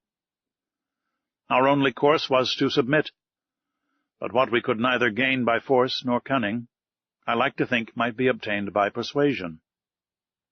This voyage ended, would he not consent to restore our liberty, under an oath never to reveal his existence, an oath of honor which we should have religiously kept? But we must consider that delicate question with the captain. But was I free to claim this liberty?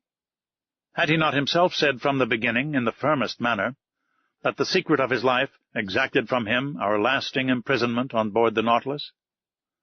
And would not my 4-month silence appear to him a tacit acceptance of our situation?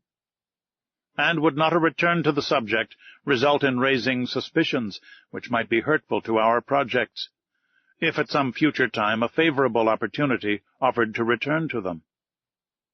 During the 19 days mentioned above, no incident of any kind happened to signalize our voyage. I saw little of the captain. He was at work.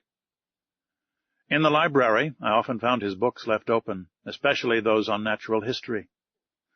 My work on submarine depths, conned over by him, was covered with marginal notes, often contradicting my theories and systems. But the captain contented himself with thus purging my work. It was very rare for him to discuss it with me. Sometimes I heard the melancholy tones of his organ, but only at night, in the midst of the deepest obscurity, when the Nautilus slept upon the deserted ocean. During this part of our voyage we sailed whole days on the surface of the waves. The sea seemed abandoned. A few sailing vessels on the road to India were making for the Cape of Good Hope. One day we were followed by the boats of a whaler, who, no doubt, took us for some enormous whale of great price. But Captain Nemo did not wish the worthy fellows to lose their time and trouble, so ended the chase by plunging under the water. Our navigation continued until the 13th of March. That day the Nautilus was employed in taking soundings, which greatly interested me. We had then made about 13,000 leagues since our departure from the high seas of the Pacific. The bearings gave us 45 degrees 37 minutes south latitude, and 37 degrees 53 minutes west longitude. It was the same water in which Captain Denham of the Herald sounded 7,000 fathoms without finding the bottom. There, too, Lieutenant Parker, of the American frigate Congress, could not touch the bottom with 15,140 fathoms. Captain Nemo intended seeking the bottom of the ocean by a diagonal sufficiently lengthened by means of lateral planes placed at an angle of 45 degrees with the waterline of the Nautilus. Then the screw set to work at its maximum speed, its foreblades beating the waves with indescribable force. Under this powerful pressure, the hull of the Nautilus quivered like a sonorous cord, and sank regularly under the water. At 7,000 fathoms I saw some blackish tops rising from the midst of the waters, but these summits might belong to high mountains like the Himalayas or Mont Blanc, even higher, and the depth of the abyss remained incalculable. The Nautilus descended still lower, in spite of the great pressure. I felt the steel plates tremble at the fastenings of the bolts. Its bars bent, its partitions groaned. The windows of the saloon seemed to curve under the pressure of the waters. And this firm structure would doubtless have yielded, if, as its captain had said, it had not been capable of resistance like a solid block. We had attained a depth of 16,000 yards, 4 leagues, and the sides of the Nautilus then bore a pressure of 1,600 atmospheres, that is to say 3,200 pounds to each square 2/5 of an inch of its surface. "What a situation to be in," I exclaimed, "to overrun these deep regions where man has never trod. Look, Captain, look at these magnificent rocks, these uninhabited grottos, these lowest receptacles of the globe, where life is no longer possible. What unknown sights are here! Why should we be unable to preserve a remembrance of them?" "Would you like to carry away more than the remembrance?" said Captain Nemo. "What do you mean by those words?" "I mean to say that nothing is easier than to make a photographic view of this submarine region." I had not time to express my surprise at this new proposition, when, at Captain Nemo's call, a camera was brought into the saloon. Through the widely opened panel, the liquid mass was bright with electricity, which was distributed with such uniformity that not a shadow, not a gradation, was to be seen in our manufactured light. The Nautilus remained motionless, the force of its screw subdued by the inclination of its planes. The instrument was propped on the bottom of the oceanic sight, and in a few seconds we had obtained a perfect negative. But, the operation being over, Captain Nemo said, "Let us go up. We must not abuse our position, nor expose the Nautilus too long to such great pressure." "Go up again!" I exclaimed. "Hold well on." I had not time to understand why the captain cautioned me thus, when I was thrown forward onto the carpet. At a signal from the captain, its screw was shipped, and its blades raised vertically. The Nautilus shot into the air like a balloon, rising with stunning rapidity, and cutting the mass of waters with a sonorous agitation. Nothing was visible, and in 4 minutes it had shot through the 4 leagues which separated it from the ocean, and after emerging like a flying fish, fell, making the waves rebound to an enormous height.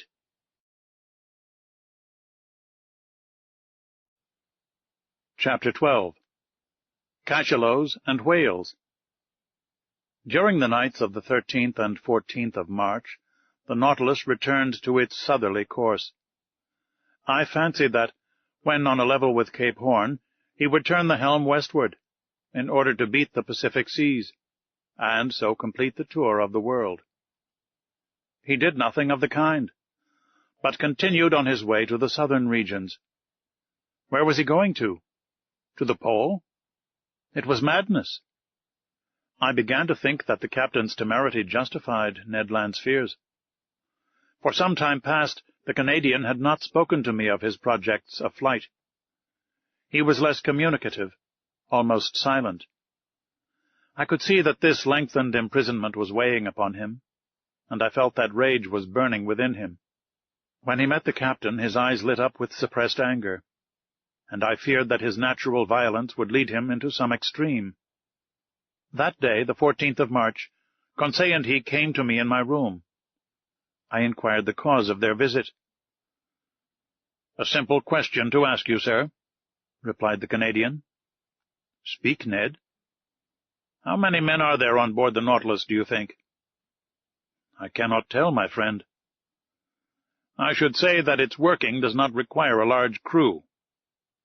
"Certainly, under existing conditions, 10 men at the most ought to be enough." "Well, why should there be any more?" "Why?"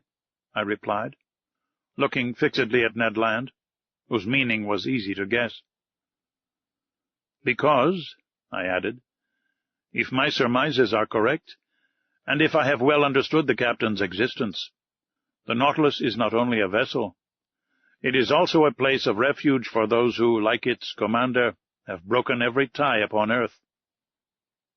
"Perhaps so," said Conseil, "but in any case the Nautilus can only contain a certain number of men. Could not you, sir, estimate their maximum?" "How, Conseil?" "By calculation.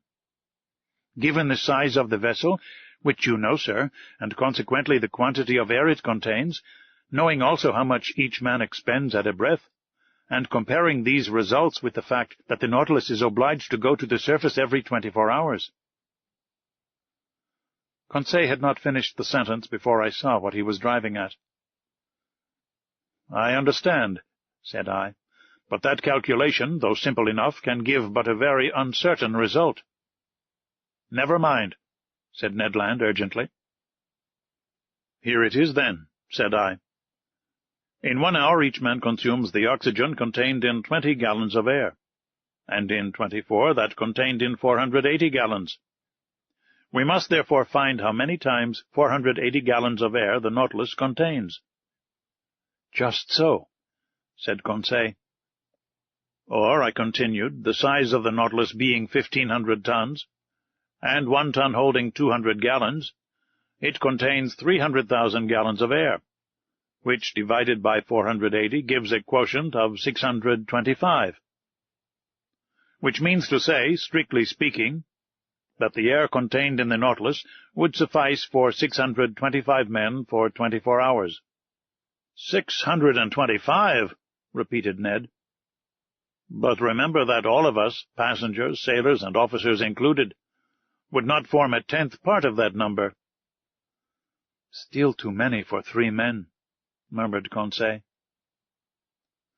The Canadian shook his head, passed his hand across his forehead, and left the room without answering. "Will you allow me to make one observation, sir?" said Conseil. "Poor Ned is longing for everything that he cannot have. His past life is always present to him. Everything that we are forbidden, he regrets. His head is full of old recollections. And we must understand him. What has he to do here? Nothing. He is not learned like you, sir, and has not the same taste for the beauties of the sea that we have. He would risk everything to be able to go once more into a tavern in his own country." Certainly the monotony on board must seem intolerable to the Canadian, accustomed as he was to a life of liberty and activity. Events were rare which could rouse him to any show of spirit. But that day an event did happen which recalled the bright days of the harpooner. About 11 in the morning, being on the surface of the ocean, the Nautilus fell in with a troop of whales, an encounter which did not astonish me, knowing that these creatures, hunted to death, had taken refuge in high latitudes. We were seated on the platform with a quiet sea. The month of October in those latitudes gave us some lovely autumnal days. It was the Canadian, he could not be mistaken, who signaled a whale on the eastern horizon. Looking attentively, one might see its black back rise and fall with the waves 5 miles from the Nautilus. "Ah!" exclaimed Ned Land. "If I was on board a whaler now, such a meeting would give me pleasure. It is one of large size. See with what strength its blowholes throw up columns of air and steam. Confound it, why am I bound to these steel plates?" "What, Ned?" said I. "You have not forgotten your old ideas of fishing? Can a whale-fisher ever forget his old trade, sir? Can he ever tire of the emotions caused by such a chase?" "You have never fished in these seas, Ned?" "Never, sir. In the northern only, and as much in Bering as in Davis Straits." "Then the southern whale is still unknown to you. It is the Greenland whale you have hunted up to this time, and that would not risk passing through the warm waters of the equator. Whales are localized according to their kinds in certain seas which they never leave. And if one of these creatures went from Bering to Davis Straits, it must be simply because there is a passage from one sea to the other, either on the American or the Asiatic side. In that case, as I have never fished in these seas, I do not know the kind of whale frequenting them." "I have told you, Ned." "A greater reason for making their acquaintance," said Conseil. "Look! Look!" exclaimed the Canadian. "They approach. They aggravate me. They know that I cannot get at them." Ned stamped his feet. His hand trembled, as he grasped an imaginary harpoon. "Are these cetaceans as large as those of the northern seas?" asked he. "Very nearly, Ned." "Because I have seen large whales, sir, whales measuring 100 feet. I have even been told that those of Hulimac and Umgallick of the Aleutian Islands are sometimes 150 feet long." "That seems to me exaggeration. These creatures are generally much smaller than the Greenland whale." "Ah!" exclaimed the Canadian, whose eyes had never left the ocean. "They are coming nearer. They are in the same water as the Nautilus." Then, returning to the conversation, he said, "You spoke of the cachalot as a small creature. I have heard of gigantic ones. They are intelligent cetacea. It is said of some that they cover themselves with seaweed and fucus, and then are taken for islands. People encamp upon them, and settle there, lights a fire—" "And build houses," said Conseil. "Yes, joker," said Ned Land. "And one fine day the creature plunges, carrying with it all the inhabitants to the bottom of the sea." "Something like the travels of Sinbad the Sailor," I replied, laughing. "Ah!" suddenly exclaimed Ned Land. "It is not one whale, there are 10. There are 20. It is a whole troop. And I not able to do anything, hands and feet tied." "But, friend Ned," said Conseil, "why do you not ask Captain Nemo's permission to chase them?" Conseil had not finished his sentence when Ned Land had lowered himself through the panel to seek the captain. A few minutes afterwards, the two appeared together on the platform. Captain Nemo watched the troop of cetacea playing on the waters about a mile from the Nautilus. "They are southern whales," said he. "There goes the fortune of a whole fleet of whalers." "Well, sir," asked the Canadian, "can I not chase them, if only to remind me of my old trade of harpooner?" "And to what purpose?" replied Captain Nemo. "Only to destroy. We have nothing to do with the whale oil on board." "But, sir," continued the Canadian, "in the Red Sea you allowed us to follow the dugong." "Then it was to procure fresh meat for my crew. Here it would be killing for killing's sake. I know that is a privilege reserved for man, but I do not approve of such murderous pastime. In destroying the southern whale, like the Greenland whale, an inoffensive creature, your traders do a culpable action, Master Land. They have already depopulated the whole of Baffin's Bay, and are annihilating a class of useful animals. Leave the unfortunate cetacea alone. They have plenty of natural enemies, cachalots, swordfish, and sawfish, without you troubling them." The captain was right. The barbarous and inconsiderate greed of these fishermen will one day cause the disappearance of the last whale in the ocean. Ned Land whistled Yankee Doodle between his teeth, thrust his hands into his pockets, and turned his back upon us. But Captain Nemo watched the troop of cetacea, and, addressing me, said, "I was right in saying that whales had natural enemies enough, without counting man. These will have plenty to do before long. Do you see, Monsieur Aronnax, about 8 miles to leeward, those blackish moving points?" "Yes, Captain," I replied. "Those are cachalots, terrible animals, which I have met in troops of 200 or 300. As to those, they are cruel, mischievous creatures. They would be right in exterminating them." The Canadian turned quickly at the last words. "Well, Captain," said he, "it is still time, in the interest of the whales." "It is useless to expose oneself, Professor. The Nautilus will disperse them. It is armed with a steel spur as good as Master Land's harpoon, I imagine." The Canadian did not put himself out enough to shrug his shoulders. Attack cetacea with blows of a spur? Who had ever heard of such a thing? "Wait, Monsieur Aronnax," said Captain Nemo. "We will show you something you have never yet seen. We have no pity for these ferocious creatures. They are nothing but mouth and teeth." Mouth and teeth.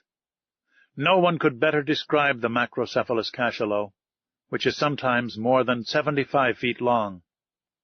Its enormous head occupies 1/3 of its entire body. Better armed than the whale, whose upper jaw is furnished only with whalebone, it is supplied with 25 large tusks, about 8 inches long, cylindrical and conical at the top, each weighing 2 pounds. It is in the upper part of this enormous head, in great cavities divided by cartilages, that is to be found from 600 to 800 pounds of that precious oil called spermaceti. The cachalot is a disagreeable creature, more tadpole than fish, according to Frédol's description. It is badly formed, the whole of its left side being, if we may say it, a failure, and being only able to see with its right eye. But the formidable troop was nearing us. They had seen the whales and were preparing to attack them. One could judge beforehand that the cachalots would be victorious, not only because they were better built for attack than their inoffensive adversaries, but also because they could remain longer under water without coming to the surface. There was only just time to go to the help of the whales. The Nautilus went under water. Conseil, Ned Land, and I took our places before the window in the saloon, and Captain Nemo joined the pilot in his cage to work his apparatus as an engine of destruction. Soon I felt the beatings of the screw quicken, and our speed increased. The battle between the cachalots and the whales had already begun when the Nautilus arrived. They did not at first show any fear at the sight of this new monster joining in the conflict, but they soon had to guard against its blows. What a battle! The Nautilus was nothing but a formidable harpoon, brandished by the hand of its captain. It hurled itself against the fleshy mass, passing through from one part to the other, leaving behind it 2 quivering halves of the animal. It could not feel the formidable blows from their tails upon its sides, nor the shock which it produced itself much more. One cachalot killed, it ran at the next, tacked on the spot that it might not miss its prey, going forwards and backwards, answering to its helm, plunging when the cetacean dived into the deep waters, coming up with it when it returned to the surface, striking it front or sideways, cutting or tearing in all directions and at any pace, piercing it with its terrible spur. What carnage! What a noise on the surface of the waves! What sharp hissing, and what snorting peculiar to these enraged animals!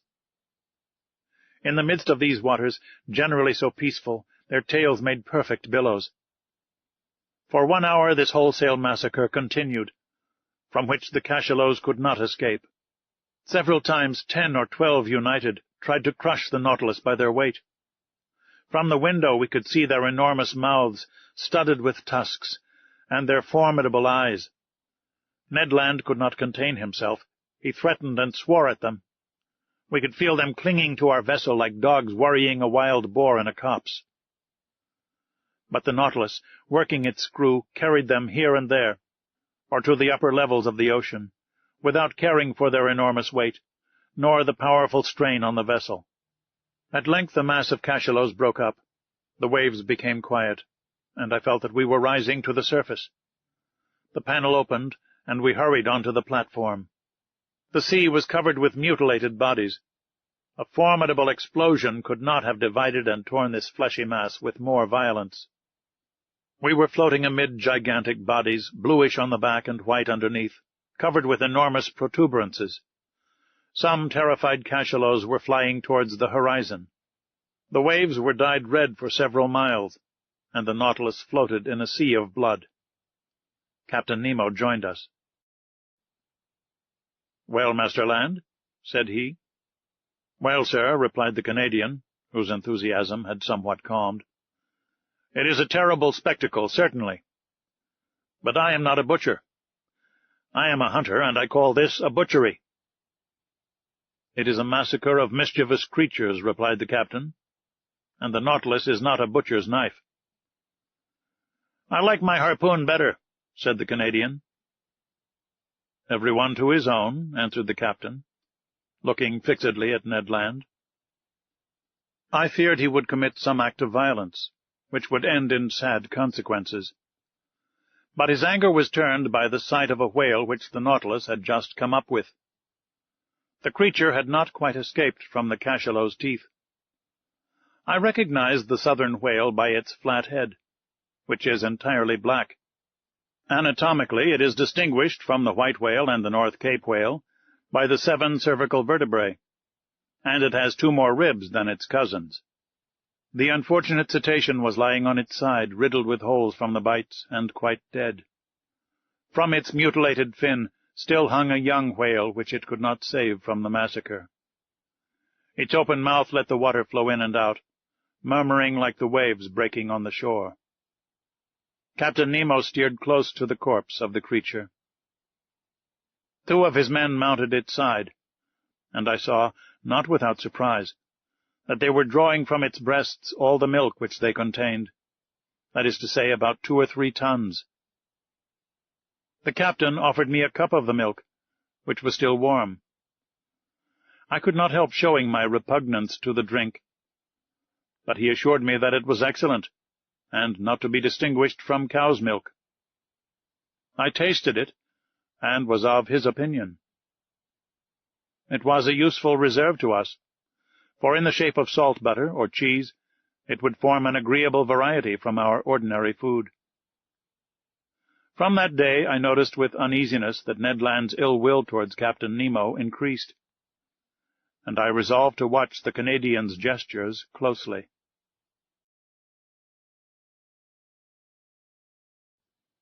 Chapter 13. The Iceberg. The Nautilus was steadily pursuing its southerly course, following the 50th meridian with considerable speed. Did he wish to reach the pole? I did not think so, for every attempt to reach that point had hitherto failed. Again the season was far advanced, for in the Antarctic regions the 13th of March corresponds with the 13th of September of northern regions, which begin at the equinoctial season. On the 14th of March, I saw floating ice in latitude 55 degrees, merely pale bits of debris from 20 to 25 feet long, forming banks over which the sea curled. The Nautilus remained on the surface of the ocean. Ned Land, who had fished in the Arctic seas, was familiar with its icebergs. But Conseil and I admired them for the first time. In the atmosphere towards the southern horizon stretched a white, dazzling band. English whalers have given it the name of ice blink. However thick the clouds may be, it is always visible, and announces the presence of an ice pack or bank. Accordingly, larger blocks soon appeared, whose brilliancy changed with the caprices of the fog. Some of these masses showed green veins, as if long undulating lines had been traced with sulphate of copper. Others resembled enormous amethysts with the light shining through them. Some reflected the light of day upon 1,000 crystal facets. Others, shaded with vivid calcareous reflections, resembled a perfect town of marble. The more we neared the south, the more these floating islands increased both in number and importance. At 60 degrees latitude, every pass had disappeared. But, seeking carefully, Captain Nemo soon found a narrow opening, through which he boldly slipped, knowing, however, that it would close behind him. Thus, guided by this clever hand, the Nautilus passed through all the ice with a precision which quite charmed Conseil. Icebergs or mountains, ice fields or smooth plains, seeming to have no limits, drift ice or floating ice packs, plains broken up, called palks when they are circular, and streams when they are made up of long strips.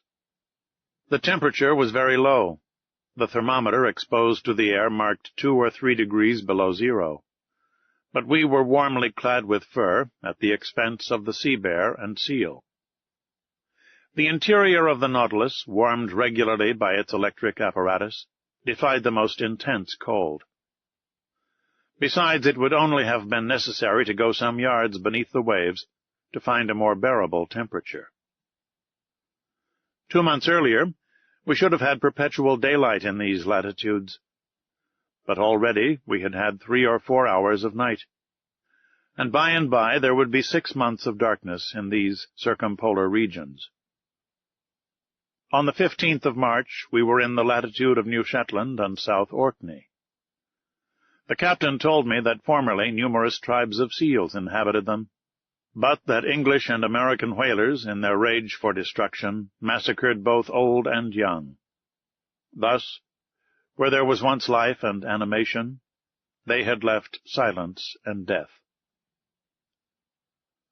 About 8 o'clock in the morning of the 16th of March, the Nautilus, following the 55th meridian, cut the Antarctic polar circle. Ice surrounded us on all sides, and closed the horizon. But Captain Nemo went from one opening to another, still going higher. I cannot express my astonishment at the beauties of these new regions. The ice took most surprising forms. Here the grouping formed an oriental town, with innumerable mosques and minarets. There a fallen city thrown to the earth, as it were, by some convulsion of nature. The whole aspect was constantly changed by the oblique rays of the sun, or lost in the grayish fog amidst hurricanes of snow. Detonations and falls were heard on all sides, great overthrows of icebergs, which altered the whole landscape like a diorama. Often seeing no exit, I thought we were definitely prisoners. But instinct guiding him at the slightest indication, Captain Nemo would discover a new pass. He was never mistaken when he saw the thin threads of bluish water trickling along the ice fields, and I had no doubt that he had already ventured into the midst of these Antarctic seas before. On the 16th of March, however, the ice fields absolutely blocked our road. It was not the iceberg itself, as yet, but vast fields cemented by the cold. But this obstacle could not stop Captain Nemo. He hurled himself against it with frightful violence. The Nautilus entered the brittle mass like a wedge, and split it with frightful crackings. It was the battering ram of the ancients hurled by infinite strength. The ice, thrown high in the air, fell like hail around us. By its own power of impulsion our apparatus made a canal for itself. Sometimes carried away by its own impetus, it lodged on the ice field, crushing it with its weight, and sometimes buried beneath it, dividing it by a simple pitching movement, producing large rents in it. Violent gales assailed us at this time, accompanied by thick fogs, through which, from one end of the platform to the other, we could see nothing. The wind blew sharply from all parts of the compass, and the snow lay in such hard heaps that we had to break it with blows of a pickaxe. The temperature was always at 5 degrees below zero. Every outward part of the Nautilus was covered with ice. A rigged vessel would have been entangled in the blocked-up gorges. A vessel without sails, with electricity for its motive power, and wanting no coal, could alone brave such high latitudes. At length, on the 18th of March, after many useless assaults, the Nautilus was positively blocked. It was no longer either streams, packs, or ice fields, but an interminable and immovable barrier, formed by mountains soldered together. "An iceberg," said the Canadian to me. I knew that to Ned Land, as well as to all other navigators who had preceded us, this was an inevitable obstacle. The sun appearing for an instant at noon, Captain Nemo took an observation as near as possible, which gave our situation at 51 degrees 30 minutes longitude and 67 degrees 39 minutes of south latitude. We had advanced 1 degree more in this Antarctic region. Of the liquid surface of the sea, there was no longer a glimpse. Under the spur of the Nautilus lay stretched a vast plain, entangled with confused blocks. Here and there sharp points and slender needles rising to a height of 200 feet.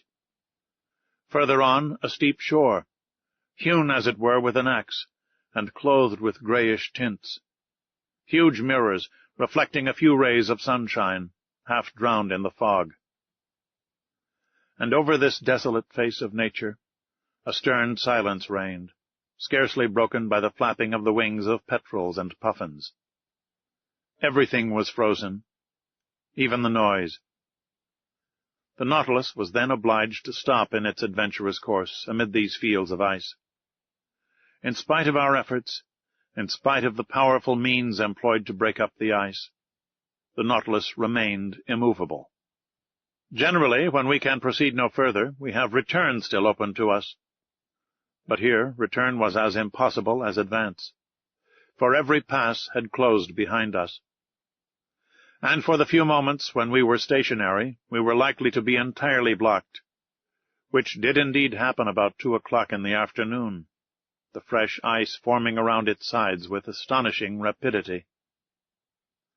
I was obliged to admit that Captain Nemo was more than imprudent. I was on the platform at that moment. The captain had been observing our situation for some time past, when he said to me, "Well, sir, what do you think of this?" "I think that we are caught, Captain." "So, Monsieur Aronnax, you really think that the Nautilus cannot disengage itself?" "With difficulty, Captain, for the season is already too far advanced for you to reckon on the breaking of the ice." "Ah, sir," said Captain Nemo in an ironical tone, "you will always be the same. You see nothing but difficulties and obstacles. I affirm that not only can the Nautilus disengage itself, but also that it can go further still." "Further to the south?" I asked, looking at the captain. "Yes, sir. It shall go to the pole." "To the pole?" I exclaimed, unable to repress a gesture of incredulity. "Yes," replied the captain coldly, "to the Antarctic pole, to that unknown point from whence springs every meridian of the globe. You know whether I can do as I please with the Nautilus?" Yes, I knew that. I knew that this man was bold even to rashness. But to conquer those obstacles which bristled round the South Pole, rendering it more inaccessible than the North, which had not yet been reached by the boldest navigators, was it not a mad enterprise, one which only a maniac would have conceived? It then came into my head to ask Captain Nemo if he had ever discovered that pole which had never yet been trodden by a human creature. "No, sir," he replied, "but we will discover it together. Where others have failed, I will not fail. I have never yet led my Nautilus so far into southern seas, but, I repeat, it shall go further yet." "I can well believe you, Captain," said I, in a slightly ironical tone. "I believe you. Let us go ahead. There are no obstacles for us. Let us smash this iceberg. Let us blow it up, and if it resists, let us give the Nautilus wings to fly over it." "Over it, sir," said Captain Nemo quietly. "No, not over it, but under it." "Under it?" I exclaimed. a sudden idea of the captain's projects flashing upon my mind. I understood. The wonderful qualities of the Nautilus were going to serve us in this superhuman enterprise. "I see we are beginning to understand one another, sir," said the captain, half smiling. "You begin to see the possibility, I should say the success, of this attempt. That which is impossible for an ordinary vessel is easy to the Nautilus. If a continent lies before the pole, it must stop before the continent. But if, on the contrary, the pole is washed by open sea, it will go even to the pole." "Certainly," said I, carried away by the captain's reasoning. "If the surface of the sea is solidified by the ice, the lower depths are free by the providential law which has placed the maximum of density of the waters of the ocean 1 degree higher than freezing point. And if I am not mistaken, the portion of this iceberg which is above the water is as 1 to 4 to that which is below." "Very nearly, sir. For 1 foot of iceberg above the sea, there are 3 below it. If these ice mountains are not more than 300 feet above the surface, they are not more than 900 beneath. And what are 900 feet to the Nautilus?" "Nothing, sir." "It could even seek at greater depths that uniform temperature of sea water, and there brave with impunity the 30 or 40 degrees of surface cold." "Just so, sir. Just so," I replied, getting animated. "The only difficulty," continued Captain Nemo, "is that of remaining several days without renewing our provision of air." "Is that all? The Nautilus has vast reservoirs. We can fill them, and they will supply us with all the oxygen we want." "Well thought of, Monsieur Aronnax," replied the captain, smiling. "But, not wishing you to accuse me of rashness, I will first give you all my objections." "Have you any more to make?" "Only one. It is possible, if the sea exists at the South Pole, that it may be covered, and consequently we shall be unable to come to the surface." "Good, sir. But do you forget that the Nautilus is armed with a powerful spur? And could we not send it diagonally against these fields of ice, which would open at the shocks?" "Ah, sir, you are full of ideas today." "Besides, Captain," I added enthusiastically, "why should we not find the sea open at the South Pole as well as at the North? The frozen poles of the earth do not coincide, either in the southern or in the northern regions. And until it is proved to the contrary, we may suppose either a continent or an ocean free from ice at these 2 points of the globe." "I think so too, Monsieur Aronnax," replied Captain Nemo. "I only wish you to observe that, after having made so many objections to my project, you are now crushing me with arguments in its favor." The preparations for this audacious attempt now began. The powerful pumps of the Nautilus were working air into the reservoirs and storing it at high pressure. About 4 o'clock, Captain Nemo announced the closing of the panels on the platform. I threw one last look at the massive iceberg which we were going to cross. The weather was clear, the atmosphere pure enough, the cold very great, being 12 degrees below zero. But the wind having gone down, this temperature was not so unbearable. About 10 men mounted the sides of the Nautilus, armed with pickaxes to break the ice around the vessel, which was soon free. The operation was quickly performed, for the fresh ice was still very thin. We all went below. The usual reservoirs were filled with the newly liberated water, and the Nautilus soon descended. I had taken my place with Conseil in the saloon. Through the open window we could see the lower beds of the Southern Ocean. The thermometer went up. The needle of the compass deviated on the dial. At about 900 feet, as Captain Nemo had foreseen, we were floating beneath the undulating bottom of the iceberg. But the Nautilus went lower still. It went to the depth of 400 fathoms. The temperature of the water at the surface showed 12 degrees. It was now only 10. We had gained 2. I need not say the temperature of the Nautilus was raised by its heating apparatus to a much higher degree. Every maneuver was accomplished with wonderful precision. "We shall pass it, if you please, sir," said Conseil. "I believe we shall," I said, in a tone of firm conviction. In this open sea the Nautilus had taken its course direct to the pole, without leaving the 52nd meridian.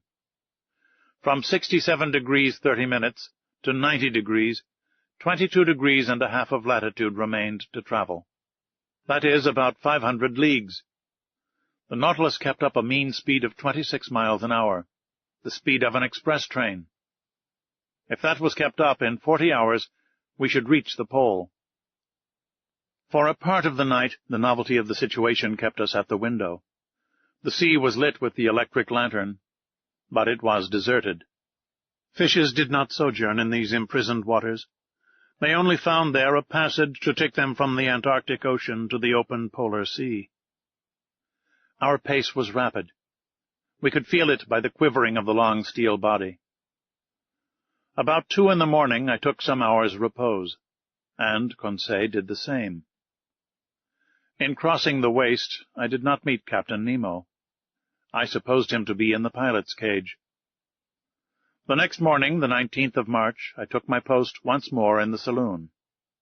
The electric log told me that the speed of the Nautilus had been slackened. It was then going towards the surface, but prudently emptying its reservoirs very slowly. My heart beat fast. Were we going to emerge and regain the open polar atmosphere? No. A shock told me that the Nautilus had struck the bottom of the iceberg, still very thick, judging from the deadened sound. We had indeed struck, to use a sea expression, but in an inverse sense, and at 1,000 feet deep. This would give 3,000 feet of ice above us, 1,000 being above the watermark. The iceberg was then higher than at its borders. Not a very reassuring fact. Several times that day the Nautilus tried again, and every time it struck the wall which lay like a ceiling above it. Sometimes it met with but 900 yards, only 200 of which rose above the surface. It was twice the height it was when the Nautilus had gone under the waves. I carefully noted the different depths, and thus obtained a submarine profile of the chain as it was developed under the water. That night, no change had taken place in our situation. Still ice between 400 and 500 yards in depth. It was evidently diminishing, but still what a thickness between us and the surface of the ocean. It was then 8. According to the daily custom on board the Nautilus, its air should have been renewed 4 hours ago. But I did not suffer much, although Captain Nemo had not yet made any demand upon his reserve of oxygen. My sleep was painful that night. Hope and fear besieged me by turns. I rose several times. The groping of the Nautilus continued. About 3 in the morning I noticed that the lower surface of the iceberg was only about 50 feet deep. 150 feet now separated us from the surface of the waters. The iceberg was by degrees becoming an ice field, the mountain a plain. My eyes never left the manometer. We were still rising diagonally to the surface, which sparkled under the electric rays. The iceberg was stretching both above and beneath into lengthening slopes. Mile after mile it was getting thinner. At length, at 6 in the morning of that memorable day, the 19th of March, the door of the saloon opened, and Captain Nemo appeared. "The sea is open," was all he said.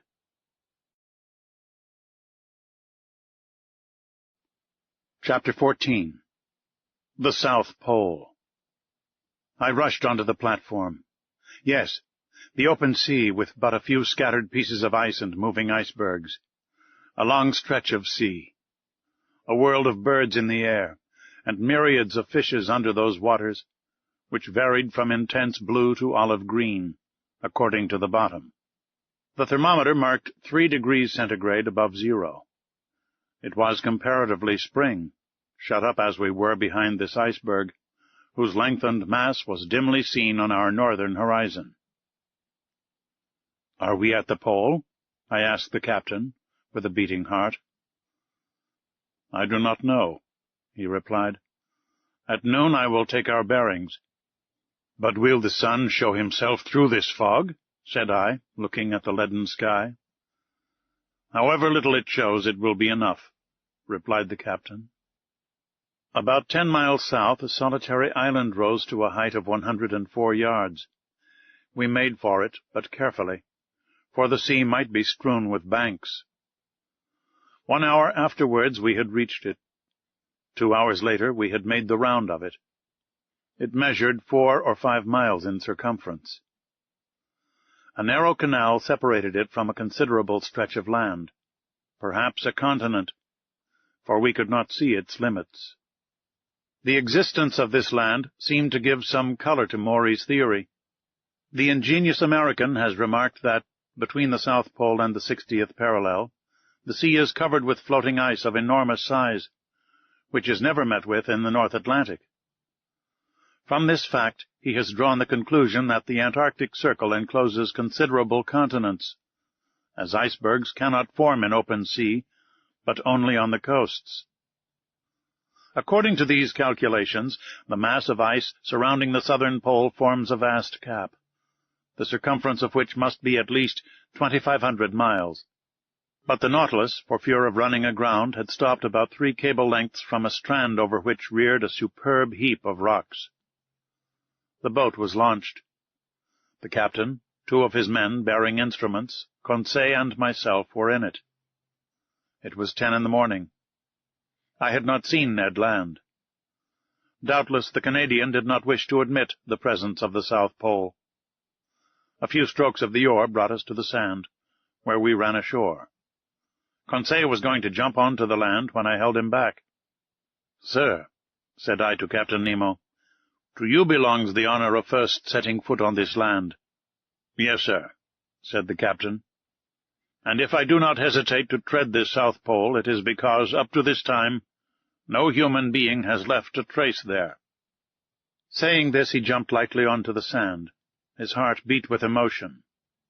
He climbed a rock, sloping to a little promontory, and there, with his arms crossed, mute and motionless, and with an eager look, he seemed to take possession of these southern regions. After 5 minutes passed in this ecstasy, he turned to us. "When you like, sir."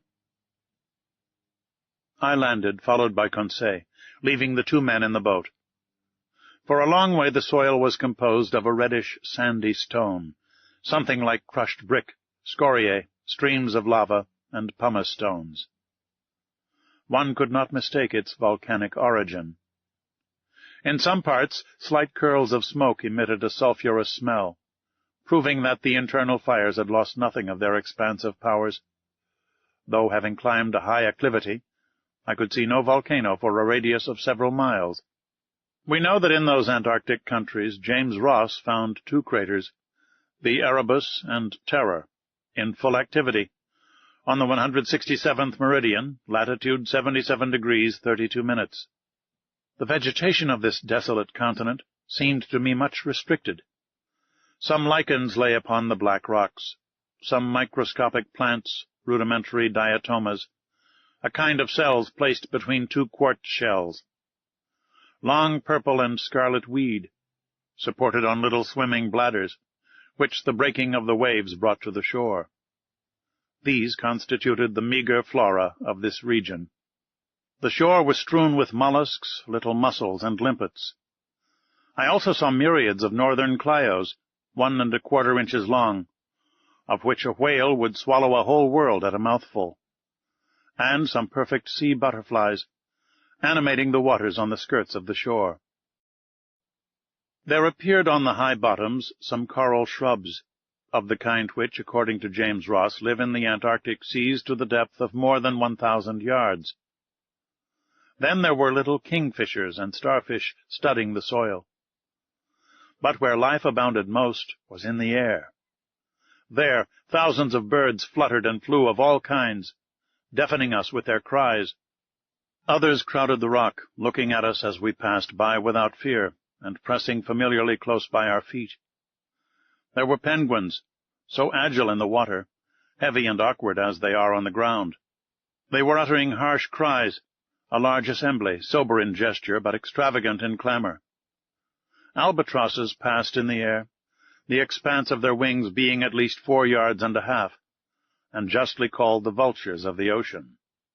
Some gigantic petrels, and some damiers, a kind of small duck, the underpart of whose body is black and white. Then there were a whole series of petrels, some whitish, with brown-bordered wings, others blue, peculiar to the Antarctic seas, and so oily, as I told Conseil, that the inhabitants of the Faroe Islands had nothing to do before lighting them but to put a wick in. "A little more," said Conseil, "and they would be perfect lamps. After that we cannot expect nature to have previously furnished them with wicks." About half a mile farther on the soil was riddled with ruffs' nests, a sort of laying ground, out of which many birds were issuing. Captain Nemo had some hundreds hunted. They uttered a cry like the braying of an ass, were about the size of a goose, slate color on the body, white beneath, with a yellow line round their throats. They allowed themselves to be killed with a stone, never trying to escape. But the fog did not lift, and at 11 the sun had not yet shown itself. Its absence made me uneasy. Without it, no observations were possible. How then could we decide whether we had reached the pole? When I rejoined Captain Nemo, I found him leaning on a piece of rock, silently watching the sky. He seemed impatient and vexed. But what was to be done? This rash and powerful man could not command the sun as he did the sea. Noon arrived without the orb of day showing itself for an instant. We could not even tell its position behind the curtain of fog, and soon the fog turned to snow. "Till tomorrow," said the captain quietly, and we returned to the Nautilus amid these atmospheric disturbances. The tempest of snow continued till the next day. It was impossible to remain on the platform. From the saloon, where I was taking notes of incidents happening during this excursion to the polar continent, I could hear the cries of petrels and albatrosses sporting in the midst of this violent storm. The Nautilus did not remain motionless, but skirted the coast, advancing 10 miles more to the south, in the half-light left by the sun as it skirted the edge of the horizon. The next day, the 20th of March, the snow had ceased. The cold was a little greater, the thermometer showing 2 degrees below zero. The fog was rising, and I hoped that that day our observations might be taken. Captain Nemo not having yet appeared, the boat took Conseil and myself to land. The soil was still of the same volcanic nature. Everywhere were traces of lava, scoriae, and basalt.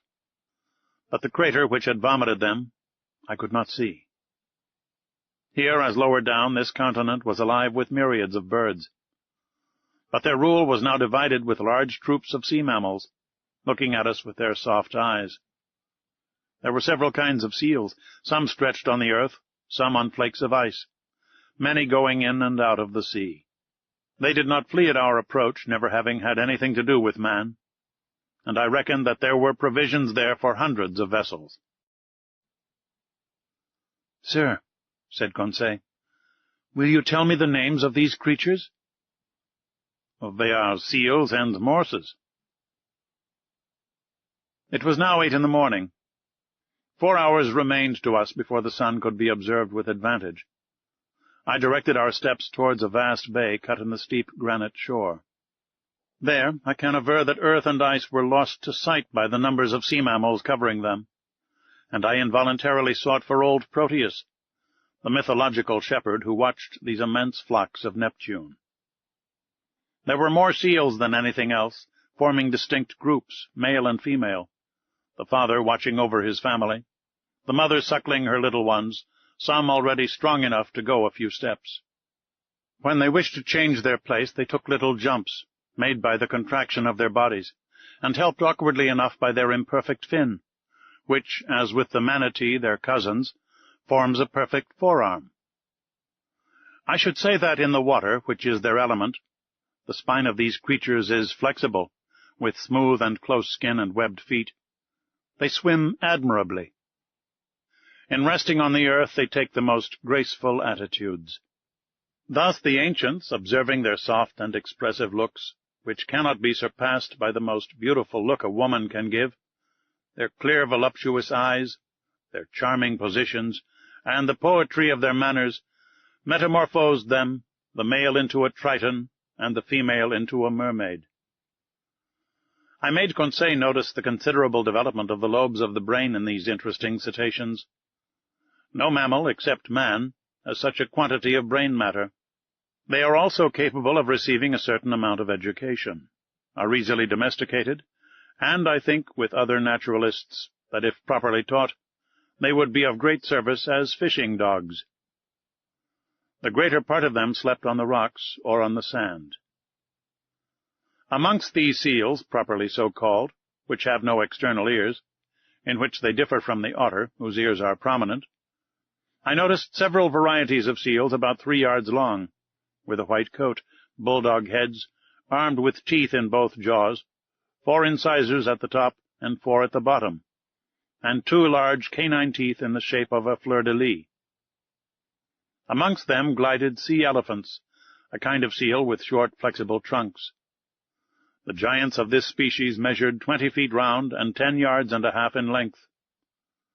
But they did not move as we approached. "These creatures are not dangerous?" asked Conseil. "No, not unless you attack them. When they have to defend their young, their rage is terrible, and it is not uncommon for them to break the fishing boats to pieces." "They are quite right," said Conseil. "I do not say they are not." 2 miles farther on we were stopped by the promontory which shelters the bay from the southerly winds. Beyond it we heard loud bellowings, such as a troop of ruminants would produce. "Good," said Conseil, "a concert of bulls." "No, a concert of morses." "They are fighting." "They are either fighting or playing." We now began to climb the blackish rocks, amid unforeseen stumbles, and over stones which the ice made slippery. More than once I rolled over at the expense of my loins.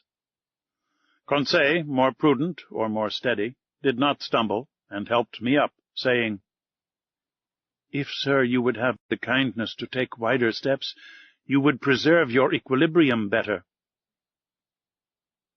Arrived at the upper ridge of the promontory, I saw a vast white plain covered with morses. They were playing amongst themselves, and what we heard were bellowings of pleasure, not of anger. As I passed these curious animals, I could examine them leisurely, for they did not move. Their skins were thick and rugged, of a yellowish tint, approaching to red. Their hair was short and scant. Some of them were 4 yards and a quarter long. Quieter and less timid than their cousins of the north, they did not, like them, place sentinels round the outskirts of their encampment. After examining this city of morses, I began to think of returning. It was 11 o'clock, and if Captain Nemo found the conditions favorable for observations, I wished to be present at the operation. We followed a narrow pathway running along the summit of the steep shore. At 11:30 we had reached the place where we landed. The boat had run aground, bringing the captain. I saw him standing on a block of basalt, his instruments near him, his eyes fixed on the northern horizon, near which the sun was then describing a lengthened curve. I took my place beside him, and waited without speaking. Noon arrived, and as before the sun did not appear. It was a fatality. Observations were still wanting. If not accomplished tomorrow, we must give up all idea of taking any. We were indeed exactly at the 20th of March. Tomorrow, the 21st, would be the equinox. The sun would disappear behind the horizon for 6 months, and with its disappearance the long polar night would begin. Since the September equinox it had emerged from the northern horizon, rising by lengthened spirals up to the 21st of December. At this period, the summer solstice of the northern regions, it had begun to descend, and tomorrow was to shed its last rays upon them. I communicated my fears and observations to Captain Nemo. "You are right, Monsieur Aronnax," said he. "If tomorrow I cannot take the altitude of the sun, I shall not be able to do it for 6 months. But precisely because chance has led me into these seas on the 21st of March, my bearings will be easy to take, if at 12 we can see the sun. Why, Captain? Because then the orb of day describes such lengthened curves that it is difficult to measure exactly its height above the horizon, and grave errors may be made with instruments. What will you do then? I shall only use my chronometer, replied Captain Nemo.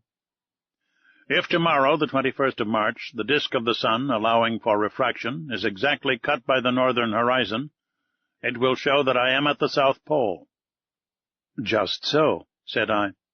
But this statement is not mathematically correct, because the equinox does not necessarily begin at noon. Very likely, sir. But the error will not be 100 yards, and we do not want more. Till tomorrow, then. Captain Nemo returned on board. Conseil and I remained to survey the shore, observing and studying until 5 o'clock. Then I went to bed, not, however, without invoking, like the Indian, the favor of the radiant orb. The next day, the 21st of March, at 5 in the morning, I mounted the platform. I found Captain Nemo there. "The weather is lightening a little," said he. "I have some hope. After breakfast we will go on shore and choose a post for observation." That point settled, I sought Ned Land. I wanted to take him with me, but the obstinate Canadian refused, and I saw that his taciturnity and his bad humor grew day by day. After all, I was not sorry for his obstinacy under the circumstances.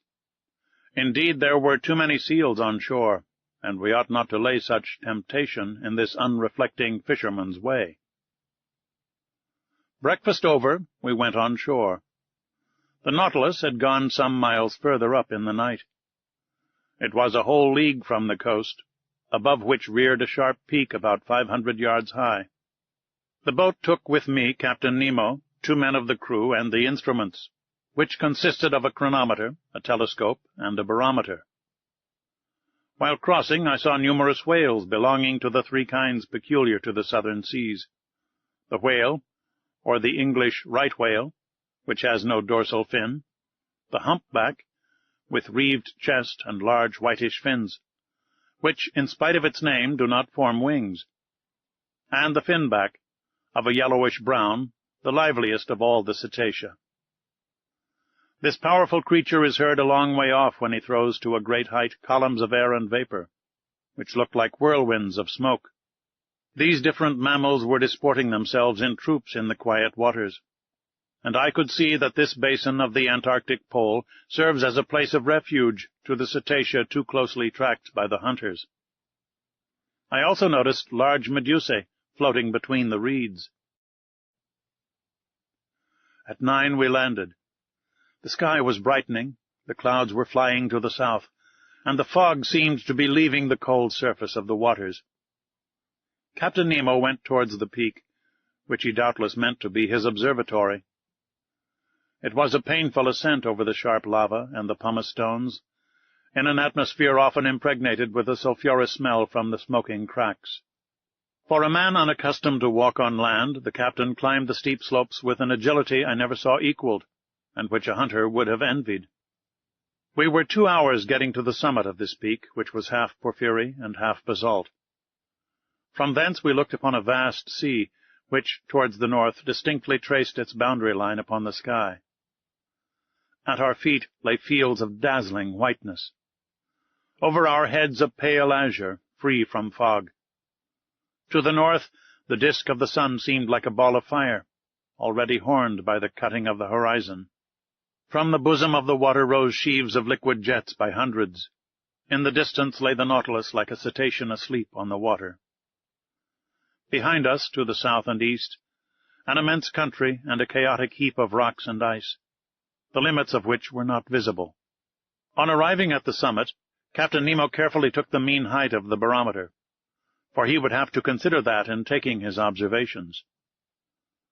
At 11:45 the sun, then seen only by refraction, looked like a golden disk, shedding its last rays upon this deserted continent and seas which never man had yet ploughed. Captain Nemo, furnished with a lenticular glass, which, by means of a mirror, corrected the refraction, watched the orb sinking below the horizon by degrees, following a lengthened diagonal. I held the chronometer. My heart beat fast. If the disappearance of the half-disk of the sun coincided with 12 o'clock on the chronometer, we were at the pole itself. 12! I exclaimed. The South Pole, replied Captain Nemo, in a grave voice, handing me the glass, which showed the orb cut in exactly equal parts by the horizon. I looked at the last rays crowning the peak, and the shadows mounting by degrees up its slopes. At that moment, Captain Nemo, resting with his hand on my shoulder, said, I, Captain Nemo, on this 21st day of March, 1868, have reached the South Pole on the 90th degree, and I take possession of this part of the globe, equal to 1/6 of the known continents. In whose name, Captain? In my own, sir. Saying which, Captain Nemo unfurled a black banner, bearing an N in gold quartered on its bunting. Then, turning towards the orb of day, whose last rays lapped the horizon of the sea, he exclaimed, Adieu, sun! Disappear, thou radiant orb! Rest beneath this open sea, and let a night of 6 months spread its shadows over my new domains. Chapter 15. Accident or Incident. The next day, the 22nd of March, at 6 in the morning, preparations for departure were begun. The last gleams of twilight were melting into night. The cold was great. The constellations shone with wonderful intensity. In the zenith glittered that wondrous Southern Cross, the polar bear of Antarctic regions. The thermometer showed 120 below zero, and when the wind freshened it was most biting. Flakes of ice increased on the open water. The sea seemed everywhere alike. Numerous blackish patches spread on the surface, showing the formation of fresh ice. Evidently the southern basin, frozen during the 6 winter months, was absolutely inaccessible. What became of the whales in that time? Doubtless they went beneath the icebergs, seeking more practicable seas. As to the seals and morses, accustomed to live in a hard climate, they remained on these icy shores. These creatures have the instinct to break holes in the ice field and to keep them open. To these holes they come for breath. When the birds, driven away by the cold, have emigrated to the north, these sea mammals remain sole masters of the polar continent. But the reservoirs were filling with water, and the Nautilus was slowly descending. At 1,000 feet deep it stopped. Its screw beat the waves, and it advanced straight towards the north at a speed of 15 miles an hour. Towards night it was already floating under the immense body of the iceberg.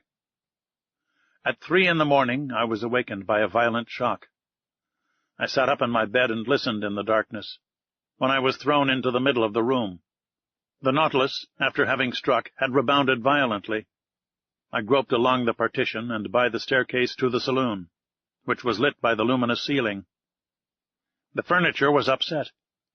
Fortunately, the windows were firmly set and had held fast. The pictures on the starboard side, from being no longer vertical, were clinging to the paper, whilst those of the port side were hanging at least a foot from the wall. The Nautilus was lying on its starboard side perfectly motionless. I heard footsteps and a confusion of voices, but Captain Nemo did not appear. As I was leaving the saloon, Ned Land and Conseil entered. "What is the matter?" said I at once. "I came to ask you, sir," replied Conseil. "Confound it!" exclaimed the Canadian. "I know well enough.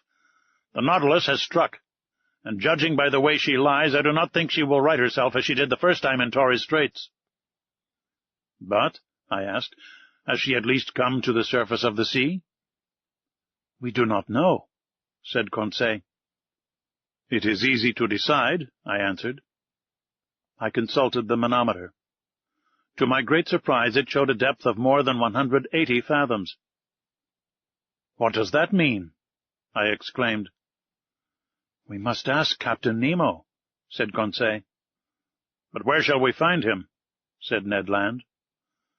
"Follow me," said I to my companions. We left the saloon. There was no one in the library. At the center staircase, by the berths of the ship's crew, there was no one. I thought that Captain Nemo must be in the pilot's cage. It was best to wait. We all returned to the saloon.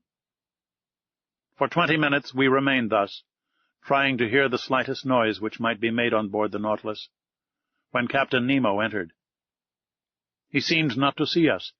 His face, generally so impassive, showed signs of uneasiness. He watched the compass silently, then the manometer, and, going to the planisphere, placed his finger on a spot representing the southern seas. I would not interrupt him. But some minutes later, when he turned towards me, I said, using one of his own expressions in the Torres Straits, "An incident, Captain?" "No, sir, an accident this time." "Serious?" "Perhaps." "Is the danger immediate?" "No." "The Nautilus has stranded?" "Yes." "And this has happened how?" "From a caprice of nature, not from the ignorance of man.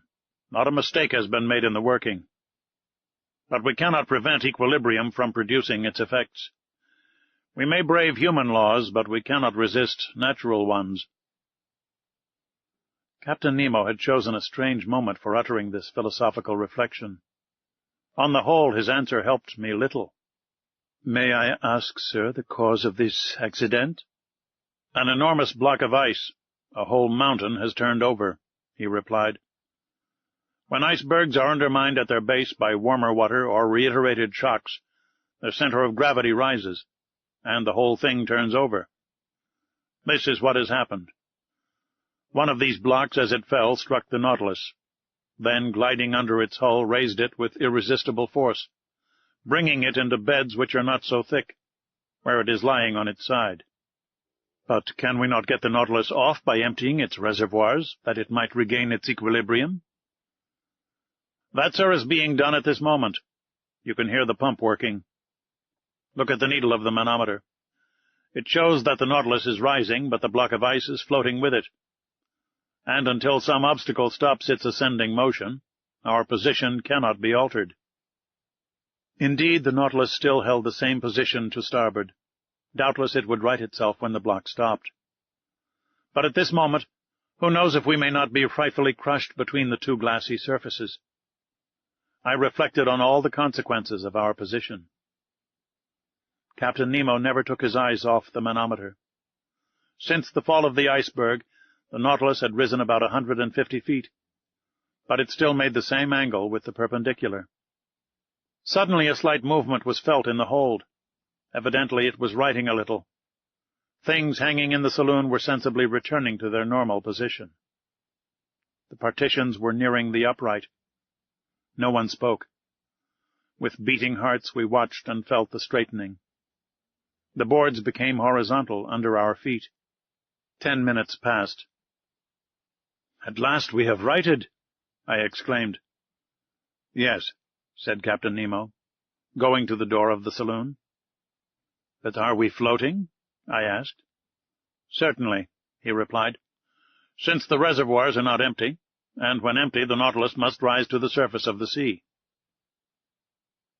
We were in open sea, but at a distance of about 10 yards, on either side of the Nautilus, rose a dazzling wall of ice. Above and beneath the same wall.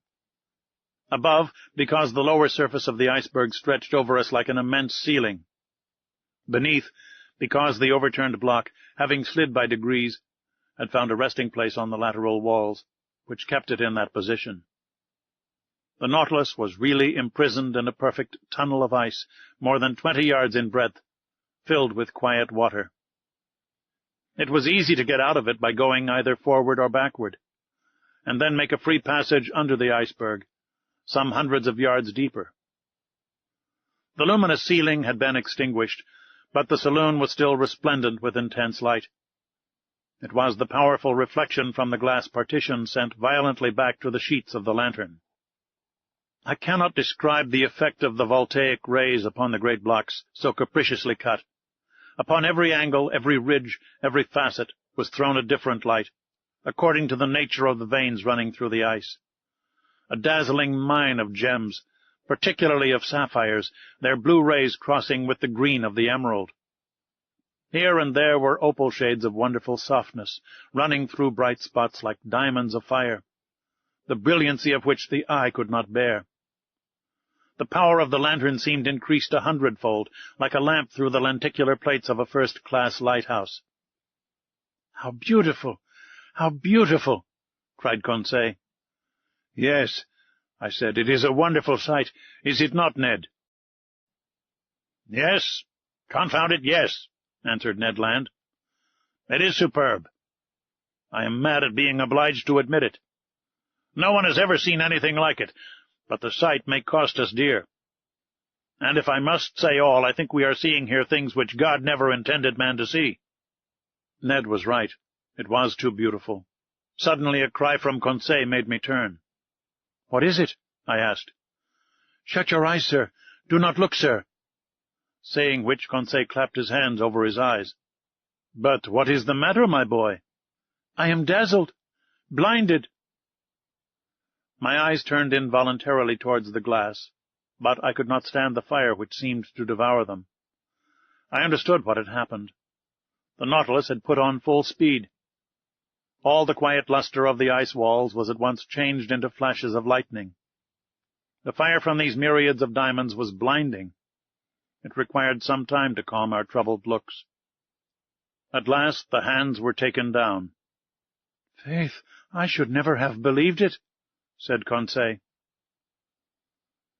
It was then 5 in the morning, and at that moment a shock was felt at the bows of the Nautilus. I knew that its spur had struck a block of ice.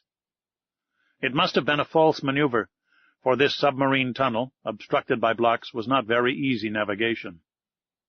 I thought that Captain Nemo, by changing his course, would either turn these obstacles or else follow the windings of the tunnel. In any case, the road before us could not be entirely blocked. But, contrary to my expectations, the Nautilus took a decided retrograde motion. "We are going backwards?" said Conseil. "Yes," I replied. "This end of the tunnel can have no egress." "And then?" "Then," I said, "the working is easy. We must go back again and go out at the southern opening, that is all." In speaking thus, I wished to appear more confident than I really was. But the retrograde motion of the Nautilus was increasing, and reversing the screw it carried us at great speed. "It will be a hindrance," said Ned. "What does it matter? Some hours more or less, provided we get out at last." "Yes," repeated Ned Land, "provided we do get out at last." For a short time I walked from the saloon to the library. My companions were silent. I soon threw myself on an ottoman and took a book, which my eyes overran mechanically. A quarter of an hour after, Conseil, approaching me, said, "Is what you are reading very interesting, sir?" "Very interesting," I replied. "I should think so, sir. It is your own book you are reading." "My book?" And indeed I was holding in my hand the work on the great submarine depths. I did not even dream of it. I closed the book and returned to my walk. Ned and Conseil rose to go. "Stay here, my friends," said I, detaining them. "Let us remain together until we are out of this block." "As you please, sir," Conseil replied. Some hours passed. I often looked at the instruments hanging from the partition. The manometer showed that the Nautilus kept at a constant depth of more than 300 yards. The compass still pointed to south. The log indicated a speed of 20 miles an hour, which, in such a cramped space, was very great. But Captain Nemo knew that he could not hasten too much, and that minutes were worth ages to us. At 25 minutes past 8, a second shock took place, this time from behind. I turned pale. My companions were close by my side. I seized Conseil's hand. Our looks expressed our feelings better than words. At this moment the captain entered the saloon. I went up to him. "Our course is barred southward?" I asked. "Yes, sir, the iceberg has shifted and closed every outlet." "We are blocked up, then?" "Yes."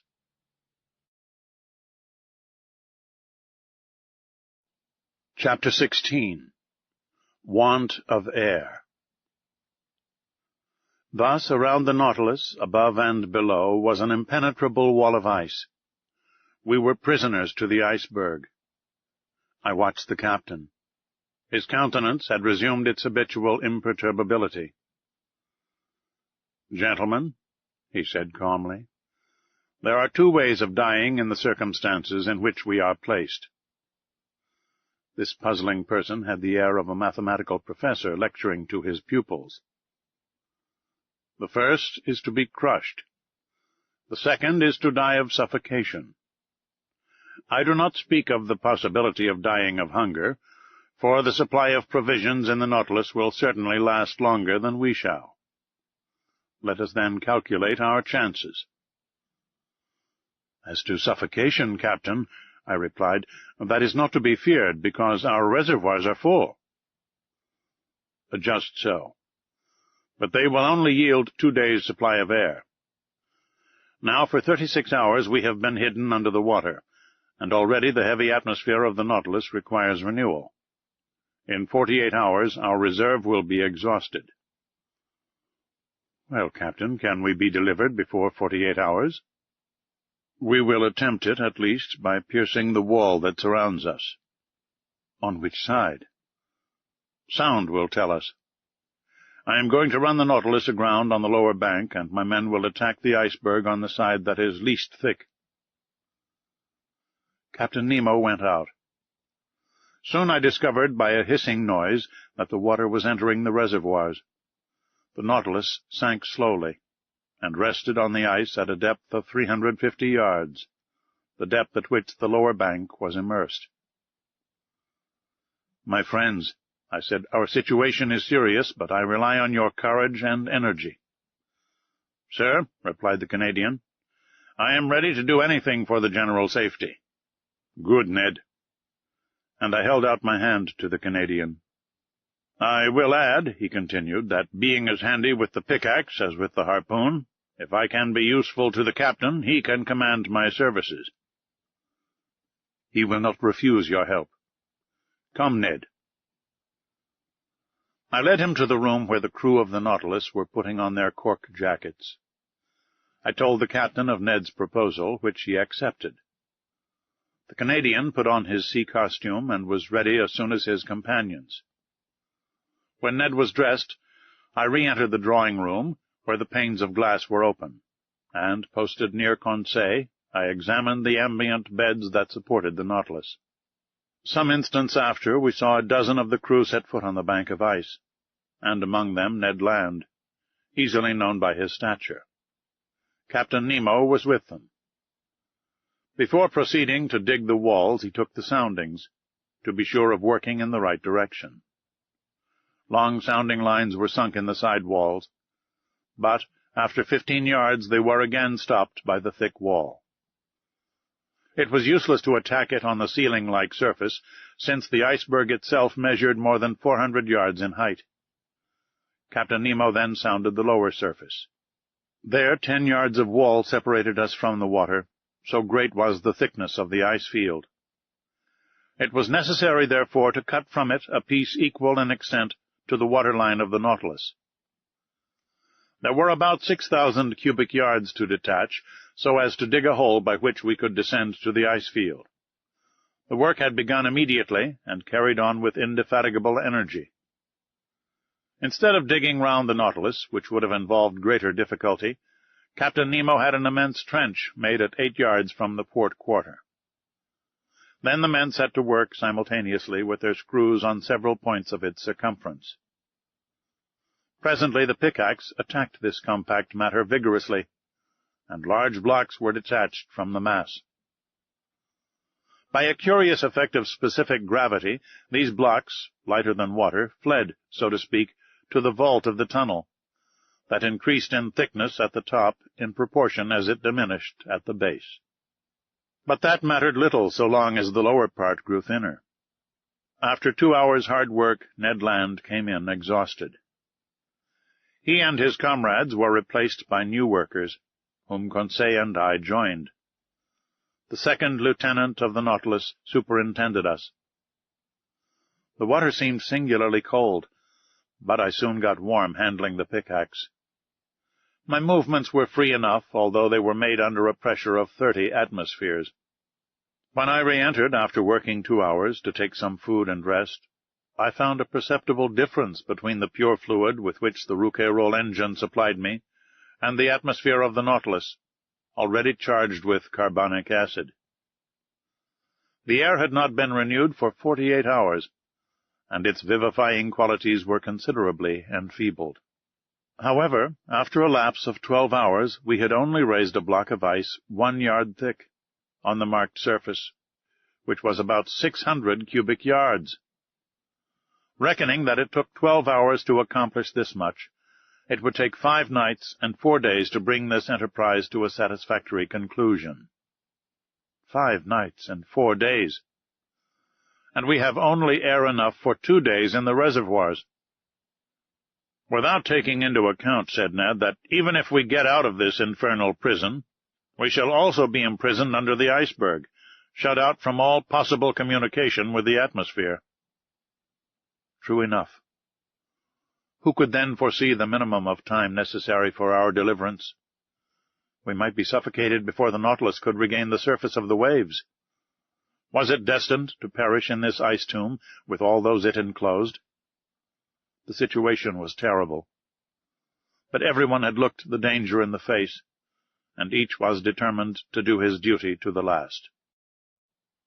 As I expected, during the night a new block a yard square was carried away, and still further sank the immense hollow.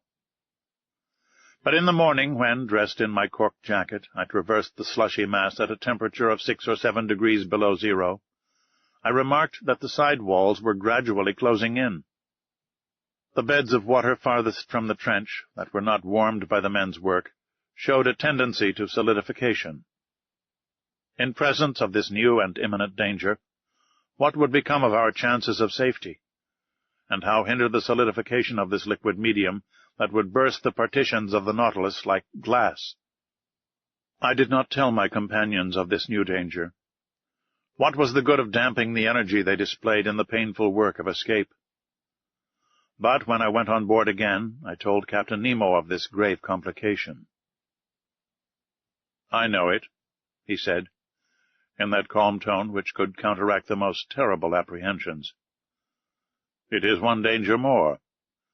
But I see no way of escaping it. The only chance of safety is to go quicker than solidification.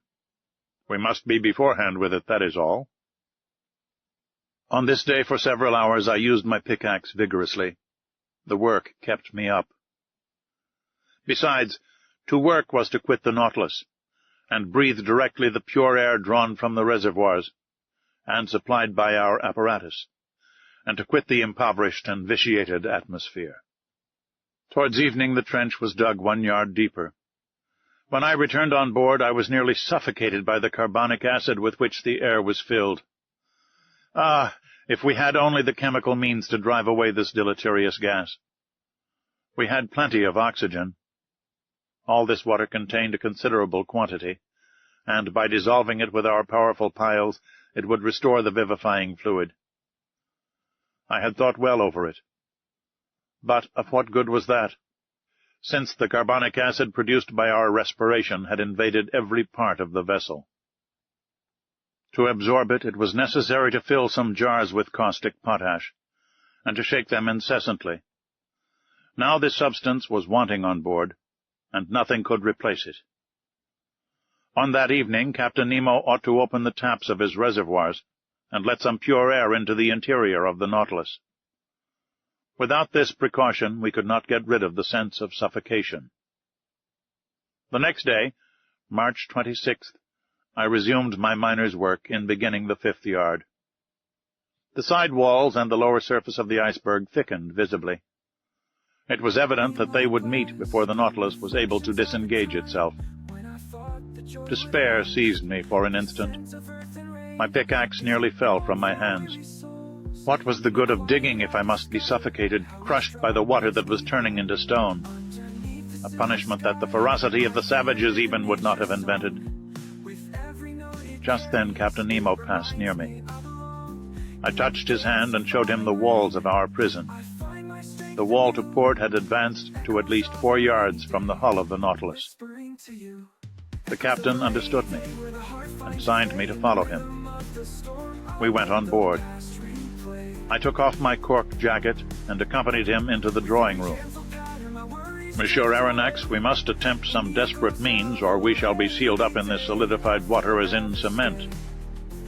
Yes, but what is to be done? Ah, if my Nautilus were strong enough to bear this pressure without being crushed. Well, I asked, not catching the captain's idea.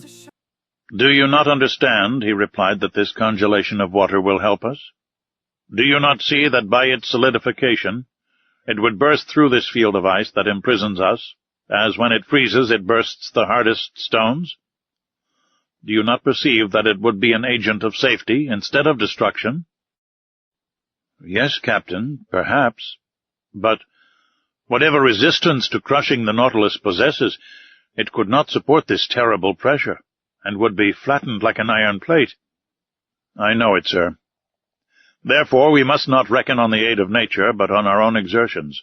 We must stop this solidification. Not only will the side walls be pressed together, but there is not 10 feet of water before or behind the Nautilus. The congelation gains on us on all sides. How long will the air in the reservoirs last for us to breathe on board? The captain looked in my face. After tomorrow, they will be empty. A cold sweat came over me. However, ought I to have been astonished at the answer? On March 22nd, the Nautilus was in the open polar seas. We were at 26 degrees. For 5 days we had lived on the reservoir on board. And what was left of the respirable air must be kept for the workers. Even now, as I write, my recollection is still so vivid that an involuntary terror seizes me, and my lungs seem to be without air.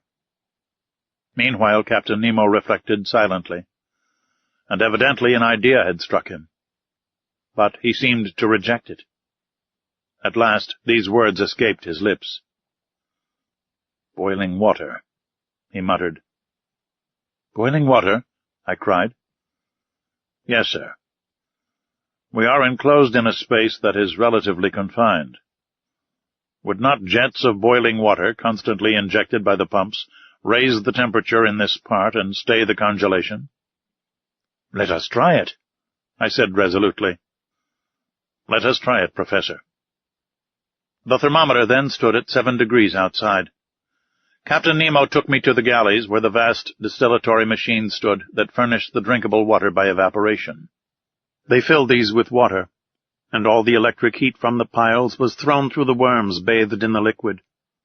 In a few minutes this water reached 100 degrees. It was directed towards the pumps, while fresh water replaced it in proportion. The heat developed by the troughs was such that cold water, drawn up from the sea after only having gone through the machines, came boiling into the body of the pump. The injection was begun, and 3 hours after, the thermometer marked 6 degrees below zero outside. 1 degree was gained. 2 hours later, the thermometer only marked 4 degrees. "We shall succeed," I said to the captain, after having anxiously watched the result of the operation.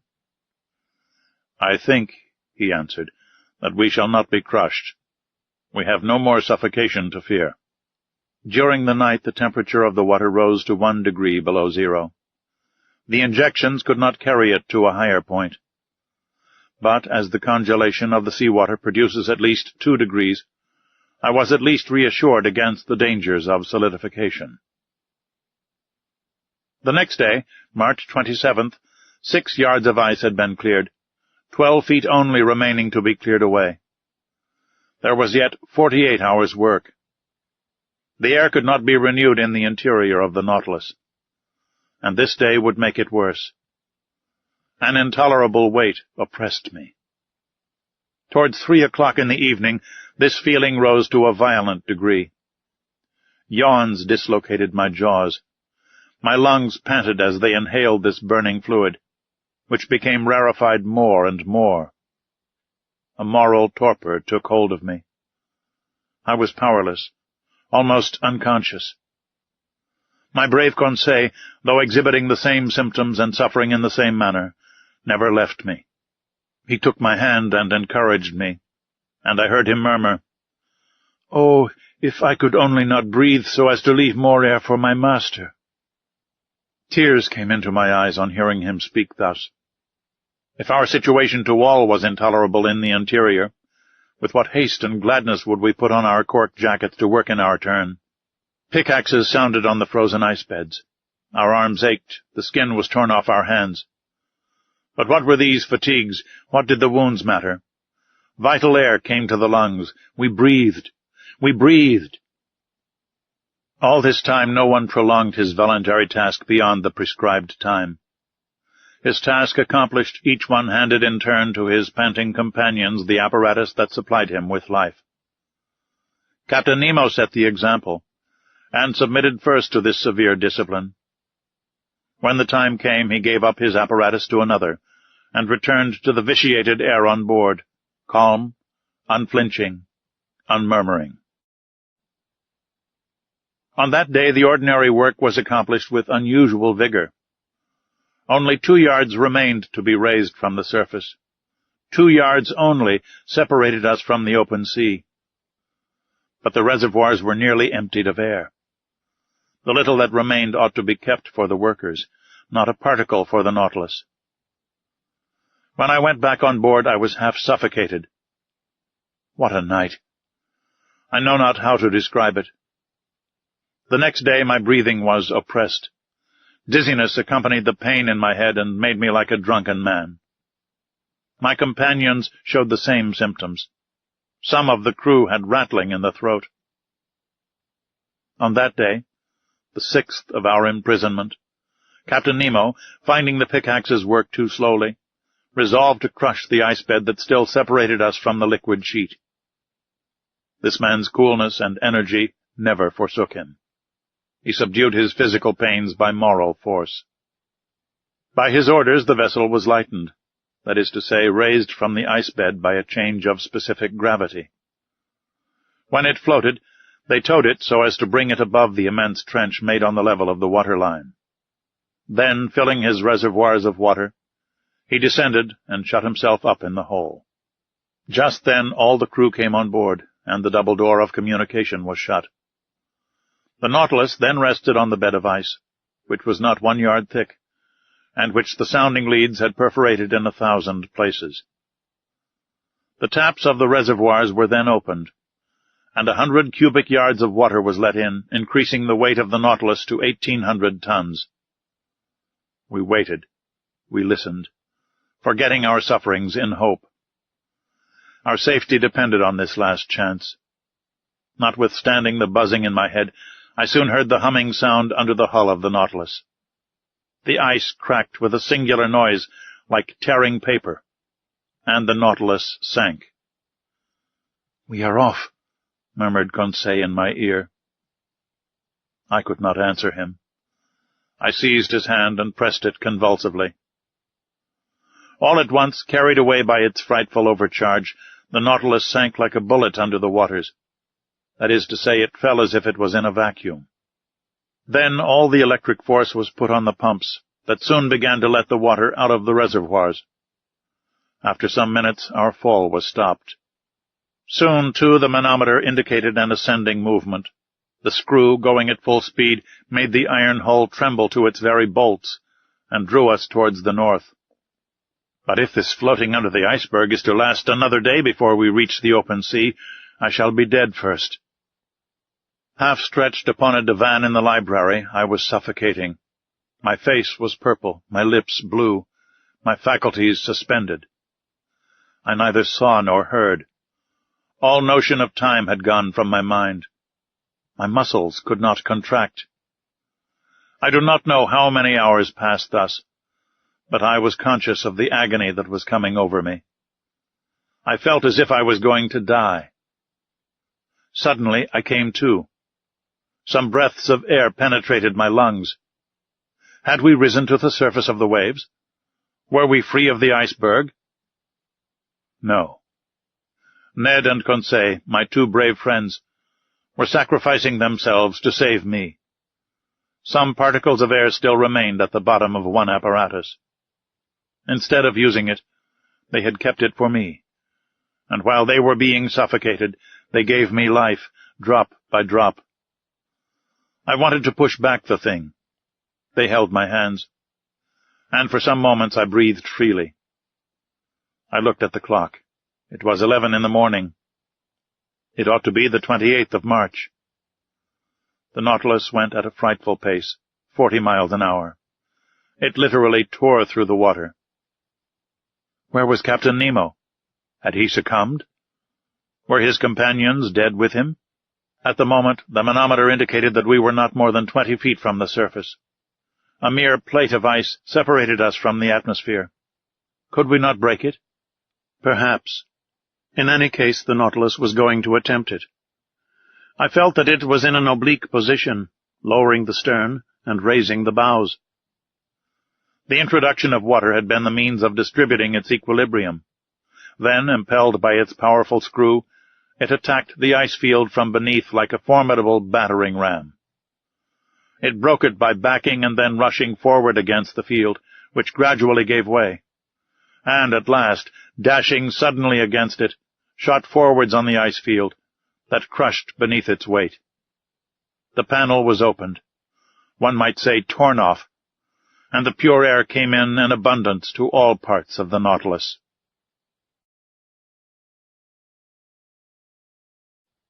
Chapter 17. From Cape Horn to the Amazon. How I got onto the platform, I have no idea. Perhaps the Canadian had carried me there. But I breathed, I inhaled the vivifying sea air. My two companions were getting drunk with the fresh particles. The other unhappy men had been so long without food that they could not with impunity indulge in the simplest aliments that were given them. We, on the contrary, had no end to restrain ourselves. We could draw this air freely into our lungs, and it was the breeze alone, that filled us with this keen enjoyment. "Ah," said Conseil, "how delightful this oxygen is! Master need not fear to breathe it. There is enough for everybody." Ned Land did not speak, but he opened his jaws wide enough to frighten a shark. Our strength soon returned, and when I looked round me, I saw we were alone on the platform. The foreign seamen in the Nautilus were contented with the air that circulated in the interior. None of them had come to drink in the open air. The first words I spoke were words of gratitude and thankfulness to my two companions. Ned and Conseil had prolonged my life during the last hours of this long agony. All my gratitude could not repay such devotion. "My friends," said I, "we are bound one to the other forever, and I am under infinite obligations to you." "Which I shall take advantage of," exclaimed the Canadian. "What do you mean?" said Conseil. "I mean that I shall take you with me when I leave this infernal Nautilus." "Well," said Conseil, "after all this, are we going right?" "Yes," I replied, "for we are going the way of the sun, and here the sun is in the north." "No doubt," said Ned Land. "But it remains to be seen whether he will bring the ship into the Pacific or the Atlantic Ocean, that is, into frequented or deserted seas." I could not answer that question, and I feared that Captain Nemo would rather take us to the vast ocean that touches the coasts of Asia and America at the same time. He would thus complete the tour round the submarine world, and return to those waters in which the Nautilus could sail freely. We ought, before long, to settle this important point. The Nautilus went at a rapid pace. The polar circle was soon passed, and the course shaped for Cape Horn. We were off the American point, March 31st, at 7 o'clock in the evening. Then all our past sufferings were forgotten. The remembrance of that imprisonment in the ice was effaced from our minds. We only thought of the future. Captain Nemo did not appear again either in the drawing-room or on the platform. The point shown each day on the planisphere, and marked by the lieutenant, showed me the exact direction of the Nautilus.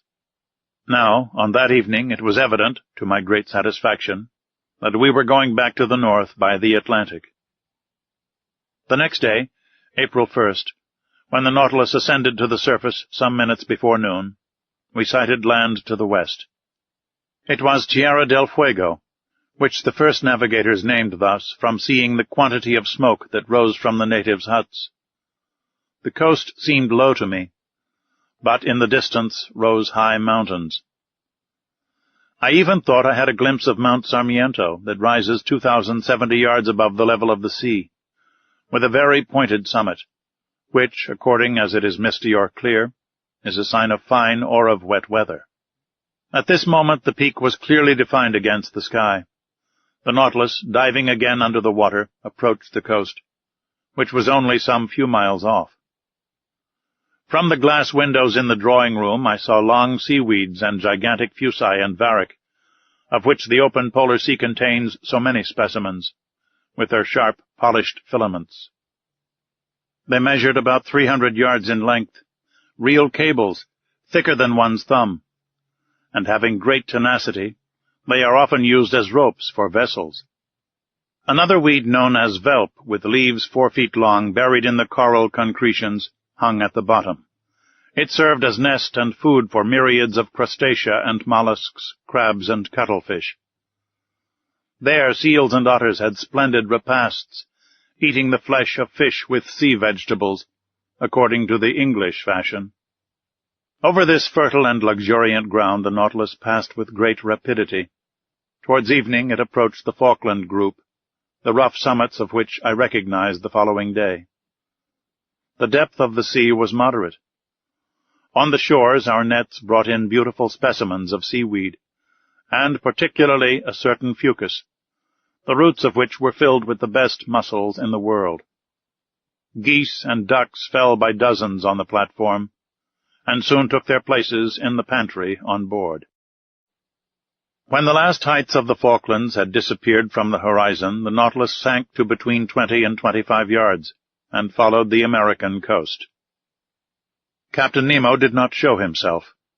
Until the 3rd of April we did not quit the shores of Patagonia, sometimes under the ocean, sometimes at the surface. The Nautilus passed beyond the large estuary formed by the Uruguay. Its direction was northwards, and followed the long windings of the coast of South America. We had then made 1,600 miles since our embarkation in the seas of Japan. About 11 o'clock in the morning the Tropic of Capricorn was crossed on the 37th meridian, and we passed Cape Frio standing out to sea. Captain Nemo, to Ned Land's great displeasure, did not like the neighborhood of the inhabited coasts of Brazil, for we went at a giddy speed. Not a fish, not a bird of the swiftest kind could follow us, and the natural curiosities of these seas escaped all observation. This speed was kept up for several days, and in the evening of the 9th of April we sighted the most westerly point of South America that forms Cape San Roque. But then the Nautilus swerved again, and sought the lowest depth of a submarine valley which is between this cape and Sierra Leone on the African coast. This valley bifurcates to the parallel of the Antilles, and terminates at the mouth by the enormous depression of 9,000 yards. In this place the geological basin of the ocean forms, as far as the Lesser Antilles, a cliff to 3.5 miles perpendicular in height, and at the parallel of the Cape Verde Islands, another wall not less considerable, that encloses thus all the sunk continent of the Atlantic. The bottom of this immense valley is dotted with some mountains, that give to these submarine places a picturesque aspect. I speak, moreover, from the manuscript charts that were in the library of the Nautilus, charts evidently due to Captain Nemo's hand, and made after his personal observations. For 2 days the desert and deep waters were visited by means of the inclined planes. The Nautilus was furnished with long diagonal broadsides which carried it to all elevations. But on the 11th of April it rose suddenly, and land appeared at the mouth of the Amazon River, a vast estuary, the embouchure of which is so considerable that it freshens the sea-water for the distance of several leagues. Chapter 18. The Squid. For several days the Nautilus kept off from the American coast. Evidently it did not wish to risk the tides of the Gulf of Mexico or of the Sea of the Antilles. April 16th we sighted Martinique and Guadeloupe from a distance of about 30 miles. I saw their tall peaks for an instant. The Canadian, who counted on carrying out his projects in the Gulf by either landing or hailing one of the numerous boats that coast from one island to another, was quite disheartened. Flight would have been quite practicable if Ned Land had been able to take possession of the boat without the captain's knowledge. But in the open sea it could not be thought of. The Canadian, Conseil, and I had a long conversation on this subject. For 6 months we had been prisoners on board the Nautilus. We had traveled 17,000 leagues, and, as Ned Land said, there was no reason why it should come to an end. We could hope nothing from the captain of the Nautilus, but only from ourselves. Besides, for some time past he had become graver, more retired, less sociable. He seemed to shun me. I met him rarely. Formerly he was pleased to explain the submarine marvels to me. Now he left me to my studies and came no more to the saloon. What change had come over him? For what cause? For my part, I did not wish to bury with me my curious and novel studies. I had now the power to write the true book of the sea, and this book, sooner or later, I wished to see daylight. The land nearest us was the archipelago of the Bahamas. There rose high submarine cliffs covered with large weeds. It was about 11 o'clock when Ned Land drew my attention to a formidable pricking, like the sting of an ant, which was produced by means of large seaweeds. "Well," I said, "these are proper caverns for squid, and I should not be astonished to see some of these monsters." "What?" said Conseil. "Cuttlefish? Real cuttlefish of the cephalopod class?" "No," I said. "Squid of huge dimensions." "I will never believe that such animals exist," said Ned. "Well," said Conseil, with the most serious air in the world, "I remember perfectly to have seen a large vessel drawn under the waves by an octopus's arm." "You saw that?" said the Canadian. "Yes, Ned." "With your own eyes?" "With my own eyes." "Where, pray, might that be?" "At Saint-Malo," answered Conseil. "In the port?" said Ned, ironically. "No, in a church," replied Conseil. "In a church?" cried the Canadian. "Yes, friend Ned. In a picture representing the squid in question." "Good!" said Ned Land, bursting out laughing. "He is quite right," I said. "I have heard of this picture. But the subject represented is taken from a legend, and you know what to think of legends in the matter of natural history. Besides, when it is a question of monsters, the imagination is apt to run wild. Not only is it supposed that these squid can draw down vessels, but a certain Olaus Magnus speaks of an octopus a mile long that is more like an island than an animal. It is also said that the Bishop of Nidros was building an altar on an immense rock. Mass finished, the rock began to walk, and returned to the sea. The rock was a squid. Another bishop, Pontoppidan, speaks also of a squid on which a regiment of cavalry could maneuver. Lastly, the ancient naturalists speak of monsters whose mouths were like gulfs, and which were too large to pass through the Straits of Gibraltar. "But how much is true of these stories?" asked Conseil. "Nothing, my friends. At least of that which passes the limit of truth to get to fable or legend. Nevertheless, there must be some ground for the imagination of the storytellers. One cannot deny that squid and cuttlefish exist of a large species, inferior, however, to the cetaceans.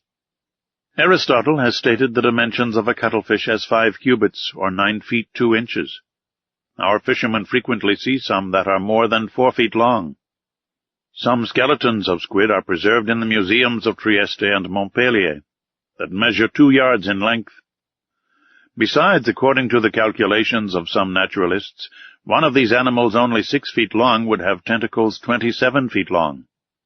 That would suffice to make a formidable monster. "Do they fish for them in these days?" asked Ned. "If they do not fish for them, sailors see them at least. One of my friends, Captain Paul Bos of Havre, has often affirmed that he met one of these monsters of colossal dimensions in the Indian seas. But the most astonishing fact, and which does not permit of the denial of the existence of these gigantic animals, happened some years ago, in 1861. "What is the fact?" asked Ned Land. "This is it. In 1861, to the northeast of Tenerife, very nearly in the same latitude we are in now, the crew of the dispatch boat Elector perceived a monstrous cuttlefish swimming in the waters.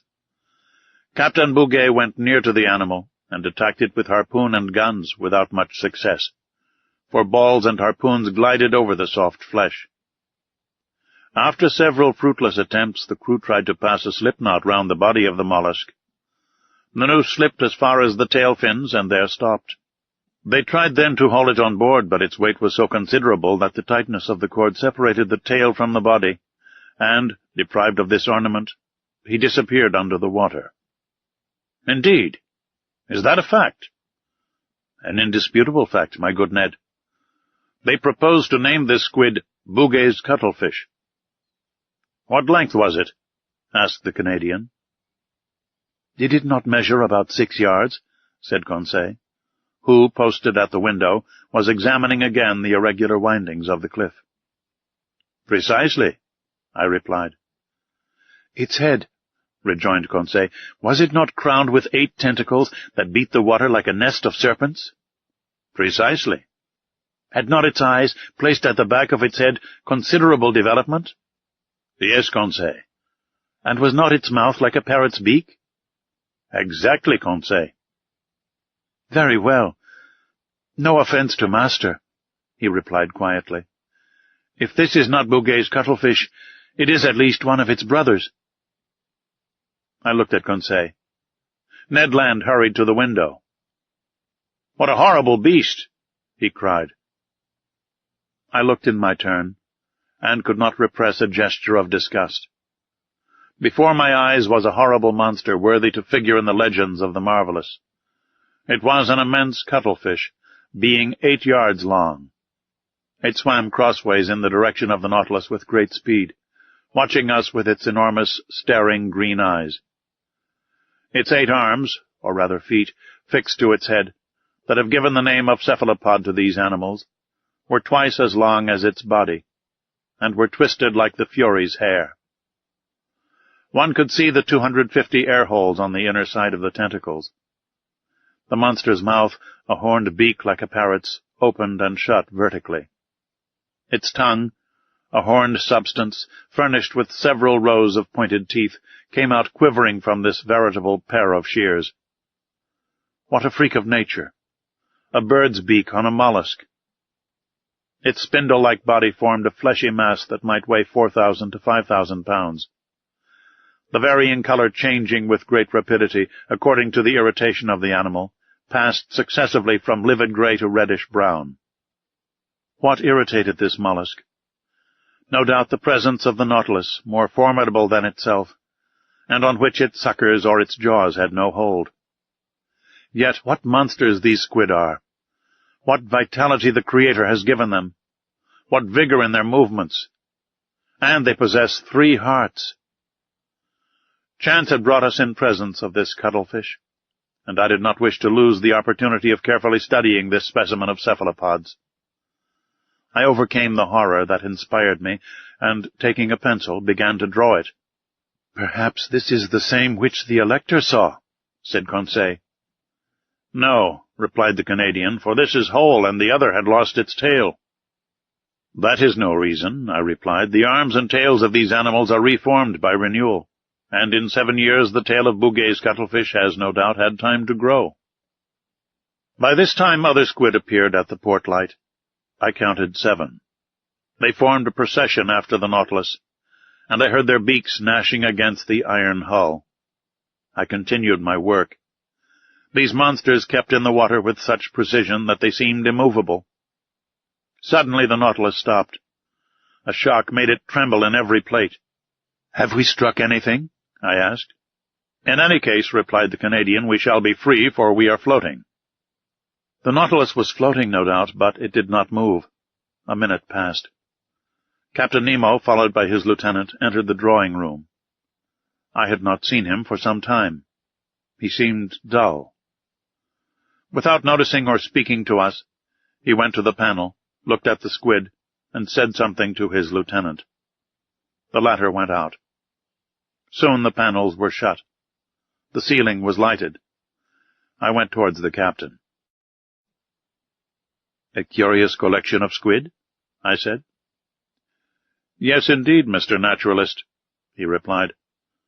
"And we are going to fight them, man to beast." I looked at him. I thought I had not heard aright. "Man to beast?" I repeated. "Yes, sir. The screw is stopped. I think that the horny jaws of one of the cuttlefish is entangled in the blades. That is what prevents our moving." "What are you going to do?" "Rise to the surface and slaughter this vermin." "A difficult enterprise." "Yes, indeed. The electric bullets are powerless against the soft flesh where they do not find resistance enough to go off.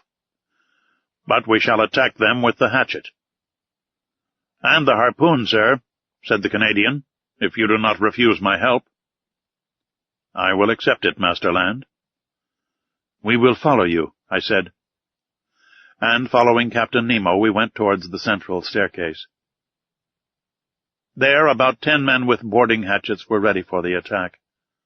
Conseil and I took 2 hatchets. Ned Land seized a harpoon. The Nautilus had then risen to the surface. One of the sailors, posted on the top ladder step, unscrewed the bolts of the panels. But hardly were the screws loosed when the panel rose with great violence, evidently drawn by the suckers of a squid's arm. Immediately one of these arms slid like a serpent down the opening, and 20 others were above. With one blow of the axe, Captain Nemo cut this formidable tentacle that slid wriggling down the ladder. Just as we were pressing one on the other to reach the platform, 2 other arms, lashing the air, came down on the seaman placed before Captain Nemo, and lifted him up with irresistible power. Captain Nemo uttered a cry and rushed out. We hurried after him. What a scene! The unhappy man, seized by the tentacle and fixed to the suckers, was balanced in the air at the caprice of this enormous trunk. He rattled in his throat. He was stifled. He cried, "Help! Help!" These words, spoken in French, startled me. I had a fellow countryman on board, perhaps several. That heart-rending cry! I shall hear it all my life. The unfortunate man was lost. Who could rescue him from that powerful pressure? However, Captain Nemo had rushed to the squid, and with one blow of the axe had cut through one arm. His lieutenant struggled furiously against other monsters that crept on the flanks of the Nautilus. The crew fought with their axes. The Canadian, Conseil, and I buried our weapons in the fleshy masses. A strong smell of musk penetrated the atmosphere.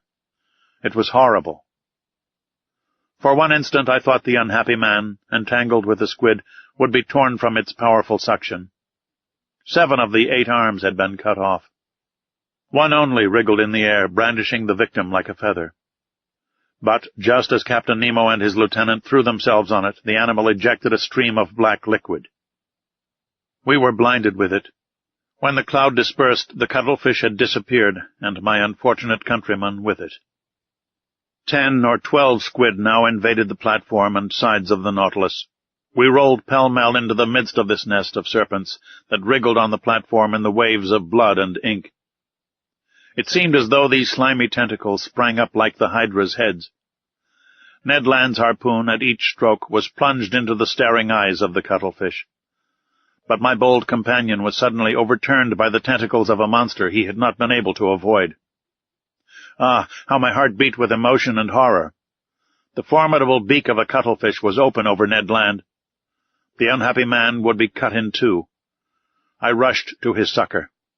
But Captain Nemo was before me. His axe disappeared between the two enormous jaws, and, miraculously saved, the Canadian, rising, plunged his harpoon deep into the triple heart of the squid.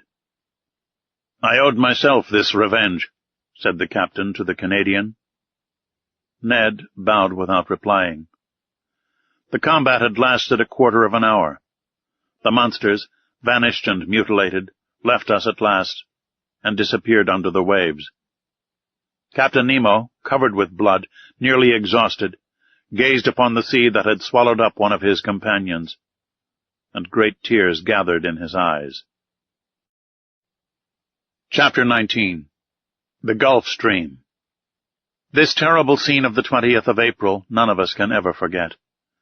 I have written it under the influence of violent emotion. Since then, I have revised the recital. I have read it to Conseil and to the Canadian. They found it exact as to facts, but insufficient as to effect. To paint such pictures, one must have the pen of the most illustrious of our poets, the author of the Toilers of the Deep. I have said that Captain Nemo wept while watching the waves. His grief was great. It was the second companion he had lost since our arrival on board. And what a death! That friend, crushed, stifled, bruised by the dreadful arms of a squid, pounded by his iron jaws, would not rest with his comrades in the peaceful coral cemetery. In the midst of the struggle, it was the despairing cry uttered by the unfortunate man that had torn my heart. The poor Frenchman, forgetting his conventional language, had taken to his own mother tongue to utter a last appeal. Amongst the crew of the Nautilus, associated with the body and soul of the captain, recoiling like him from all contact with men, I had a fellow countryman. Did he alone represent France in this mysterious association, evidently composed of individuals of diverse nationalities? It was one of these insoluble problems that rose up unceasingly before my mind. Captain Nemo entered his room, and I saw him no more for some time. But that he was sad and irresolute I could see by the vessel, of which he was the soul, and which received all his impressions. The Nautilus did not keep on in its settled course. It floated about like a corpse at the will of the waves. It went at random. He could not tear himself away from the scene of the last struggle, from this sea that had devoured one of his men. 10 days passed thus. It was not till the 1st of May that the Nautilus resumed its northerly course, after having sighted the Bahamas at the mouth of the Bahama Canal. We were then following the current from the largest river to the sea, that has its banks, its fish, and its proper temperatures.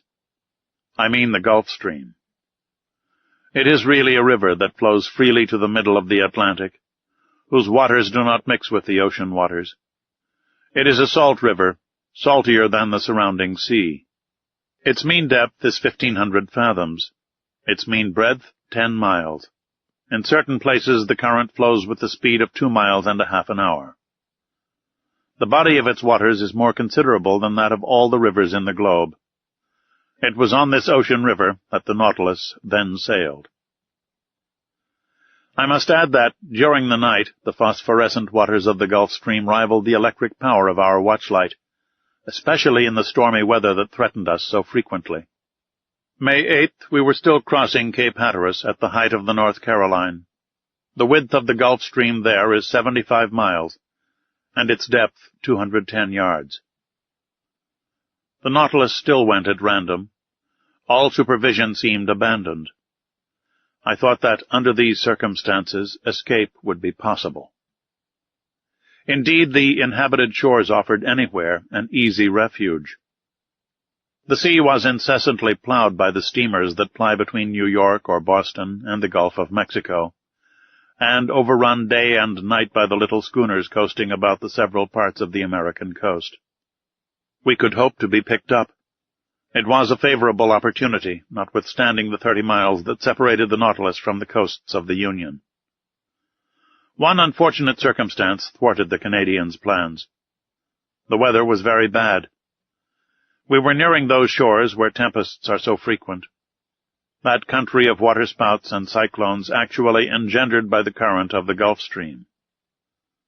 To tempt the sea in a frail boat was certain destruction. Ned Land owned this himself.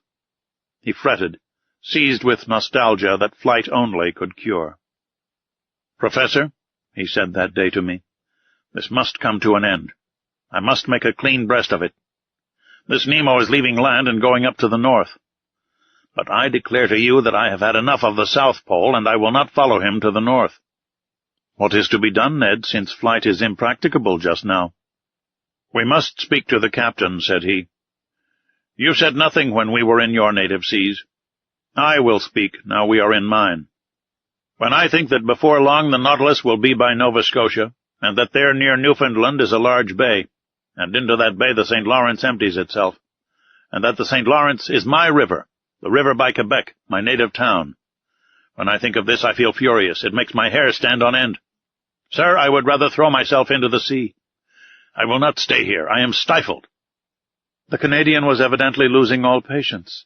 His vigorous nature could not stand this prolonged imprisonment. His face altered daily. His temper became more surly. I knew what he must suffer, for I was seized with homesickness myself. Nearly 7 months had passed without our having had any news from land. Captain Nemo's isolation, his altered spirits, especially since the fight with the squid, his taciturnity, all made me view things in a different light. "Well, sir," said Ned, seeing I did not reply. "Well, Ned, do you wish me to ask Captain Nemo his intentions concerning us?" "Yes, sir." "Although he has already made them known?" "Yes. I wish it settled finally. Speak for me, in my name only, if you like." "But I so seldom meet him. He avoids me." "That is all the more reason for you to go see him." I went to my room. From thence I meant to go to Captain Nemo's. It would not do to let this opportunity of meeting him slip. I knocked at the door. No answer. I knocked again, then turned the handle. The door opened, and I went in. The captain was there. Bending over his work table, he had not heard me. Resolved not to go without having spoken, I approached him. He raised his head quickly, frowned, and said roughly, "You here, what do you want?" "To speak to you, Captain." "But I am busy, sir. I am working. I leave you at liberty to shut yourself up. Cannot I be allowed the same?"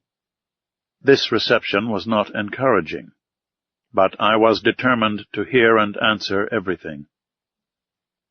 "Sir," I said coldly, "I have to speak to you on a matter that admits of no delay." "What is that, sir?" he replied ironically. "Have you discovered something that has escaped me, or has the sea delivered up any new secrets?" We were at cross purposes, but before I could reply he showed me an open manuscript on his table, and said, in a more serious tone, "Here, Monsieur Aronnax, is a manuscript written in several languages. It contains the sum of my studies of the sea, and if it please God, it shall not perish with me. This manuscript, signed with my name, complete with the history of my life, will be shut up in a little floating case. The last survivor of all of us on board the Nautilus will throw this case into the sea, and it will go whither it is borne by the waves."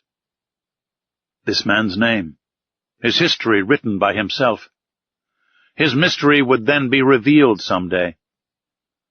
"Captain," I said, "I can but approve of the idea that makes you act thus. The result of your studies must not be lost. But the means you employ seem to me to be primitive. Who knows where the winds will carry this case, and in whose hands it will fall? Could you not use some other means? Could not you or one of yours—" "Never, sir," he said, hastily interrupting me. "But I and my companions are ready to keep this manuscript in store, and if you will put us at liberty—" "At liberty?" said the captain, rising. "Yes, sir. That is the subject on which I wish to question you. For 7 months we have been here on board, and I ask you today, in the name of my companions and in my own, if your intention is to keep us here always. Monsieur Aronnax, I will answer you today as I did 7 months ago. Whoever enters the Nautilus must never quit it. You impose actual slavery upon us. Give it what name you please. But everywhere the slave has the right to regain his liberty. Who denies you this right? Have I ever tried to chain you with an oath? He looked at me with his arms crossed. Sir, I said, to return a second time to this subject will be neither to your nor to my taste. But as we have entered upon it, let us go through with it. I repeat, it is not only myself whom it concerns. Study is to me a relief, a diversion, a passion that could make me forget everything. Like you, I am willing to live obscure, in the frail hope of bequeathing one day to future time the result of my labors. But it is otherwise with Ned Land. Every man worthy of the name deserves some consideration.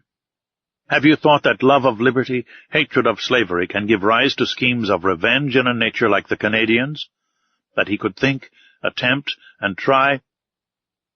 I was silenced. Captain Nemo rose. Whatever Ned Land thinks of, attempts, or tries, what does it matter to me? I did not seek him. It is not for my pleasure that I keep him on board. As for you, Monsieur Aronnax, you are one of those who can understand everything, even silence. I have nothing more to say to you. Let this first time you have come to treat of this subject be the last. For a second time I will not listen to you. I retired. Our situation was critical. I related my conversation to my two companions. We know now, said Ned, that we can expect nothing from this man.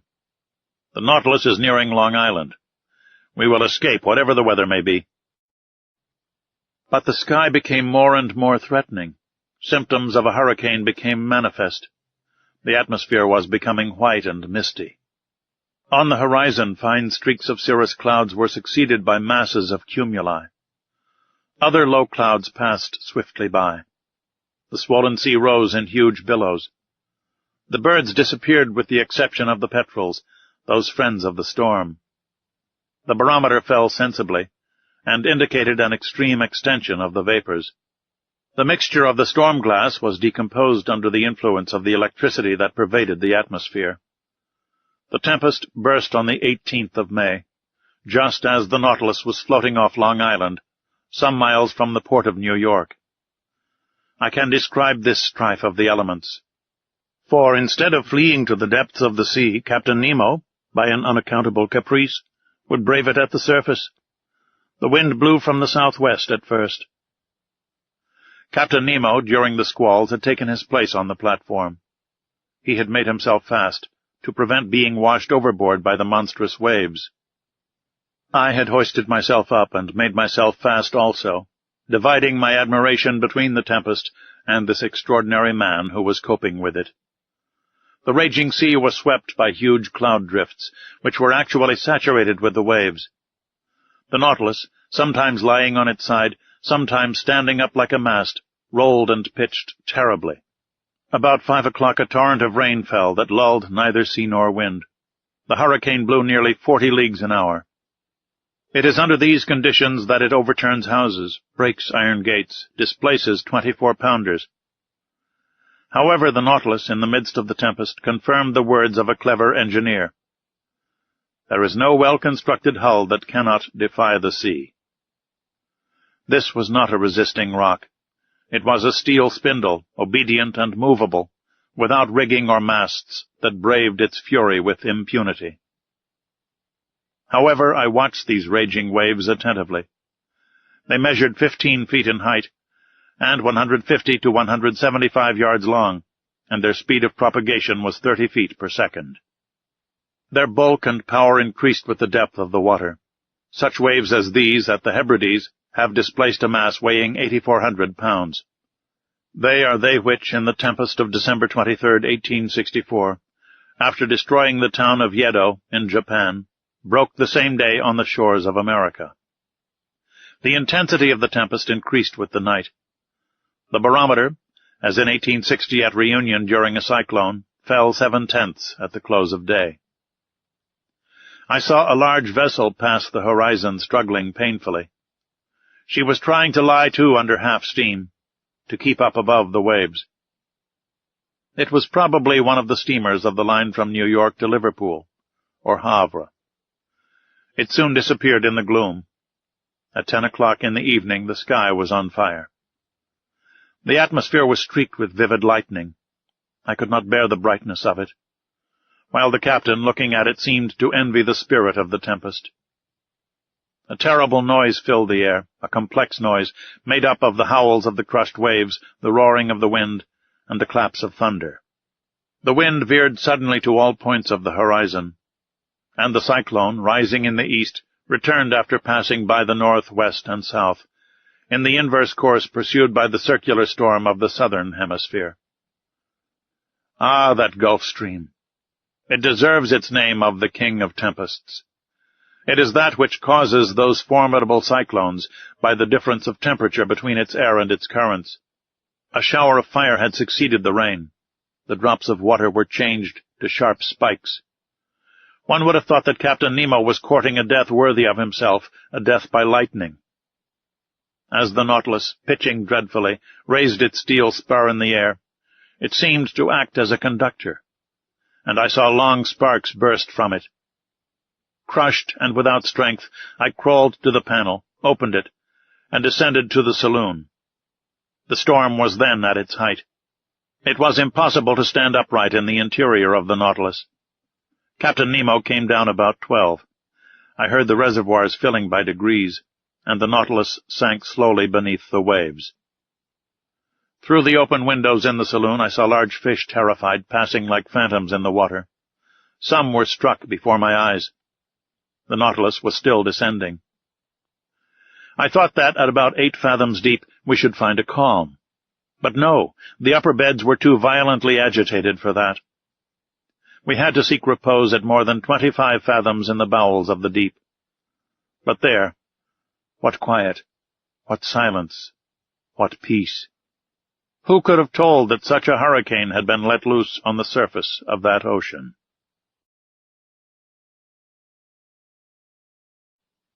Chapter 20. From latitude 47 degrees 24 minutes to longitude 17 degrees 28 minutes. In consequence of the storm, we had been thrown eastward once more. All hope of escape on the shores of New York or St. Lawrence had faded away, and poor Ned, in despair, had isolated himself like Captain Nemo. Conseil and I, however, never left each other. I said that the Nautilus had gone aside to the east.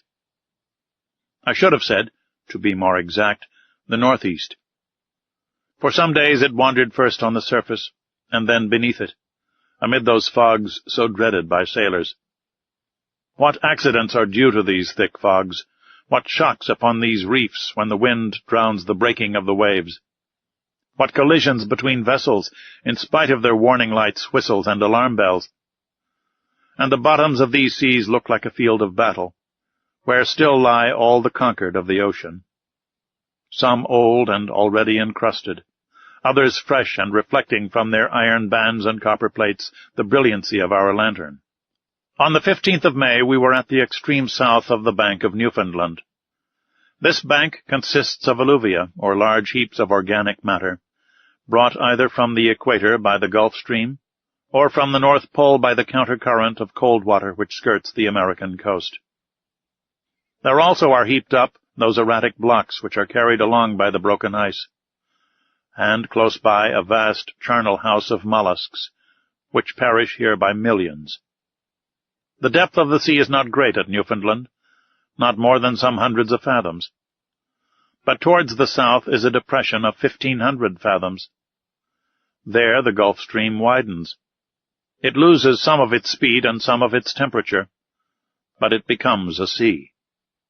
It was on the 17th of May, about 500 miles from Heart's Content, at a depth of more than 1,400 fathoms, that I saw the electric cable lying on the bottom. Conseil, to whom I had not mentioned it, thought at first that it was a gigantic sea serpent. but I undeceived the worthy fellow, and, by way of consolation, related several particulars in the laying of this cable. The first one was laid in the years 1857 and 1858, but, after transmitting about 400 telegrams, would not act any longer. In 1863 the engineers constructed another one, measuring 2,000 miles in length and weighing 4,500 tons, which was embarked on the Great Eastern. This attempt also failed. On the 25th of May, the Nautilus, being at a depth of more than 1,918 fathoms, was on the precise spot where the rupture occurred which ruined the enterprise. It was within 638 miles of the coast of Ireland, and at 2:30 in the afternoon they discovered that communication with Europe had ceased. The electricians on board resolved to cut the cable before fishing it up, and at 11 o'clock at night they had recovered the damaged part. They made another point and spliced it, and it was once more submerged. But some days after it broke again, and in the depths of the ocean could not be recaptured. The Americans, however, were not discouraged. Cyrus Field, the bold promoter of the enterprise, as he had sunk all his own fortune, set a new subscription on foot, which was at once answered, and another cable was constructed on better principles. The bundles of conducting wires were each enveloped in gutta percha, and protected by a wadding of hemp, contained in a metallic covering. The Great Eastern sailed on the 13th of July, 1866. The operation worked well. But one incident occurred. Several times in unrolling the cable they observed that nails had recently been forced into it, evidently with the motive of destroying it. Captain Anderson, the officers and engineers consulted together, and had it posted up that, if the offender was surprised on board, he would be thrown without further trial into the sea. From that time the criminal attempt was never repeated. On the 23rd of July the Great Eastern was not more than 500 miles from Newfoundland, when they telegraphed from Ireland the news of the armistice concluded between Prussia and Austria after Sadova. On the 27th, in the midst of heavy fogs, they reached the port of Heart's Content. The enterprise was successfully terminated, and for its first dispatch, young America addressed old Europe in these words of wisdom, so rarely understood. Glory to God in the highest, and on earth peace, goodwill towards men. I did not expect to find the electric cable in its primitive state, such as it was on leaving the manufactory. The long serpent, covered with the remains of shells, bristling with foraminiferae, was encrusted with a strong coating which served as a protection against all boring mollusks. It lay quietly sheltered from the motions of the sea, and under a favorable pressure for the transmission of the electric spark which passes from Europe to America in 32/100ths of a second. Doubtless this cable will last for a great length of time, for they find that the gutta percha covering is improved by the sea-water. Besides, on this level, so well chosen, the cable is never so deeply submerged as to cause it to break. The Nautilus followed it to the lowest depth, which was more than 2,212 fathoms, and there it lay without any anchorage. And then we reached the spot where the accident had taken place in 1863. The bottom of the ocean then formed a valley about 100 miles broad, in which Mont Blanc might have been placed without its summit appearing above the waves. This valley is closed at the east by a perpendicular wall more than 2,000 yards high. We arrived there on the 28th of May, and the Nautilus was then not more than 120 miles from Ireland. Was Captain Nemo going to land on the British Isles? No. To my great surprise, he made for the south, once more coming back towards European seas. In rounding the Emerald Isle, for one instant I caught sight of Cape Clear, and the light which guides the thousands of vessels leaving Glasgow or Liverpool.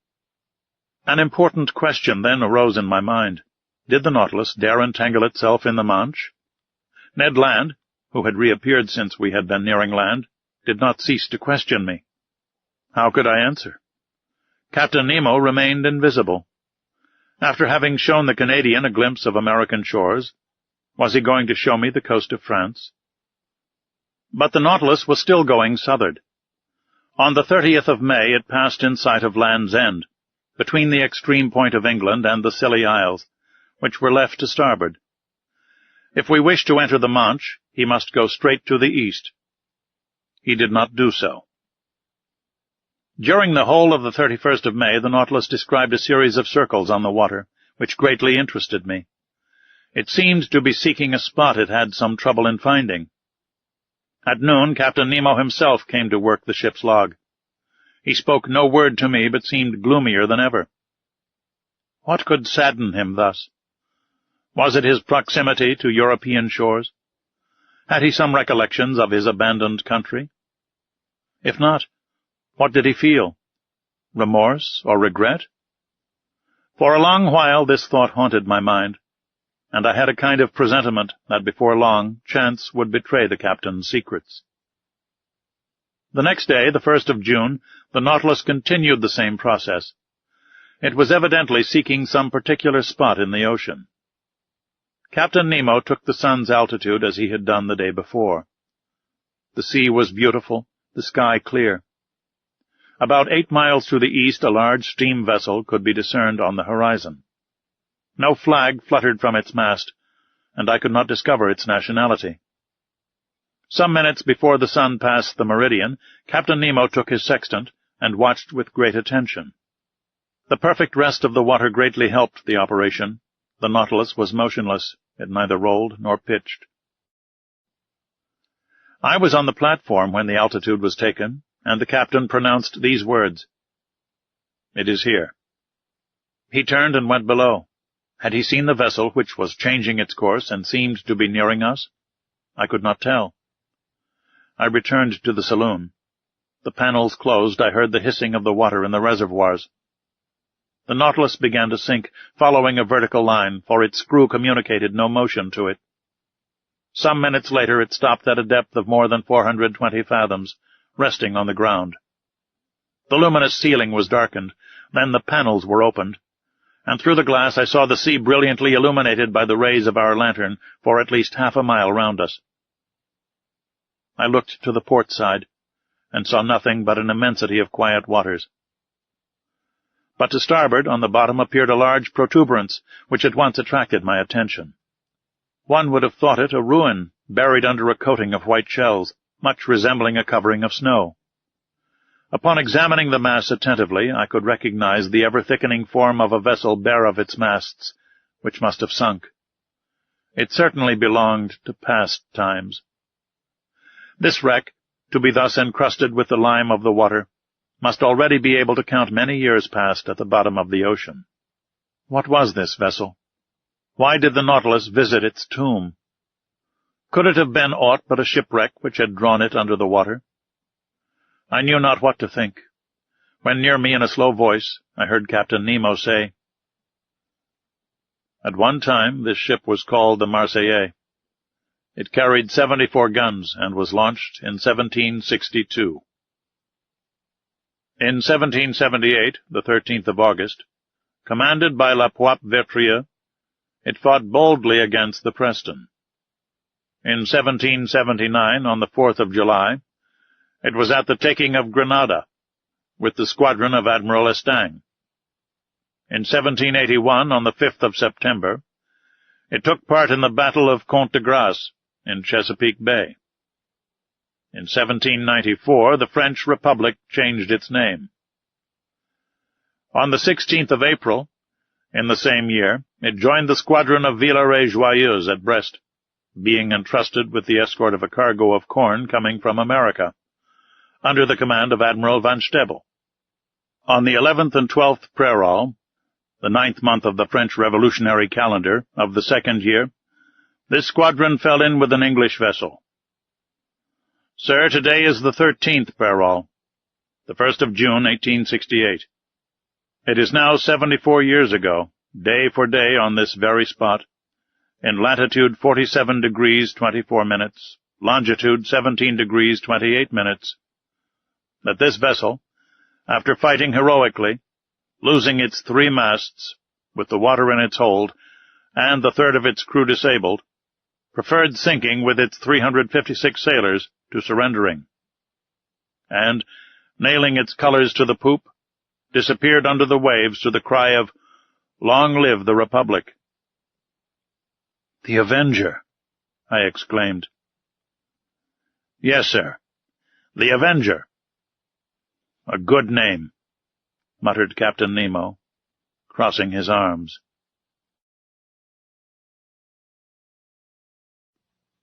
Chapter 21. A Hecatomb. The way of describing this unlooked-for scene, the history of the Patriot ship, told at first so coldly, and the emotion with which this strange man pronounced the last words, the name of the Avenger, the significance of which could not escape me, all impressed itself deeply on my mind. My eyes did not leave the captain, who, with his hand stretched out to sea, was watching with a glowing eye the glorious wreck. Perhaps I was never to know who he was, from whence he came, or where he was going to, but I saw the man move, and apart from the savant. It was no common misanthropy which had shut Captain Nemo and his companions within the Nautilus, but a hatred, either monstrous or sublime, which time could never weaken. Did this hatred still seek for vengeance? The future would soon teach me that. But the Nautilus was rising slowly to the surface of the sea, and the form of the Avenger disappeared by degrees from my sight. Soon a slight rolling told me that we were in the open air. At that moment a dull boom was heard. I looked at the captain. He did not move. "Captain," said I. He did not answer. I left him and mounted the platform. Conseil and the Canadian were already there. "Where did that sound come from?" I asked. "It was a gunshot," replied Ned Land. I looked in the direction of the vessel I had already seen. It was nearing the Nautilus, and we could see that it was putting on steam. It was within 6 miles of us. "What is that ship, Ned?" "By its rigging and the height of its lower masts," said the Canadian, "I bet she is a ship of war. May it reach us, and if necessary sink this cursed Nautilus." "Friend Ned," replied Conseil, "what harm can it do to the Nautilus? Can it attack it beneath the waves?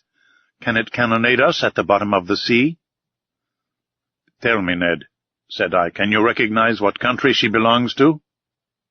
The Canadian knitted his eyebrows, dropped his eyelids, and screwed up the corners of his eyes, and for a few moments fixed a piercing look upon the vessel. "No, sir," he replied, "I cannot tell what nation she belongs to, for she shows no colors. But I can declare she is a man of war, for a long pennant flutters from her mainmast." For a quarter of an hour we watched the ship which was steaming towards us. I could not, however, believe that she could see the Nautilus from that distance, and still less that she could know what this submarine engine was. Soon the Canadian informed me that she was a large, armored, two-decker ram. A thick black smoke was pouring from her 2 funnels. Her closely furled sails were stopped to her yards. She hoisted no flag at her mizzenmast. The distance prevented us from distinguishing the colors of her pennant, which floated like a thin ribbon. She advanced rapidly. If Captain Nemo allowed her to approach, there was a chance of salvation for us. "Sir," said Ned Land, "if that vessel passes within a mile of us, I shall throw myself into the sea, and I should advise you to do the same." I did not reply to the Canadian's suggestion, but continued watching the ship. Whether English, French, American, or Russian, she would be sure to take us in if we could only reach her. Presently a white smoke burst from the forepart of the vessel. Some seconds after, the water, agitated by the fall of a heavy body, splashed the stern of the Nautilus, and shortly afterwards a loud explosion struck my ear. "What? They are firing at us!" I exclaimed. "So please you, sir," said Ned, "they have recognized the Unicorn, and they are firing at us." "But," I exclaimed, "surely they can see that there are men in the case?" "It is perhaps because of that," replied Ned Land, looking at me. A whole flood of light burst upon my mind. Doubtless they knew now how to believe the stories of the pretended monster. No doubt, on board the Abraham Lincoln, when the Canadian struck it with the harpoon, Commander Farragut had recognized in the supposed narwhal a submarine vessel, more dangerous than a supernatural cetacean. Yes, it must have been so. And on every sea they were now seeking this engine of destruction. Terrible indeed, if, as we supposed, Captain Nemo employed the Nautilus in works of vengeance. On the night when we were imprisoned in that cell in the midst of the Indian Ocean, had he not attacked some vessel? The man buried in the Coral Cemetery, had he not been a victim to the shock caused by the Nautilus? Yes, I repeat it must be so. One part of the mysterious existence of Captain Nemo had been unveiled. And if his identity had not been recognized, at least the nations united against him were no longer hunting a chimerical creature, but a man who had vowed a deadly hatred against them. All the formidable past rose before me. Instead of meeting friends on board the approaching ship, we could only expect pitiless enemies. But the shot rattled about us. Some of them struck the sea and ricocheted, losing themselves in the distance. But none touched the Nautilus. The vessel was not more than 3 miles from us. In spite of the serious cannonade, Captain Nemo did not appear on the platform. But if one of the conical projectiles had struck the shell of the Nautilus, it would have been fatal. The Canadian then said, "Sir, we must do all we can to get out of this dilemma. Let us signal them. They will then perhaps understand that we are honest folks." Ned Land took his handkerchief to wave in the air, but he had scarcely displayed it when he was struck down by an iron hand and fell, in spite of his great strength, upon the deck. "Fool!" exclaimed the captain. "Do you wish to be pierced by the spur of the Nautilus before it is hurled at this vessel?" Captain Nemo was terrible to hear. He was still more terrible to see. His face was deadly pale, with a spasm at his heart. For an instant it must have ceased to beat. His pupils were fearfully contracted. He did not speak. He roared, as with his body thrown forward he wrung the Canadian's shoulders. Then, leaving him, and turning to the ship of war, whose shot was still raining around him, he exclaimed with a powerful voice, "Ah, ship of an accursed nation, you know who I am. I do not want your colors to know you by. Look, and I will show you mine." And on the forepart of the platform Captain Nemo unfurled a black flag, similar to the one he had placed at the South Pole. At that moment a shot struck the shell of the Nautilus obliquely, without piercing it, and, rebounding near the captain, was lost in the sea. He shrugged his shoulders, and, addressing me, said shortly, "Go down. You and your companions go down." "Sir," I cried, "are you going to attack this vessel?" "Sir, I am going to sink it." "You will not do that." "I shall do it," he replied coldly, "and I advise you not to judge me, sir. Fate has shown you what you ought not to have seen. The attack has begun. Go down." "What is this vessel?" "You do not know? Very well, so much the better.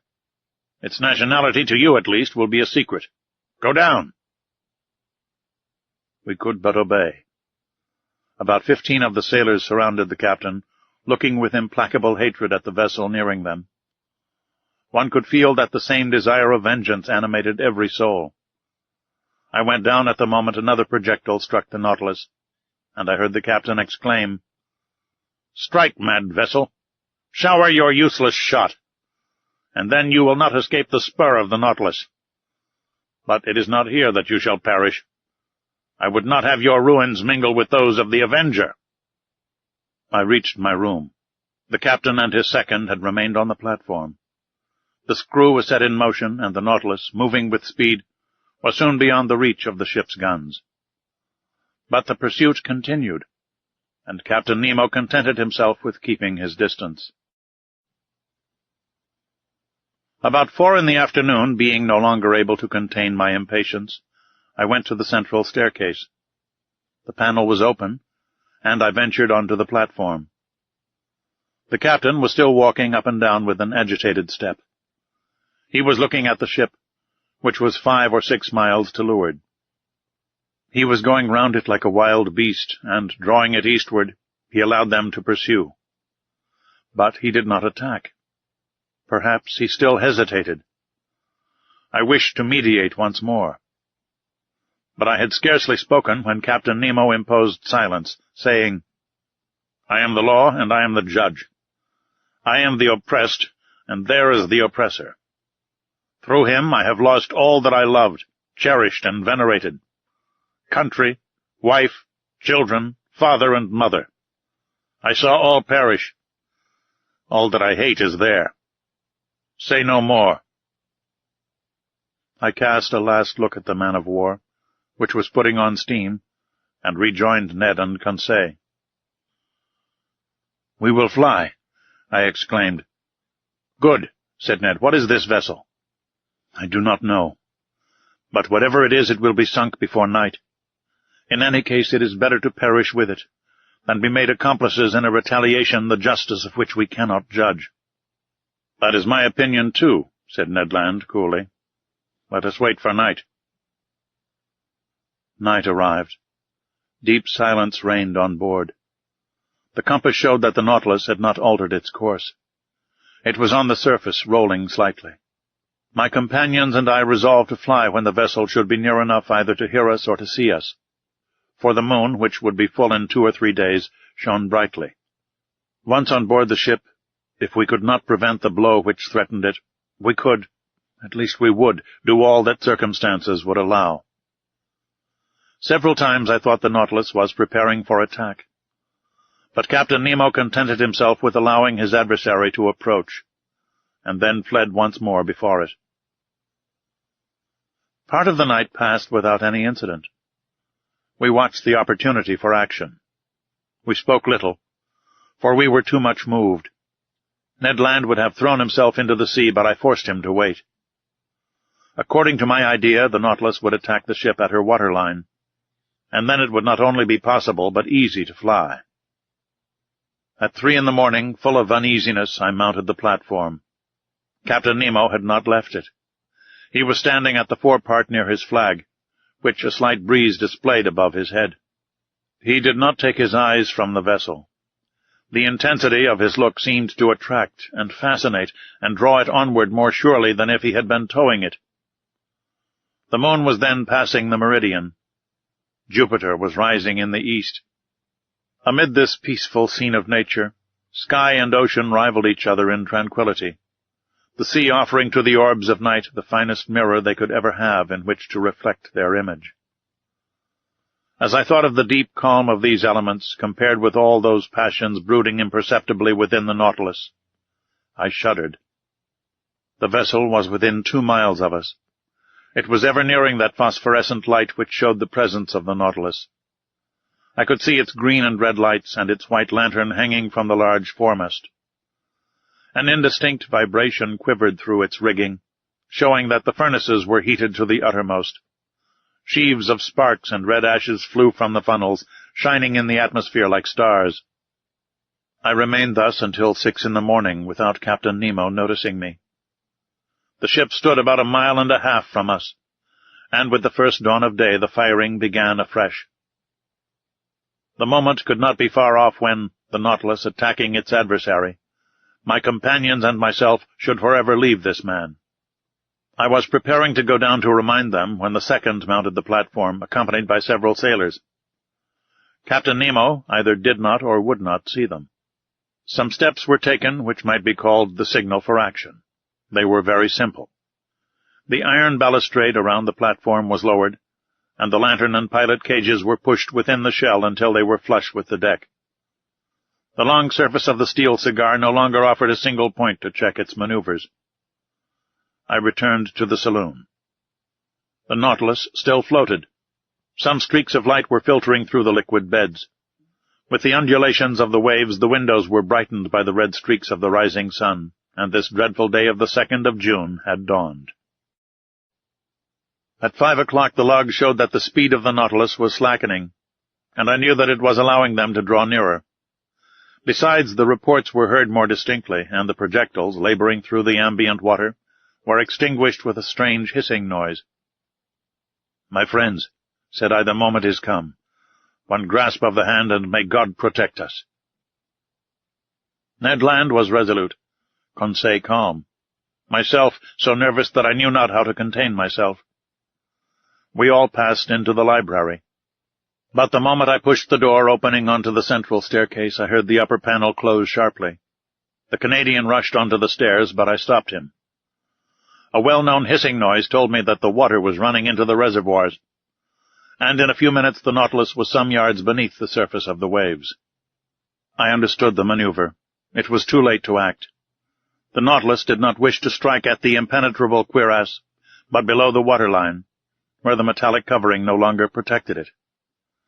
We were again imprisoned, unwilling witnesses of the dreadful drama that was preparing. We had scarcely time to reflect. Taking refuge in my room, we looked at each other without speaking. A deep stupor had taken hold of my mind. Thought seemed to stand still. I was in that painful state of expectation preceding a dreadful report. I waited. I listened. Every sense was merged in that of hearing. The speed of the Nautilus was accelerated. It was preparing to rush. The whole ship trembled. Suddenly I screamed. I felt the shock, but comparatively light. I felt the penetrating power of the steel spur. I heard rattlings and scrapings. But the Nautilus, carried along by its propelling power, passed through the mass of the vessel like a needle through sailcloth. I could stand it no longer. Mad, out of my mind, I rushed from my room into the saloon. Captain Nemo was there, mute, gloomy, implacable. He was looking through the port panel. A large mass cast a shadow on the water, and that it might lose nothing of her agony, the Nautilus was going down into the abyss with her. 10 yards from me I saw the open shell, through which the water was rushing with the noise of thunder, then the double line of guns and the netting. The bridge was covered with black, agitated shadows. The water was rising. The poor creatures were crowding the ratlins, clinging to the masts, struggling under the water. It was a human ant-heap overtaken by the sea. Paralyzed, stiffened with anguish, my hair standing on end, with eyes wide open, panting, without breath and without voice, I too was watching. An irresistible attraction glued me to the glass. Suddenly an explosion took place. The compressed air blew up her decks, as if the magazines had caught fire. Then the unfortunate vessel sank more rapidly. Her topmast, laden with victims, now appeared. Then her spars, bending under the weight of men, and last of all the top of her mainmast. Then the dark mass disappeared, and with it the dead crew, drawn down by the strong eddy. I turned to Captain Nemo. That terrible avenger, a perfect archangel of hatred, was still looking. When all was over, he turned to his room, opened the door, and entered. I followed him with my eyes. On the end wall beneath his heroes, I saw the portrait of a woman, still young, and 2 little children. Captain Nemo looked at them for some moments, stretched his arms towards them, and, kneeling down, burst into deep sobs.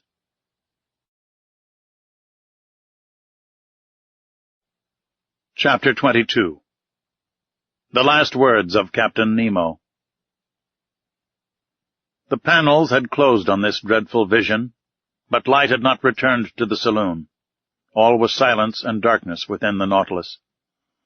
At wonderful speed, 100 feet beneath the water, it was leaving this desolate spot.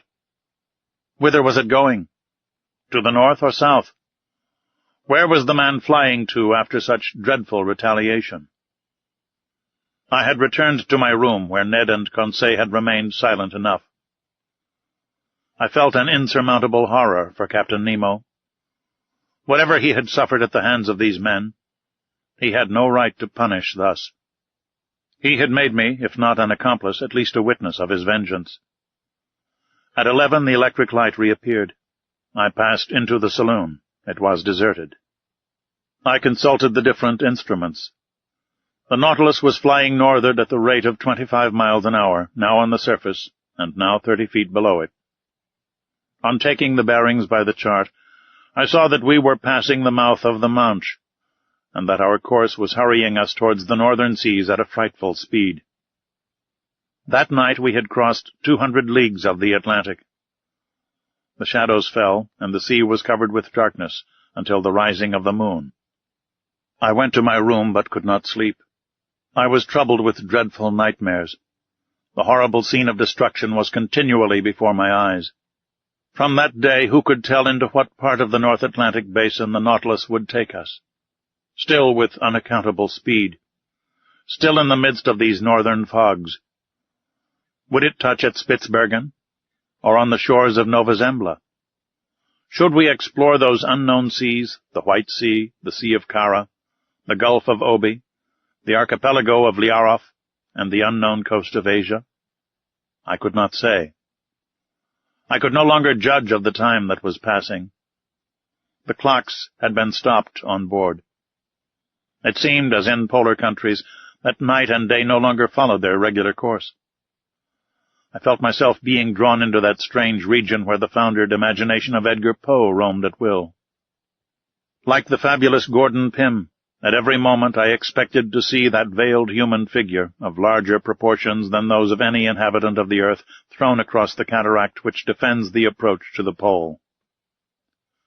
I estimated, though perhaps I may be mistaken, I estimated this adventurous course of the Nautilus to have lasted 15 or 20 days. And I know not how much longer it might have lasted, had it not been for the catastrophe which ended this voyage. Of Captain Nemo, I saw nothing whatever now, nor of his second. Not a man of the crew was visible for an instant. The Nautilus was almost incessantly under water. When we came to the surface to renew the air, the panels opened and shut mechanically. There were no more marks on the planisphere. I knew not where we were. And the Canadian, too, his strength and patience at an end, appeared no more.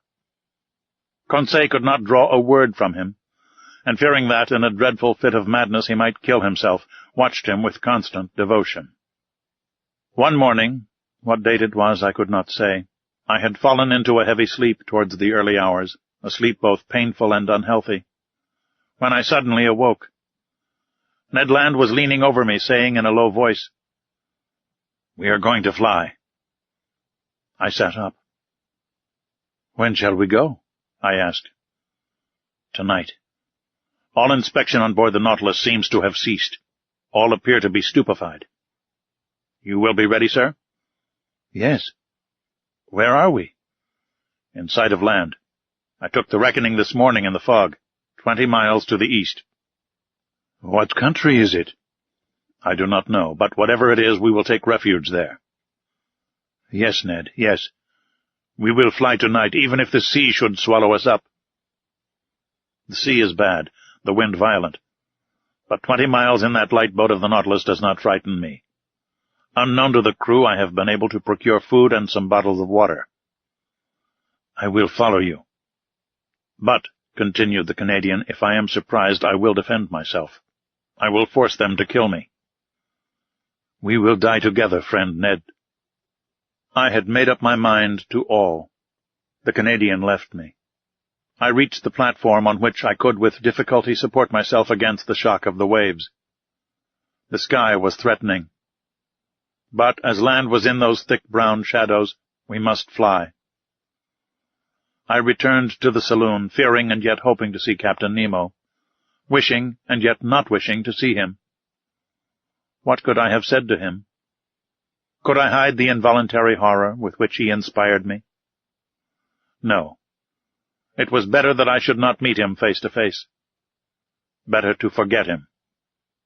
And yet, how long seemed that day, the last that I should pass in the Nautilus. I remained alone. Ned Land and Conseil avoided speaking, for fear of betraying themselves. At 6 I dined, but I was not hungry. I forced myself to eat in spite of my disgust, that I might not weaken myself. At 6:30, Ned Land came to my room, saying, "We shall not see each other again before our departure. At 10 the moon will not be risen. We will profit by the darkness. Come to the boat. Conseil and I will wait for you." The Canadian went out without giving me time to answer. Wishing to verify the course of the Nautilus, I went to the saloon. We were running north-northeast at frightful speed and more than 50 yards deep. I cast a last look on these wonders of nature, on the riches of art heaped up in this museum, upon the unrivaled collection destined to perish at the bottom of the sea, with him who had formed it. I wished to fix an indelible impression of it in my mind. I remained an hour thus, bathed in the light of that luminous ceiling, and passing in review those treasures shining under their glasses. Then I returned to my room. I dressed myself in strong sea clothing. I collected my notes, placing them carefully about me. My heart beat loudly. I could not check its pulsations. Certainly my trouble and agitation would have betrayed me to Captain Nemo's eyes. What was he doing at this moment? I listened at the door of his room. I heard steps. Captain Nemo was there. He had not gone to rest. At every moment I expected to see him appear and ask me why I wished to fly. I was constantly on the alert. My imagination magnified everything. The impression became at last so poignant that I asked myself if it would not be better to go to the captain's room, see him face to face, and brave him with look and gesture. It was the inspiration of a madman. Fortunately, I resisted the desire, and stretched myself on my bed to quiet my bodily agitation. My nerves were somewhat calmer, but in my excited brain I saw over again all my existence on board the Nautilus.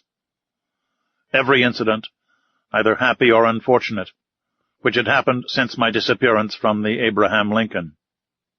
The submarine hunt, the Torres Straits, the savages of Papua, the running shore, the coral cemetery, the passage of Suez, the island of Santorin, the Cretan diver, Vigo Bay, Atlantis, the iceberg, the South Pole, the imprisonment in the ice, the fight among the squid, the storm in the Gulf Stream, the Avenger, and the horrible scene of the vessel sunk with all her crew.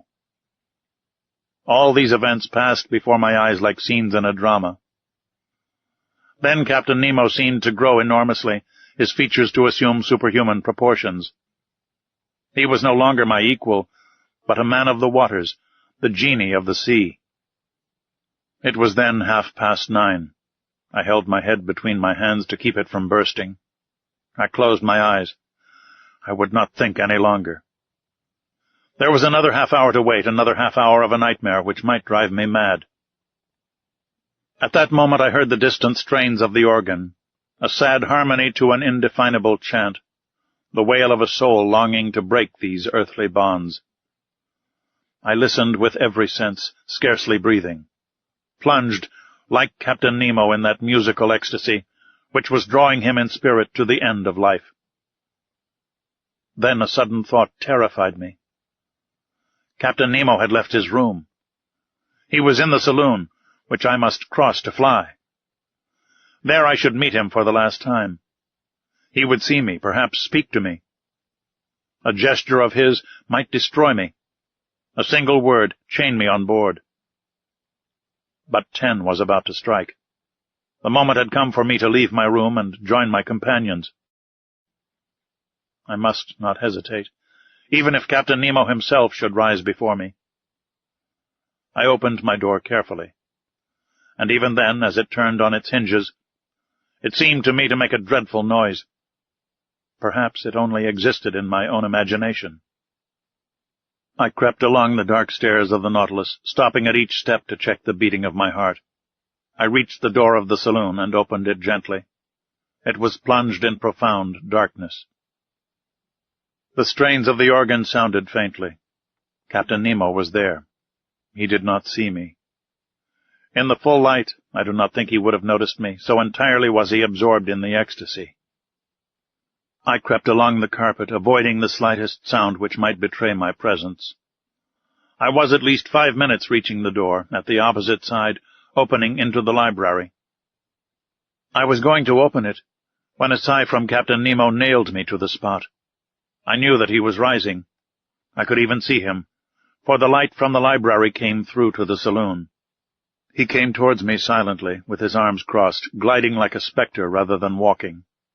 His breast was swelling with sobs, and I heard him murmur these words, the last which ever struck my ear. "Almighty God! Enough! Enough!" Was it a confession of remorse which thus escaped from this man's conscience? In desperation I rushed through the library, mounted the central staircase, and following the upper flight reached the boat.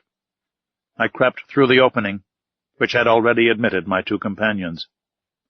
"Let us go, let us go," I exclaimed. "Directly," replied the Canadian. The orifice in the plates of the Nautilus was first closed, and fastened down by means of a false key, with which Ned Land had provided himself. The opening in the boat was also closed. The Canadian began to loosen the bolts which still held us to the submarine boat. Suddenly a noise was heard. Voices were answering each other loudly. What was the matter? Had they discovered our flight? I felt Ned Land slipping a dagger into my hand. "Yes," I murmured, "we know how to die." The Canadian had stopped in his work. But one word many times repeated, a dreadful word, revealed the cause of the agitation spreading on board the Nautilus. It was not we the crew were looking after. The maelstrom! The maelstrom! Could a more dreadful word in a more dreadful situation have sounded in our ears? We were then upon the dangerous coast of Norway. Was the Nautilus being drawn into this gulf at the moment our boat was going to leave its sides? We knew that at the tide the pent-up waters between the islands of Faroe and Lofoten rush with irresistible violence, forming a whirlpool from which no vessel ever escapes. From every point of the horizon enormous waves were meeting, forming a gulf justly called the navel of the ocean, whose power of attraction extends to a distance of 12 miles. There not only vessels, but whales are sacrificed, as well as white bears from the northern regions. It is thither that the Nautilus, voluntarily or involuntarily, had been run by the captain. It was describing a spiral, the circumference of which was lessening by degrees, and the boat, which was still fastened to its side, was carried along with giddy speed. I felt that sickly giddiness which arises from long-continued whirling round. We were in dread. Our horror was at its height. Circulation had stopped. All nervous influence was annihilated, and we were covered with cold sweat like a sweat of agony. And what noise around our frail bark, what roarings repeated by the echo miles away! What an uproar was that of the waters broken on the sharp rocks at the bottom, where the hardest bodies are crushed, and trees worn away, with all the fur rubbed off, according to the Norwegian phrase. What a situation to be in! We rocked frightfully. The Nautilus defended itself like a human being. Its steel muscles cracked. Sometimes it seemed to stand upright, and we with it. "We must hold on," said Ned, "and look after the bolts.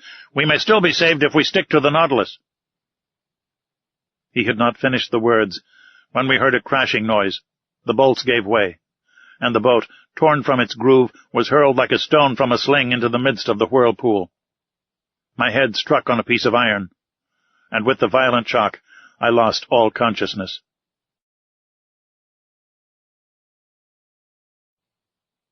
Chapter 23. Conclusion. Thus ends the voyage under the seas. What passed during that night, how the boat escaped from the eddies of the maelstrom, how Ned Land, Conseil, and myself ever came out of the gulf, I cannot tell. But when I returned to consciousness, I was lying in a fisherman's hut on the Lofoten Isles. My two companions, safe and sound, were near me, holding my hands. We embraced each other heartily. At that moment we could not think of returning to France. The means of communication between the north of Norway and the south are rare, and I am therefore obliged to wait for the steamboat running monthly from Cape North.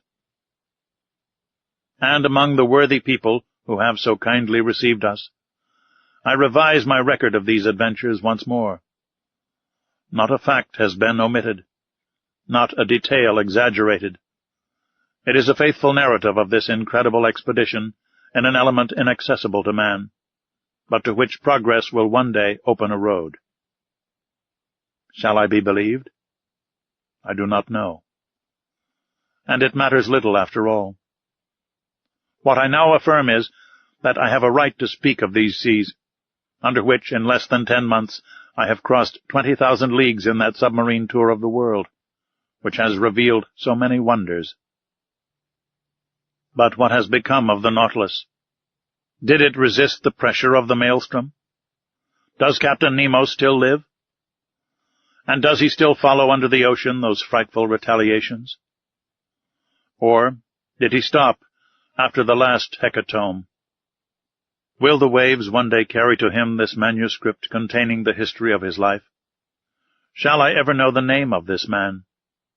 Will the missing vessel tell us, by its nationality, that of Captain Nemo? I hope so. And I also hope that his powerful vessel has conquered the sea at its most terrible gulf, and that the Nautilus has survived where so many other vessels have been lost. If it be so, if Captain Nemo still inhabits the ocean, his adopted country, may hatred be appeased in that savage heart. May the contemplation of so many wonders extinguish forever the spirit of vengeance. May the judge disappear, and the philosopher continue the peaceful exploration of the sea. If his destiny be strange, it is also sublime. Have I not understood it myself? Have I not lived 10 months of this unnatural life? And to the question asked by Ecclesiastes 3,000 years ago, that which is far off and exceeding deep, who can find it out? 2 men alone of all now living have the right to give an answer: Captain Nemo and myself. This concludes 20,000 Leagues Under the Sea by Jules Verne.